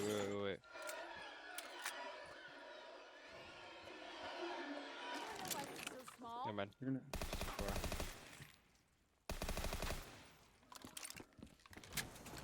Oh, prick. Dude, that nade was at my feet, bro. Yeah, no, it's sketchy, but I don't know where the fuck it came from.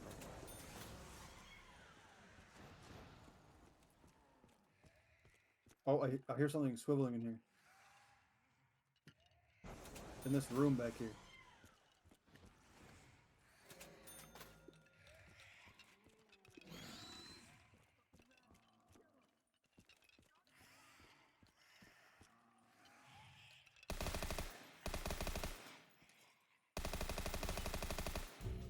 Swiveling. That might be a sky. Give me the money.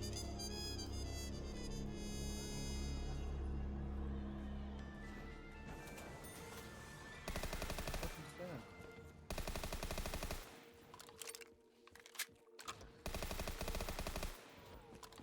I don't know, dude. Did you kill that scout? Yeah. In the door, right? I got my bag over here.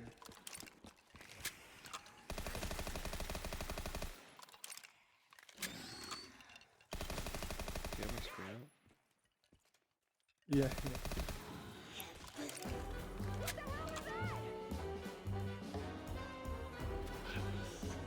Yo, you hear that? How about that? Free ammo.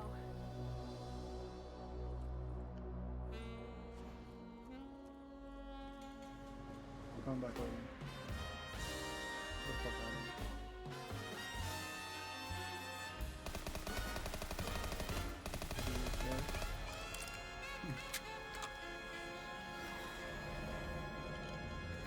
Are we checking vehicle or what?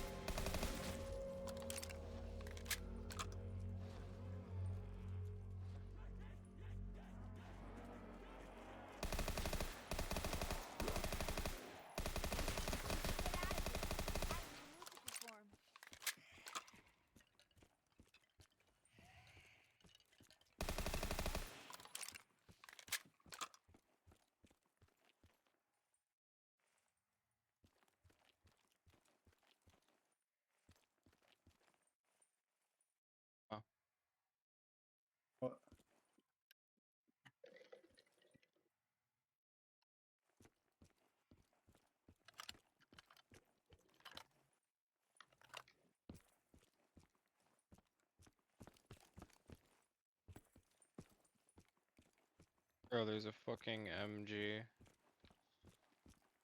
Yeah, that's good.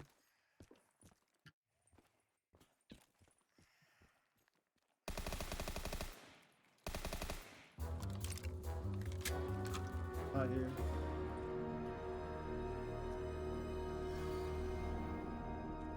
Hurry, bubble. Yeah.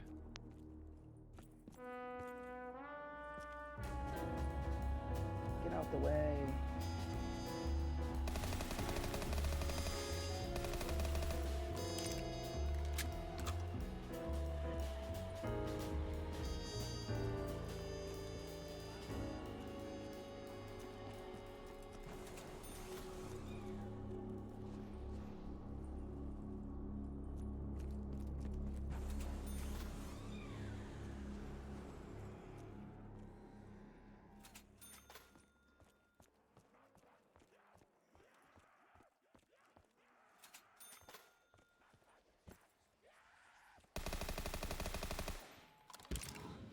Boom!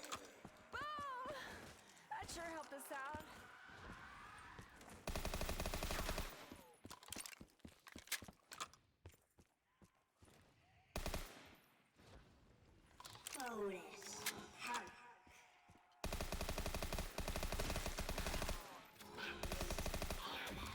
Looks like we just got a full reload.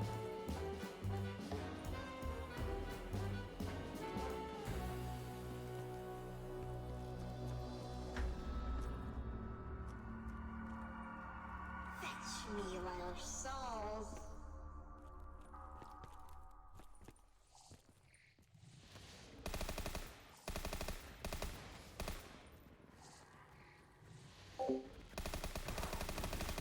Touching.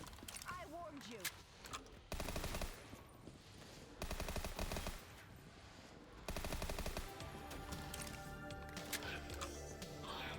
I am loaded up.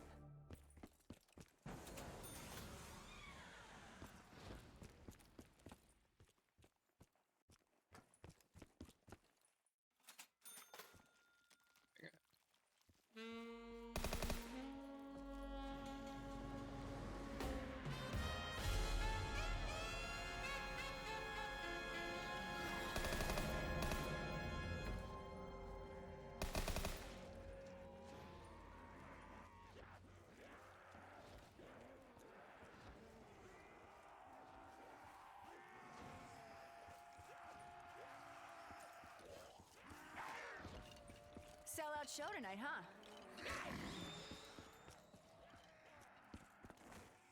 Ooh, piece of candy. What the hell?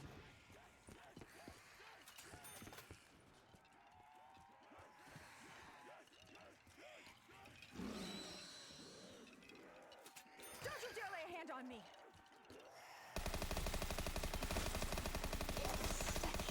Show the ladies some respect.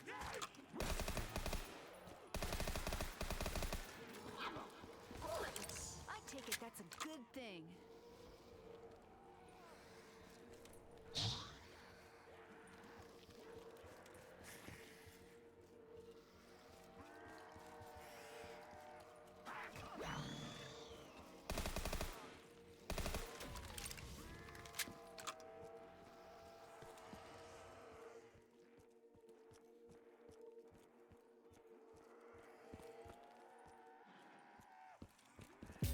I am completely out Right back. of ammo.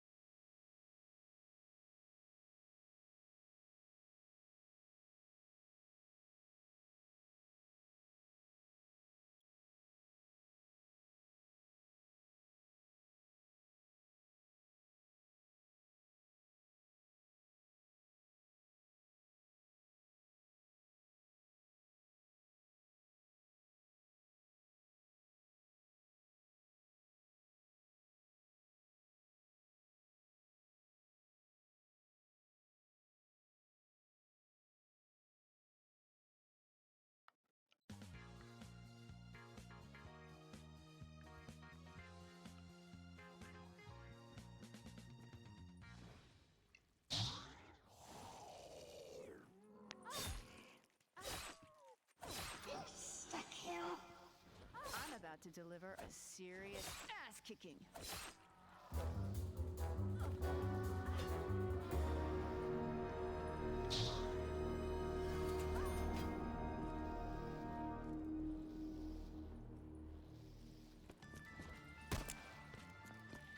Oh shit. That's a really freaky looking cabinet. I don't even know if I want to go near it. Bonus. Hard.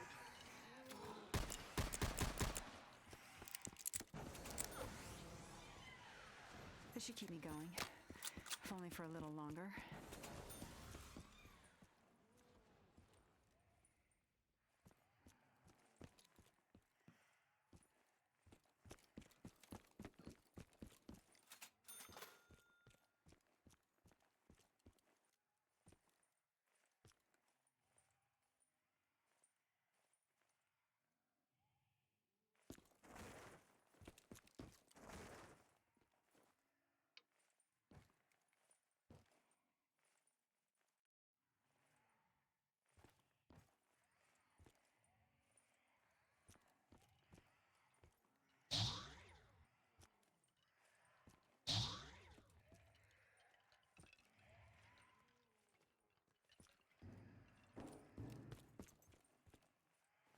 Okay, I desperately need some ammo.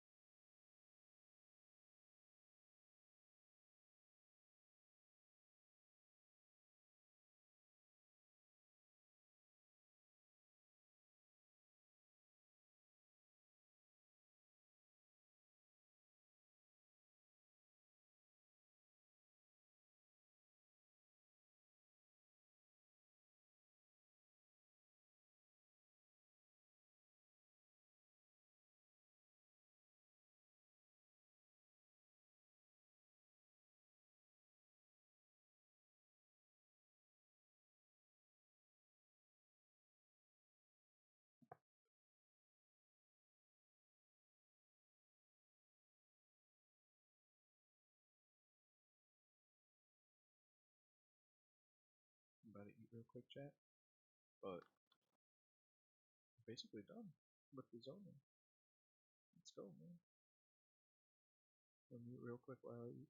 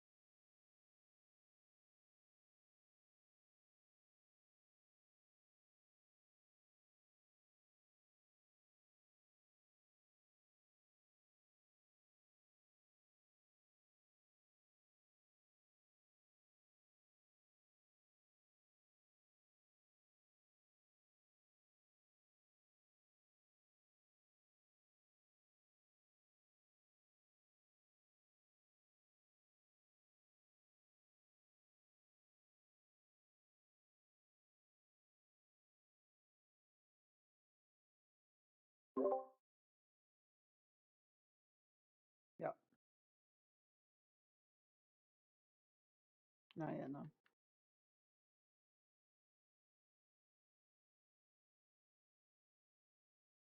Touch it. Touch it, touch it.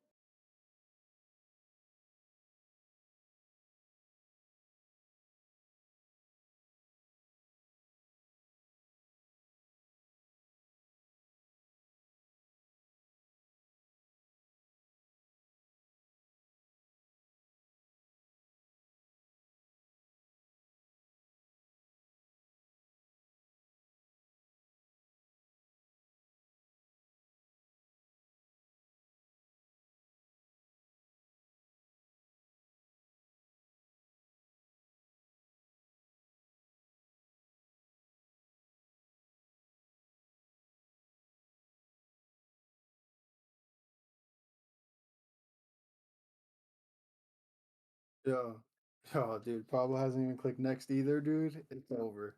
That was the last raid of the night.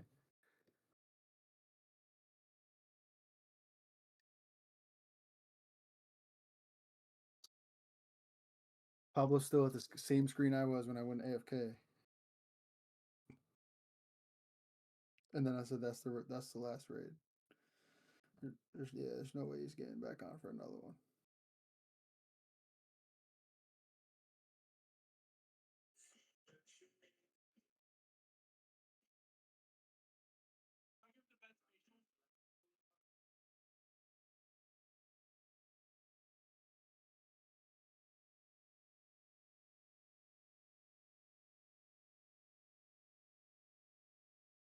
Yo, Braden. Mm-hmm. Pablo found my last power supply unit to get the Bitcoin farm. Nice. Savage or what?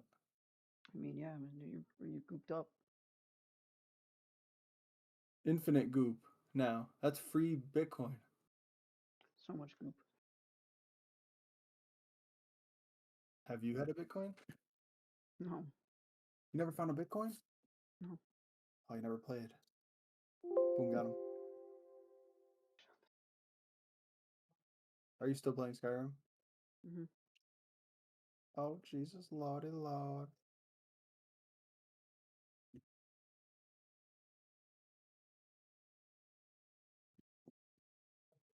Where could I find some fancy clothing? Where, oh where?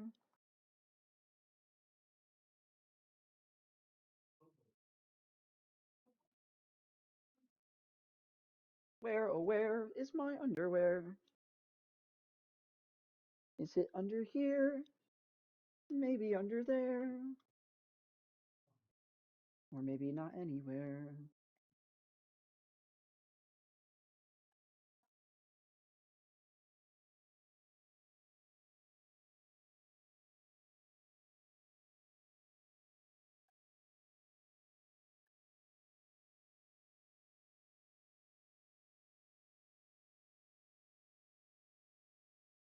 Thanks, buddy.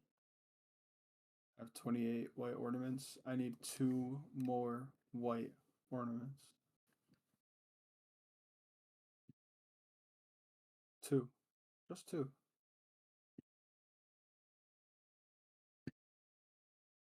Two white ornaments.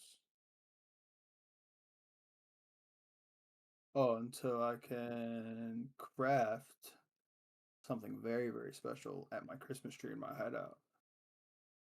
A LEDX. 2 more white ornaments. And I'm gonna get them right now. On a For what? scav. What? 2 more white ornaments for what? Oh, Jesus Christ. Am I talking to the fucking choir here, brother? For the LEDX. Mm-hmm. I wish I was a LEDX.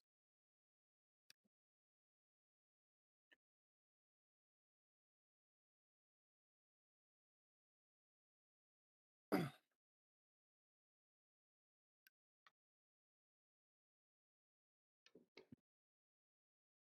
about to leave the group on Pablo. You think he's ever coming back?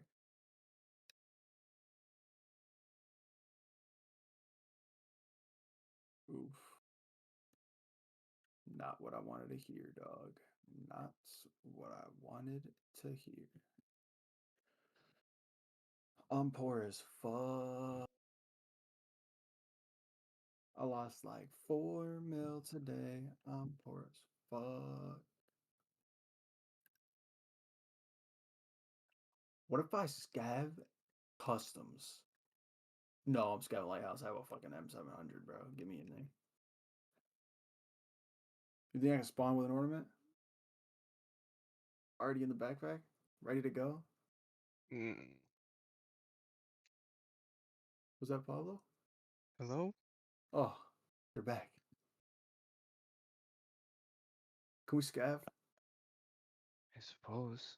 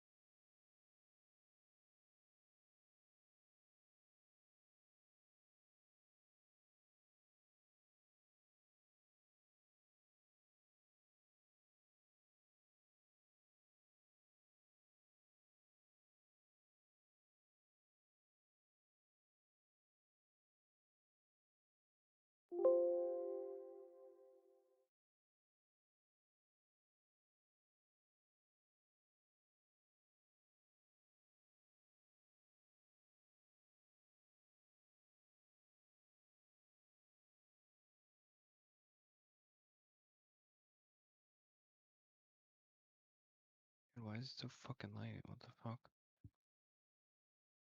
Light where? What? Why is it so light where? Late. Late. Late. I'm going to bed. Oh. You declined me. Don't forget to hand in your documents.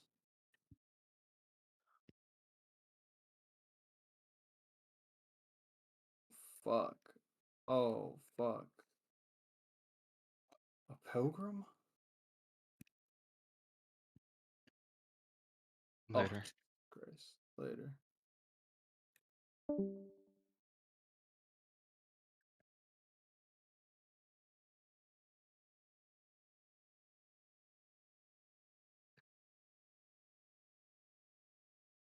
I got this killer up inside of me.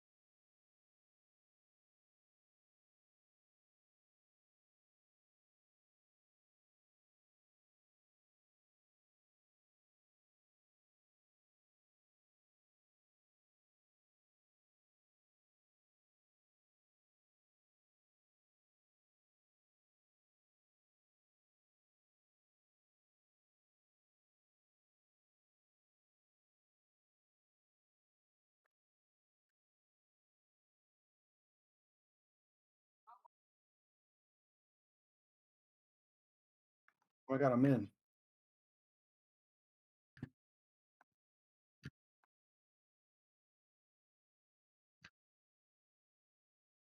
Oh my god, I'm in.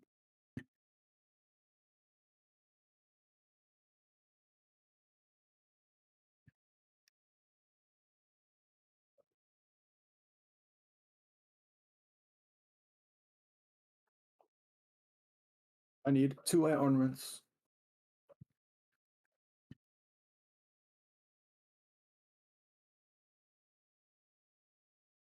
No, you don't.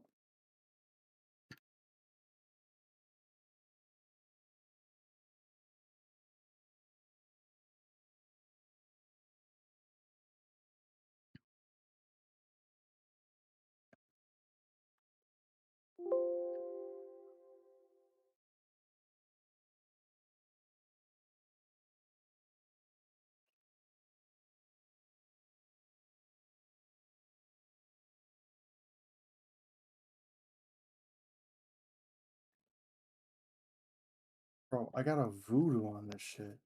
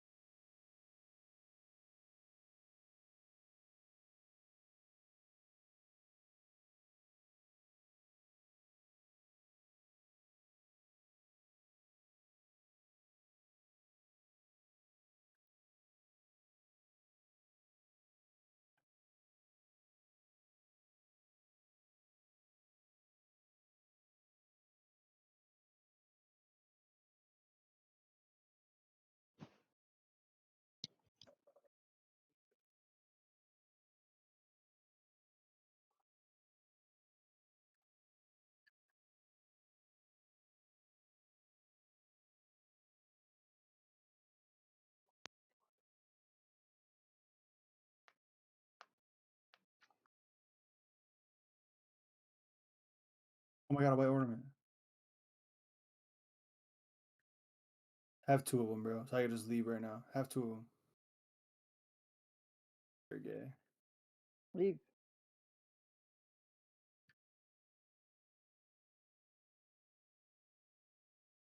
Salad though, take that.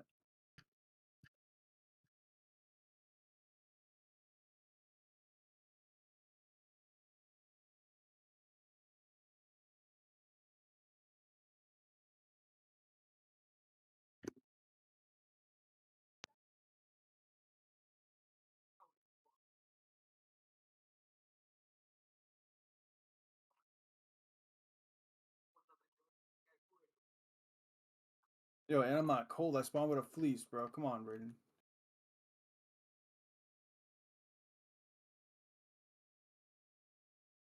You know that's some hot shit.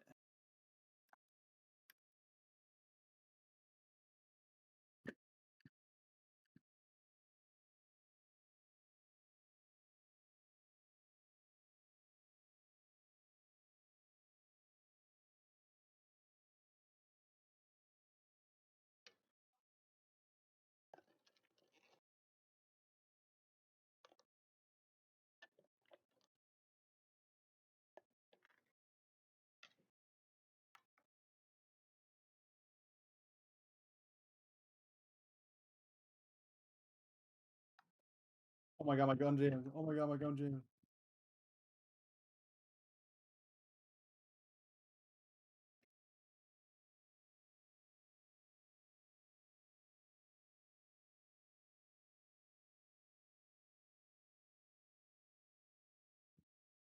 I killed him.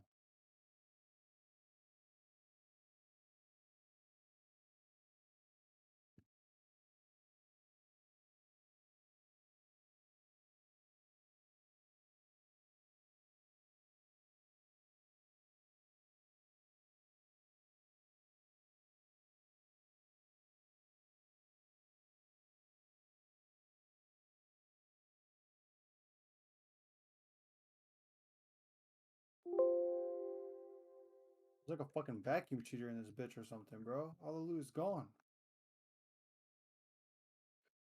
They're stealing it all.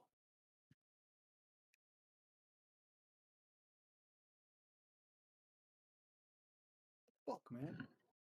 Oh. That didn't sound too good.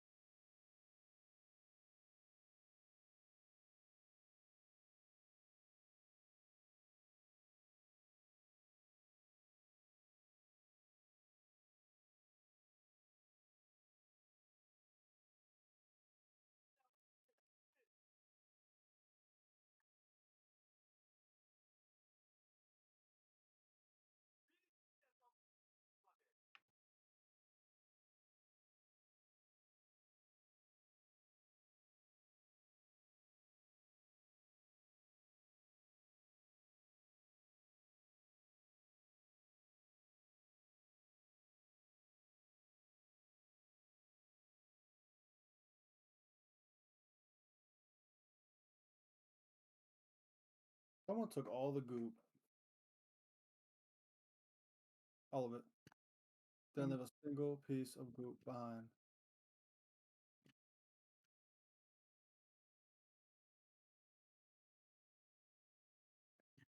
Now why?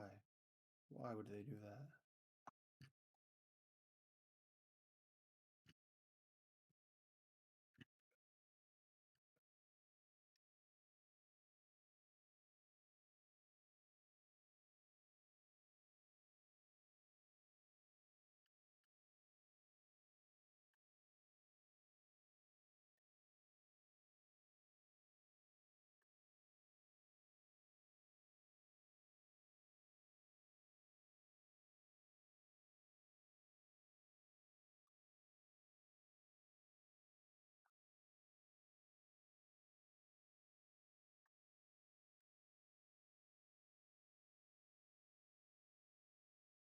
Come on, give me the last white ornament, baby.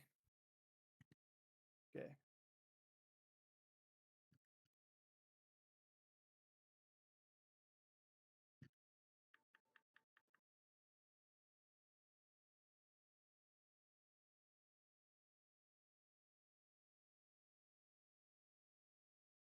Someone has stolen Ozagoop.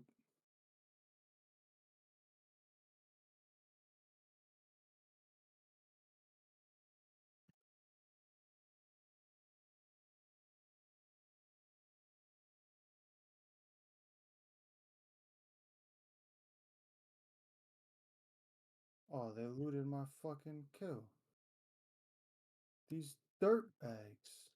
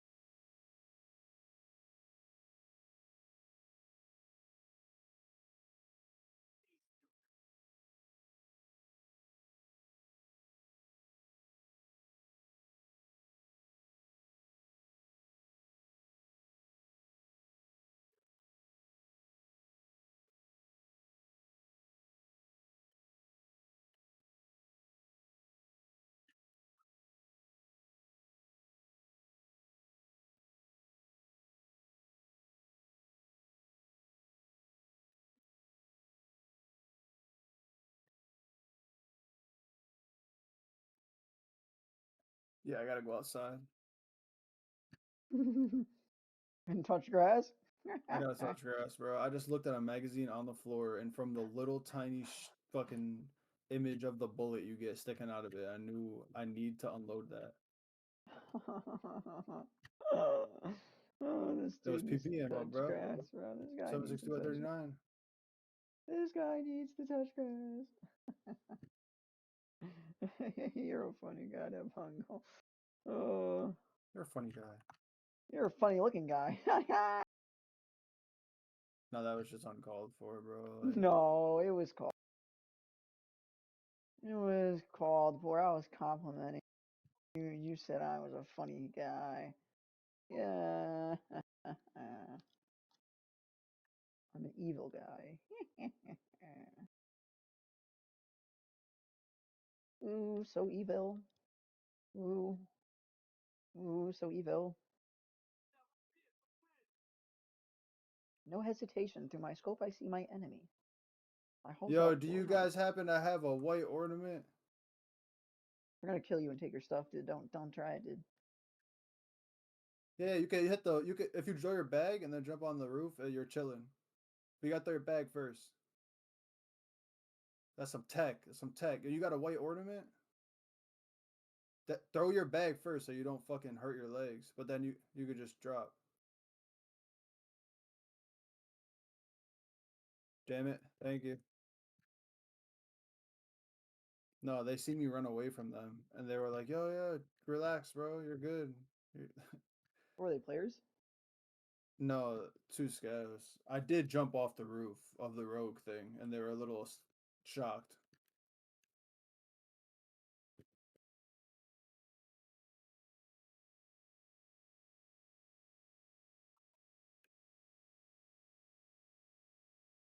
Come on, come on, come on.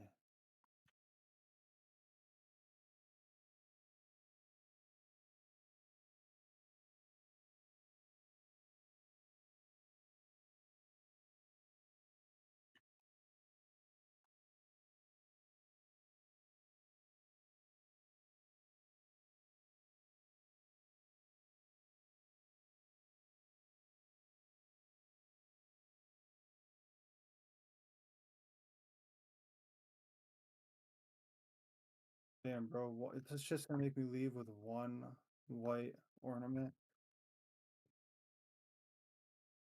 This is AIDS. Come on.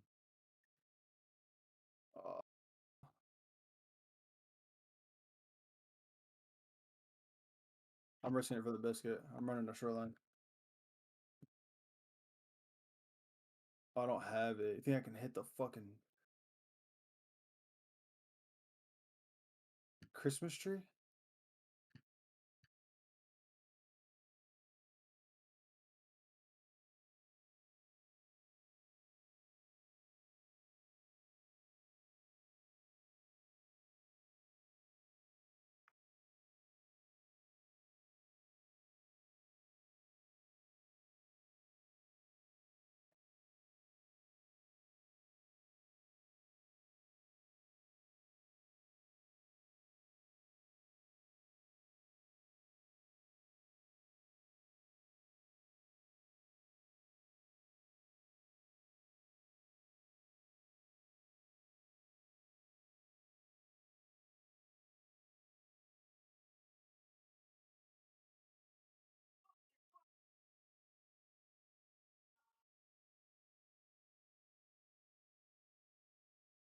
Hello.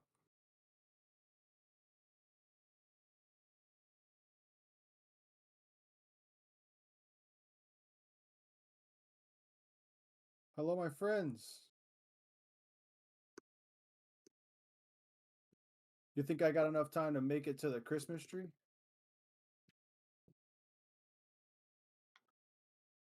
Yes, I'm running there. Thanks, brother. They shoot me in the back of the head. I think they're gooped. Like, I think they're the kids that were taking all the gold spawns. Because they keep looking at me like I'm going to do something. It's a little barrier of trust there.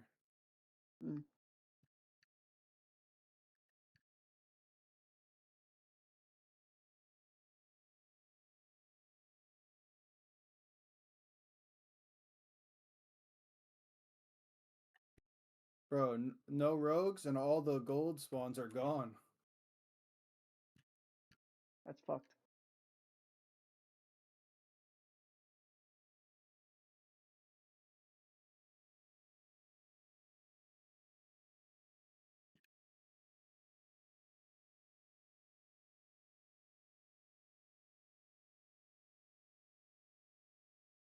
Drink a little max energy. I need another white ornament.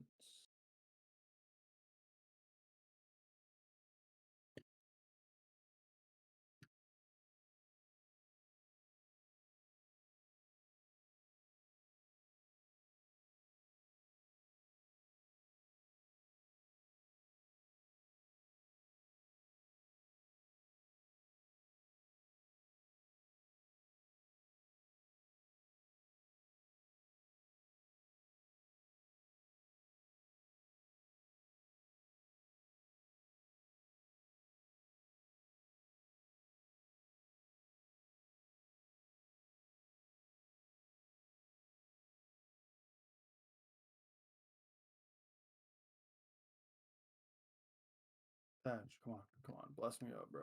Bless me up, brother. Come on. What is this shit, dude?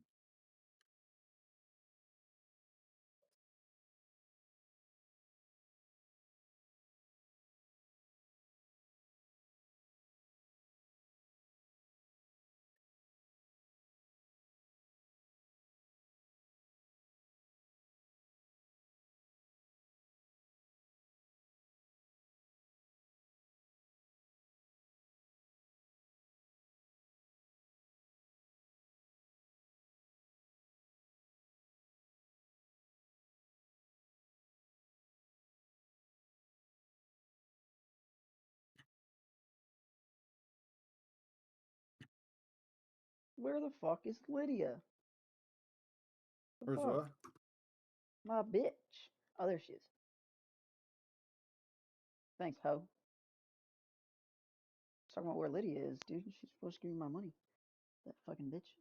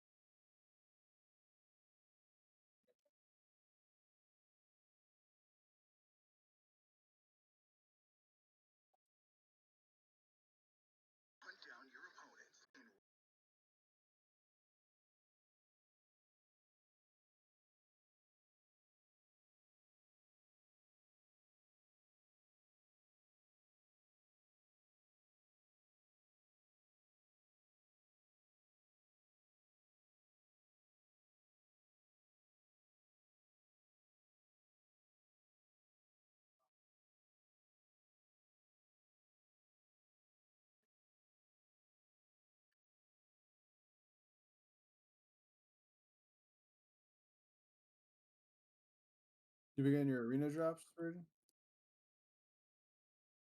No, I haven't been. Oof. Fire him.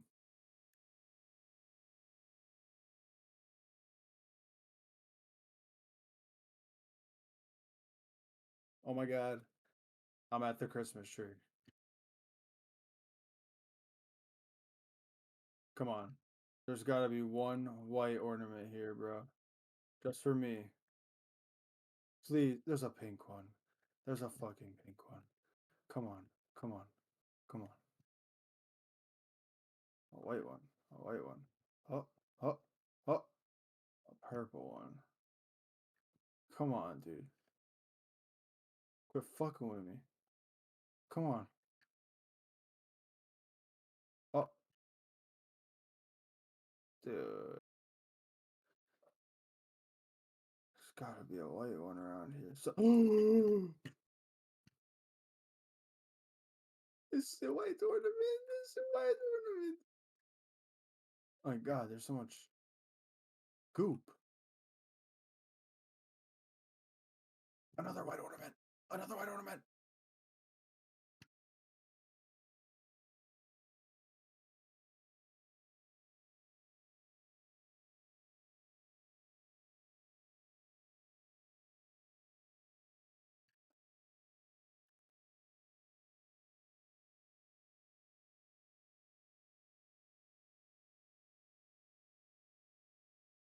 There's no way I loot that without extracting.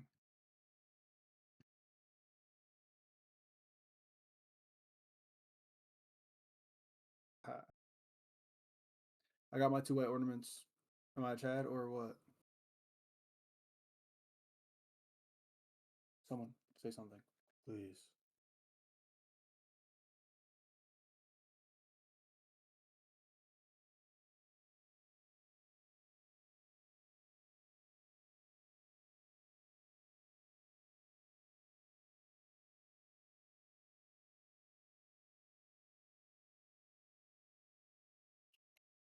I'm gonna go see if my brother ate all his food and scrounge him for the rest. I'll be back. Alright.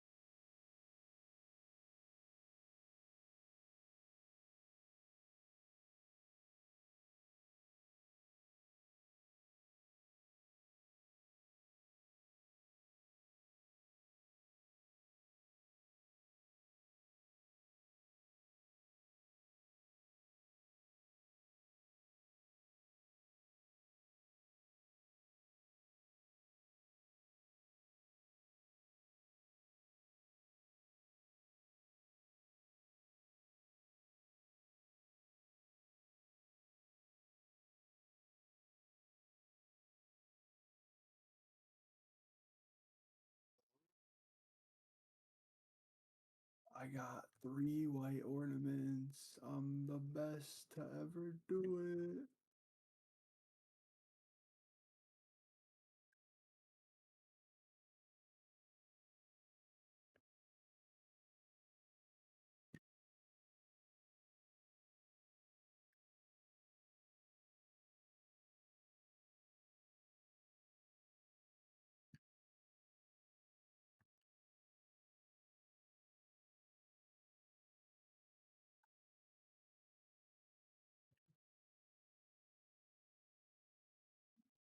Nada más, nada más.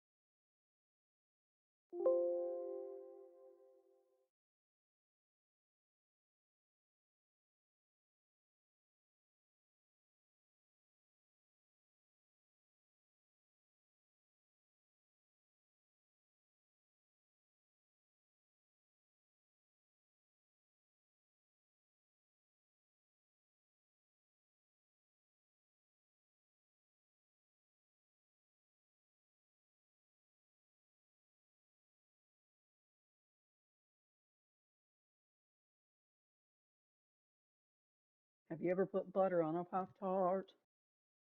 It's so freaking good. Have you ever put butter on a Pop Tart? If I haven't, I think you should. Have you ever put butter on a Tart? It's so friggin' good. Pop Tart, it's so freaking good.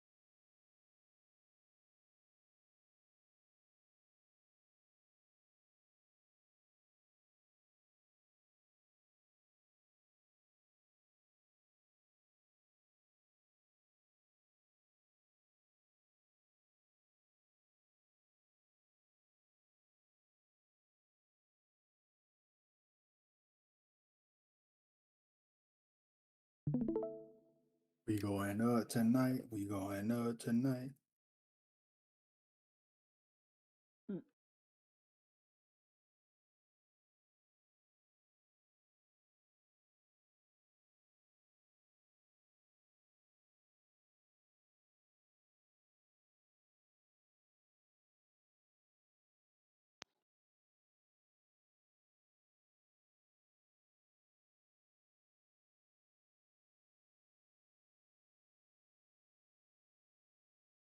Club going on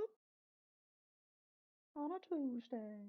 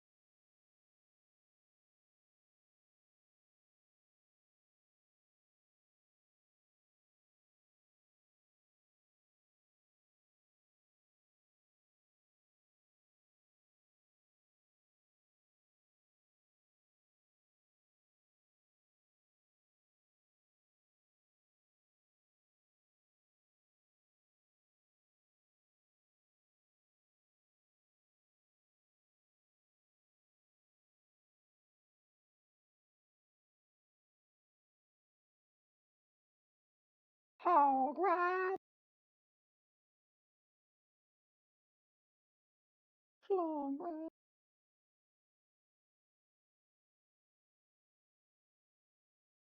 We're not a band, bitch. We don't play instruments. So why are you getting 100 when you only get 10%?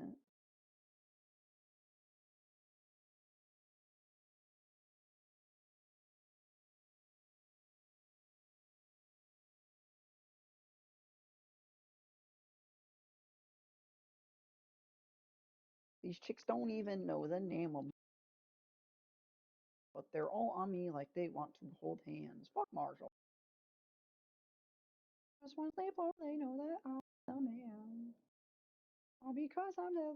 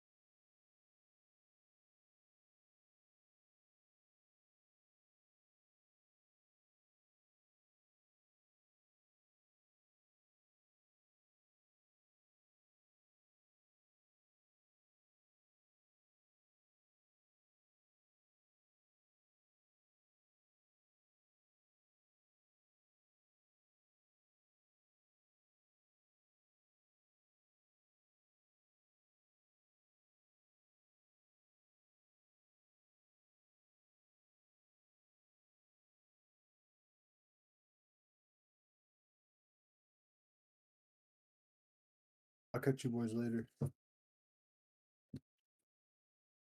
Good night, motherfuckers. Good night, my friend.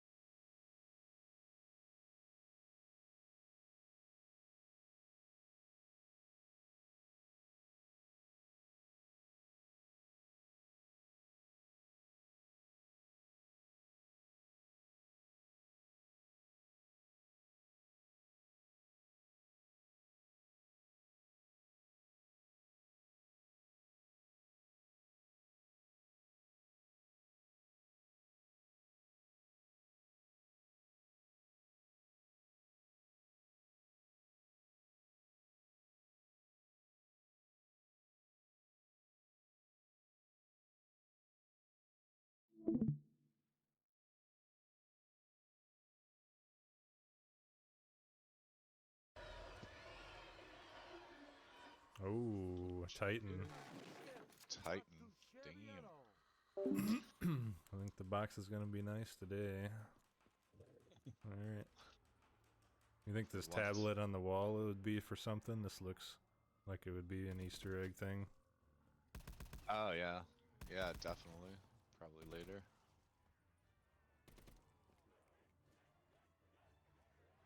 I'm only gonna tell you the parts that I found, even though it's very, very small parts. Yeah, appreciate it, man. Whatever you found. You have a wall buy over there or anything, or? Yeah, this is the RK7 Garrison. Ah, okay. Well, yeah, we can try to. We're at the box. I'm not sure how far away we are. I can see your silhouette, but you look a little bit far away. It's a little bit of a distance, not too far. Yeah, this thing's definitely something with Easter egg. What are you guys looking at? There's like a stone on the wall with like a kind of something looks like you can insert something into it. That's the tablet from Drysendrach that you put into the pillar and get souls with. I haven't played Drysendrach. I'm gonna start opening a few doors. Yeah, I'll open our way out of here. Shit, I don't have a crap. All I have is the RK7. I didn't want to buy it, so now that was the shotgun. There's a fuse over here. I won't pick it up though. Okay, appreciate it.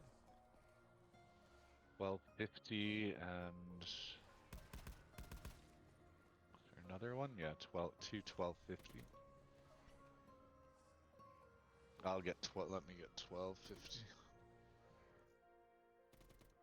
Make sure I have my independent is off. My mic's been working okay so far? No. Not the greatest quality, but it's working. Yeah. I think we're pretty close. I think you can probably get over here actually. There's one debris, 1500. Take the fuse. Got it. Whoops. Yeah, there's a fuse right here. I'll open. Come over here. I opened. Fuse right here. I think they stay in the same spots. Okay.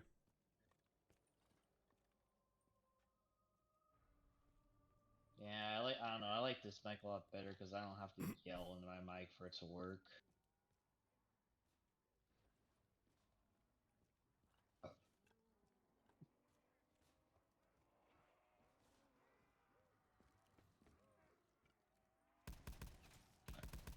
There's a big ass camping spot over here where I am. Or not camping spot, training spot. Oh, nice.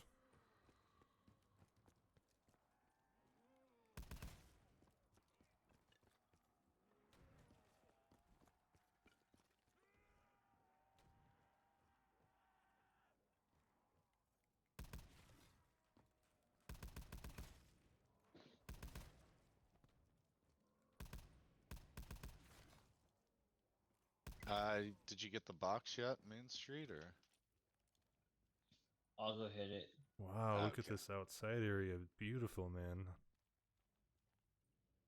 You put a lot of work into this one. Yeah, I think he had made a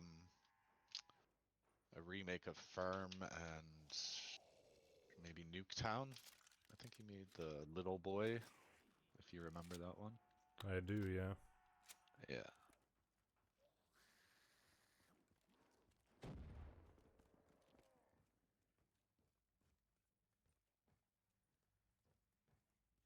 Oh, got another fuse, okay. Can't see where it is, though.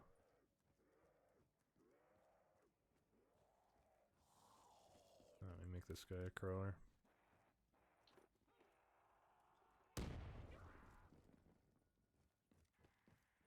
I got a crawler.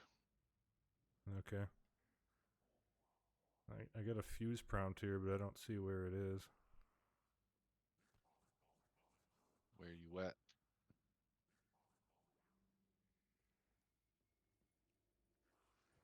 Oh. Could be on the other side? No. Oh, yeah, maybe. Oh, here it is, yeah. Yeah. How many is that you got? 3. 3, okay.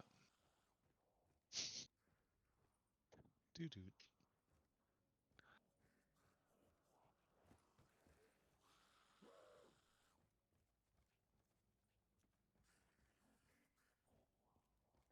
Testing. Oh, did somebody leave Discord? Yeah. Yep. Didn't last very long.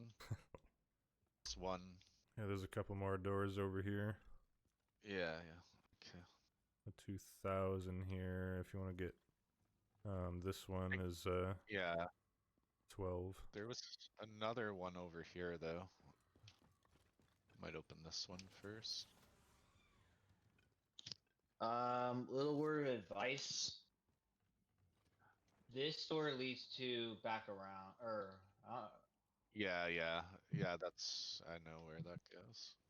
oh, you played this already? No, just that's where Ascended asked me to open. Oh, okay. The zombies respawn. Yeah, they do. Okay. I'll get this 2000 gate here. Only if you get far away, so it could probably be beneficial for a little bit to keep them a crawler if you don't move too far away. Oh shit. Yeah, watch it. Watch out. Another Turn on shield the power. part. No, you can't. Electrical power out of service.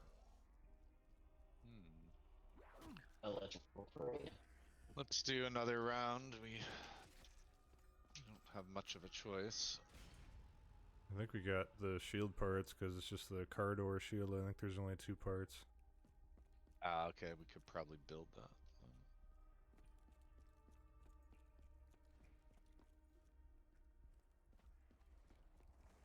Shield was here, right? Oh yeah, it is. I'm blind. You're not blind enough. Cover me. Yeah. Sweet.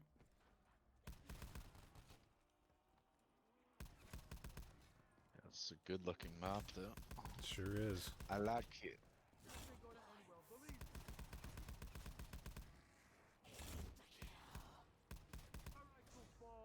You're in deep shit now.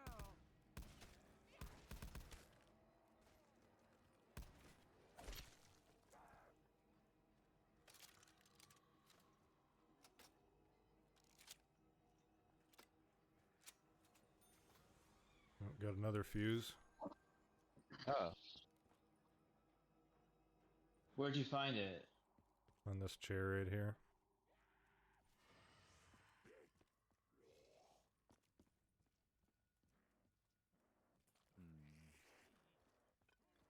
How many fuses is that then? Like 3? 4. 4. Yeah. Do we have to put them like in the power room or something? Yeah.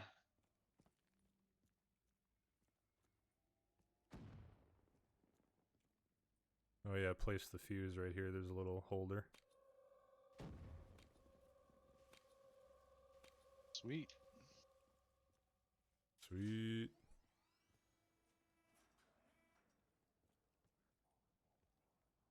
Jugs this way. Is there a door there? Oh yeah, 1000.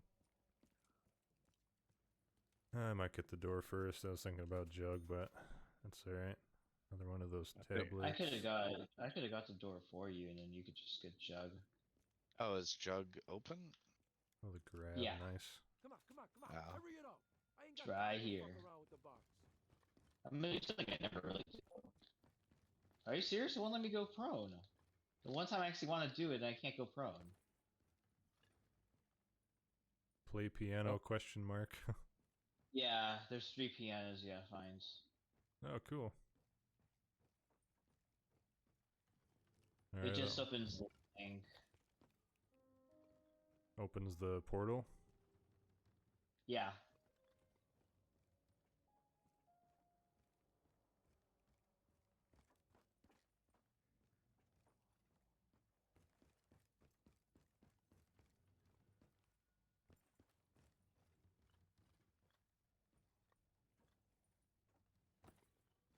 Oh.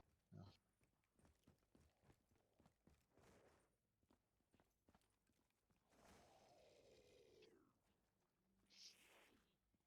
Cool, man. I didn't see any other pianos on our way around, but Yeah, I saw one. Yeah. Near the shield table.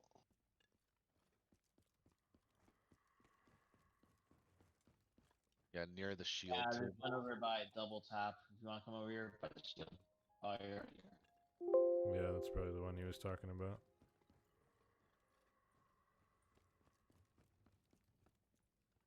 Oh, summoning key here. Oh, what? You didn't see that before? Ooh. No. Wonder Actually, if I it's didn't. a soul box, perhaps. I can't pick it up.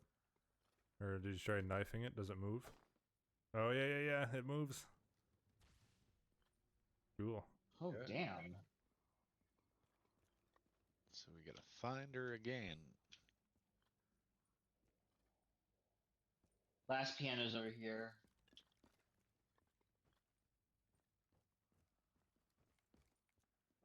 Cool.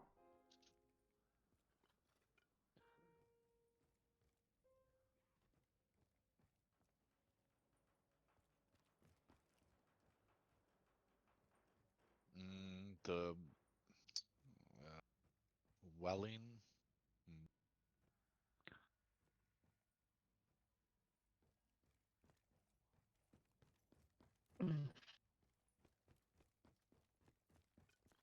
One thing that I was thinking might be the trick that I'll try to interact with it, nothing happens, but you come over here, Senate, or Craig. Or both. I What's thought up? this is the place. This like symbol thingy right here.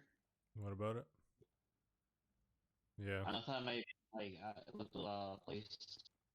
Yeah, that's what we were looking at in our spawn before. There was one in your spawn? Yeah, there's multiple.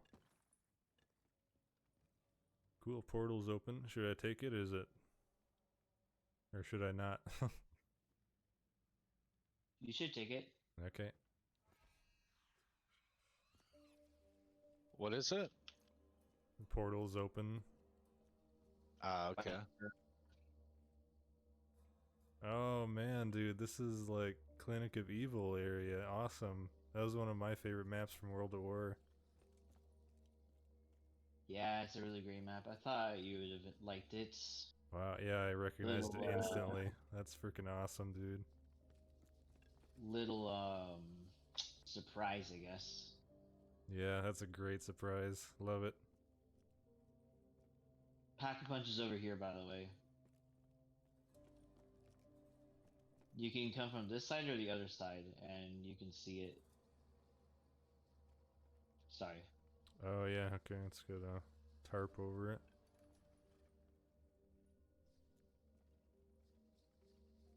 Okay. Okay, you went in the portal, yeah. Okay. Kind of looking around. Yeah, this looks really good, like remastered from World at War.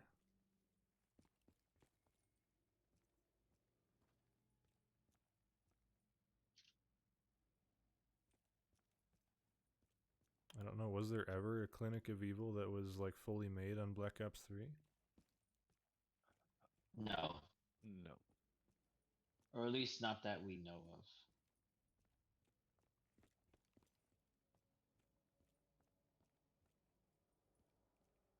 It was a good map, though.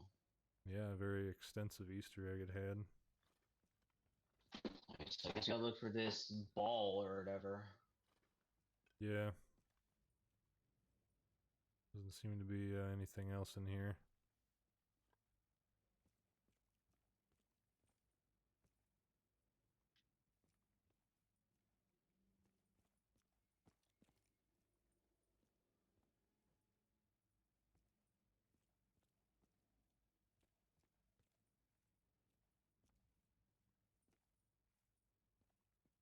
guess you would just make the showers accessible for the stamina up. Okay. You first. Oh yeah, get out of each other's way. Yep, good. Yeah, I'm not sure if it has that, but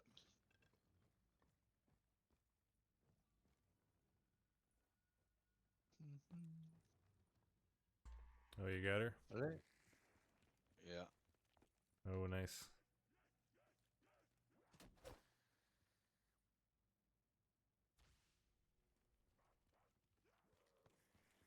Cool. Next location. Found it. Nice. Oh. Why is there And, creepy music? A prompt that we finished. Behind you, behind you, behind you. Oh. What is it? A glowing ball of light. Okay.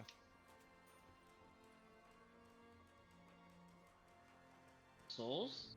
Yeah, that's what I was thinking. Alright, I'll come over.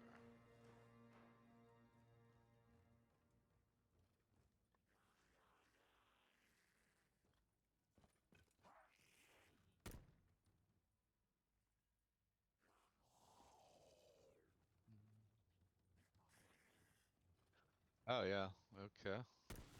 Yep, sure enough.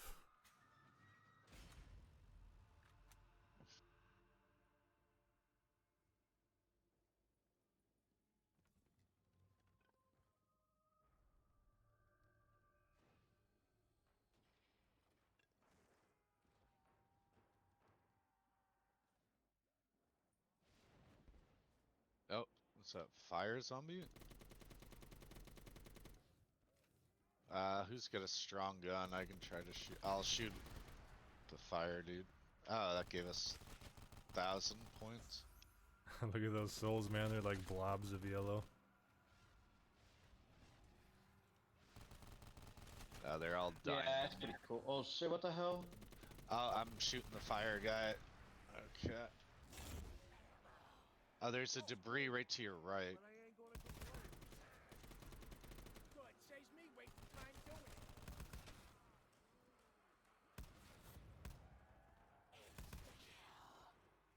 Nice. Oh. Done. May as well do another round. Let's do another round. Get the double point. I'm just going for Jug. Okay. Oh, we're going the wrong way. Ah, it's tough. Frig, I hate that. Yeah, Jug is down. Double points on dogs. Yeah. Seems to happen a lot.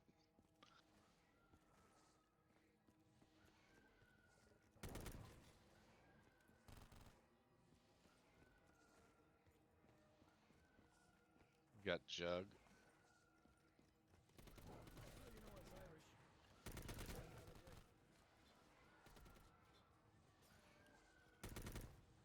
Who the fuck made all this 0 points.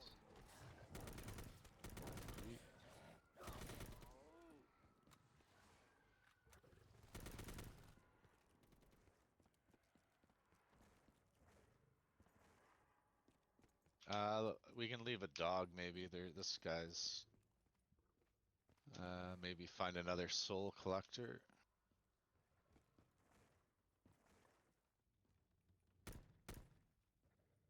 Where we spawned, there was speed, wasn't there? Yeah. Oh, nice. Where? Okay. Towards Mule Kick. Oh, I see the other one too. It looks like it's outside. I'm gonna go do the one outside, maybe. Oh, fire dude.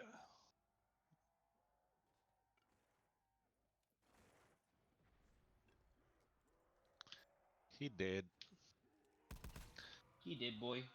He did.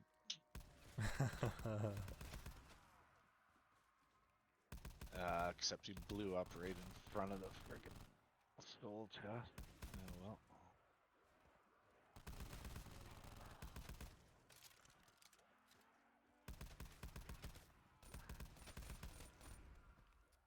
This one's done. I hear another fire guy,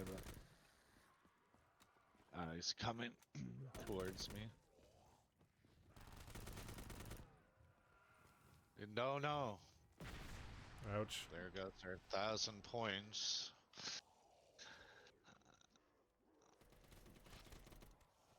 Sorry, I wasn't thinking. I guess. I guess points don't really matter that much. Get enough to get double. Yeah, you guys get some points. I can get double in speed.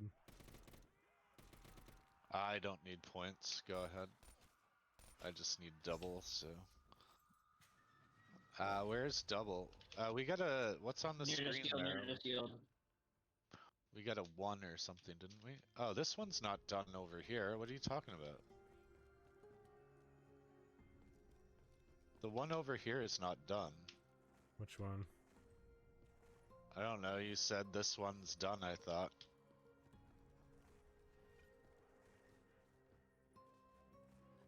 The one you and Main Street were doing. Yeah, it's done. That one was done. Well, it's still. If it's floating, it means it's done. Yeah. Yeah. I'm dead. What the hell? Yeah, Oh, we it still keeps its light? Yeah. Oh, okay. I'll come over.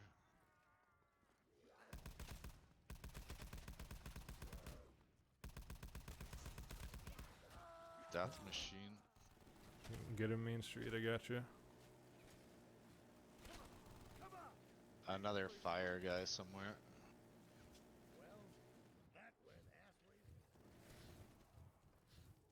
Try to save one here. Oh, last time I came by here, it was still here. Yeah, if it floats, it means it's done. Okay. Yeah, the first soul box light disappeared though. Yeah, this one disappeared as well. It just took some time. Oh, okay. I hear a fire guy. Oh, he's right there. I gotta get Jug again. Here.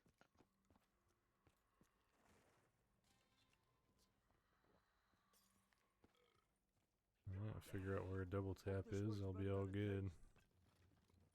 Yeah, Oh, it's here. near the shield. Sweet.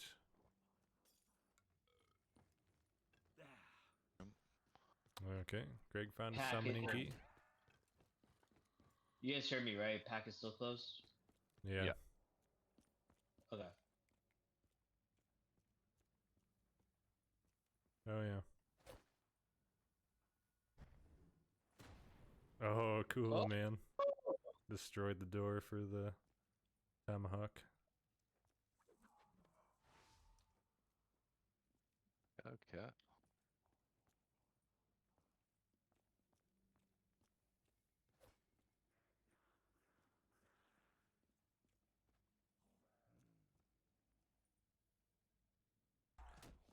You see something? Yeah.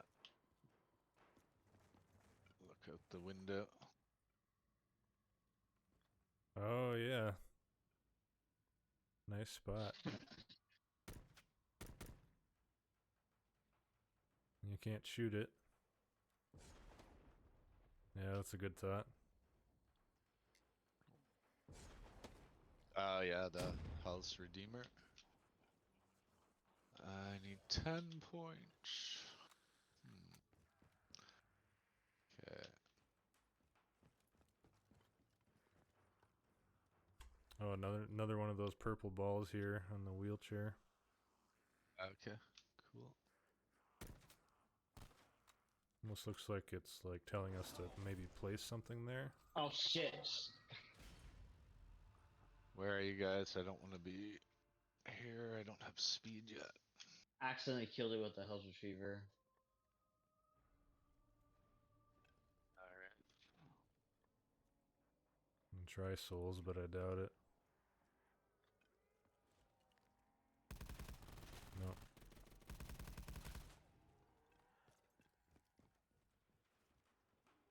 Oh, we got a reward in here. Oh. Okay.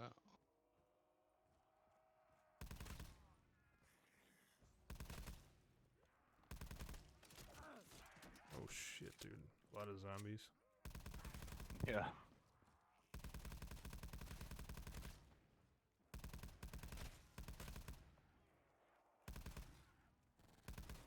Looks like a ray gun Mark II if somebody wants it. I might be able to take it. My gun's almost out of ammo. Oh, yeah, maybe go outside.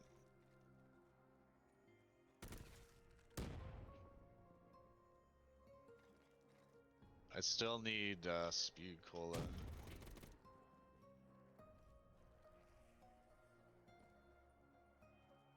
Oh, there's a bunch of them. Okay. Maybe get a crawler. Yeah. I threw a nade already. Can't get a crawler. Let's do it.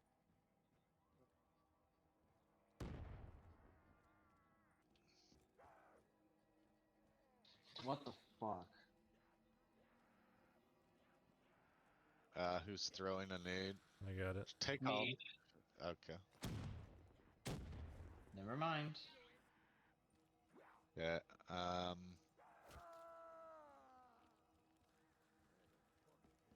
Nice. Maybe try to shoot the purple ball with it. Alright. Where's... Okay. Yeah. Oh yeah. I just need speed as well. Was that... By right? our spawn. Yeah. Yeah, right here. Okay. I'll be over there in a second.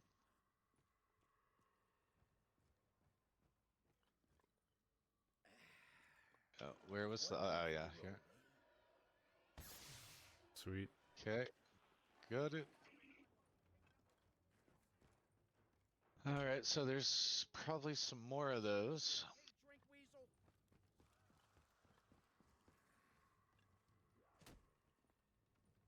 Right where? Right here. Oh, right in the middle of the room. Sweet.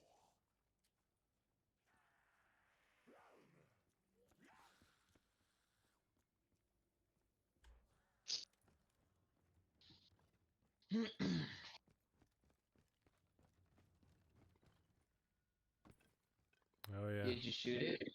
I see it. Oh, I knifed it. Oh, okay. Maybe you don't need the Mark II.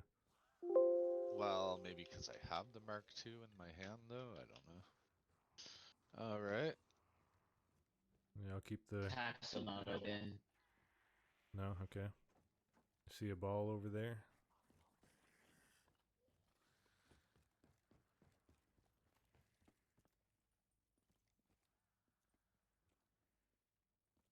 Oh, nice. Found another one. I didn't shoot it. Why is it making that music?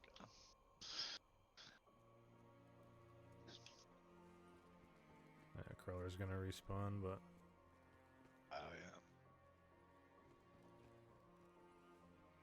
yeah. I'm outside. Oh yeah, on the tree. That one is hard to see. Wow.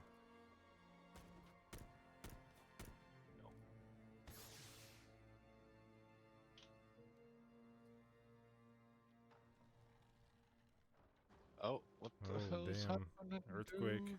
Oh, right here. Look at that. Oh yeah. Little ritual table. Ooh. Press X to distort the world. Distort the world? Oh god.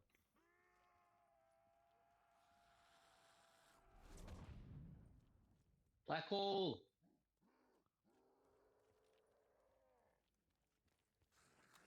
Well, check pack maybe? I don't know. Distort the world. That On doesn't, it. doesn't sound like pack.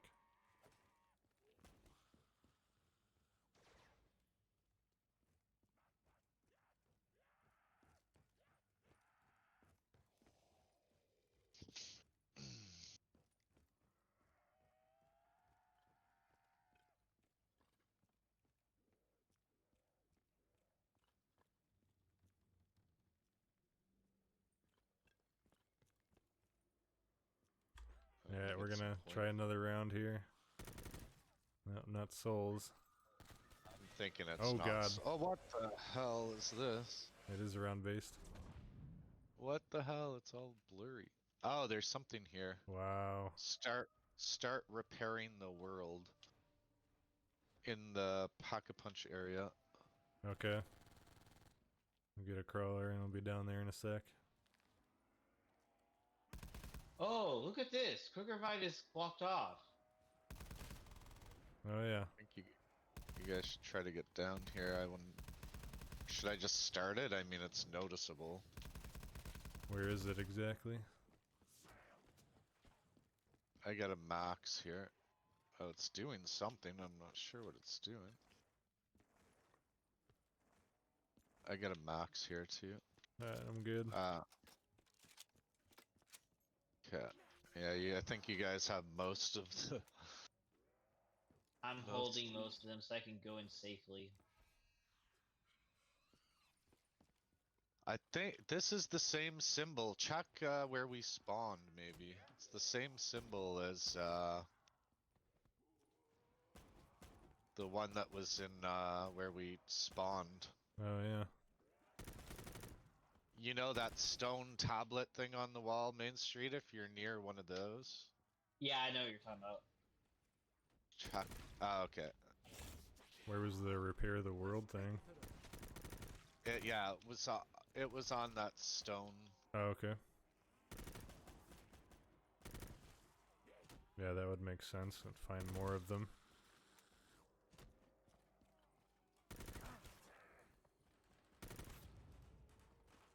$9K. Hey, slow pack a down. punch.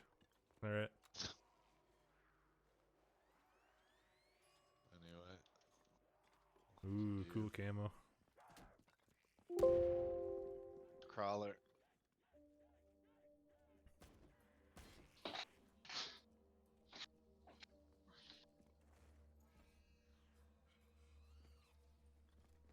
Oh, wait, I got some other message. Here.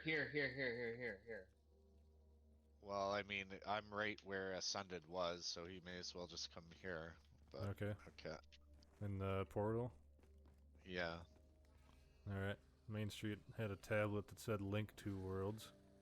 Yeah, that's what this one says. Oh boy. That's freaking awesome, man.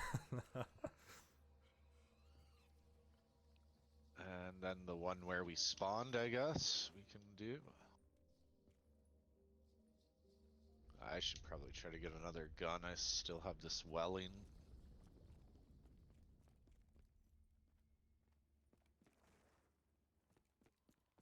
Box still hasn't moved, I think. Box is still where we had it.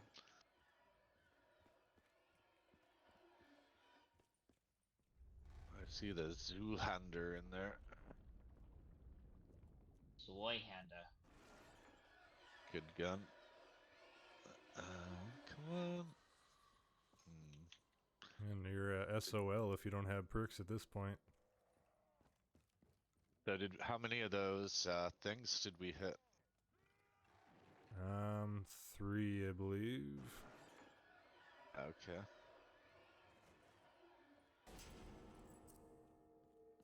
Box is moving.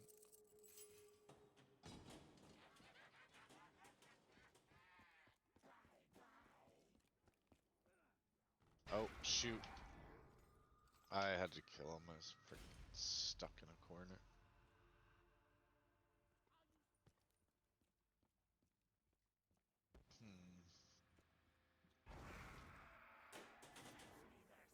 Looking for more of those tablets.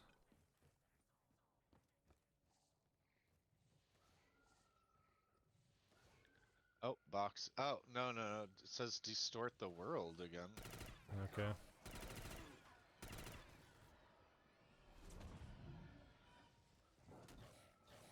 Auger, DRM, what is that? It's a semi-auto, I think.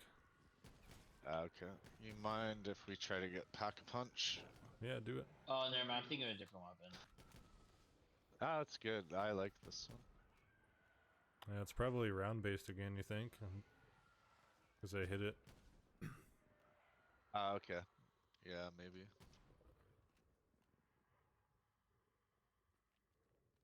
Do you know you probably don't know the keyboard for the Hell's Redeemer. I think it changed. Mine's changed. Yeah, for whatever your secondary is. Yeah, you can grab that. Shoot. I gotta probably change that at some point. I can't grab the max. There we go. Alright, we're back to normal.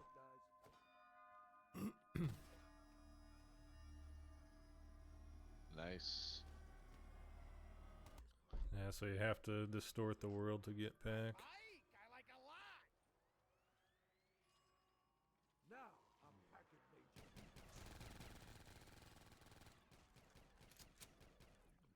Did we just get that? Yeah. Yeah, we don't. Oh, fire sale. I might go back and no, it's not. Is it worth it? I might I'm try to good get on mule guns. kick. There's a nice ammo behind it. Yeah, I'm not gonna risk it. No point.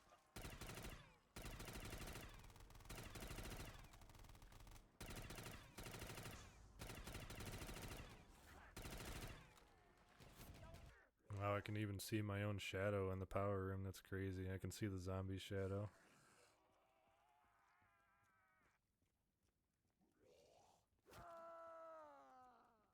There's a perk limit, 4 perk limit.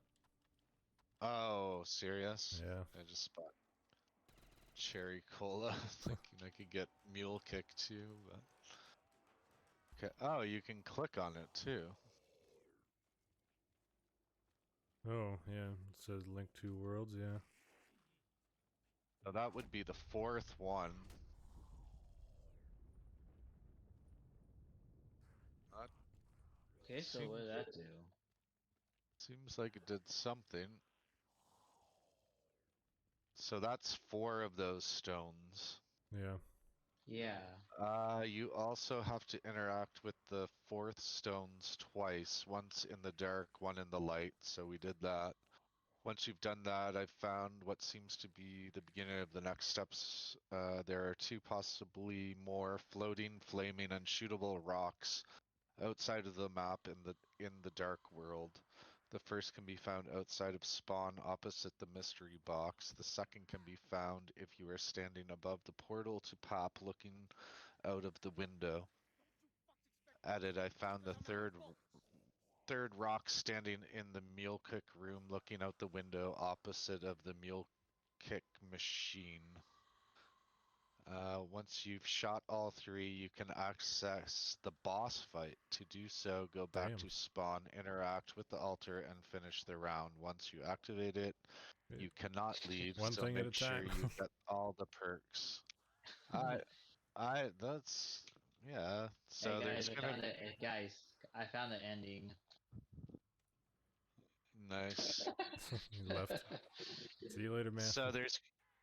Yeah, I might be see ya. back in 10 minutes. Yeah. So there's going to be 3 rocks. We got to shoot them. Then we come back here.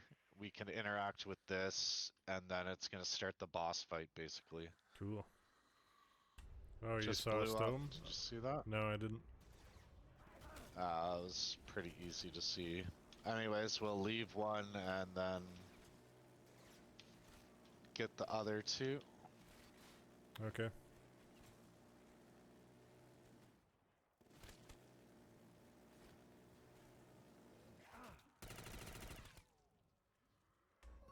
Alright, another rock.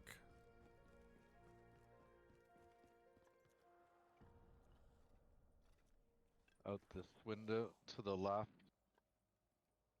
Okay. Sweet.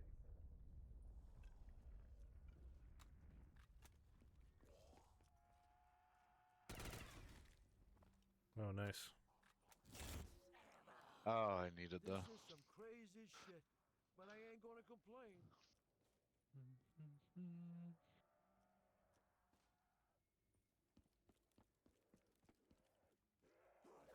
here. Okay.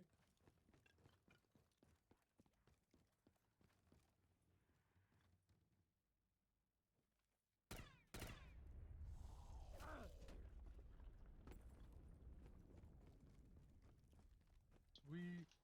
Is that all of them? Yeah. I might try to get a new shield here, pretty damaged. Yeah, I need to get one too. I don't have one at all. Zombies freaking on top of me, dude.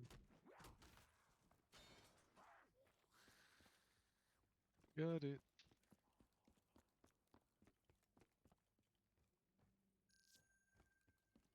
Alright. So we're going back to the summoning key. I wonder what I should do for... I got quite a bit of ammo, I mean, my secondary gun's only 200 ammo total. Yeah, I should be good. Says distort world again. Yeah.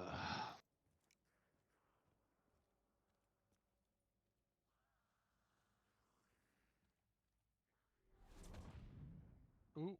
Okay, going back to nighttime.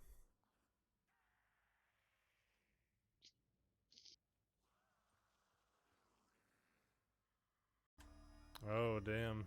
Alright, we're locked in.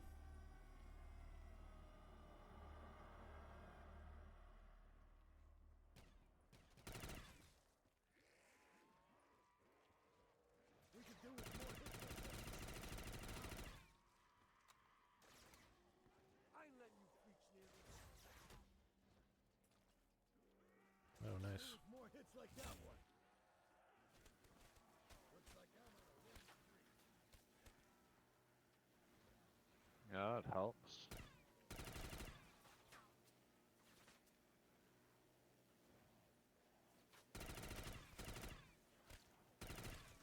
I don't know why you have to show.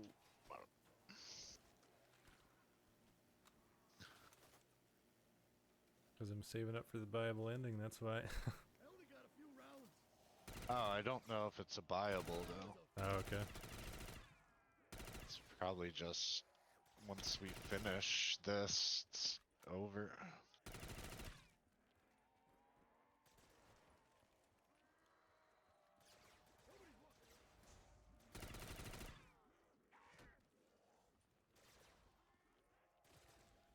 Well, that took down a few.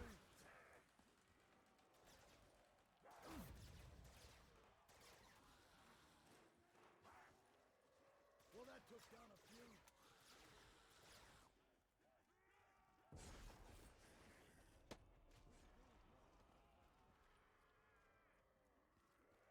You wanna rock?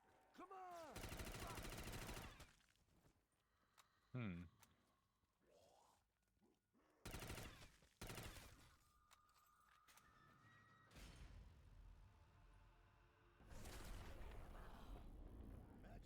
Wow. Cool. What's this thing?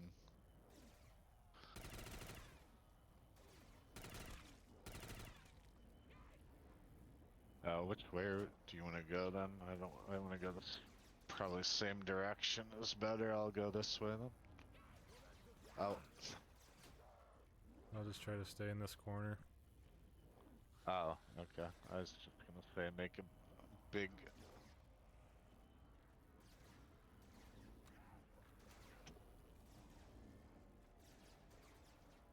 Can you shoot that ball at all? It doesn't have a red crosshair though. I don't see any, no.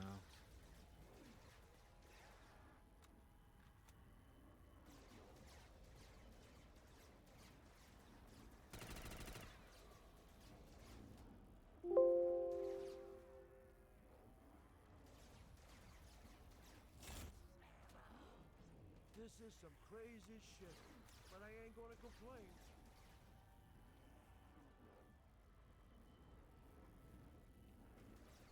Is it me or is the ball changing color? It was blue and now it's like orange. Oh, really?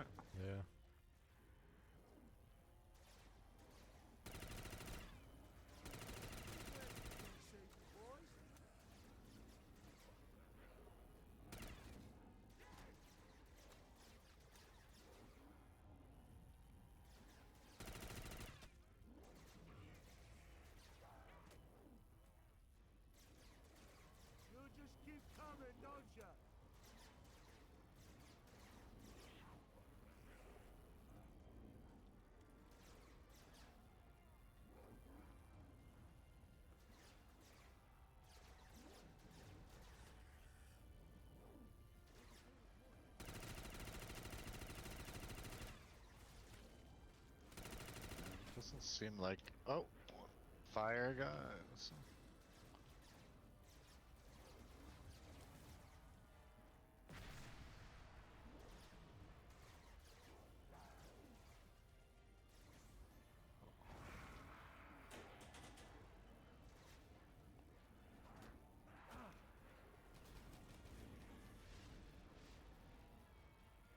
A lot of ammo in my ray gun.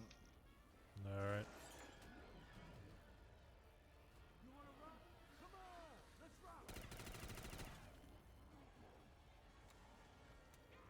I like how he's got the Shadows of Evil music.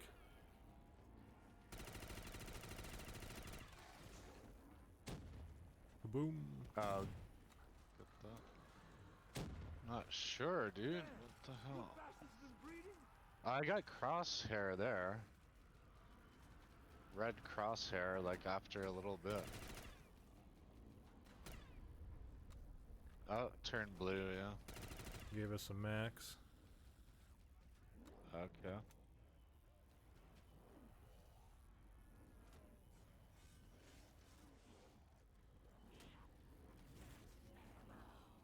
This is crazy, but I ain't gonna complain.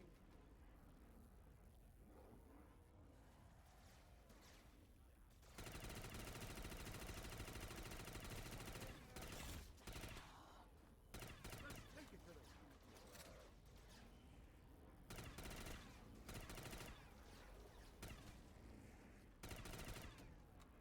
I'm dead. So red. Oh my god, I don't know how I didn't die there. I sprayed around you. Trying to shoot the ball. But, yeah. Not really doing anything. No, I think it's just survive. I ain't ready to be clipped just yet.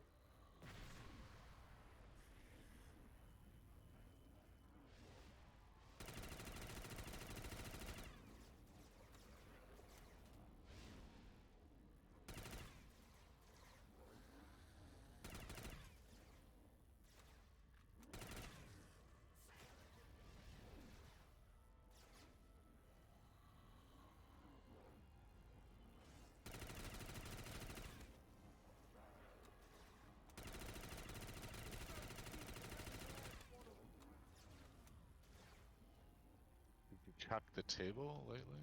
No. Nothing on the table.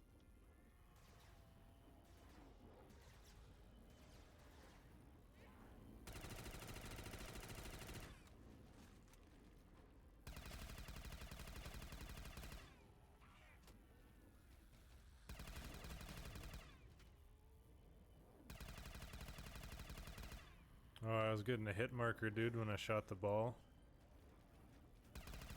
Oh. Are you sure there wasn't a zombie behind it or something?